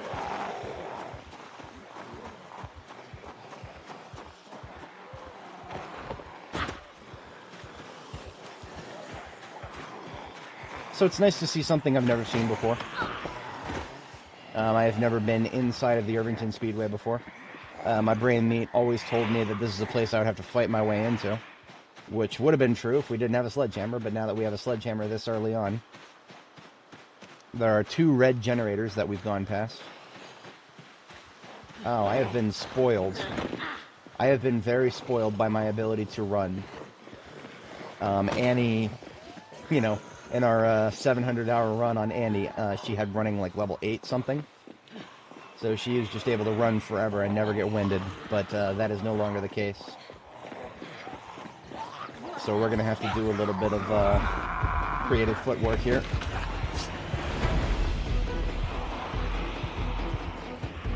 Oh, there's actually a hole in the wall back there. Interesting.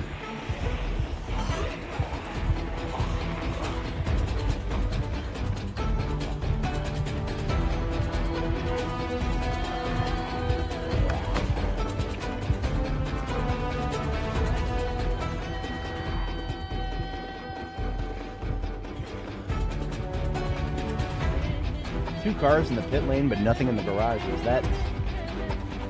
Nothing in the garages. That bodes poorly for my luck so far. If it is possible to check every one of those garages and not find a single car, I get the thinking suspicion that that's going to be my experience. But we're not going to test that right now. We've got more important fish to fry for now. It was nice to take a look, though.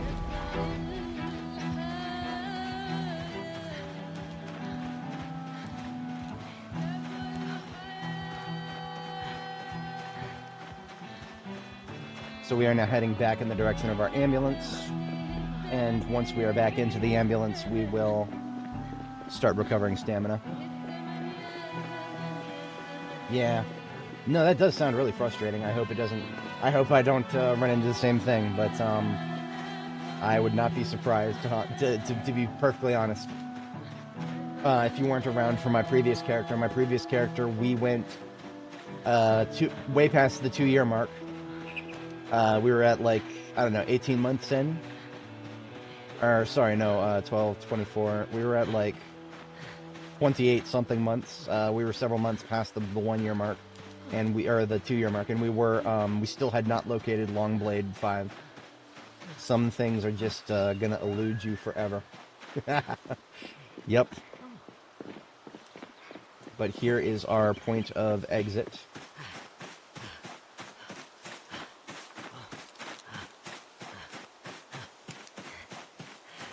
Let us acquire that sledgehammer once more. And let us exit. I'm going to turn on the AC preemptively here.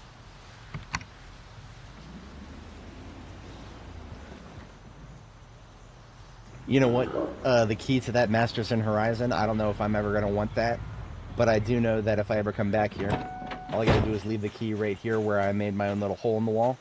And I will probably find it again in the future. Alright, angled flashlight put away. We're probably about to get hungry.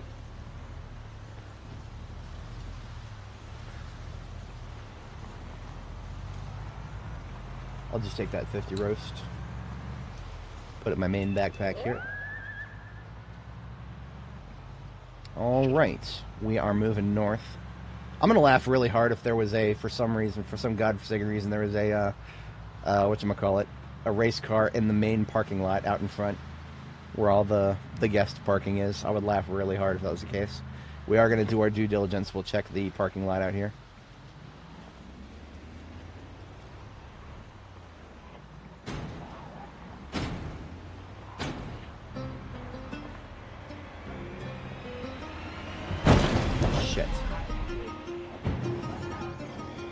No storage space in the trunk loft yet.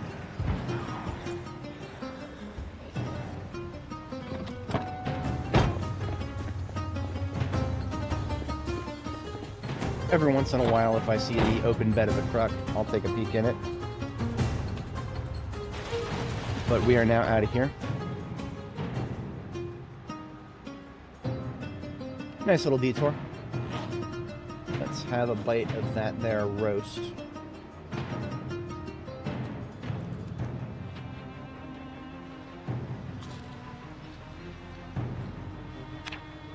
We are no longer gaining weight, but we are 1 kilo over. That's okay. We'll be fine.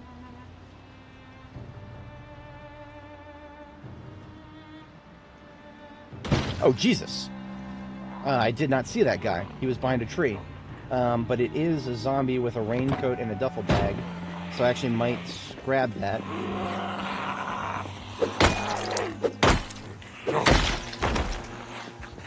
I don't know if this is a survivor zombie, but I might just want that duffel bag.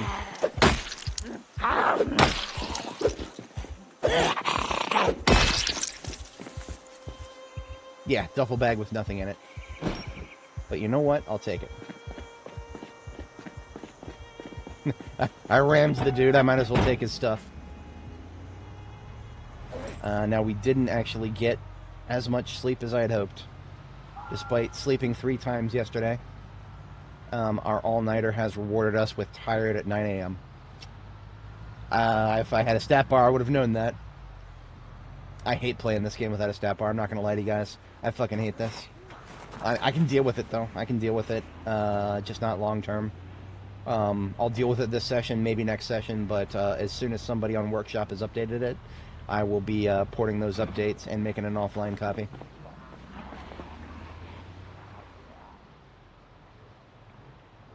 So we are now in the outer limits of Ekron here. Or actually, maybe not quite yet. Maybe not quite yet.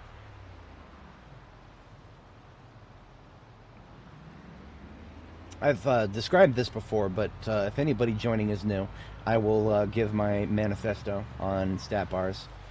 I want the Indie Stone to explain to me, how is it that I can tell my character's weight, I can tell my character's skills, I can tell my character's health and body temperature. I don't need any tools to know any of that. And yet, I can't know how tired my character is. I can't know how my character's stamina is. It seems 100% arbitrary. And anybody who tries to make the immersion argument, fuck up out of here with that, because all this shit right here, all this temperature shit, all these, the instant weight, all that needs to go away. All this needs to go away if you want your immersion argument. Otherwise, there is no immersion argument. We should have all of our stats or none of them. It does not make any sense to me to have a couple of our stats, to know a couple of our, the stats about our person in real time, but then a whole bunch we can't know. Fuck you. Fuck you. Pick a lane. Pick a lane. You want your immersion? Turn all the stats off, or just turn them all on so that we can know what's going on with our character. This is a video game and not a simulation, right? Right? I mean, the devs are seemingly trying to stack a balance between a simulation and a video game, which, that's what you always want to do if you want to do a hardcore game. I'm perfectly okay with trying to strike that balance. I feel like in this particular case, not giving us stat meters, they have failed to set a balance there. They have failed miserably, in my humble opinion. Which is why I normally just play this game with a stat meter, even when I don't want to play it with any other mods to maximize stability. But that is my manifesto on that. That is why in the future, as soon as a stat bar mod works for this build, I will be rolling with one. Nothing else really. Just a texture replacement mod to make some of the military gear prettier. Now we're entering the town limits of Ekron here. Yes, okay. So we are now in Ekron, and that means the Ekron Community College is going to be right here. And it has not been looted and trashed. That's all I want to verify there. So, the Ekron Community College. Whenever I assault this place, it's usually like priority 3 or 4 on my list of things to do. I always operate out of the house down here. There is a house right here.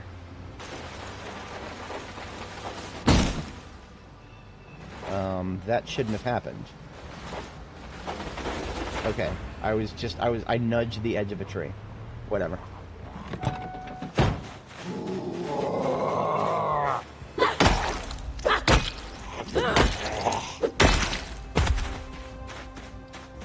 So I'm gonna kill anybody in this house area here.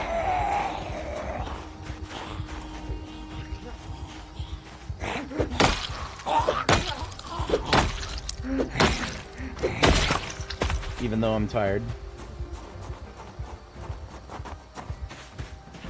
It's nice to see that dropping things is now instantaneous again.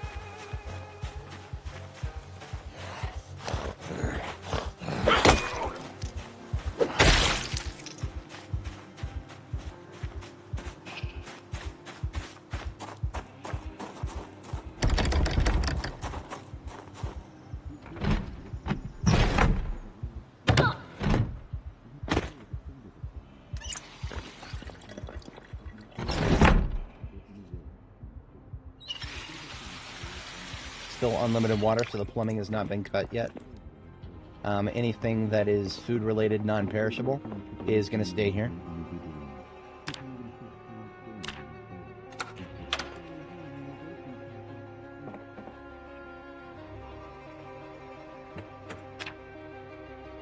I don't know if I need a copy of Tracking 3, but I'll hold on to that. Pop the doors.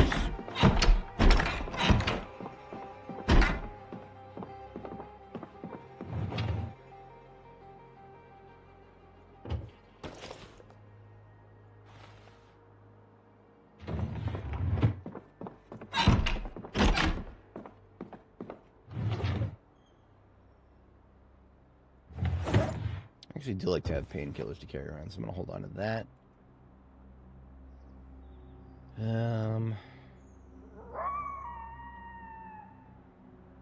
Yeah, most of the rest of that crap I can leave behind. So this is another place that is going to be a place I'm going to come back to. So anything I leave here, I can come back to, and I will be able to collect it in the future. But that being said, I'm not currently like on any sort of loot or storage shortage. That is not currently a problem. Yeah, we're not like having trouble storing anything right now. A banana in the fridge, I'll eat that. What I will do is, since I need to sleep, we're going to take the perishable and we're going to put all those into the freezer here.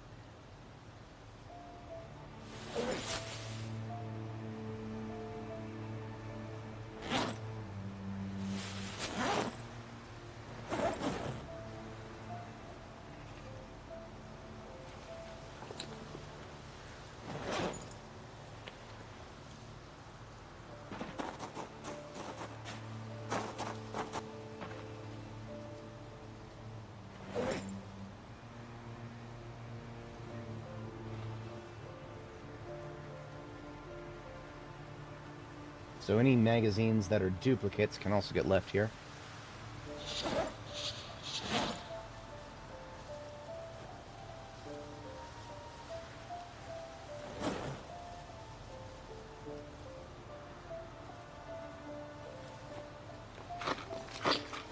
Don't need those.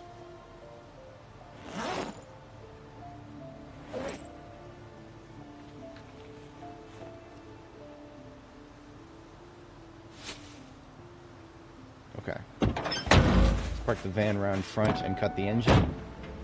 And we can get a night's sleep here.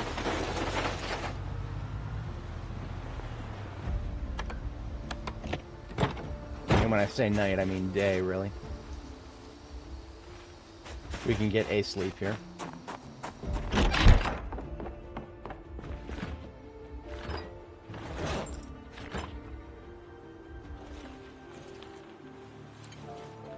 All the ice cream has gone stale. That's really fast, honestly. It sucks.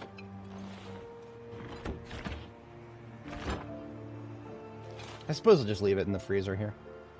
I seriously doubt the power will still be on when I come back here. But if it is, then I can make use of it then.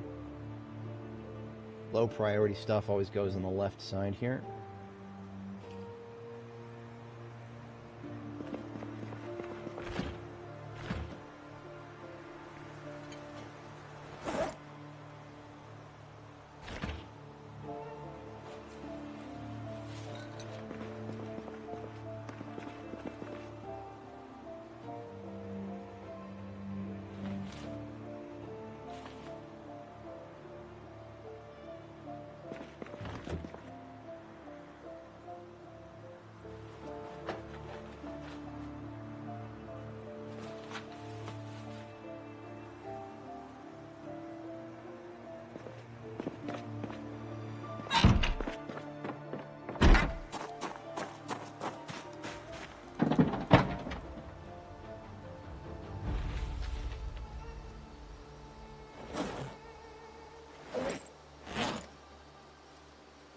We're going to rename this to Duffel Bag Mag. And magazines shall go into it. Okay.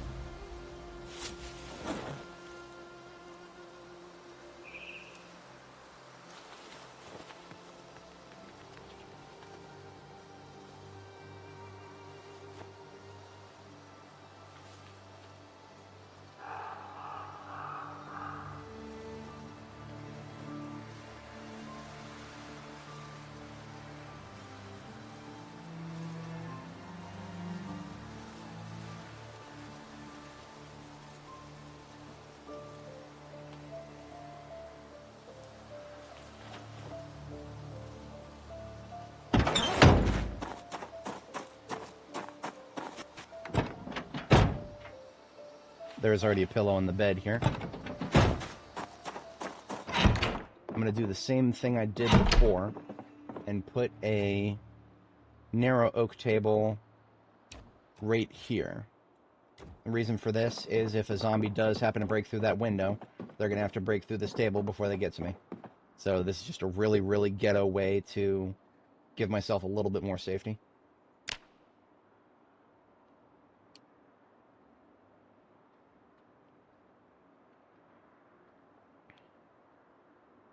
Alright, that should get us some fatigue to work with for the rest of the evening here.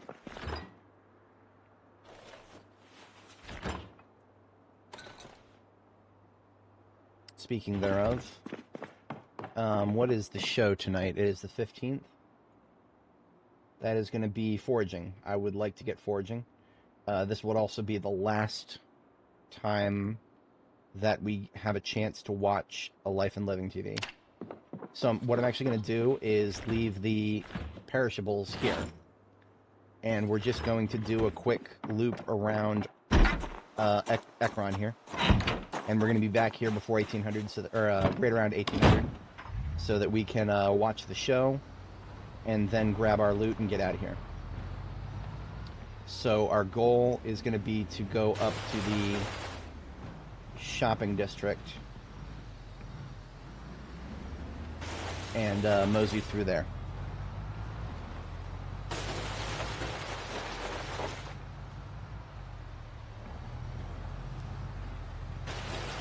So that's going to take us right next to the community college here, and that's okay.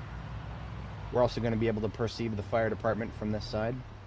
Looks like the fire department has been looted and trashed. What a fucking shame.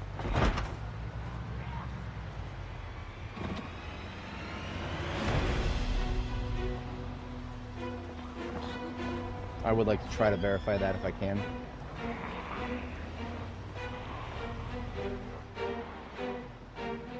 No, it hasn't been looted and trashed. Yes, it has. Yes, it has. Okay, the doors are intact, but that's a trap. There's trash on the floor inside. Yep. So this is a non-starter. We've got a survivor zombie right there. That's going to be really difficult to get him. I don't think we can do that. There's nowhere to fight here. Ekron is a very tight place. Very, very tight. I'm just going to have to mark that on the map for later. I'm going to set my cruise control for 5 miles an hour. And open the map.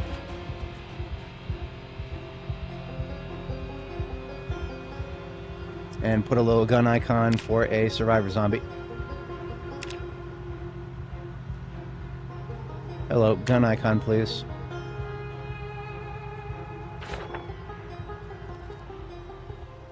Damn it.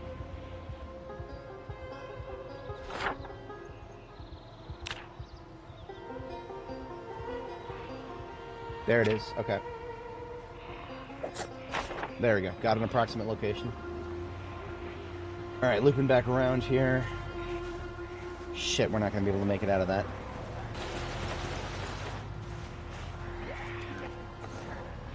I don't like Ekron. It's rough, it's coarse, it's irritating, and there's walls everywhere.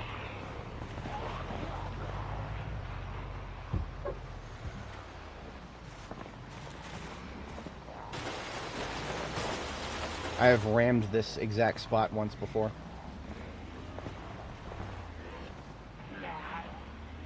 If memory serves, we go straight down this road, and we will hit the shopping center area that I want to take a look at.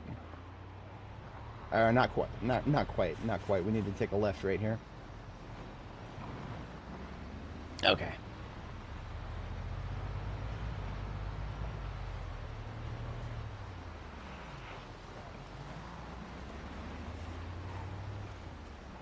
This house would have been a nice place to sleep if it was not burned out. Alright, so there's a bookstore there, electronic shop, computer shop, sports store right here with an interesting flag.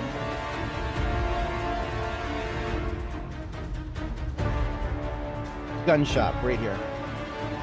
One of our primary targets for this place. The doors are wide open, but it has not been looted and trashed. Most excellent. Okay, that's everything I wanted to see up here. The church here has not been looted and trashed, but the church is valuable to me for its carpeting more than anything. This church right here, the rectory over here is full of that beautiful, beautiful purple carpeting.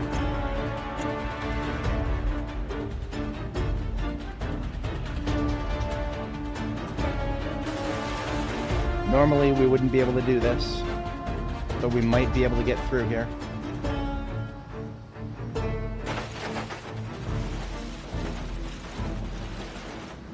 Don't try this if it's been more than a month or so. More than a month or so, and dirt trails start to get trees popping up on them. But since we're still in the very, very first couple of weeks, we were able to get away with that.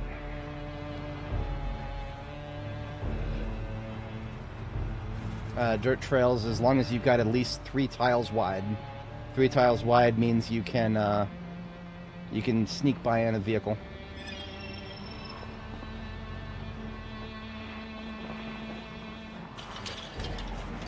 Alright, so my memory of this place tells me we can take one of these through streets right here.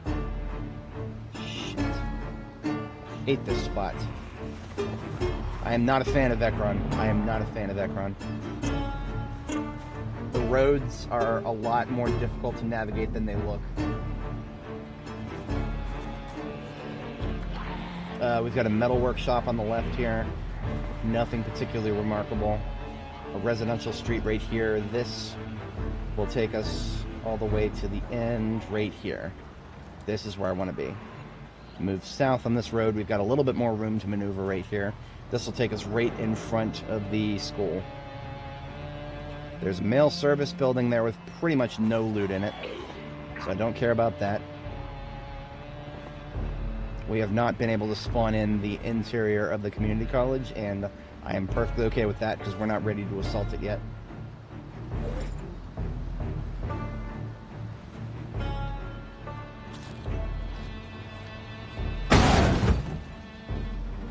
I thought I was able to make that. God bless America. Okay, I'm alright, I'm alright. I'm mad, but I'm alright. I'm really mad, but I'm alright.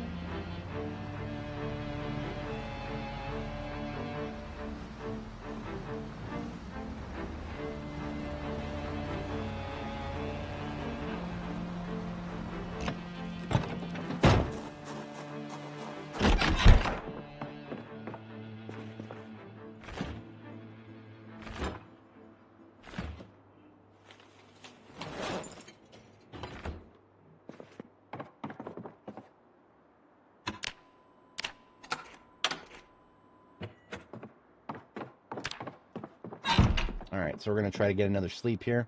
This will push us past 1800 hours. We'll watch the show, and then spend the rest of the night getting out of Ekron.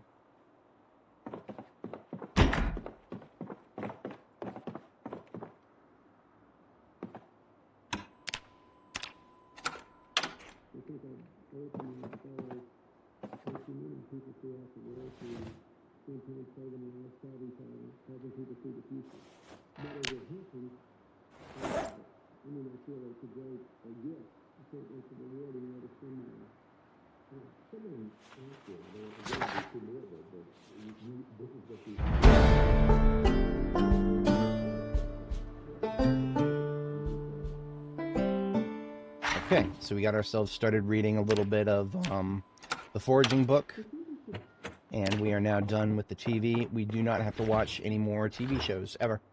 We are done. We're prepared for broadcast cutoff. We're taking everything but the ice cream because the ice cream is now bad.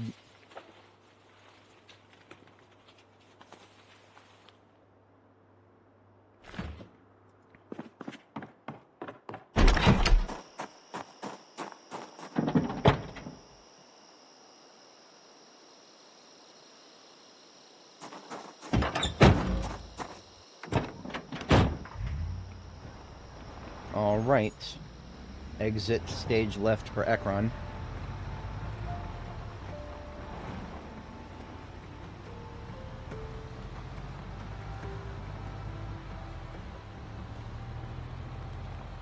I don't know if this road is going to take us out.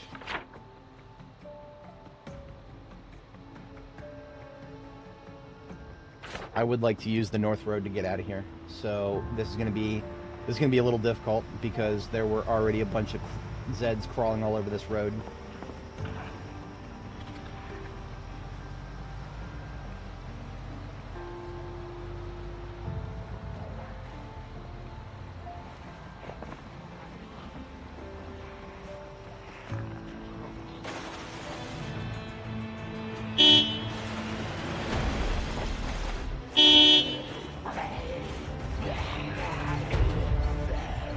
Now that was intentional. We're gonna have to ram one of these guys most likely. Oh no, we're good. So what I just accomplished is I got everybody out of this crossroads here. By going over there and doing a little bit of a loop around there, we got everybody out of the crossroads. We'll see if we can get the rest of the way out of here. Woo! I think we're about to do it. I think we got it. Oh, fuck, we're almost out of here. Hate this place so much.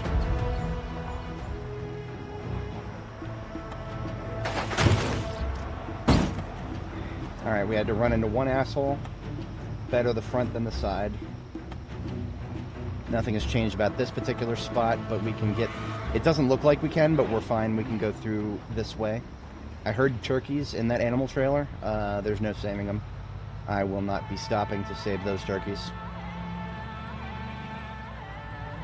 So we are now out of Ekron in this direction.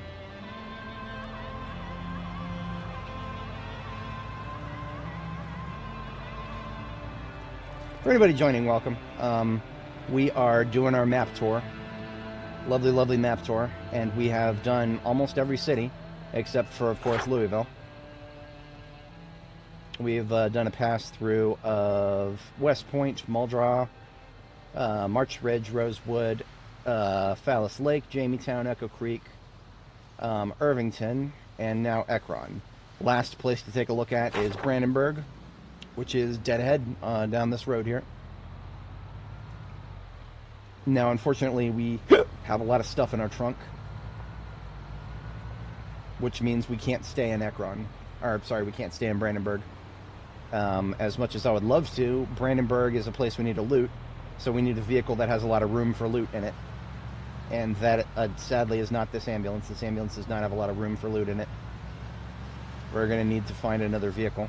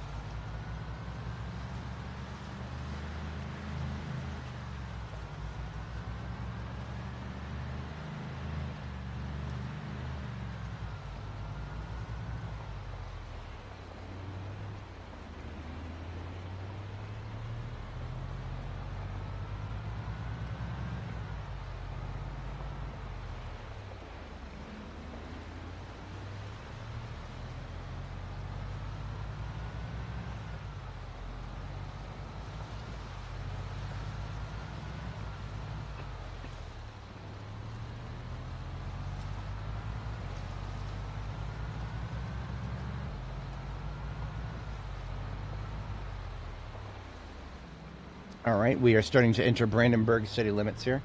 Whenever you see the road fork like that, coming out of Ekron and towards Brandenburg, when you see the road split, that's how you know Brandenburg is getting pretty close.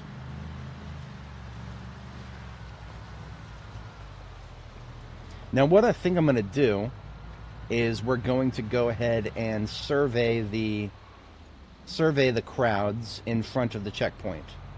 And since we have a vehicle with a light bar in it, we're going to use that light bar to bring some folks out of the checkpoint.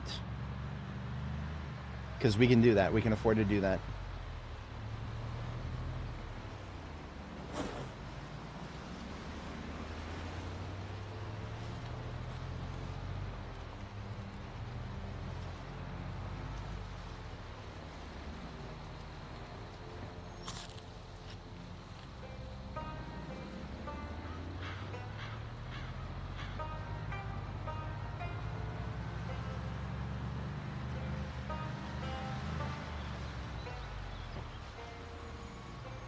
This is getting a little tedious.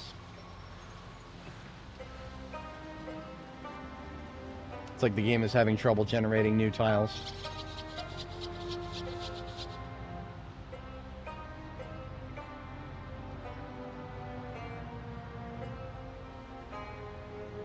So Brandenburg, IRL, was hit by a tornado shortly before the canonical start date of this game, which is July 9th, 1993.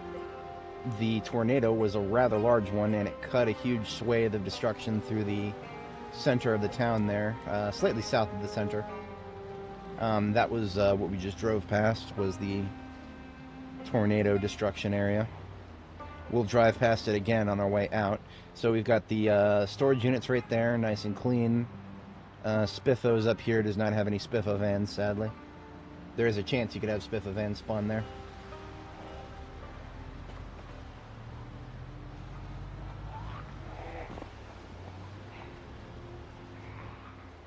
The mall here is... That's not a bad loot spot. But right now I'm just looking at vehicles and nothing is jumping out at me. Alright.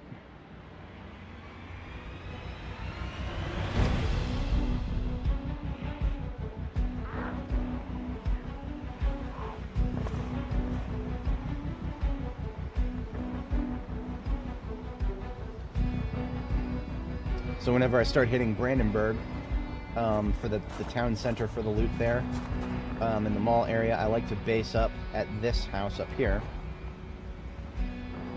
I don't know if I'm going to do anything here yet. Yeah, there's nothing to be gained right now. Yeah, nothing to be gained right now. See, I can't even board up the windows because it does not... I don't have an easy way to get a bunch of planks right now. I would have to pick some logs up and saw them. So we're going to go ahead and get out of here. We've observed the house and it is not loaded in trash. That's nice. When we actually hit the Brandenburg military checkpoint, we use a completely different place to sleep.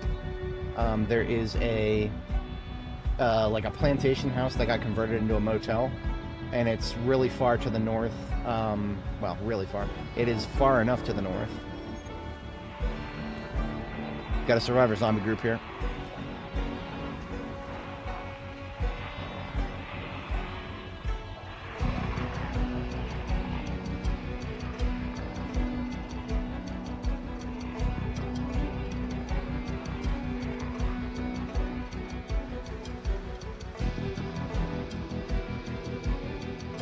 Alright, I'm going to see if I can nail the one survivor zombie with the bag.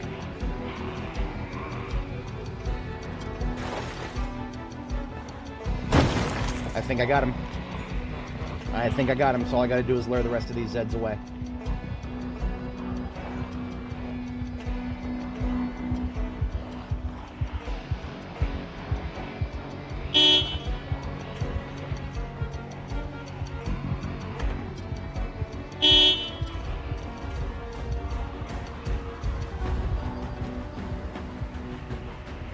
I'm going to take a bit of a calculated risk here.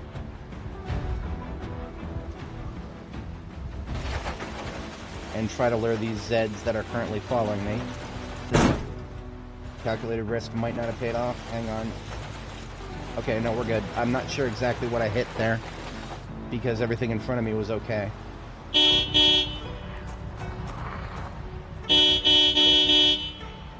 So basically, a lot of the Zeds who are around that survivor zombie are now going to be moseying their way into the forest. The road itself should actually be clear once we get to the other side of it. Oh, look at that. We were this far. Okay. I didn't realize we were this far. This is the connecting road to bring us back. So the checkpoint is actually really close from this point. But that's okay. Look at that. Everybody who's in the road here, all out of the road now. Let's see what this guy has for us. Key to a nearby residence. Some beef jerky. I shall take his wallet. Carter Choi. Oh, rest in peace, Mr. Choi. I shall take up your sword. Or whatever the hell you have here, if it's not a sword. Looks like he had a couple of books, possibly several books I already had copies of. Fishing 5. That's pretty neat.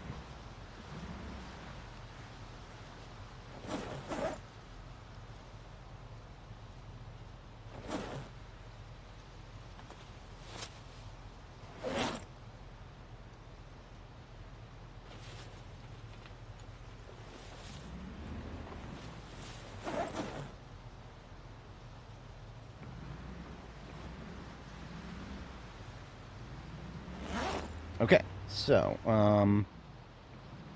moving on up here, we've got the courthouse on the left.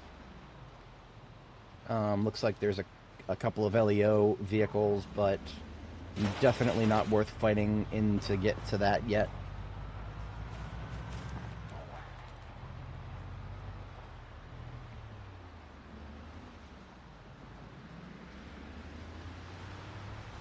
Alright, so the military checkpoint is a little further down this road. We don't want to spill it just yet, because we want this road to be somewhat drivable for the moment. We're going to drive all the way up this road and take a right.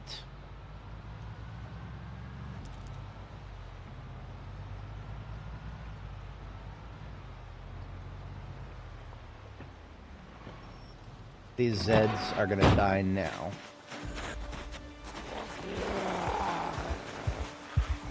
Because I need this area to be traversable.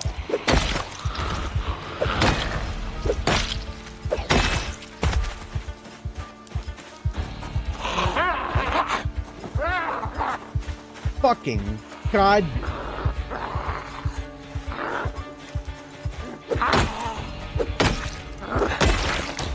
How was I supposed to know that she was there? This is where she was standing. This is where she was standing. How was I supposed to know she was there? I've talked about this before, but there's a blind spot behind these big vehicles. And we got out of that. We made a class 3 mistake just now. We got close enough for a zombie to wind up a grabbing animation, and I think we automatically pushed him back. I know I hit the push button a few times just now. But yeah, that could have been the end of us right there. That could have been the end of us. We ran straight into a fucking Zed, and I did not think to check if there was one behind that truck. Skill issue, I mean, honestly. As stupid as it is, we've got to work with this isometric system. And the isometric system means that anything hiding behind a vehicle like that is something that the player cannot fucking see. There was another hint, now that I think about it. I don't think we should be getting combat music for just 2 zombies. So the fact that we were hearing combat music should have been a clue to us that there were 3 zombies total. Minimum. But I digest. We survived. By sheer dumb luck, we survived that.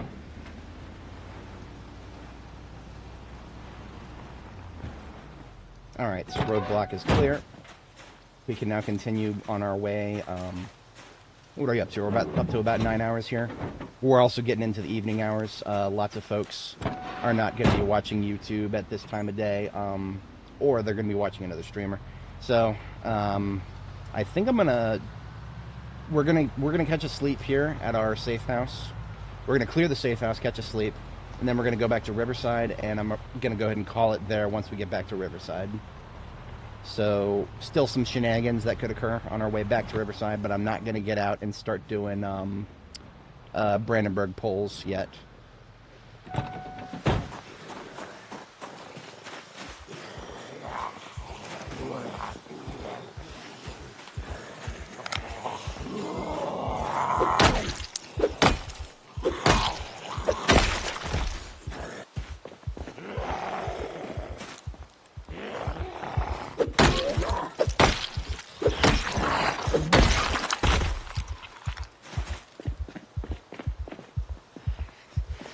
Okay, we got somebody with a satchel here.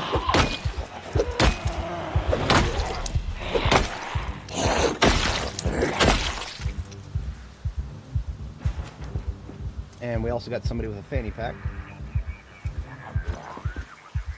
And we got somebody.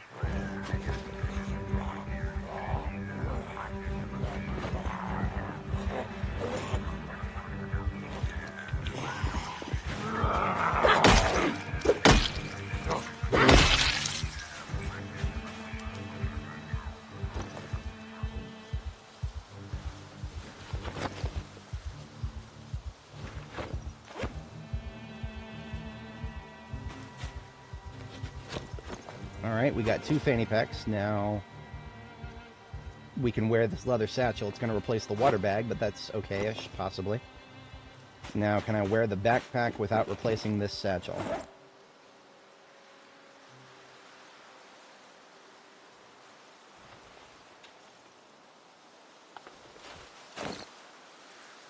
Yep. Look at that. Look at that. We got another bag, boys. We got ourselves another bag. Hell yeah. Okay. I am so glad to see that that actually works. That makes me very happy. We'll figure out what to actually put in that probably a bit later from now. for the immediate moment, we're focusing on getting the rest of this place cleared out.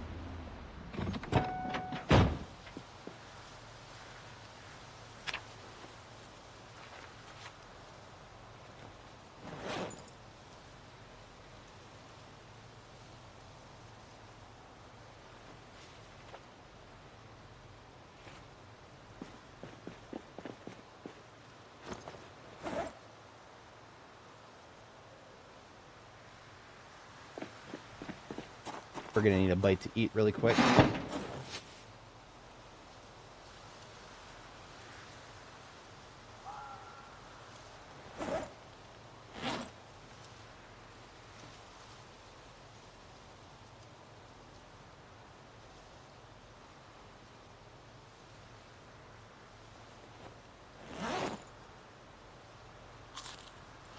I'm literally just eating some hamburger buns here, because they are going to go bad in the not-too-distant future.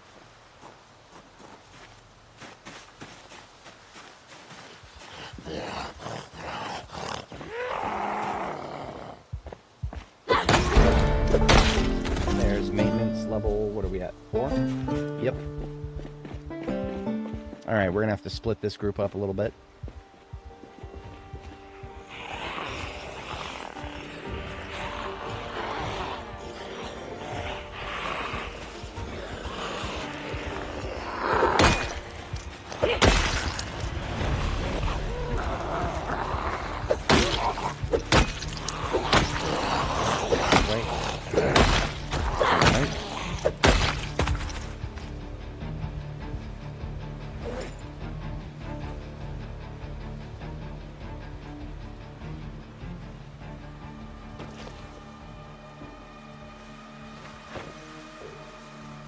Retro gold frame prescription glasses. I'll hold on to those. I don't know if I'll ever find a use case to wear them, but yeah, hold on to them.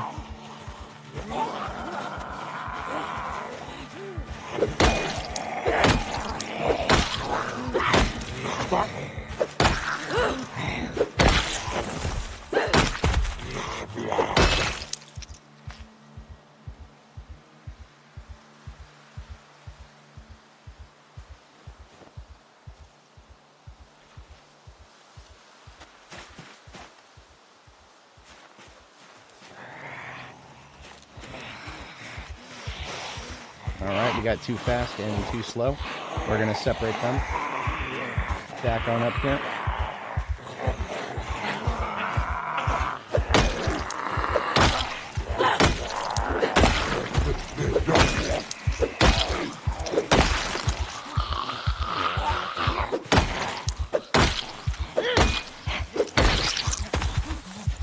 That's a nice swimsuit you got.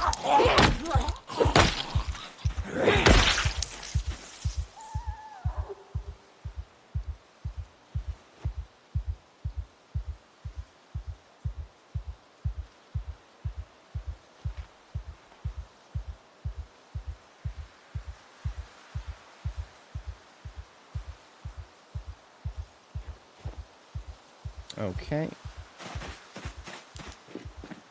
Now there may be some more. We're going to do a perimeter check before we go indoors. This house is eventually going to be a place that we stay several nights at while we're clearing this checkpoint. So we're going to do a full perimeter check around front and back, and then inside do a full sweep.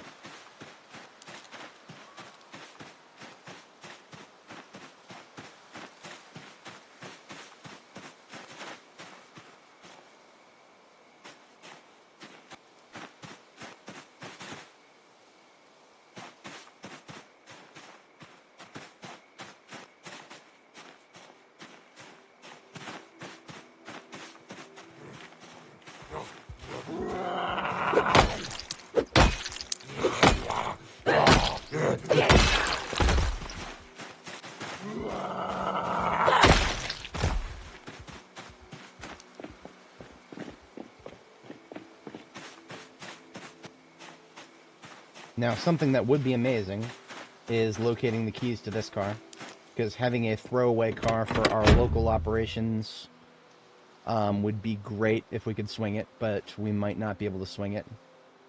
That being said, there's a lot of potential containers where we could possibly find a key to this joint right here. I don't see any potential Zeds in the forest.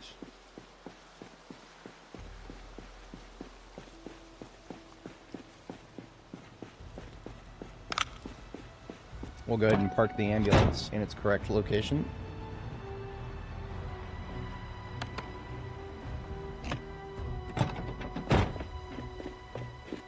Ah, look at this. Okay.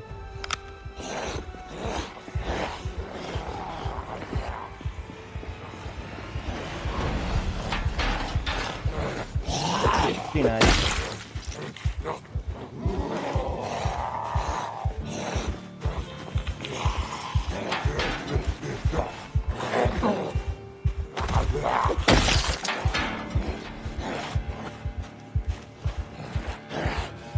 Come on over.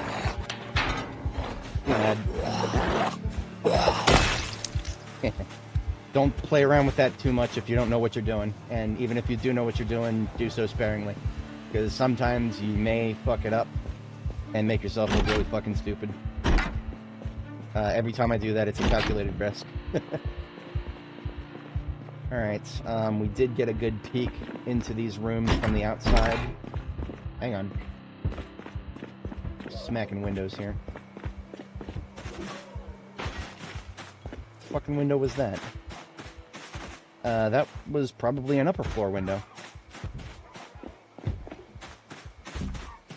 Well, that sucks. Yeah, that was most likely an upper floor window. Well, that just means the upper floor is going to have a few windows out. Come on. Come down the steps. I'm right here.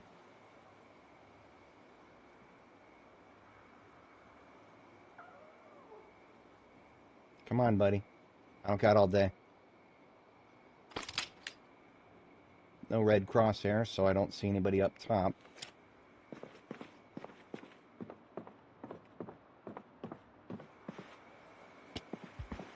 Fucking asshole, he just broke both of the windows and then gave up.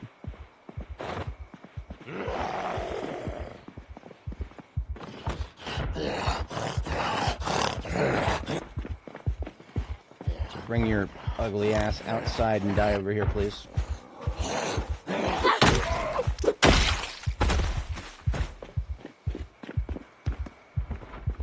That's another upstairs.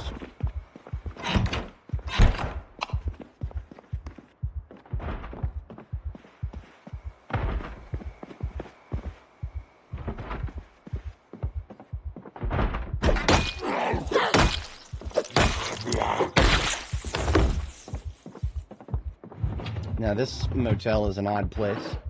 No matter how many containers you look through, you will never locate a pillow. But there may be a pillow on the master bedroom.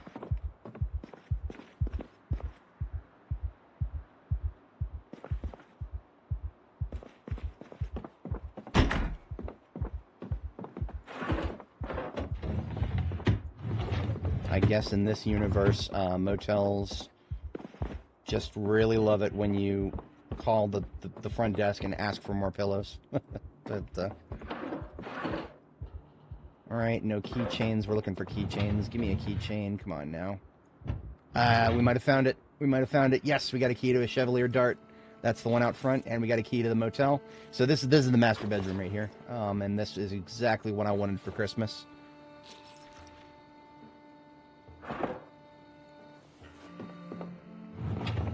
And there is also a pillow on the bed. We may need these books later, so I'm going to take these books and we're going to put them in a the most convenient place to sleep in this particular motel, in my humble opinion, now that we have that pillow.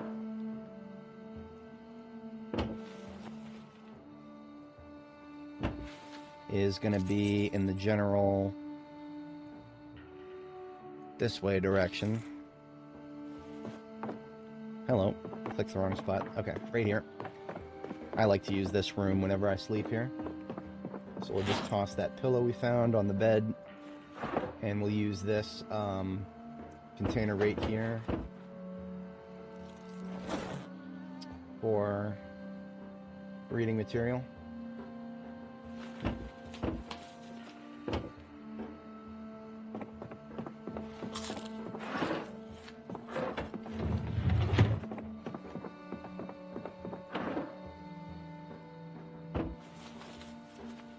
Brochure for Louisville State University. I am well aware of this lovely place.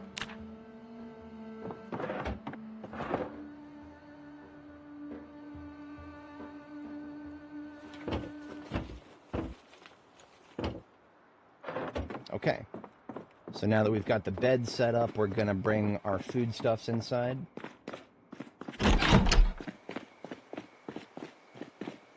And it's 4 a.m., so we'll get at least one good sleep in.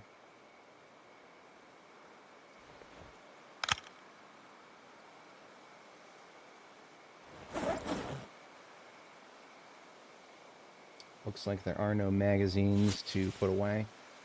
Any of the perishable stuff that we put in here is going to stay in here.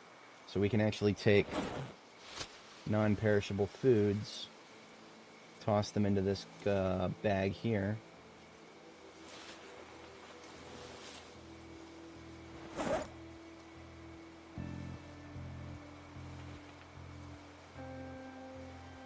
As well as goofy low priority stuff.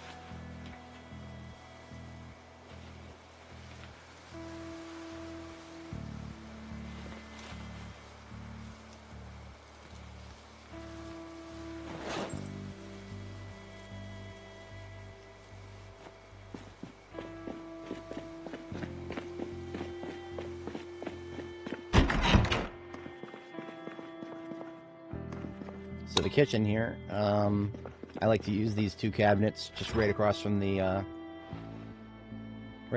fridge.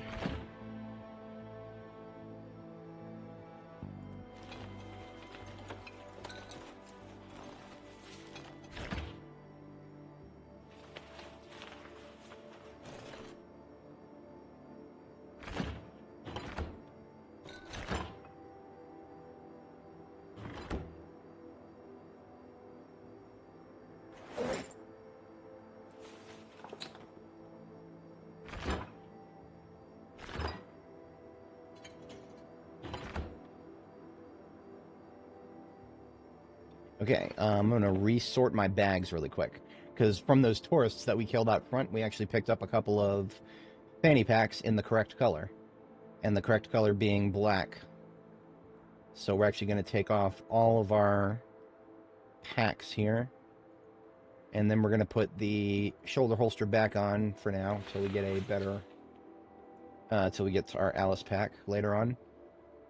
But we are going to put on the fanny packs next.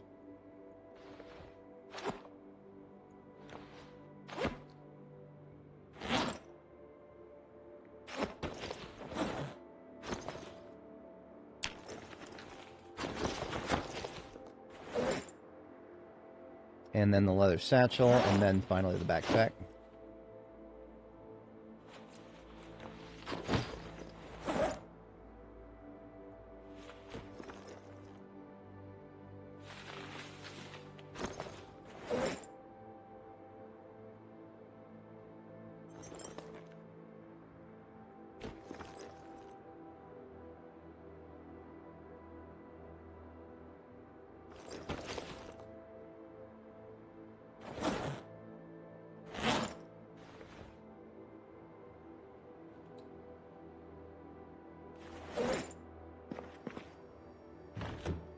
Okay, that's all of our bags sorted. We're going to go ahead and go to sleep.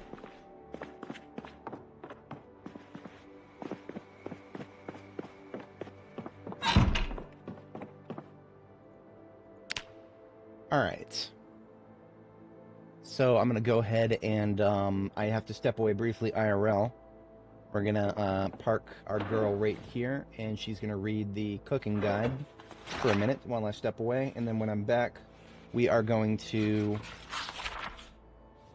I think we have the action economy to do a little bit of pulling zombies out of the checkpoints. We're not going to do a full emptying of it, but we're going to pull. We'll see what our action economy allows us to do when I get back here. So I'll think about that. And back in just a minute and a half or so here.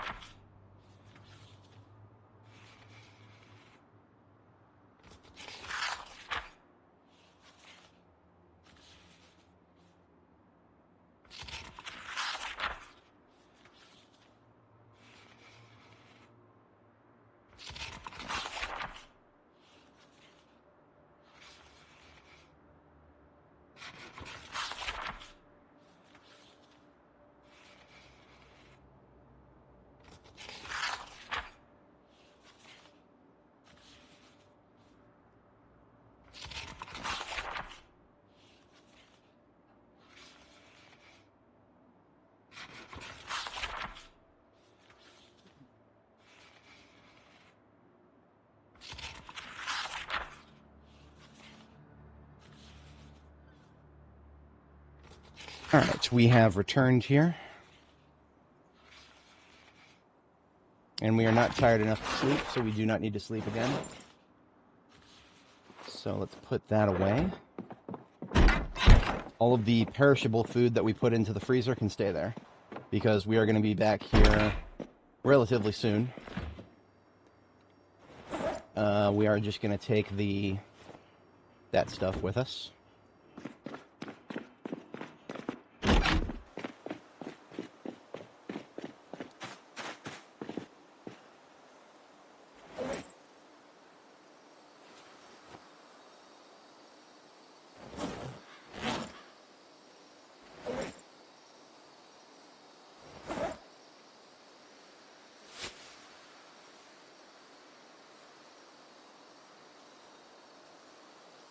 some of the lightweight food that we have in here is going to go ahead and get left here. Yeah, okay, just that stuff is going to get left here. We don't want too much, but just enough to be useful.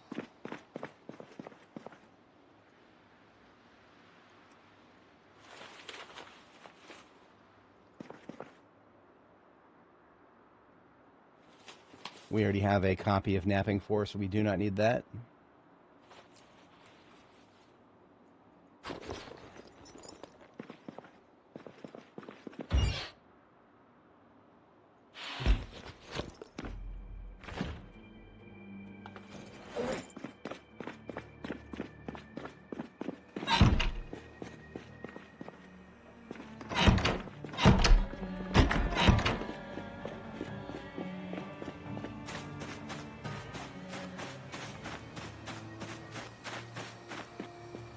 So we're going to see what kind of storage we have in this vehicle, which is, there's no gas to work with. That is okay, though. We can get gas relatively easily.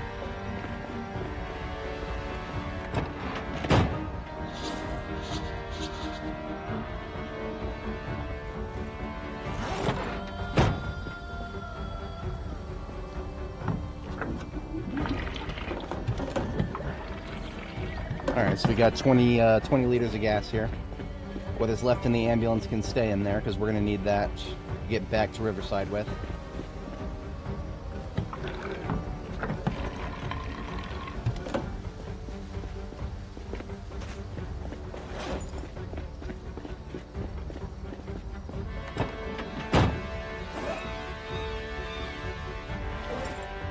Now we are actually going to be out of water soon here, so we're going to need to... Yeah, let's just take this 1 liter of seltzer water for now. There we go. So we're going to use this throwaway car here to raid the checkpoint. Now the engine in this thing is pretty bad, but I don't think it's going to start cutting out on us randomly just yet.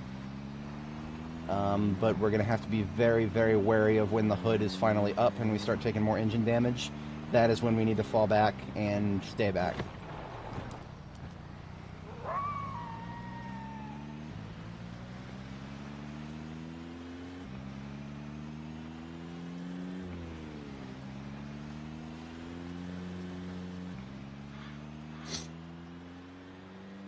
So the first thing we do when we hit the Brandenburg checkpoint, like I said before, we're not going to actually start getting out and fighting. Today is just going to be spent luring everybody out from inside. Now this is highly unusual. Actually, no, this is not that unusual. This part of the checkpoint does not have very much in the way of Zeds, and that's perfectly okay, because what we're going to want to do is get out and remove some of these barriers.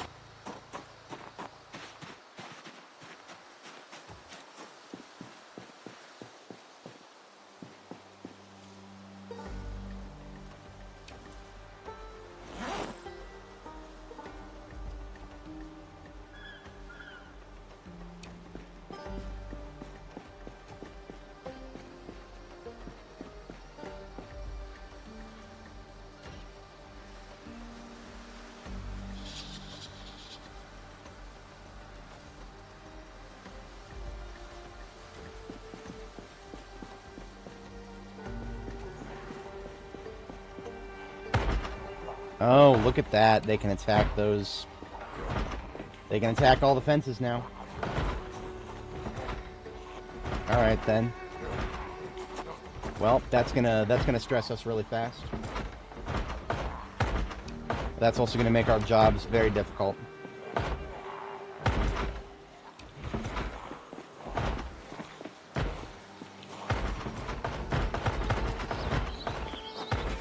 Alright.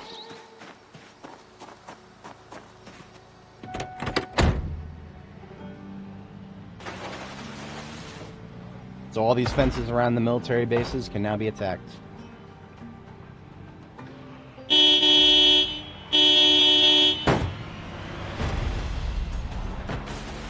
Hello, losers.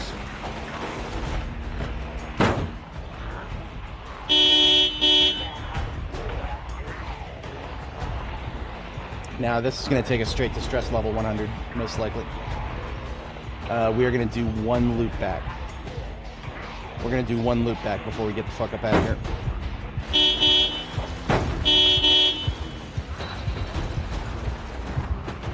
Looks like they're able to break the fences. In sufficient numbers, they are able to break the fences. That's pretty neat.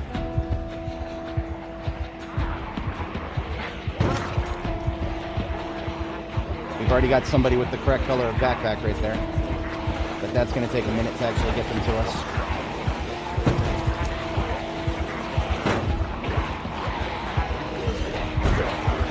Did we just lose a tire? No, we didn't lose anything. But we lost like a bunch of speed. We lost a bunch of speed for reasons that I'm not familiar with.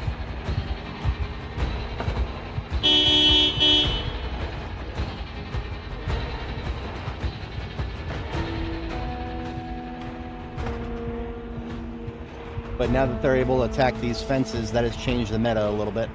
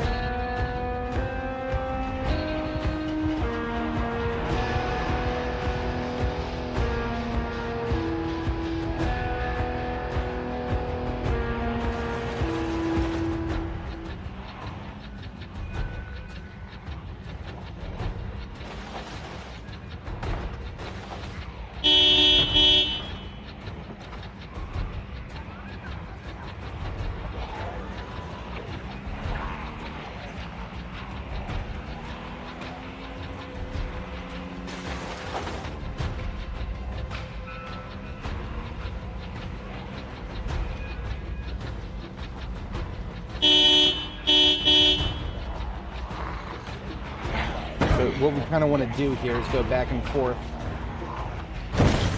until we can get as many of them out of there as we can possibly manage.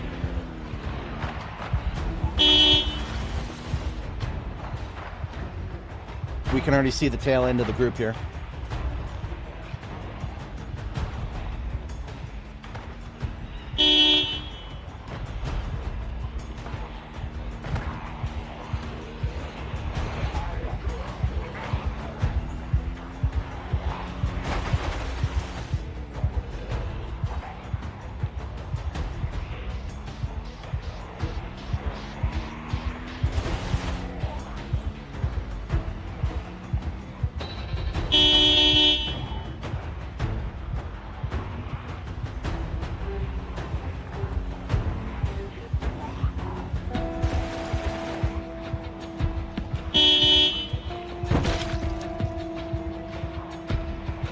This is why we want to use a throwaway car as opposed to our ambulance.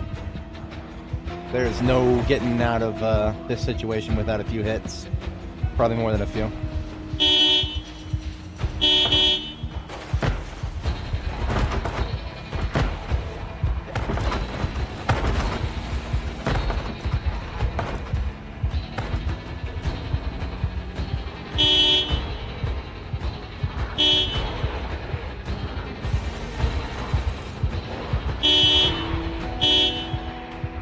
Okay, that's most of the inner part of the base pulled.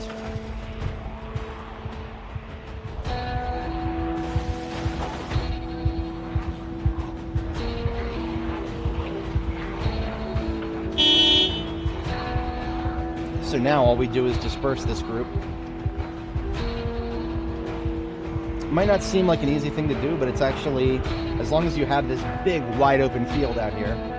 This is why I like to hit the Brandenburg checkpoint early on, before any overgrowth starts kicking in. Because once the overgrowth starts kicking in, It's no longer easy to maneuver your way through this field up here.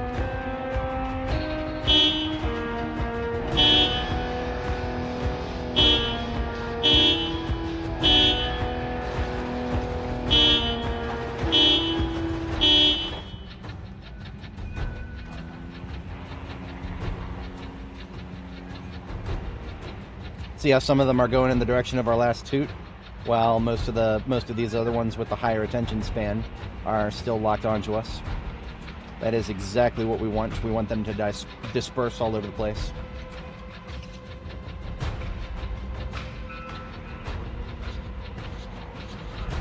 These are the last ones here. These are the ones I like to call the high attention span ones. These guys have got a stronger attention span, and they're going to stay locked onto us until we give them the slip by just zooming out of here, using our speed. Sucks to be these rabbits. These rabbits are going to get zomboided to death.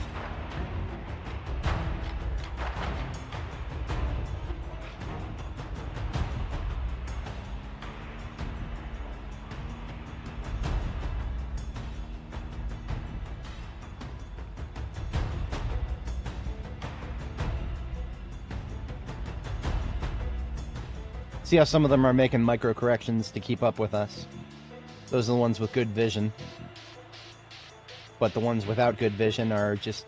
Look at that, look at that. Most of them are just moseying off into infinity there. I'm looking at them to see if I can see anybody with the correct backpack. Nothing's jumping out at me. So we must have lost the guy with the good backpack over here somewhere. See, what I like to do is, now that I've separated the... here he is, here he is. We might be able to nail this guy.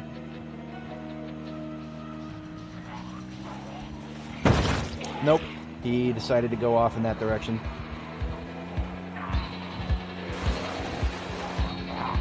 Got him. We got him. Ladies and gentlemen, we got him.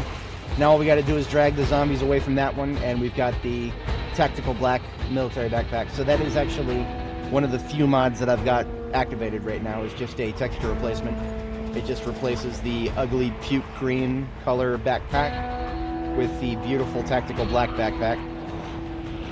You know what? I know exactly what we're going to do here.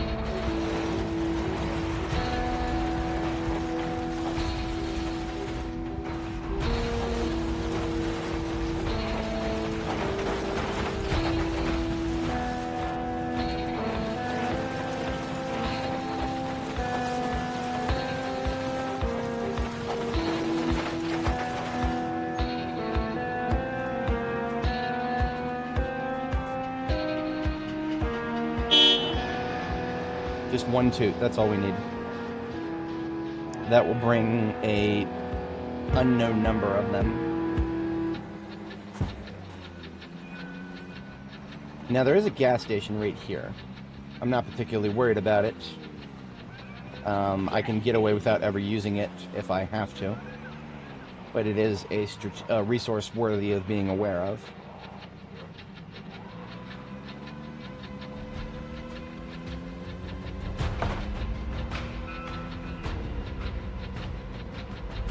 So, if my calculations are correct, a fair few of the zombies have now gone out of range.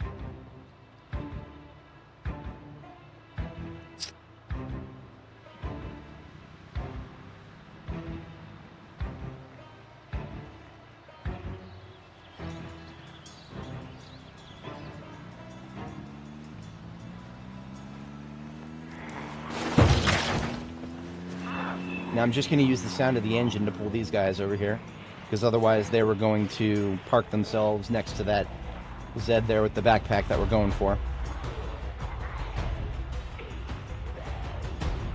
Now this guy here with the duffel bag, not really a target. Not really a target. Duffel bags. Remember, these backpacks that we're going to be picking up have nothing in them. Though a duffel bag that is empty, I got a billion of those elsewhere.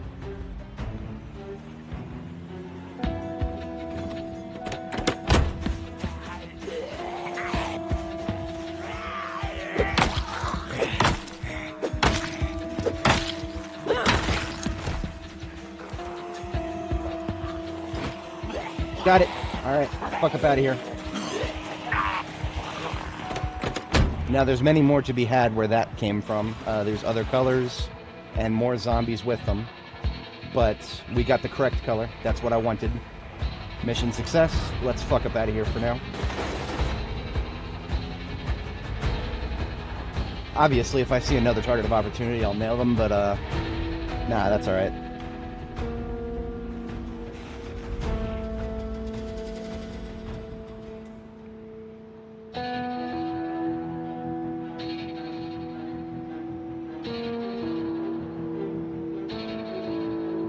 Yeah, I do see a couple of other Zeds. Some that have webbing. It's not the correct color of webbing, though.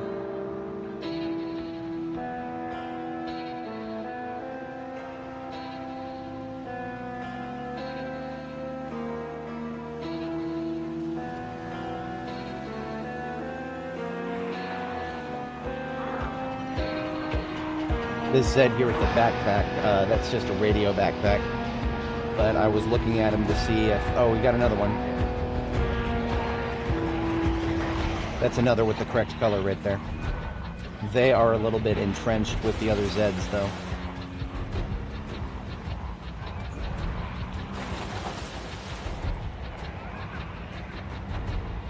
They are slow, however.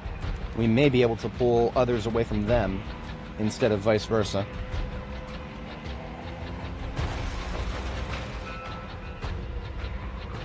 That's actually, because they're slow, it's going to be a little harder to deal with them.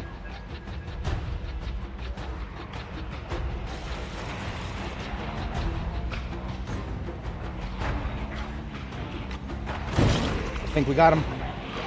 I don't know. We're going to have to give that a second. I think we nailed him. Yep, we nailed him. So there's another backpack on the field there. We just got to pull all these zombies out of the way.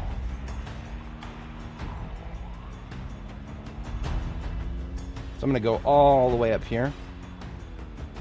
And we're going to do it a couple times.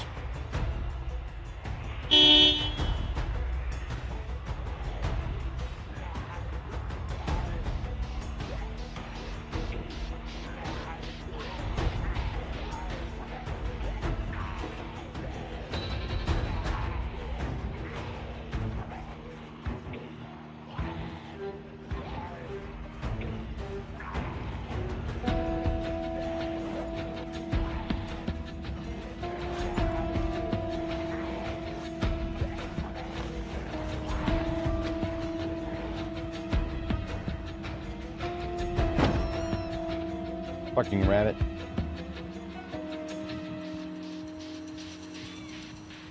Alright, so we did successfully nail that guy. Unfortunately, the toot-toot of the horn brought a few people up from the south who are currently walking over his corpse. And we actually still have a couple of Zeds with colossal attention spans on us right there. So we're going to range them.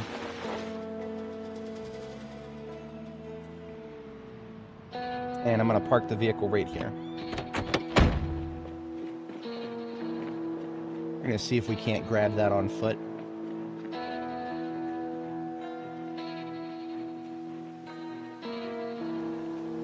Our target is center, almost dead, top center of screen here.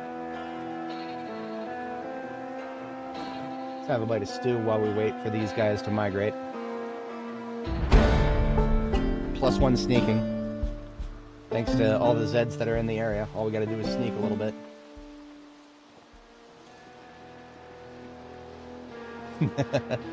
I mean, we're literally bypassing so many Zeds right now that it actually kind of makes sense that we're getting a fair chunk of experience.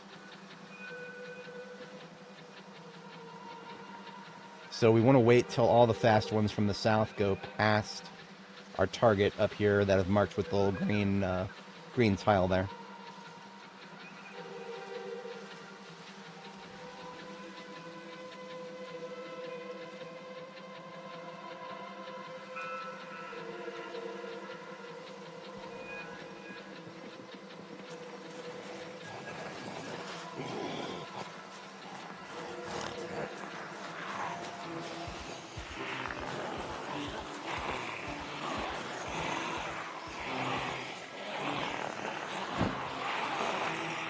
Alright, we got our backpack. He did not have anything else. We're out of here.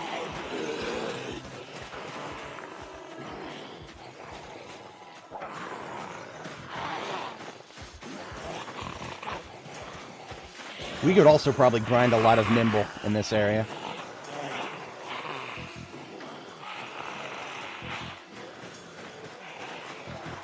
What are we at? 40 experience?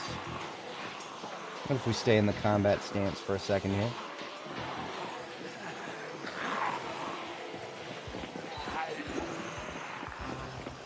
We didn't get any experience from that. So grinding nimble is definitely not as easy as grinding light-footed and sneaking. That's okay. I was just curious. I've never actually tried. But that's 2 backpacks right there.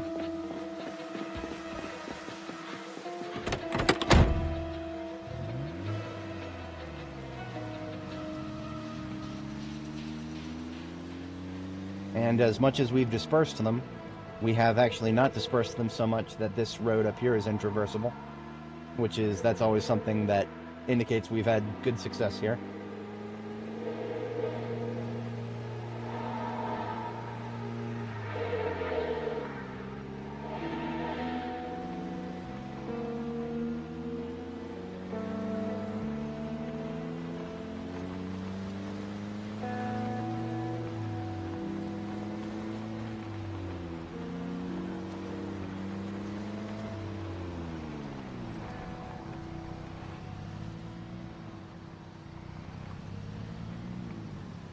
Alright, we had very good success there. Another successful procedure.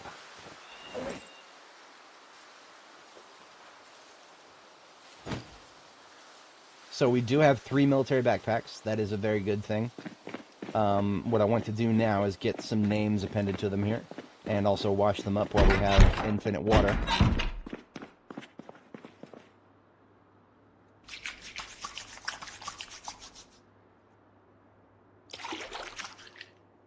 Taking a bath actually increases your happiness.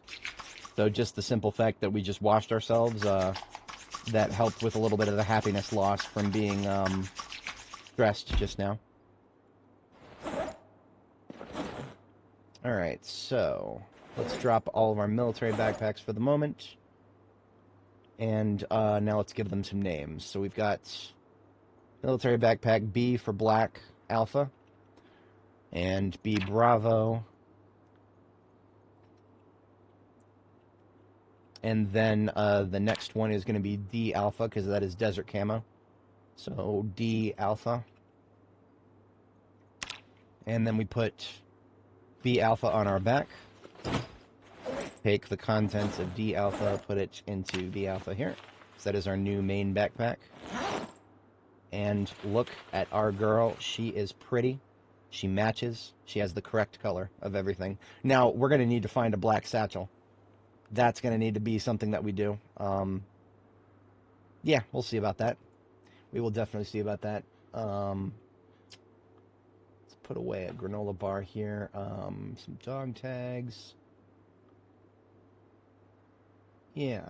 Alright, so now what we're going to do is go back to Riverside, because we don't have a vehicle with enough room to bring all the loot that I want to get out of this place.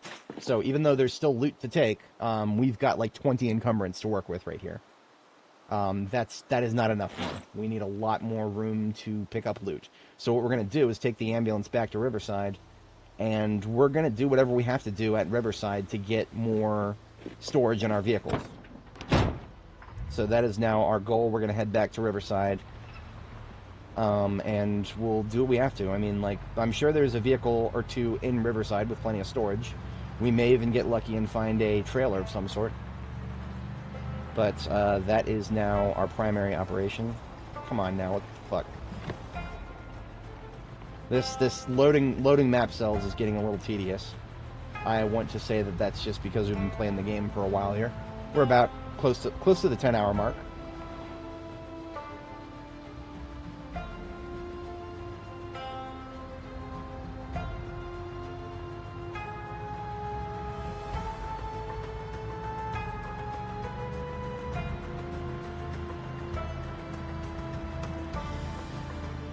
So I would say today has been quite successful, all things considered.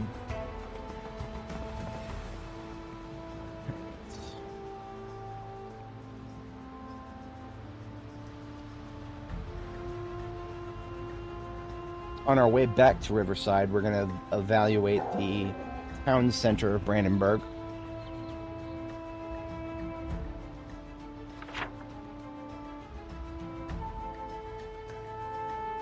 Which actually, we should probably just take Lawrence Street to do that. So that's exactly what we're going to do. But I'm going to try to avoid... Ooh, look at this. We've got a survivor house. I need to mark that.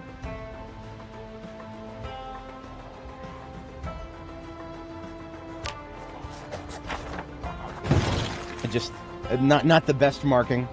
Not the best marking, but it is a marking.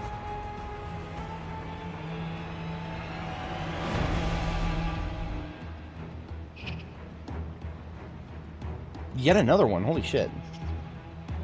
That's got to be like a lightning strike right there. Zero chances that that would be like a... They're not making survivor houses more common, are they? I mean, that'd be fucking cool. I'd be 100% okay with that if that was the case. But, yeah. We just spotted two.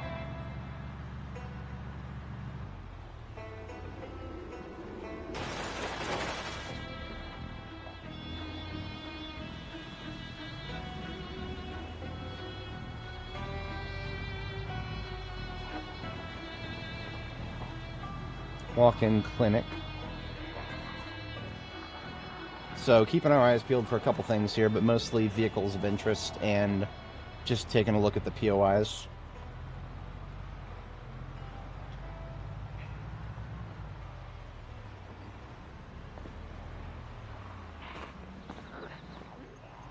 There's a truck right there. If memory serves, trucks are actually immune to the problem that we're running into with ambulances. Look at that! Okay. Okay. Is this... that first time is a tragedy, second time is a coincidence, third time is enemy action? I mean... Okay, I'll take it. I mean, in this case it would be ally action instead of enemy action, because I enjoy this outcome tremendously. Okay, we've got a ammo store right here to the left that is intact, not looted and trashed. We've got a parking lot that likes to spawn sports cars right in front of the SS Delilah here. There is one Corvette and two Murciélangs. So I'm just going to put a CV on the map here.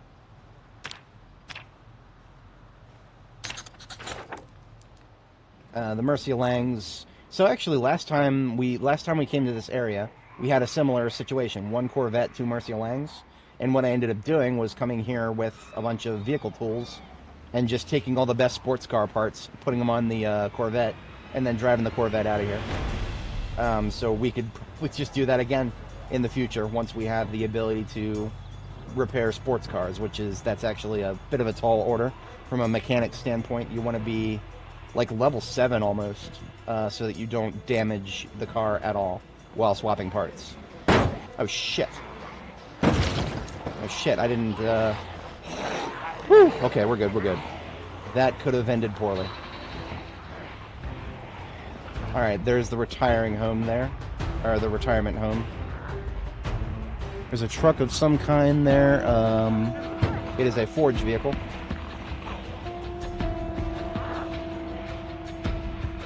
So potential metalworking loot source up there.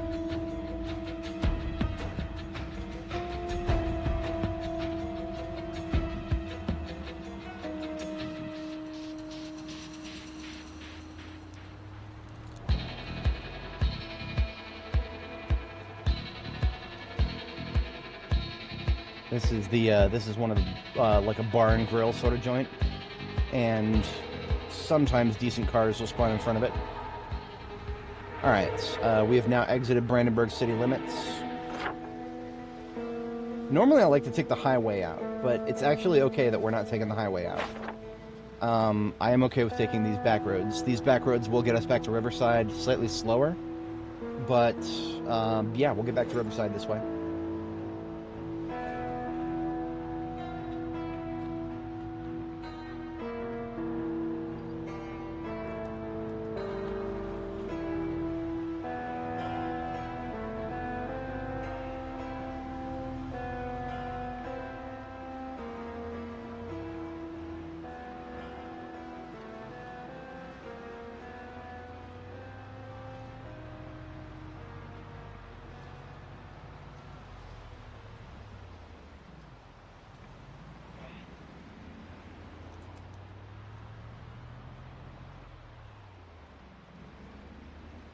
This river is new right here. I do not remember when they added it, but it was somewhat recently. It is a river between Brandenburg and Riverside. Oh, it's not even on the map. Look at this. This river is so new, it's still not on the actual, you know, you press M to open up the paper map. It's not on there. It doesn't, like, there's no blue. Maybe we can put it on there ourselves.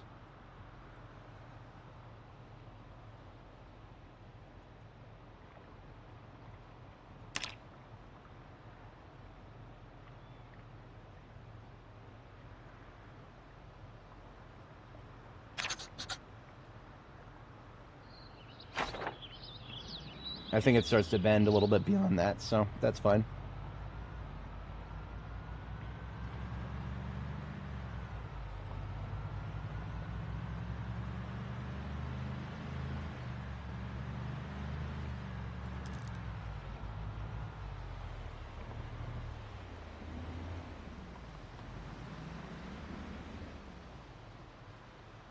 Okay, I know where we are now.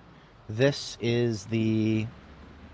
So there's like a, whatchamacallit, a bathroom, public restroom sort of joint there. We got a wreck, but then there's a general store, and then there's a bait shop up here. If we explore it now, then it will not be looted and trashed for later.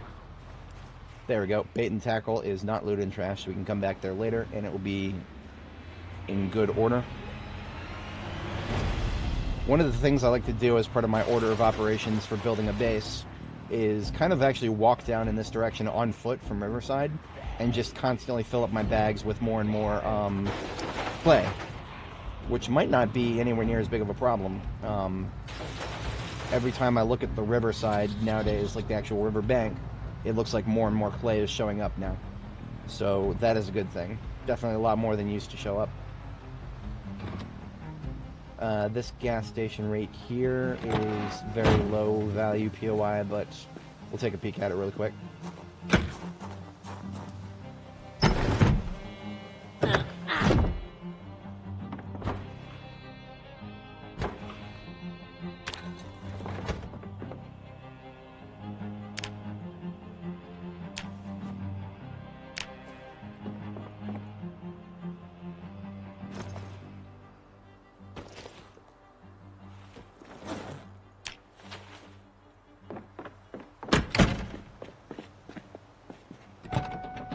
Might as well top up the gas while I'm here. When I get back to Riverside, the gas station is going to be taken over with spawns. Specifically spawns, not respawns, right? Because we left the area, but the spawning is not even halfway done yet. We're only on the 16th, and we don't reach peak population until like the 28th. So when we get back to Riverside, there's going to be some new spawns, basically in all the areas we've already cleared. Unfortunate, but that's how the early game works. If you don't stay in an area, then spawns will backfill. So this is actually one of the most convenient gas stations we have access to right now. So we are going to take full advantage of that.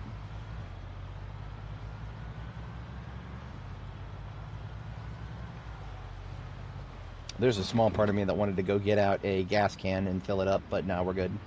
So what we're doing now is this is the north road into Riverside. And this is going to take us straight back to our the ranch house. So we're going to have to get out and kill some spawns, initial spawns there. We can also, on our way back, take a peek and make sure that the Electromax is in good order. We probably should have done that before we left. If we get to Electromax and it's been looted and trashed, we have nobody to blame but me.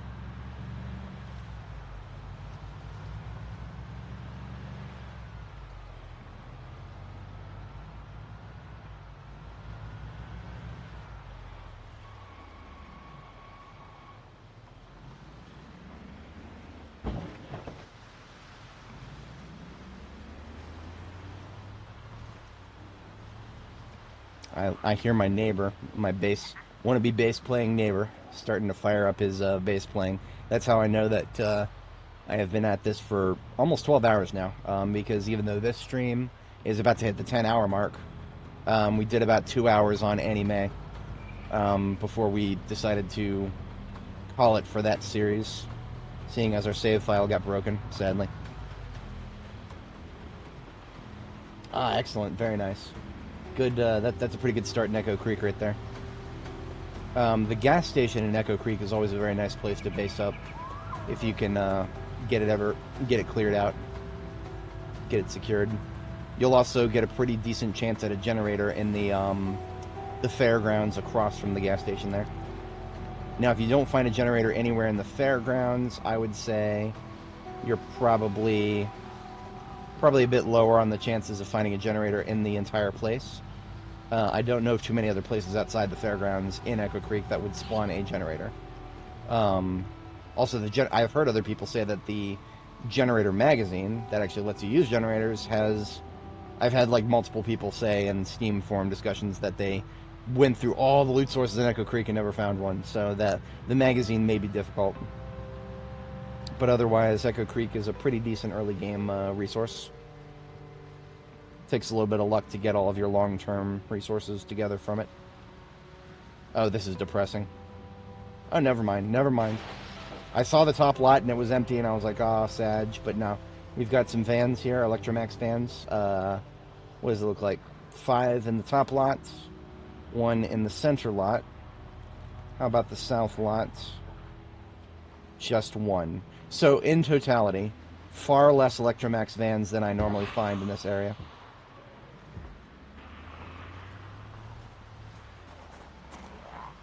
And the main building here has not been looted and trashed, which is very, very good for our prospecting Riverside.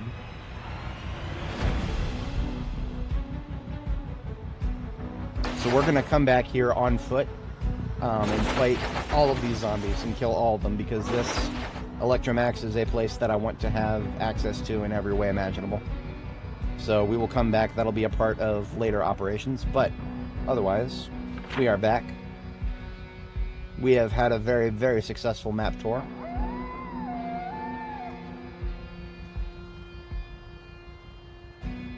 Very successful map tour. Alright. We are going to head up to our ranch base up here and kill anybody who may have spawned in up here. I don't see anybody spawned in. That's great. I'm just going to do a little orbit around the area.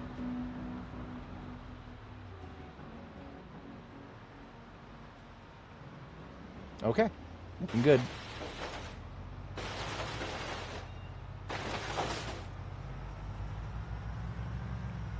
So we've already got a generator here.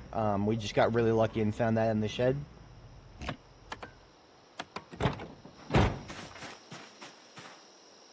We do not have any perishables on us right now, but we do have this garbage bag full of small form food.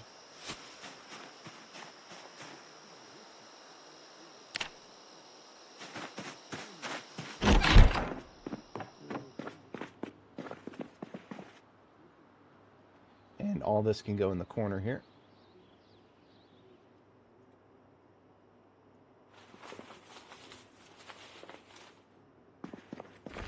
Okay. Very, very lovely success here. So, next stream is starting tomorrow morning, probably about something around 12 hours from now. Maybe 12 hours and 30 minutes or so from now. Whatever that ends up being for you guys' local time. Oh, very nice, very nice. Yeah, if you can find yourself a generator and a generator magazine, you are set for life. But we are going to go ahead and call it here for this stream. I would say that we've had good success. Alright, folks, everybody have a great day. And the last thing we always do here is back up our save. I'll show you guys how to do that if you are not familiar. We're going to go to the Zomboid folder, Saves, Apocalypse, and Refresh. We've gotten a new one called 42130_001. That's our new save. We're just going to copy that whole folder and go up a few levels to our backups folder. We're going to have to create a new folder for this one. 42_13_001. And then we just create a new folder called 1. And this is the first save backup right here. and that's going to take a little while to copy everything because this save is already halfway to a gigabyte because we've explored most of the map already. If you don't go out and explore the whole map, your save file will be much, much smaller than this. So, yep.